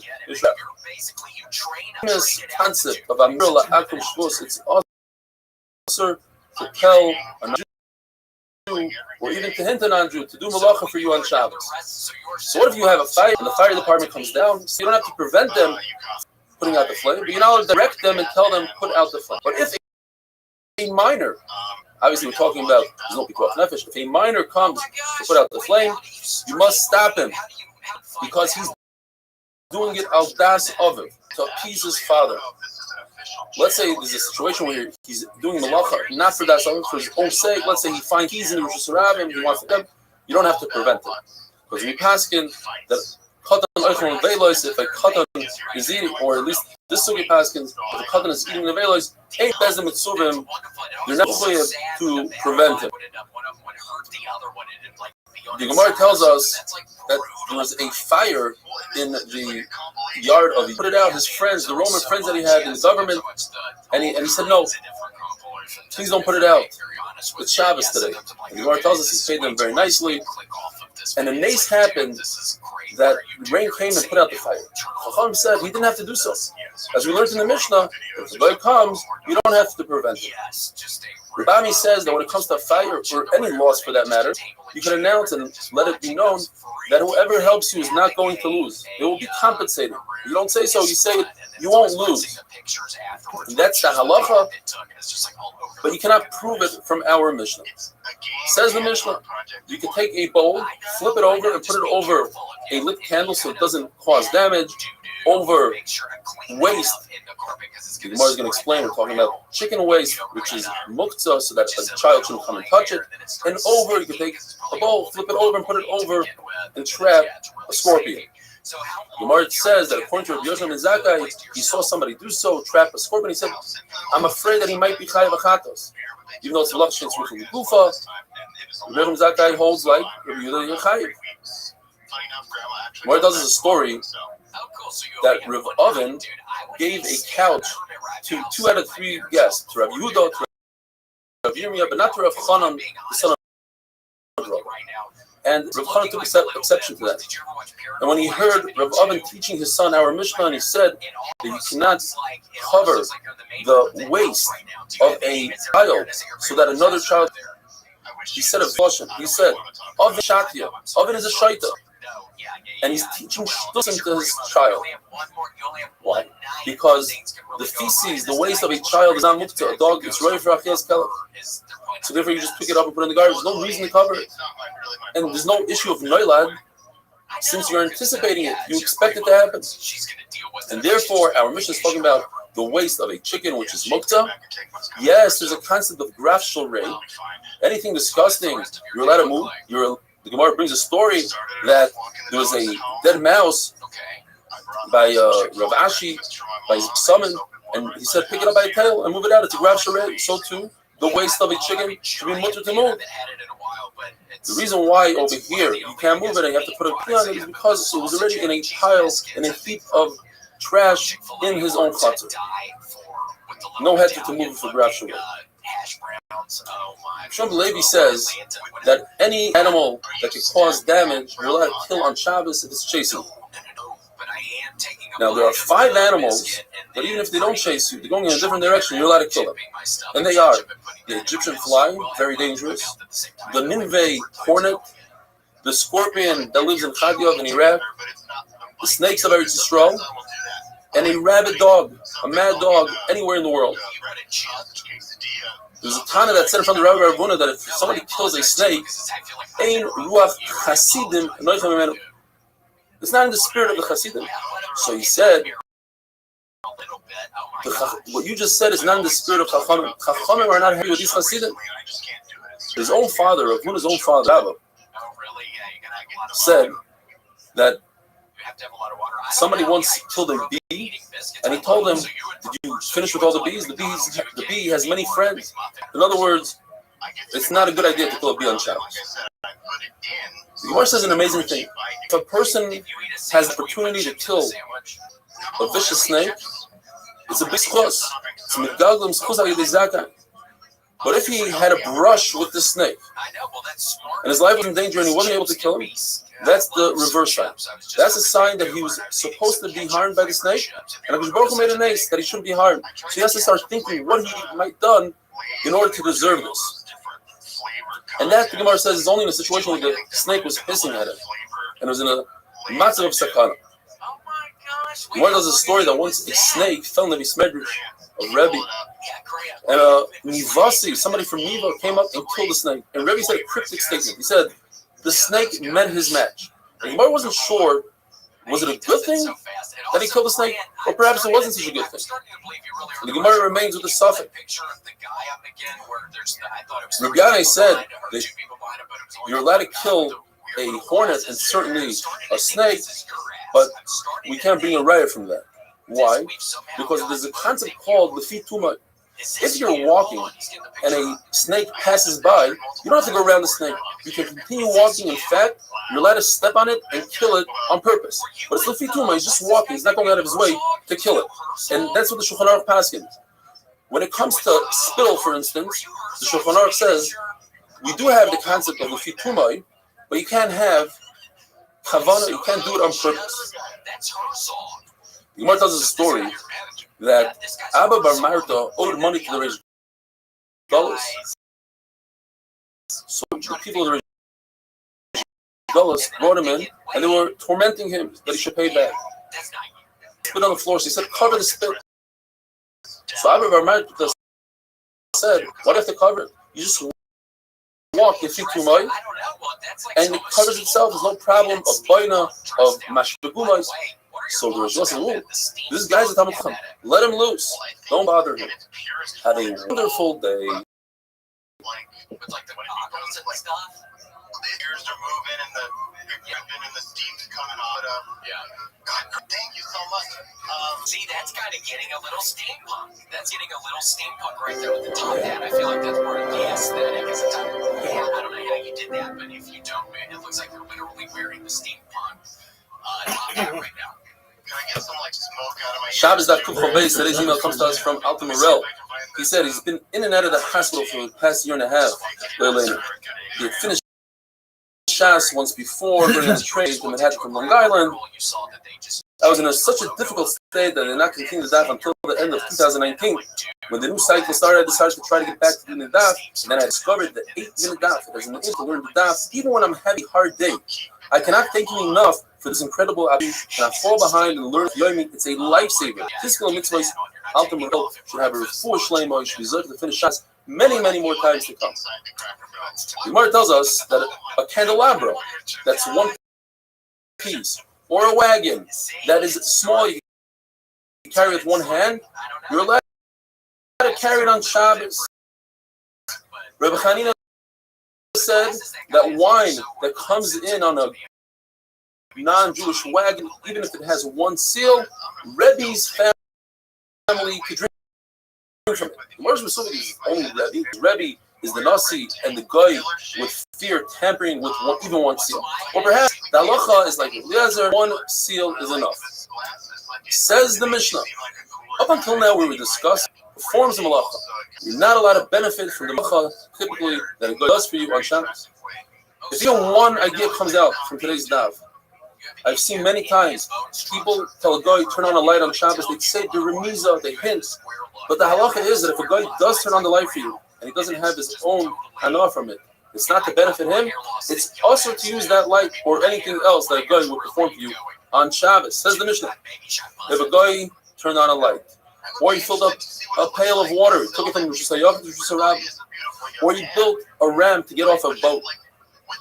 A Jew could use it if the guy did it for himself, but if he did it for the Jew, it's also to use.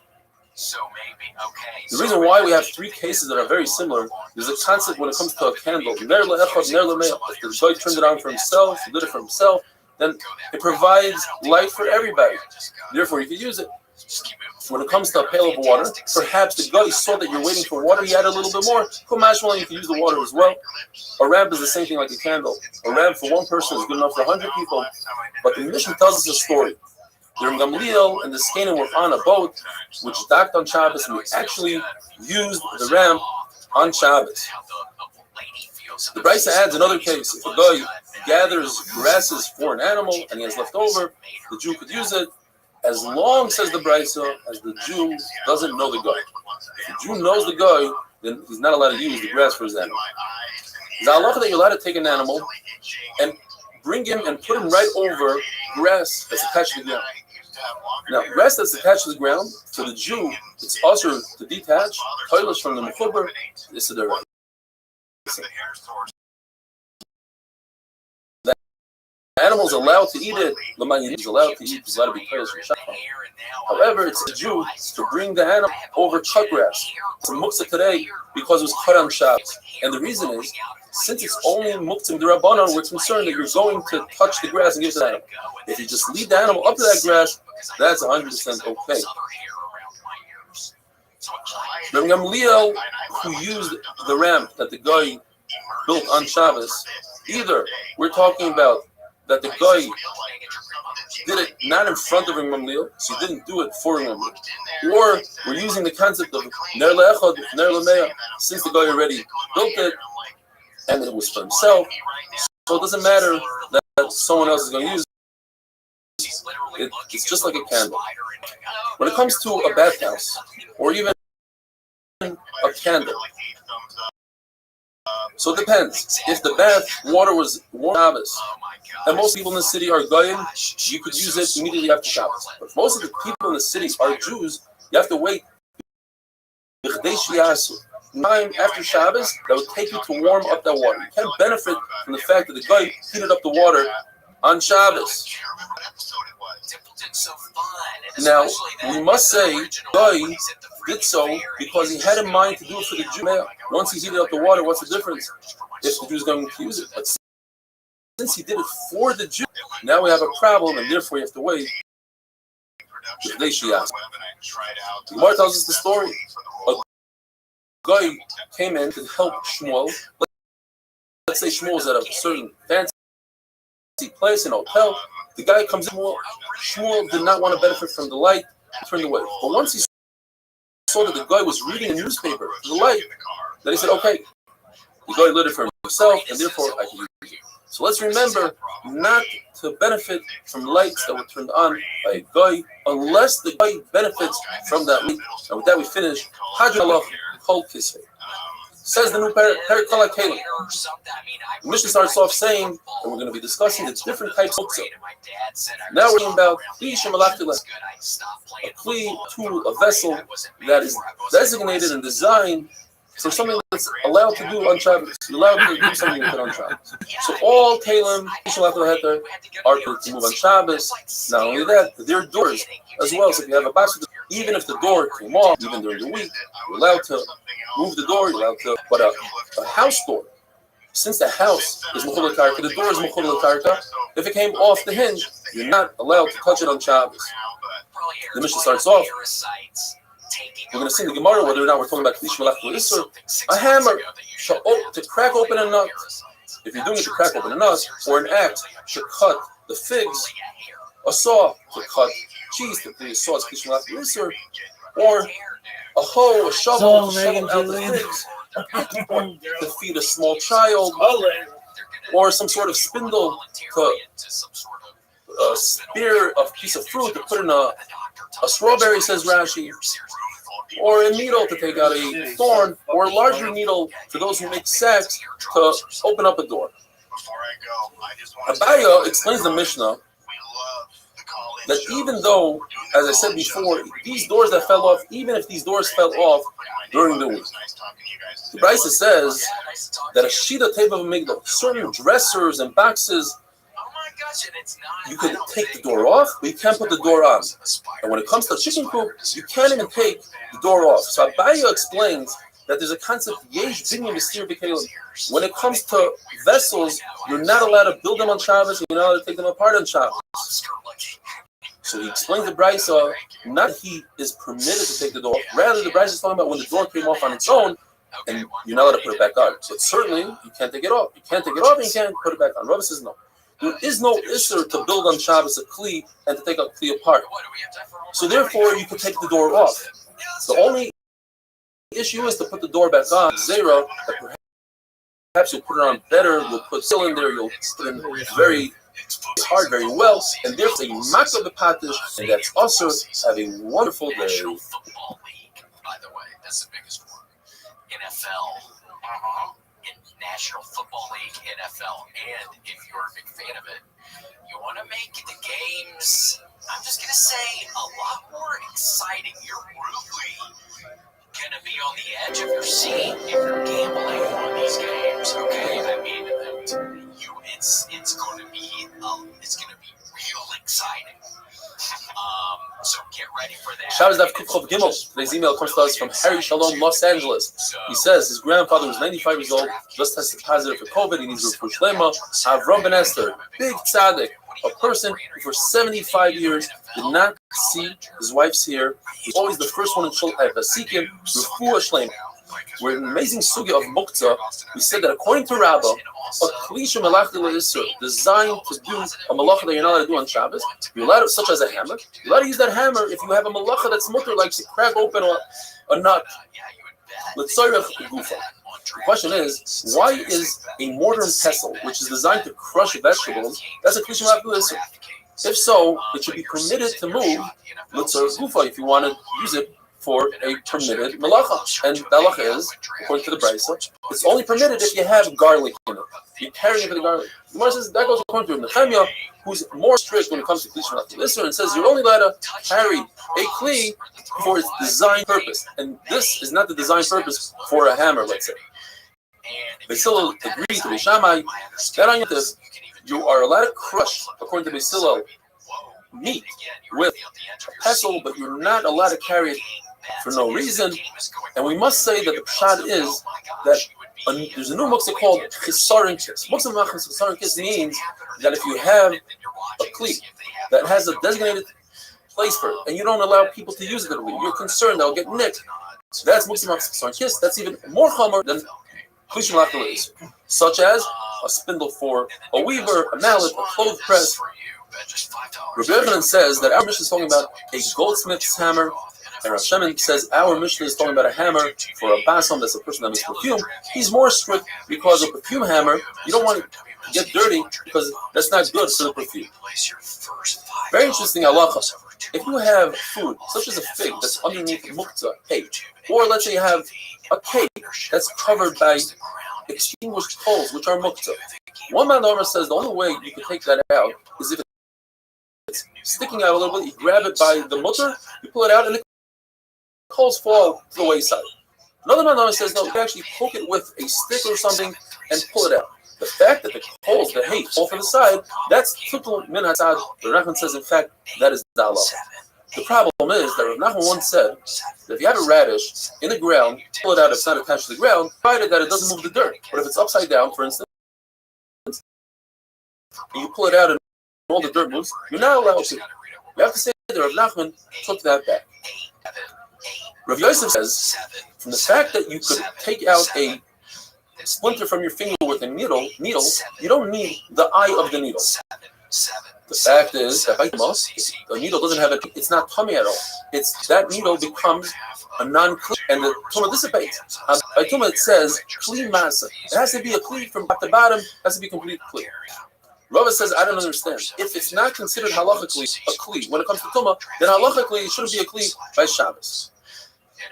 The problem is there's a brisa that says exact opposite of Rava. It says there's a big difference between tumah and Shabbos when it comes to a needle. If it doesn't have an eye, it's not a kli for tumah, and it is a kli for Shabbos. So Abaya comes to Rava's rescue and says, perhaps the pshat is, yes, it doesn't have an eye, but it's prefab. It's before the person had a chance to put the eye into the needle. But let's say the needle had an eye and it broke off, that's much worse. Then he already designates it for the recycling bin, and it loses its kli designation, and the tumah falls off, and it's not a kli for Shabbos. To straighten out a baby's limbs on Shabbos is a machlokes. According to Reb Shimon, it's mutter. There's no fixing a body on Shabbos. It's not like a kli that you fix in Sakamon. According to Reb Nachman, it's also just like you're not allowed to take medicine to induce vomit, because that fixes the body. So too, you're not allowed to straighten out the baby's limbs. Says Reb Shimon. What's the connection? To induce vomit that's not the derech. To do so, to straighten out the baby's limbs, that's very much the derech. In fact, I have a raya. It says in the Mishnah, you're allowed to take out a splinter from your finger, and that's fixing the body. Are there any Native Americans in the crowd? Rothschild says that's different. Taking out a splinter is pocket. The splinter is right on the surface, ready to be removed, whereas the baby's limbs need a lot of work. Says the Mishnah, if you have a stick to stir the olives in a vat, sometimes it's Mikabel Tumah, sometimes not, depending. If that stick has a knot where it's a base kibble, it becomes like a cup, you can put the stick into the juice and see if there's enough oil in it. Is it ready to go to the press? Then it's a kli, it's Mikabel Tumah. It's just a simple wood, it's not Mikabel Tumah. Says the Mishnah that according to Rabbi Yossi, all kalim are not muktzah besides those that are muktzah machmas kesarim kis. He gives two examples: a very large saw and the blade of a plow. These are things that you don't typically lend out to other people. You're careful with it that you shouldn't get nicked. The Gemara gives other examples like the laundrer's riddle, a piece that has a bunch of holes they do laundry with, a tanner's knife, butcher knife, and a special tool for carpet. Once upon a time, there was no muktzah. Everything was mutter to touch. But Chacham saw that people were being relaxed and they were doing Mechal Shabbos. Comes along Nehemiah ben Chachalia and he says, everything is usher to touch, besides 3 kalim. And that is a small knife, a knife to cut fig cake, and a ladle. But then at different stages, when they saw that people started becoming careful, they added more and more until everything became mutter, besides what Rabbi Yossi brings in the Mishnah, a large saw, and the blade of a plow, muktzah sarkis. What exactly did they add, and how did they add it? What we have is Machlekes Abaye and Rabbi, what they added on the 4 stages. And Abaye says one thing, and Rabbi adds one more stage. Rabbi is always one step ahead of Abaye. Abaye says the first stage was, they said that anything that's a klishim malachli leheter, you could use l'tzaref gufay for a function, but not for its place. And Rabbi says there's no such thing. So gufay and kind of go together. So if they were matter, they were matter both. Then says Abaye, they said okay. They allowed even l'tzaref mekaymai. Says Rabbi, they allowed that the first time around. But they allowed one more step. They allowed you to save it from getting ruined in the sun. You could put it into the shade. Says Abaye, first stage was, they said, like a hammer, you could use if you have a malacha to crack open it up, but only the tzarech gufa, and not mekayma. Says Rabbi, tzarech gufa and mekayma go together, so they allowed both. But they only allowed you to carry it with one hand if it was very light. So in the 4th stage, says Abaye, they allowed you to carry it with 2 hands. Says Rabbi, they allowed even 2 people to carry it. The brisa that says that on the ducha, the mortar and pestle is muktzah. So according to Abaye, it makes sense. It was muktzah because you want to move it to tzarech mekamer. But to Rabbi, you have to say you want to move it the chamal itself into the shade. Have a wonderful day. Officially, it's an expectorant, which means it just gets all the shit out, and that's kind of what you want: fluids, expectorant, and meow moo. For sure. Well, good to know about Mucinex, because I knew it had something to do with boogers or whatever, just because of the green guy in the commercial, so I knew it was like some booger related. But I had no idea. Well, I hope everybody gets better in the band. I mean, hopefully Shabbos Daf Kuf Chavdal. Today's email comes to us from a sunny Rishon from Israel. He says, perhaps in order to increase the viewership this year, once people watch or get hooked, maybe we could offer, if people get other people to join, we will learn for them, the fellow will learn for them, you will learn for them. That's our handle. Maybe we'll fly people in as an incentive to get many people. Bottom line is, research says that once a person gets a streak going, they will not stop, especially since the shoe is so big. If you have a great idea, please share with us. If you have a great story unrelated to this, please share with us. Whatever, as long as we increase our business career, we go to another field, just let's get people hooked to the doctor. As we learned, Nehemiah ben Chachalia came along and said everything is mutter, there's no such thing as mutter. He said everything is mutter. Says the Gemara, the Rothschild says there are 4 Mishnaitic rices that must have happened before they started relaxing mutter. And Rabbi argues on all 4. The first one is, our Savior, Medoifa. If you have a mortar and pestle, it's a question left with Israel, you're not allowed to crush vegetables. So you can't move it. Let's say even unless you want to flip it over, use it as a chair. Not permitted. That must be before they relax in the mukta. Rabbi, no. That goes according to Rabbi, who says to not any unless it's for its designated purpose. You can't use it as a chair if it's made to crush vegetables. Second thing is on the shulchan, you have to come upon it, and in order for there not to be any mold between the bread, you put small rods. Those rods are the whole bread. Yet the Mishnah says you cannot touch them on Shabbos. You have to remove them before Shabbos in order to take out the bread, and then you put the new breads in on Shabbos. And on Matzah Shabbos, you reinsert those rods. It must be before Muktzah. Says Rabbi, perhaps it was after they relaxed Muktzah. Yet it's only there to prevent mold. A couple of hours until Shabbos is over, you don't have to touch these rods. There's another halacha that for the carbon paste, in order to remove the hide, they would put the animal on a hook. Not enough hooks are so many people. So you use a pole, you put a pole from person to person, from shoulder to shoulder, you hang the animal on there. But if every place falls on Shabbos, don't use a pole, use your hand, put your hand on your friend's shoulder, you put your hand on your shoulder. It must be before they relax the muktzah. This is Rabbi not true. So, since there's a way to get it, don't have to use a pole. Why use a pole? So these are things we have a machlokes. There's a concept called mustara.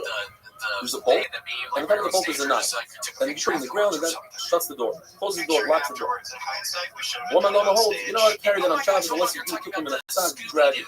Must be before the Gzera. Says Rabbi, no, perhaps it goes because of Yana. The halacha is you're not allowed to carry from your house into a chutzner. But the chutzner, you're allowed to carry from chutzner to chutzner to your neighbor's chutzner. Here the shaila is, the threshold that's outside of the door, is that considered as part of the chutzner? And therefore, I'm allowed to carry this bolt. Or perhaps it's considered as part of my house, and that's why this mandala holds you're not allowed to carry from the house into the chutzner. We have a Mishnah that's explained by Rabbi and Rabbi. Rabbi adds one more step to Rabbi. Rabbi says the Mishnah comes to say, according to Tanakama, such as the bowl, the cup, you're allowed to carry it with sort of let's say you need a place, even just not forget the malacha, I want to drink from it, but even some room on the table, let him move it over. If it's a klisha such as a hammer, only with sort of kufa if I have to crack open a nut, but not with sort of if it's on my bed and I want to go to sleep, I cannot move. Comes from the Nehemiah and says, when it comes, the klisha at the cup, I can only move with sort of kufa if I want to drink from it, but not with sort of kufa.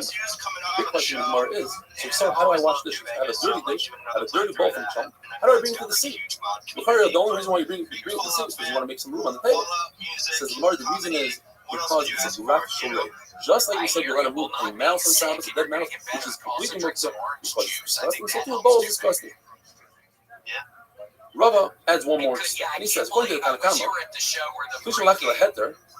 not only can you move it, it's a but you're also allowed to move it mechamal itself for loss prevention in order that it doesn't get damaged in the system. And you can move it even with certain kind, not only certain but even kind, you have a hammer on the table, you move the hammer off. In the Chanya, after the head there, you can move with Gufan and Mekayman, but not mechamal itself. Rav holds exactly like Rava, let him move. He says, you're not allowed to move it for loss prevention. You're worried that your Ishmael will get stolen. You're not allowed to move it indoors. As we said, that you're not allowed to move the family itself. According to Rabbi, why can't you move on the Daytime or more? He said you can move in the church, moving the thing that's talking about move it in the family itself. It says that on Yom Tov, you're not allowed to support a pot. Let's say a wobbly type, you can't put a shim of wood underneath it. The question is, why not? According to both Rabbi and Rava, it should be mutter, which would be okay because this is the Kishim Lachim Laheter. On Yom Tov, you're allowed to make fire with wood. This is Kishim Lachim Laheter. The answer is, because on Yom Tov, we made a Gzera. A piece of wood, on this is also, so too on Yom Tov. It should be mutter, because it doesn't chop also. Why is this on chop? Kishim Lachim Laheter should be mutter to do the Tzarech Gufay. The answer is, because it's not a kli. If it was a kli, correct, but this is something else called muktzah. It's like a wrap. It's a piece of wood. It's just a piece of wood. It's not even a kli. Therefore, it's also to move on Shabbos with tzara gufa. If you're telling me that anything that's also on Shabbos you make also on Yom Tov, why is it that you could bring fruit that you're concerned that are going to get damaged in the rain? There's a loss prevention. You can bring them into your house through a skylight, but on Shabbos you can. Shouldn't we make that zero? Says the Gemara, that goes according to Beis Hillel. Beis Hillel hold that you're allowed to carry on Yom Tov. You type. Since it's mutter to carry the tzara for food, so I'm allowed to carry a child, a little, etc. The Shabbos say no. You can only carry food, you can't carry children and children. And therefore, Beis Hillel are going to be the ones that hold it. You're allowed to bring something from the skylight, and the Shabbos say you can. Rav Mari held like Rabbi. He asked Rabbi, if I have a pillow, which is a kli shemalach leheder, can I move it out of the sun? And Rabbi told him yes. He said, but why? He said, because you need it for guests. He said, but I have enough for guests. So Rabbi said, oh, you hold like Rabbi. If you hold like Rabbi, then the entire world of kli shemalach leheder is mutter to carry from camel itself. It's a loss prevention. But for you, since you hold like Rabbi, it would be also a broom, a sweeper to sweep the table. It's made out of cloth. It's a kli shemalach leheder. You let it move it on Shabbos. But a regular broom, in the time of the Gemara, since the floors were made out of dirt, that would be mashma gumas filling in the holes. It becomes a kli shemalach leheder, and you're not allowed to move it from the sun to the shade, but you'd be allowed to move it. The sort of gufa during the time. The Mishnah says all vessels, even if they break, you're allowed to move the parts, the pieces, and that is if that piece should function in some sort of malacha. So let's say if it was a bowl and it broke, so you take the bowl with the broken piece and you cover something with it. The Mishnah says no. The only time you can move that piece is if it remains with the same function. So if it was a bowl, you could actually still put something in that small piece, but just if you can cover it, that's not considered a malacha.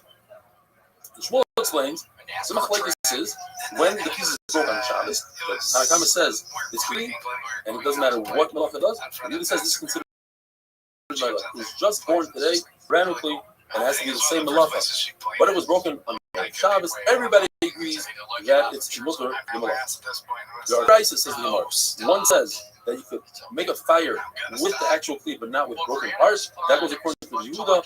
That says that noila is muktzah.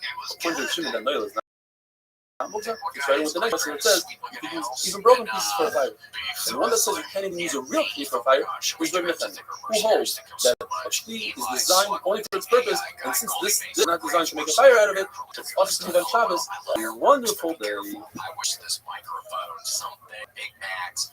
Jet, Rothschild, Joe Kai, John Shaw, Justin Threadwell, Kyle Heath, Larry, Lawyer, Joe, Luke.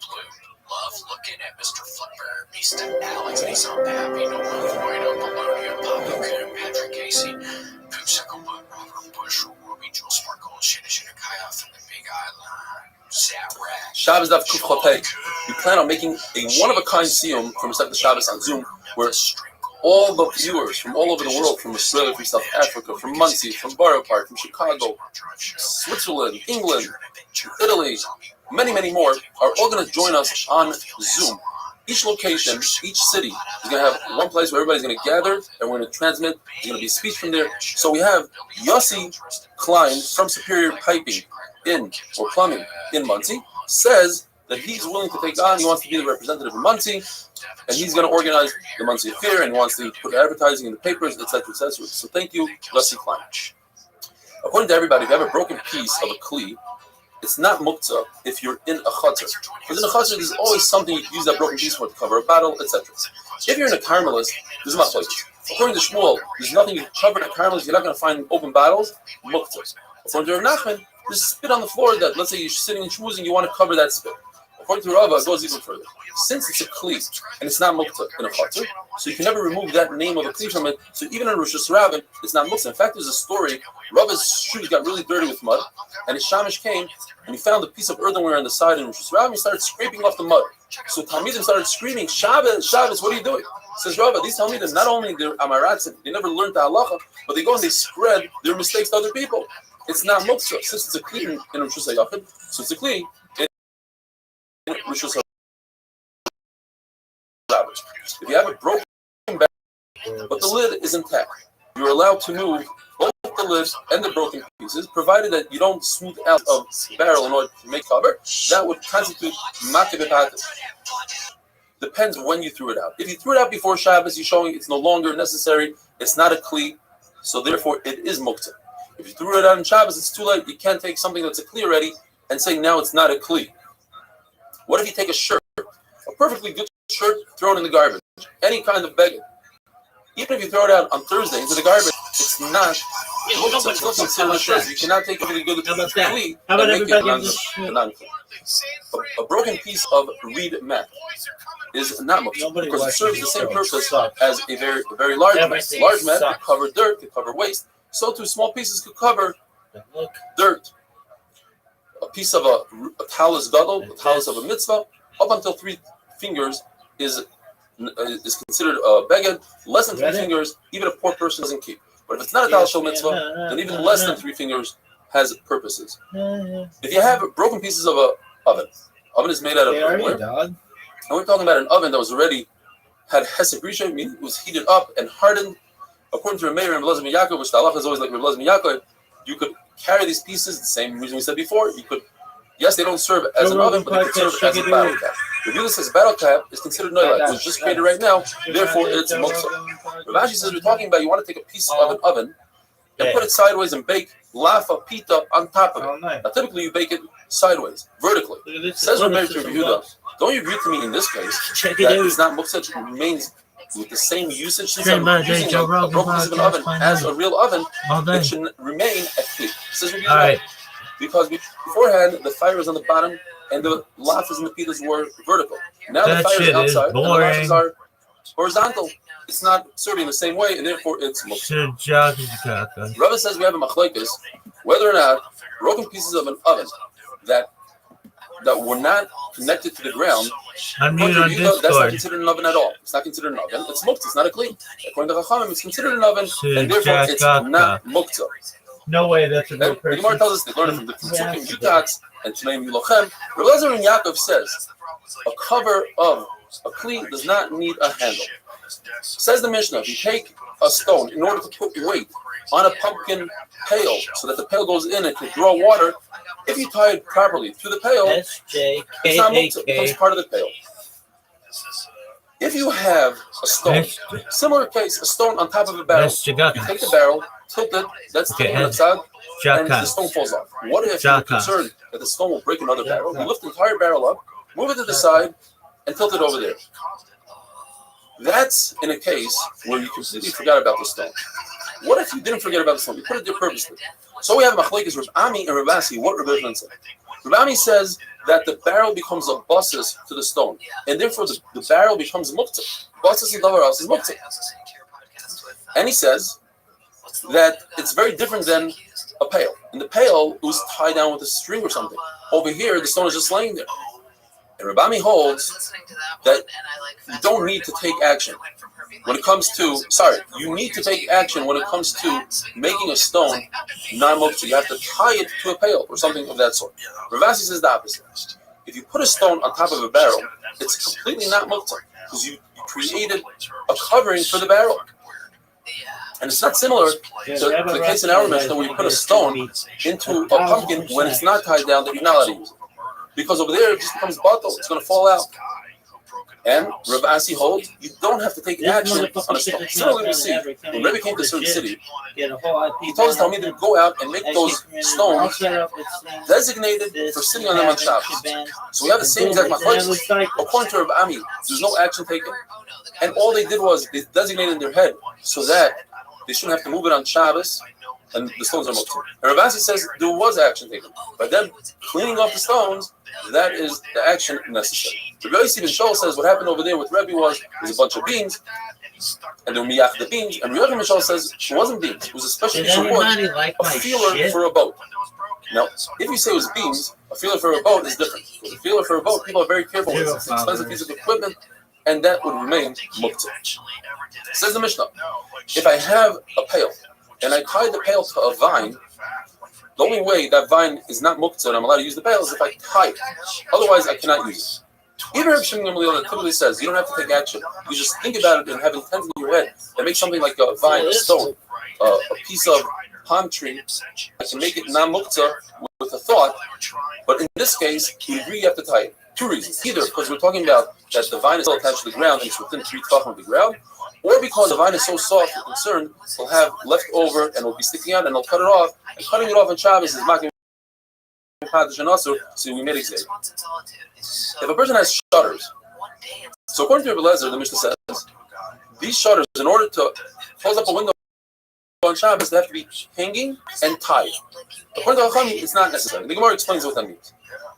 There's an isser to make a rooftop on Shabbos, even on Yom Tov.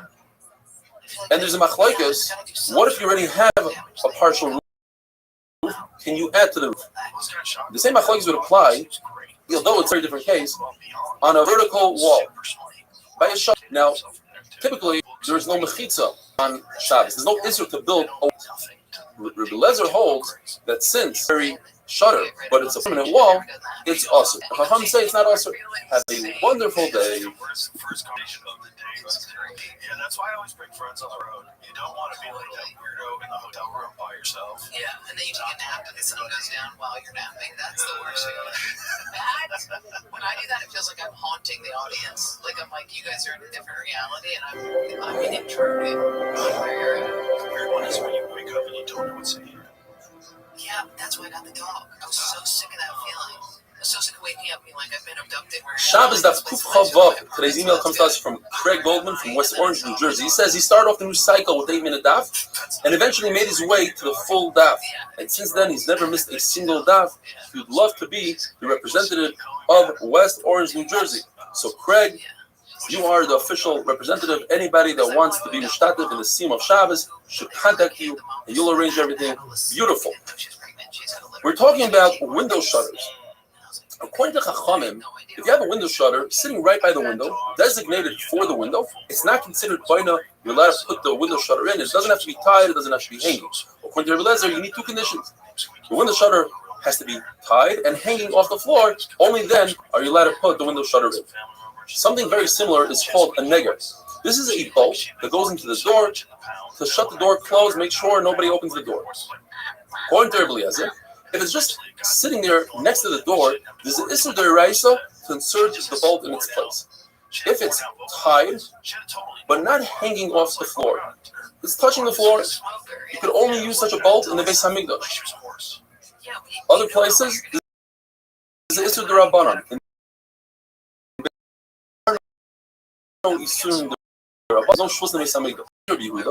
If it's laying on the floor, then even in the Beis Hamikdash, you use it even though it's not tied. And if it's tied, not hanging, then you can use it every time. According to Rabbi Shimon Gamliel, it doesn't need to be tied and it doesn't need to be hanging. As long as you designate this bolt in your mind, you can use the bolt. Rabbi Shimon Gamliel says it's halacha, even by palm trees, by palm branches that were designated for fuel, and then you decided to designate them for sitting. Just because you did so in your head, that's enough to take them away from the category of moktzah. Rabbi Yochanan agrees with Rabbi Shimon Gamliel that you can designate something in your mind, but he says there's one stipulation. Whatever it is, let's say it's a bolt or even a branch, has to serve as sort of kli, has to serve in some sort of way. Rabbi Yitzchak Nabcha got up and darshan in front of the house of the Rish Golos, and he said the halacha is like Rabbi Eliezer. When it comes to a shutter, you need 2 conditions: it has to be hanging and it has to be tied. However, from the final Mishnah in our Masechta, the Mishnah brings a story that they wanted to plug up a window and they used the kli. Now, this kli was not tied and wasn't hanging. From the fact that they brought it was an actual story, that's a lot more powerful than halacha. You see that that's how we pass it, because we actually did so in a true story. Says the Mishnah, if a kli, a vessel, you want to be able to move it on Shabbos, it has to have a handle. And Rabbi Yochanan explains that's dafka if it serves as another melacha, for another melacha. Rabbi says this handle is only when it comes to a ground covering, but any type of kli doesn't need a handle. So the Gemara explains, when it comes to ground covering, everybody agrees that it needs a handle. Then when it comes to kli, everybody agrees it doesn't need a handle. The machlokes is when you put a kli in the ground, do we say that you might confuse this cleat for ground covering or not. And with that, we finished the Perek Kol HaKelim. Ranu Perek Mefanim. Says the Mishnah, if you have a room with wheat, you're not allowed to move it on Shabbos because of the exertion rest. However, if you're doing it for a mitzvah, you're allowed to move 4 to 5 boxes. And the Gemara is going to explain whether that's literal or just that's the way we speak, 4 to 5. If you need the room for a shear or for achnas archim, you can move 4 to 5 boxes. But not more, says the Mishnah, because more than that, more than 4 to 5 boxes would be a tircha, would be too much exertion. The Mishnah goes on to give a list of different things that are not mukta, such as food that you remove the truma for the kain, so it's mutter to eat. But food that you didn't take off truma samaisrus is mukta because it's not permitted to eat on Shabbos. Dmai, food that we don't know if the Hamars remove the truma, is mutter. The Gemara will explain. Meiser Rishon, that's the 10% that the Yisrael gives off to the Levi, and the Levi removed the truma. The Gemara will explain as well. So that's Meiser Rishon. Meiser Sheni, that's the 10% you take for yourself. That's what you have to bring to Yerushalayim. If you don't want to bring to Yerushalayim, you redeem it. So we're talking about the redeem. So it's not mukta. Hegdish, if you want it, you have to redeem it.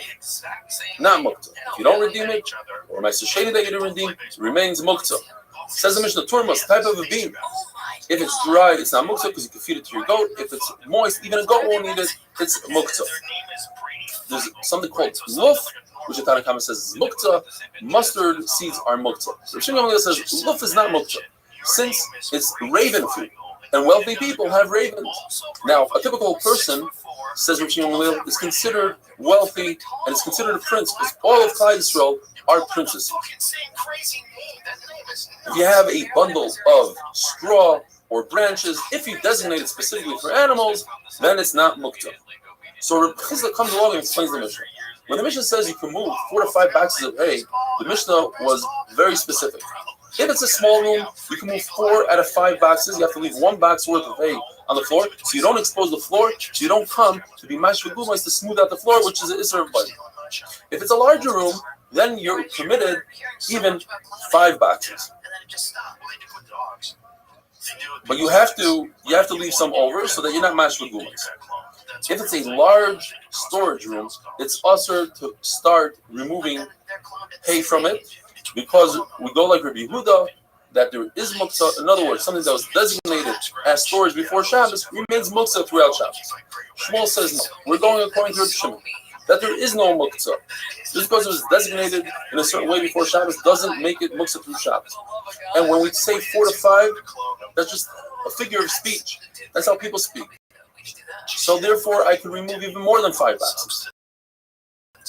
And when the Mishnah says you cannot remove a storage facility, it just means that you have to be careful now the floor. But again, he holds like Reb Shimon that there is no muktzah bein hashmashos. Have a wonderful day. When you get all that fake shit, you're just keeping the person alive. I've tried to describe that on stage so much where I'm like, doesn't it bother you that you're concealing your death here? You know what I mean? Like, and that movie portrayed that perfectly. Where it's just a fucking. That's kind of ironic. Demi Moore looks insane good at 62. Played that lady. Yeah. You know, because like.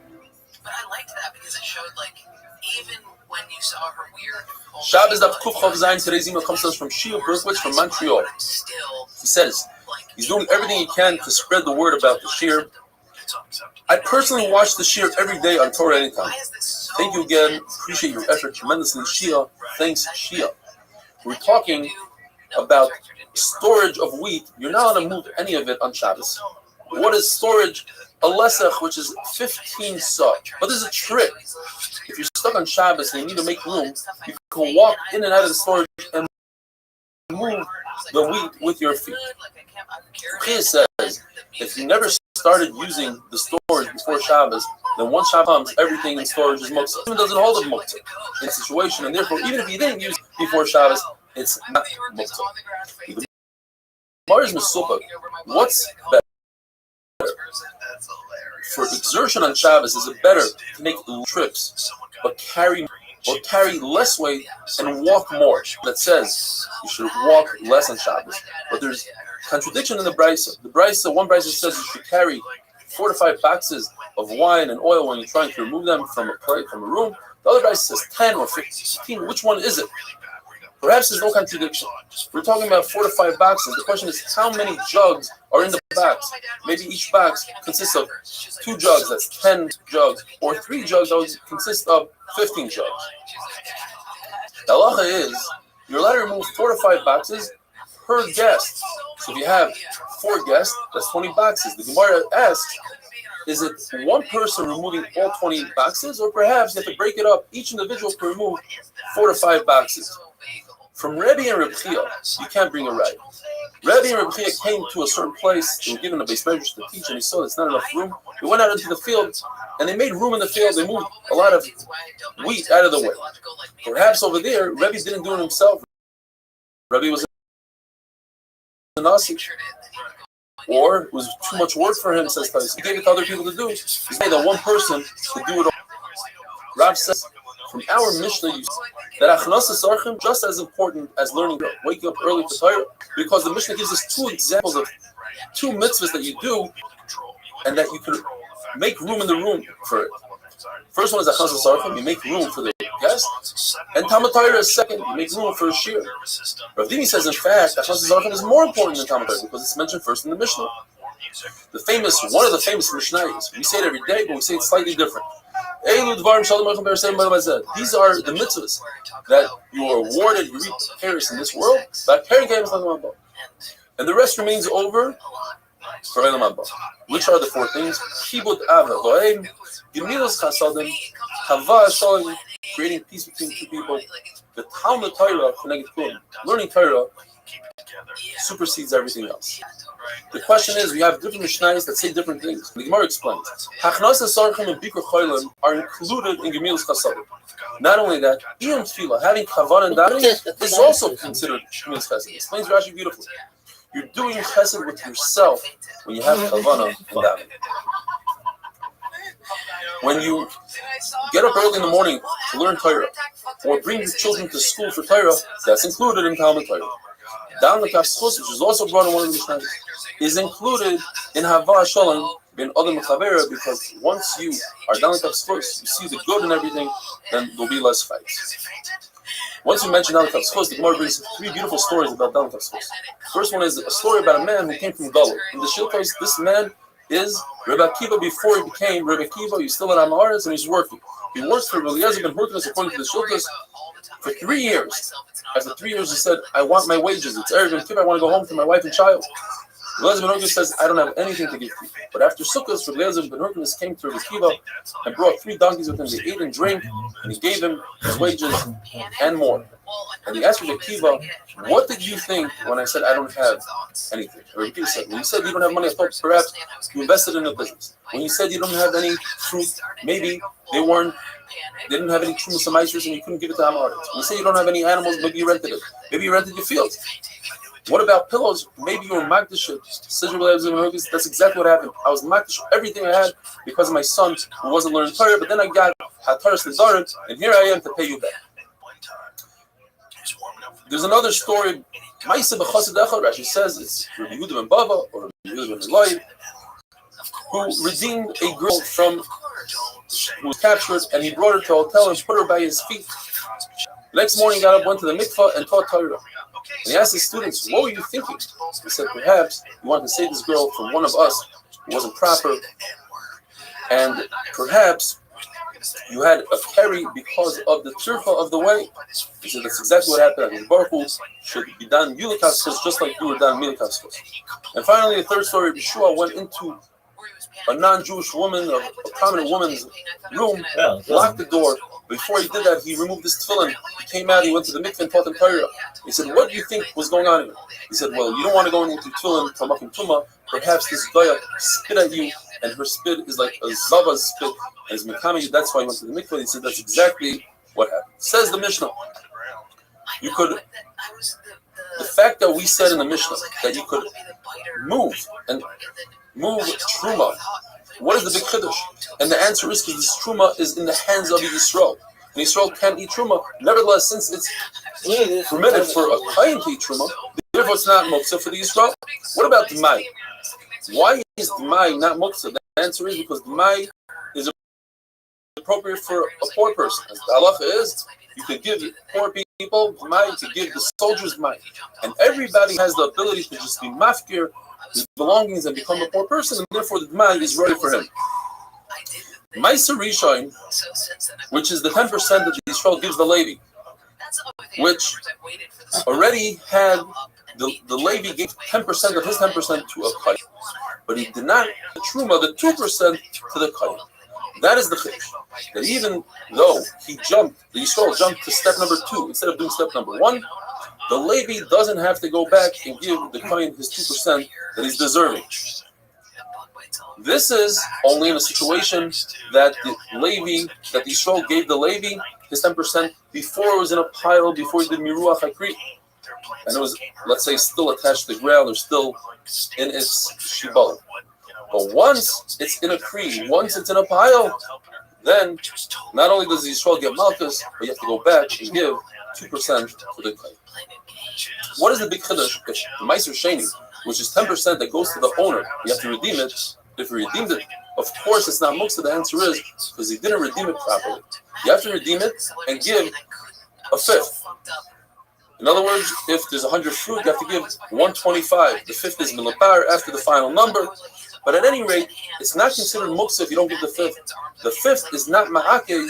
Have a wonderful day. I fucking know those freaking arms. It was crazy. Movies, like just moving. It's weird to know somebody so well and never have spoken to them. It's history. That is odd. Yeah. Your season, your shot. The NFL season is rolling, and every touchdown can bring you closer to a payout with DraftKings Sportsbook, an official sports betting partner of the NFL. Every game is another chance to cash in. Don't just watch the action. Win with it. DraftKings Sportsbook delivers the Shabbos Daf Kuf Chav Ches today's email comes to us from Tzfat, from Moshe Yigdal Shimon. He says he just moved to Tzfat 4 years ago. He would like to represent MDY in Tzfat. He says, I started this cycle on my own. I was constantly searching for a shear that's clear, exciting, and not too long. You fill it all, and then some. I can't thank you enough. Thank you, Moshe Yigdal Shimon. In the Mishnah we learned there are a number of food items that are muktzah. For instance, tevel, food that you didn't remove trumas and maisros. What's the big chiddush? The chiddush is that in this particular case, you weren't chayiv in the rights to give trumas and maisros because this tree was planted in an unperforated planter, and therefore in the rights you're not chayiv in trumas and maisros at all. Rabbanan take the chayiv. Nevertheless, it's muktzah d'Rabbanan. When the Mishnah says that the Levi received this 10% meiser, but he give truma, not referring to his trumas meiser that he's supposed to give it to the kohen. Rather, it's the truma doila that the Yisrael was supposed to separate.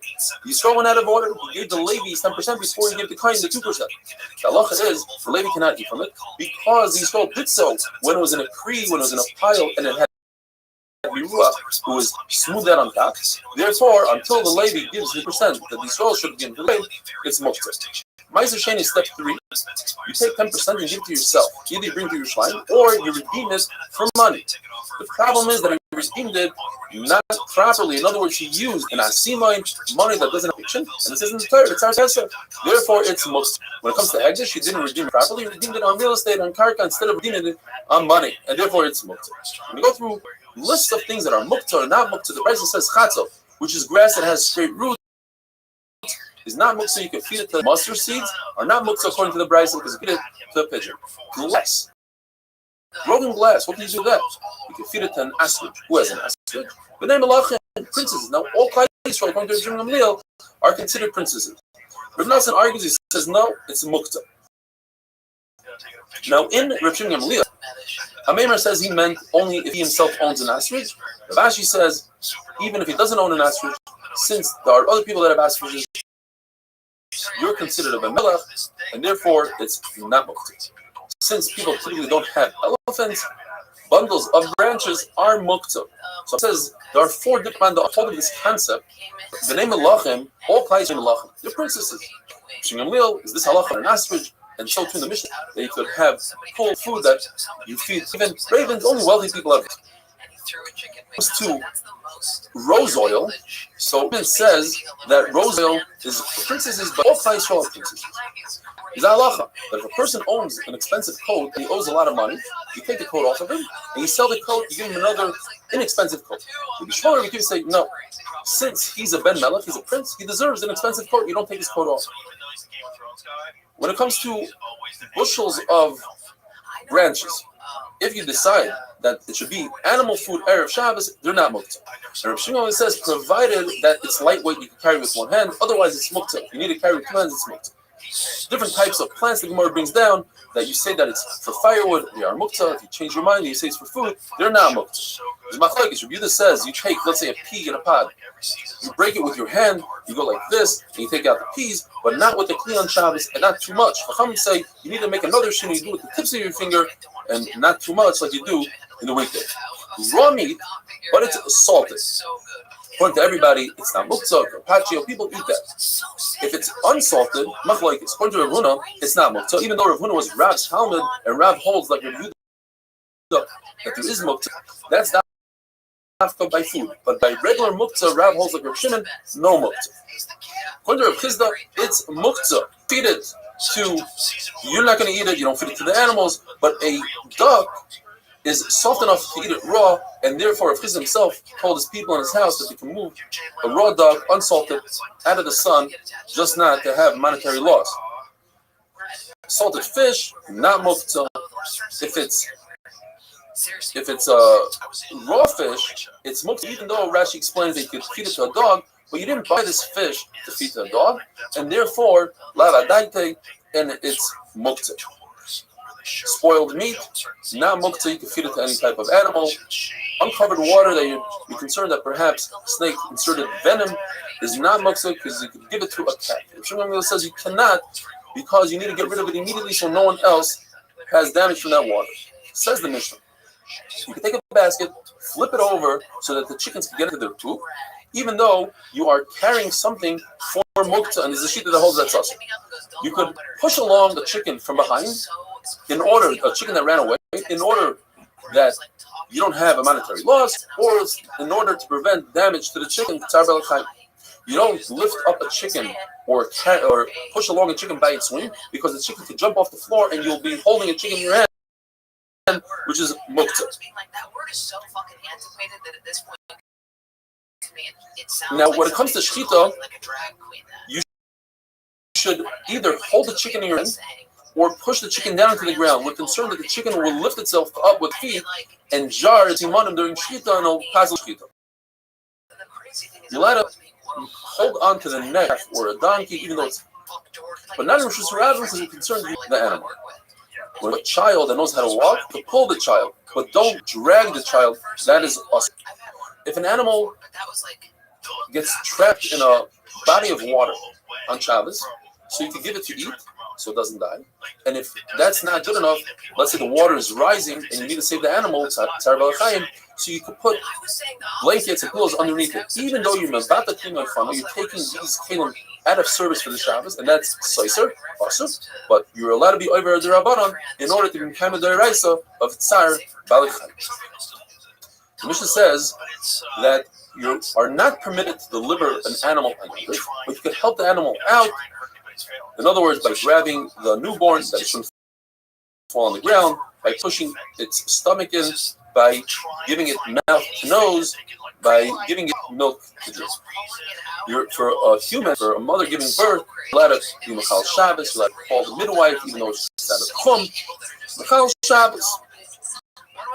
You're allowed to tie the umbilical cord. And according to you're allowed to even cut the umbilical cord. You're allowed to do anything that has to do with brisket. Shimon says we used to have rachmanis on kosher animals on Yantiv by putting salt in their womb so they should feel the pain and reconnect with their newborn, or would sprinkle placenta water on the baby so that they smelled it and reconnect. But a non-kosher animal, most of the time they don't disconnect from their newborn, and even if they do, you'll never be able to get them back together. The Mishnah says that you could be Machal Shabbos for Yoledes. The extra lashons to tell us, even if she says she needs light and she happens to be blind, since it calms her down, that's mutter. You let her bring oil. You have to do it with a shina, bring it in your hand. If that's not enough, bring it in the hair. It's not considered skita because we hold like the shita that there's no skita in here. Even if you hold it is skita, that would mean not literally putting the oil in the hair, rather a bottle of oil in the hair. Have a wonderful day. A UFO got shot with a Hellfire missile. They have footage today, and Rep. Luna in hearings today. There's a video of a UFO getting hit by a Hellfire missile, and the Hellfire missile just goes apart. And the on the screen. It always looked like shit. I saw something weird coming down from the moon the other day. Shabbos auf Kufchof Test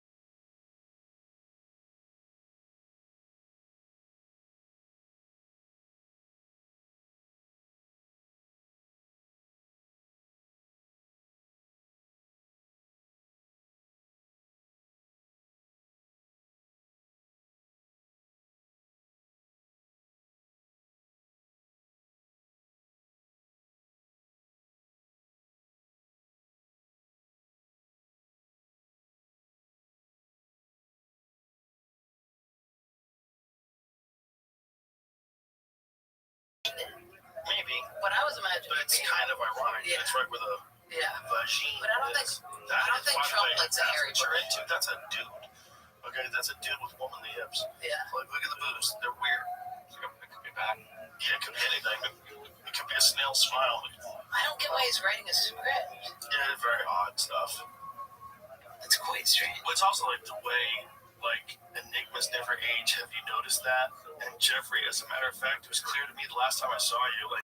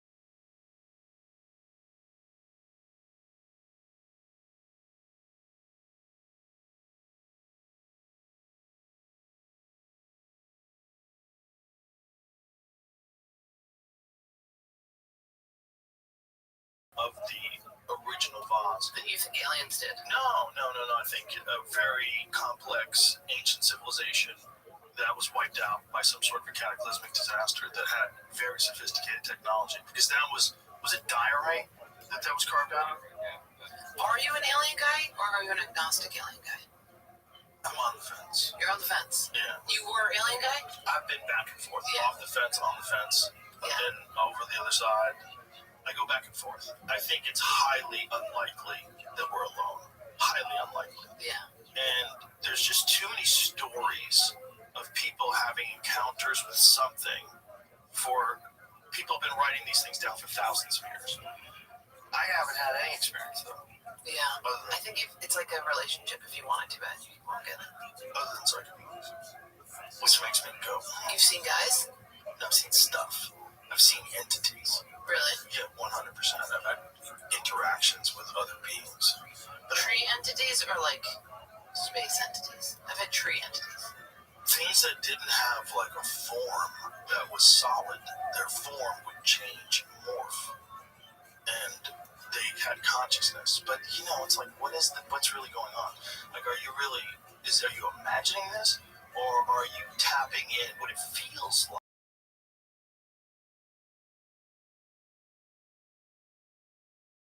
In your interactive body souls, like disembodied consciousness that doesn't have a physical form. That's what it feels like. Yeah. It feels highly intelligent and very aware of what you're full of shit about, what you're not, like what your thoughts are, whether your thoughts are positive or negative. Like, it shows you negative thoughts and positive thoughts. Yeah, I was talking to Ari about that on his podcast about how, like, when I took acid, if I had a negative thought, all of the clouds would turn into skulls, and if I had a positive thought, they'd all turn into these dancers, and I could switch it. I could just, like, switch it. My entire visual would change with my mental. I had a very similar experience once, where when I had negative thoughts, everything would go, like, black and pixelated and dark, and then I would have a positive, I would realize it, like, oh, no, you're doing this, and then boom, it would blossom in these beautiful geometric patterns. I was like, oh, you're kind of in control of how you view things, which is in control of how your life works. That's the one thing that psychedelics wants you to get so hard. And that's like the biggest thing. Every time I do it, it feels like it's making fun of me. It's like, bro, this is all you. Like, you have control. Yes. You can have a bad life or a good life. Make the fucking choice. Yeah. And every time I do it, I'm like, okay, I'll remember. And then the next day, I'm like, somebody said I'm fat. It's crazy. I just had this big revelation the other day where I was like, what if everything is all right? Like, I'm writing, and then this weird thing happened, and I'm like, I want to die. And I was like, oh, yeah. Sometimes I feel like when you have those revelations, you get a little tested. You ever feel like that? Like, I'll be like, when I'm like, okay, my head was so big about the Netflix coming out. I dropped into the creek yesterday, do a new joke set, just bomb the whole way through, sweating in front of these people. They're like, they don't know who I am. They're just like, what are you saying? And I was like, okay, just trying brand new weird stuff. Because my ego is so big that I'm like, I don't even need to workshop this shit, bitch. And I do it, and they're just like, we don't understand you. And I'm like, anyway, watch the special. It's a lot better than that. It is the most humbling thing to work on new stuff after you put out a special. It's the most humbling. Because because you have no weapons. And you just were doing shows where you were like, I Kill don't know, it, bam, tight, ready. totally. Yeah. Looking at the notepad and being like, what else? Still nothing on there. Yeah, it's crazy. It's the hardest thing is like coming up with subjects. You know? It's also hard when your brain is preoccupied with putting out a special, I've noticed. Right. I'm editing, I'm thinking about shit, promotion, and then I'm like, have to. But that's why I think you have to take time. 100%. But the rush. People are like, aren't you so proud of yourself? And I'm like, no, because now I'm doing bad sets. Yeah. You know what I mean? As long as the womb is open, even if she denies help, you give her help. And once her womb is closed, It's a good thing for us. even if she asked for help, you give her, not like if she says that if she asks for help, you don't give her. Start from scratch again. What does it mean that her womb is open? 3 sheets. According to Rabbi, when she sits on the stool, according to Ravuna, when she has dam, according to Yeshayim, when her friends help her along to walk. What does it mean that the womb is closed? There are 3 stages. From birth until 3 days, even if she says, I don't want help, you give her help, like Marsh's Rishbro. From 3 days to 7 days, if she requests help, we give it to her. And from 7 to 30, even if she asks for help, she's no better than a chayla shem sakona. You're not machal Shabbos. However, a guy could do the malacha for her. Shmuel says a woman who gave birth should not go to the mikvah until after 30 days, unless her husband is there and he can warn her.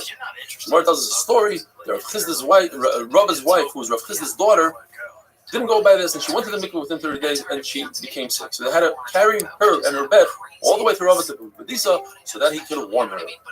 Yo, Shmuel says, Jonas, you light a fire what up? for a woman who gave birth, How you and for living? somebody who lets blood, and now we're going to go into a whole sugya of bloodletting. Jonas, If Rashi says, if you make a fire for somebody who let... Jonas, can you hear me? Jonas. Yo. Jonas. Can you hear me? Yo, dog. Jonas. Yo, go fuck yourself. Nobody want to talk with you anyway. Loser. Douche. That's what's on my mind. Especially the people that don't Do know this more, then it's really not relatable. Yeah. Bill Burr was very inspiring because he put out that special about how he changed his mindset. You know what I mean? The most recent one where he was like, I'm not going to be an angry person anymore. And that was sick because I feel like sometimes I'll be like, maybe I should have a perspective shift where I am stop being such an angry person and against humanity. And I'm like, no, but that's not funny. So seeing Burr do that, I'm like, oh, I could have material about how like therapy helps, you know, instead of how my therapist sucks. You know what I mean? Like, and that was nice to see him do that. Where he was like, I'm going to stop harassing my wife. That was the whole special. I was like, my wife is like going to die someday, and I'm making her life quite bad. It was great. When I was young, I had this stupid idea in my mind that you should stray away from meditation or enlightenment or anything because it would get in the way of being funny. Yeah, totally. It would get in the way of chaos. I have that with relationships. I'm like, I'm going to keep this tumultuous relationship, and I'm just going to keep, like, that's how I thrive. Mining for material. Mining for material, and just keep myself in a state of, like, unknown constantly so that I feel like I'm alive. Because I feel like I'll die if I have any comfort or stability. And my studio is the size of this table. There's no reason I should live like that. It's crazy. There's no reason. But I just keep myself in these little... Do you like living in New York like that? I don't need to. I can live in a bigger place in New York. It's totally fine. So you're doing it to yourself? Yeah, I'm doing it to myself to be like, you have to struggle. And you don't, you know what I mean? To clean your tuna cans, you have to leave it. It's crazy. It's crazy. At least you know it's crazy. Yeah, totally. And I'm working. I am working. Oh, okay. I am working. Talking to a realtor? I'm talking to 2 therapists. And yeah, that's the other thing is I'm like, I don't want to get a bigger place if I'm going to buy a place in New York. Oh, you know what I mean? Eventually you're going to buy a place. Yeah. Right, so I'm like, maybe just struggle. It's a weird time for the real estate market right now. I bought a house in Ithaca. Oh, yeah? Upstate? Upstate. Oh, you want them people to get the upstate house. Well, it's a visit. It's like 5 hours from New York. So yeah, people are like upstate, and I'm like, no, it's like paintball upstate. So do you take a flight or you drive? There's a flight from JFK now. Just sick. And you go to Ithaca and watch TV? I mainly just work on the house and work on the, just do shit to get it up and running. I don't know what I'm gonna do when it's done. So you just like being in a small town? Well, my family's there. Oh, Yeah. okay, that makes sense. Yeah, my niece is there. That makes sense. Yeah. Okay. But I was like, did you just pick Ithaca? No way. My whole family's there, and I was so sick of going home and having to stay with my mom the whole time. Oh, that's smart. Yeah, she walked in on me having sex so many times. Wow. It's so annoying. Just swinging over the door. Oh, sorry. That's her every single time. That's because she's deaf, so she can't hear shit. Oh no. So she'll just swing it over. Oh no. It's fucking crazy, dude. And her house just has holes in it because she's a contractor, so she hasn't finished it. Oh no. So there's just like there'll be like she'll just be scurrying around and be like, "There's a raccoon in here." I'm like, what? All the time, dude. It's crazy. There's a chipmunk on my laptop. I'm like, shit. Bats coming in constantly. Dad's great. Mm-hmm. Dad's dead now. Dad finally fainted his last faint. Oh no. It was good. He worked all day, came home, died. We were happy about it. Really? I mean, we didn't want him to die, but yeah, he was like getting to a point where we were like, he's gonna have to start going to the hospital because he smokes so many cigarettes and is so unhealthy. And we're like, if he goes to the hospital, it's game over. He can't be around. He'll faint if he sees a hospital. It's like he knew it was happening. It was like, I'd rather die. Did the cigarettes get him? Yeah, cigarettes and Dunkin' Donuts. Love Dunkin' Donuts. Both of those things. Yeah. Very addicted. Very addicted. He was a heavy smoker. That's why I want to kill Ian all the time. Because he smokes so much? Yeah, he sounds like my dad with the where you laugh and you go. Ian seems like he really enjoys it though. That's what everybody says until they're hacking up along and they have to leave a movie theater halfway through to go smoke. How much does Ian smoke a day? I think he's down. I think he's down to like a pack and a half. Oh God. He's getting there. I need to get him on the Zins, but he thinks that's gay. Zins are gay. He thinks What about all the stuff he talks about on stage? Yeah, that he thinks is perfectly regular and above board. Perfectly regular and above board. But Zins are gay. That's so silly. That's what a silly take. But so many people have that. That's like when people are like, I'm not going to enter recovery because I don't believe in God. I'm like, Yo, there he is. How you living, you little bitch? That you could fuck. Yo, can you hear me, or do you have dicks in your ears? Maybe you can't hear me. Can you hear me? Can you hear me? Can you hear me? Are you talking?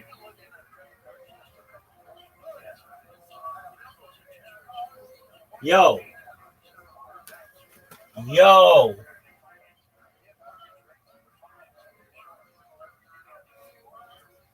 Hello? Yo, dog. Yo. Can you hear me? Yo.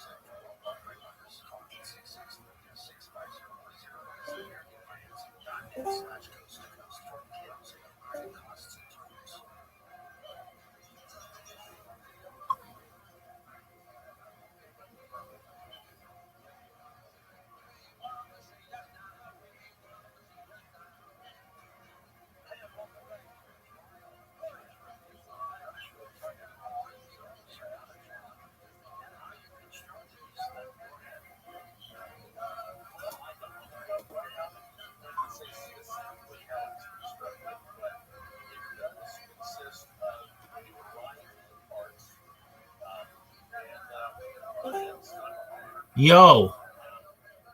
Can you hear me?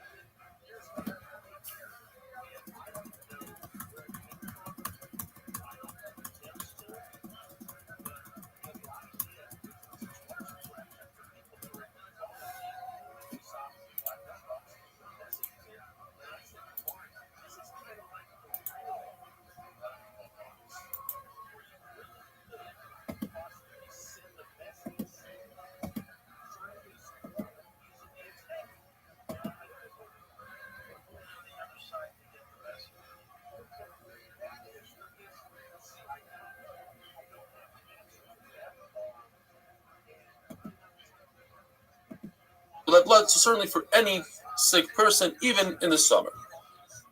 The Gemara tells us that Shmuel, Rabbi Yehuda, and Rabbi all burnt their expensive furniture in order to make a fire after they let blood. And the concept of baltashchis doesn't apply here because baltashchis of your body, not to ruin your body, is more important than not to be mashchis your furniture. We know that if somebody walks barefoot, in other words, he can't afford shoes, that's a tremendous embarrassment.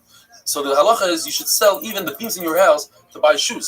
Yet, when it comes to bloodletting and you have nothing else but a pair of shoes, sell your shoes so you can have a meal after you let blood because it's very dangerous if you don't.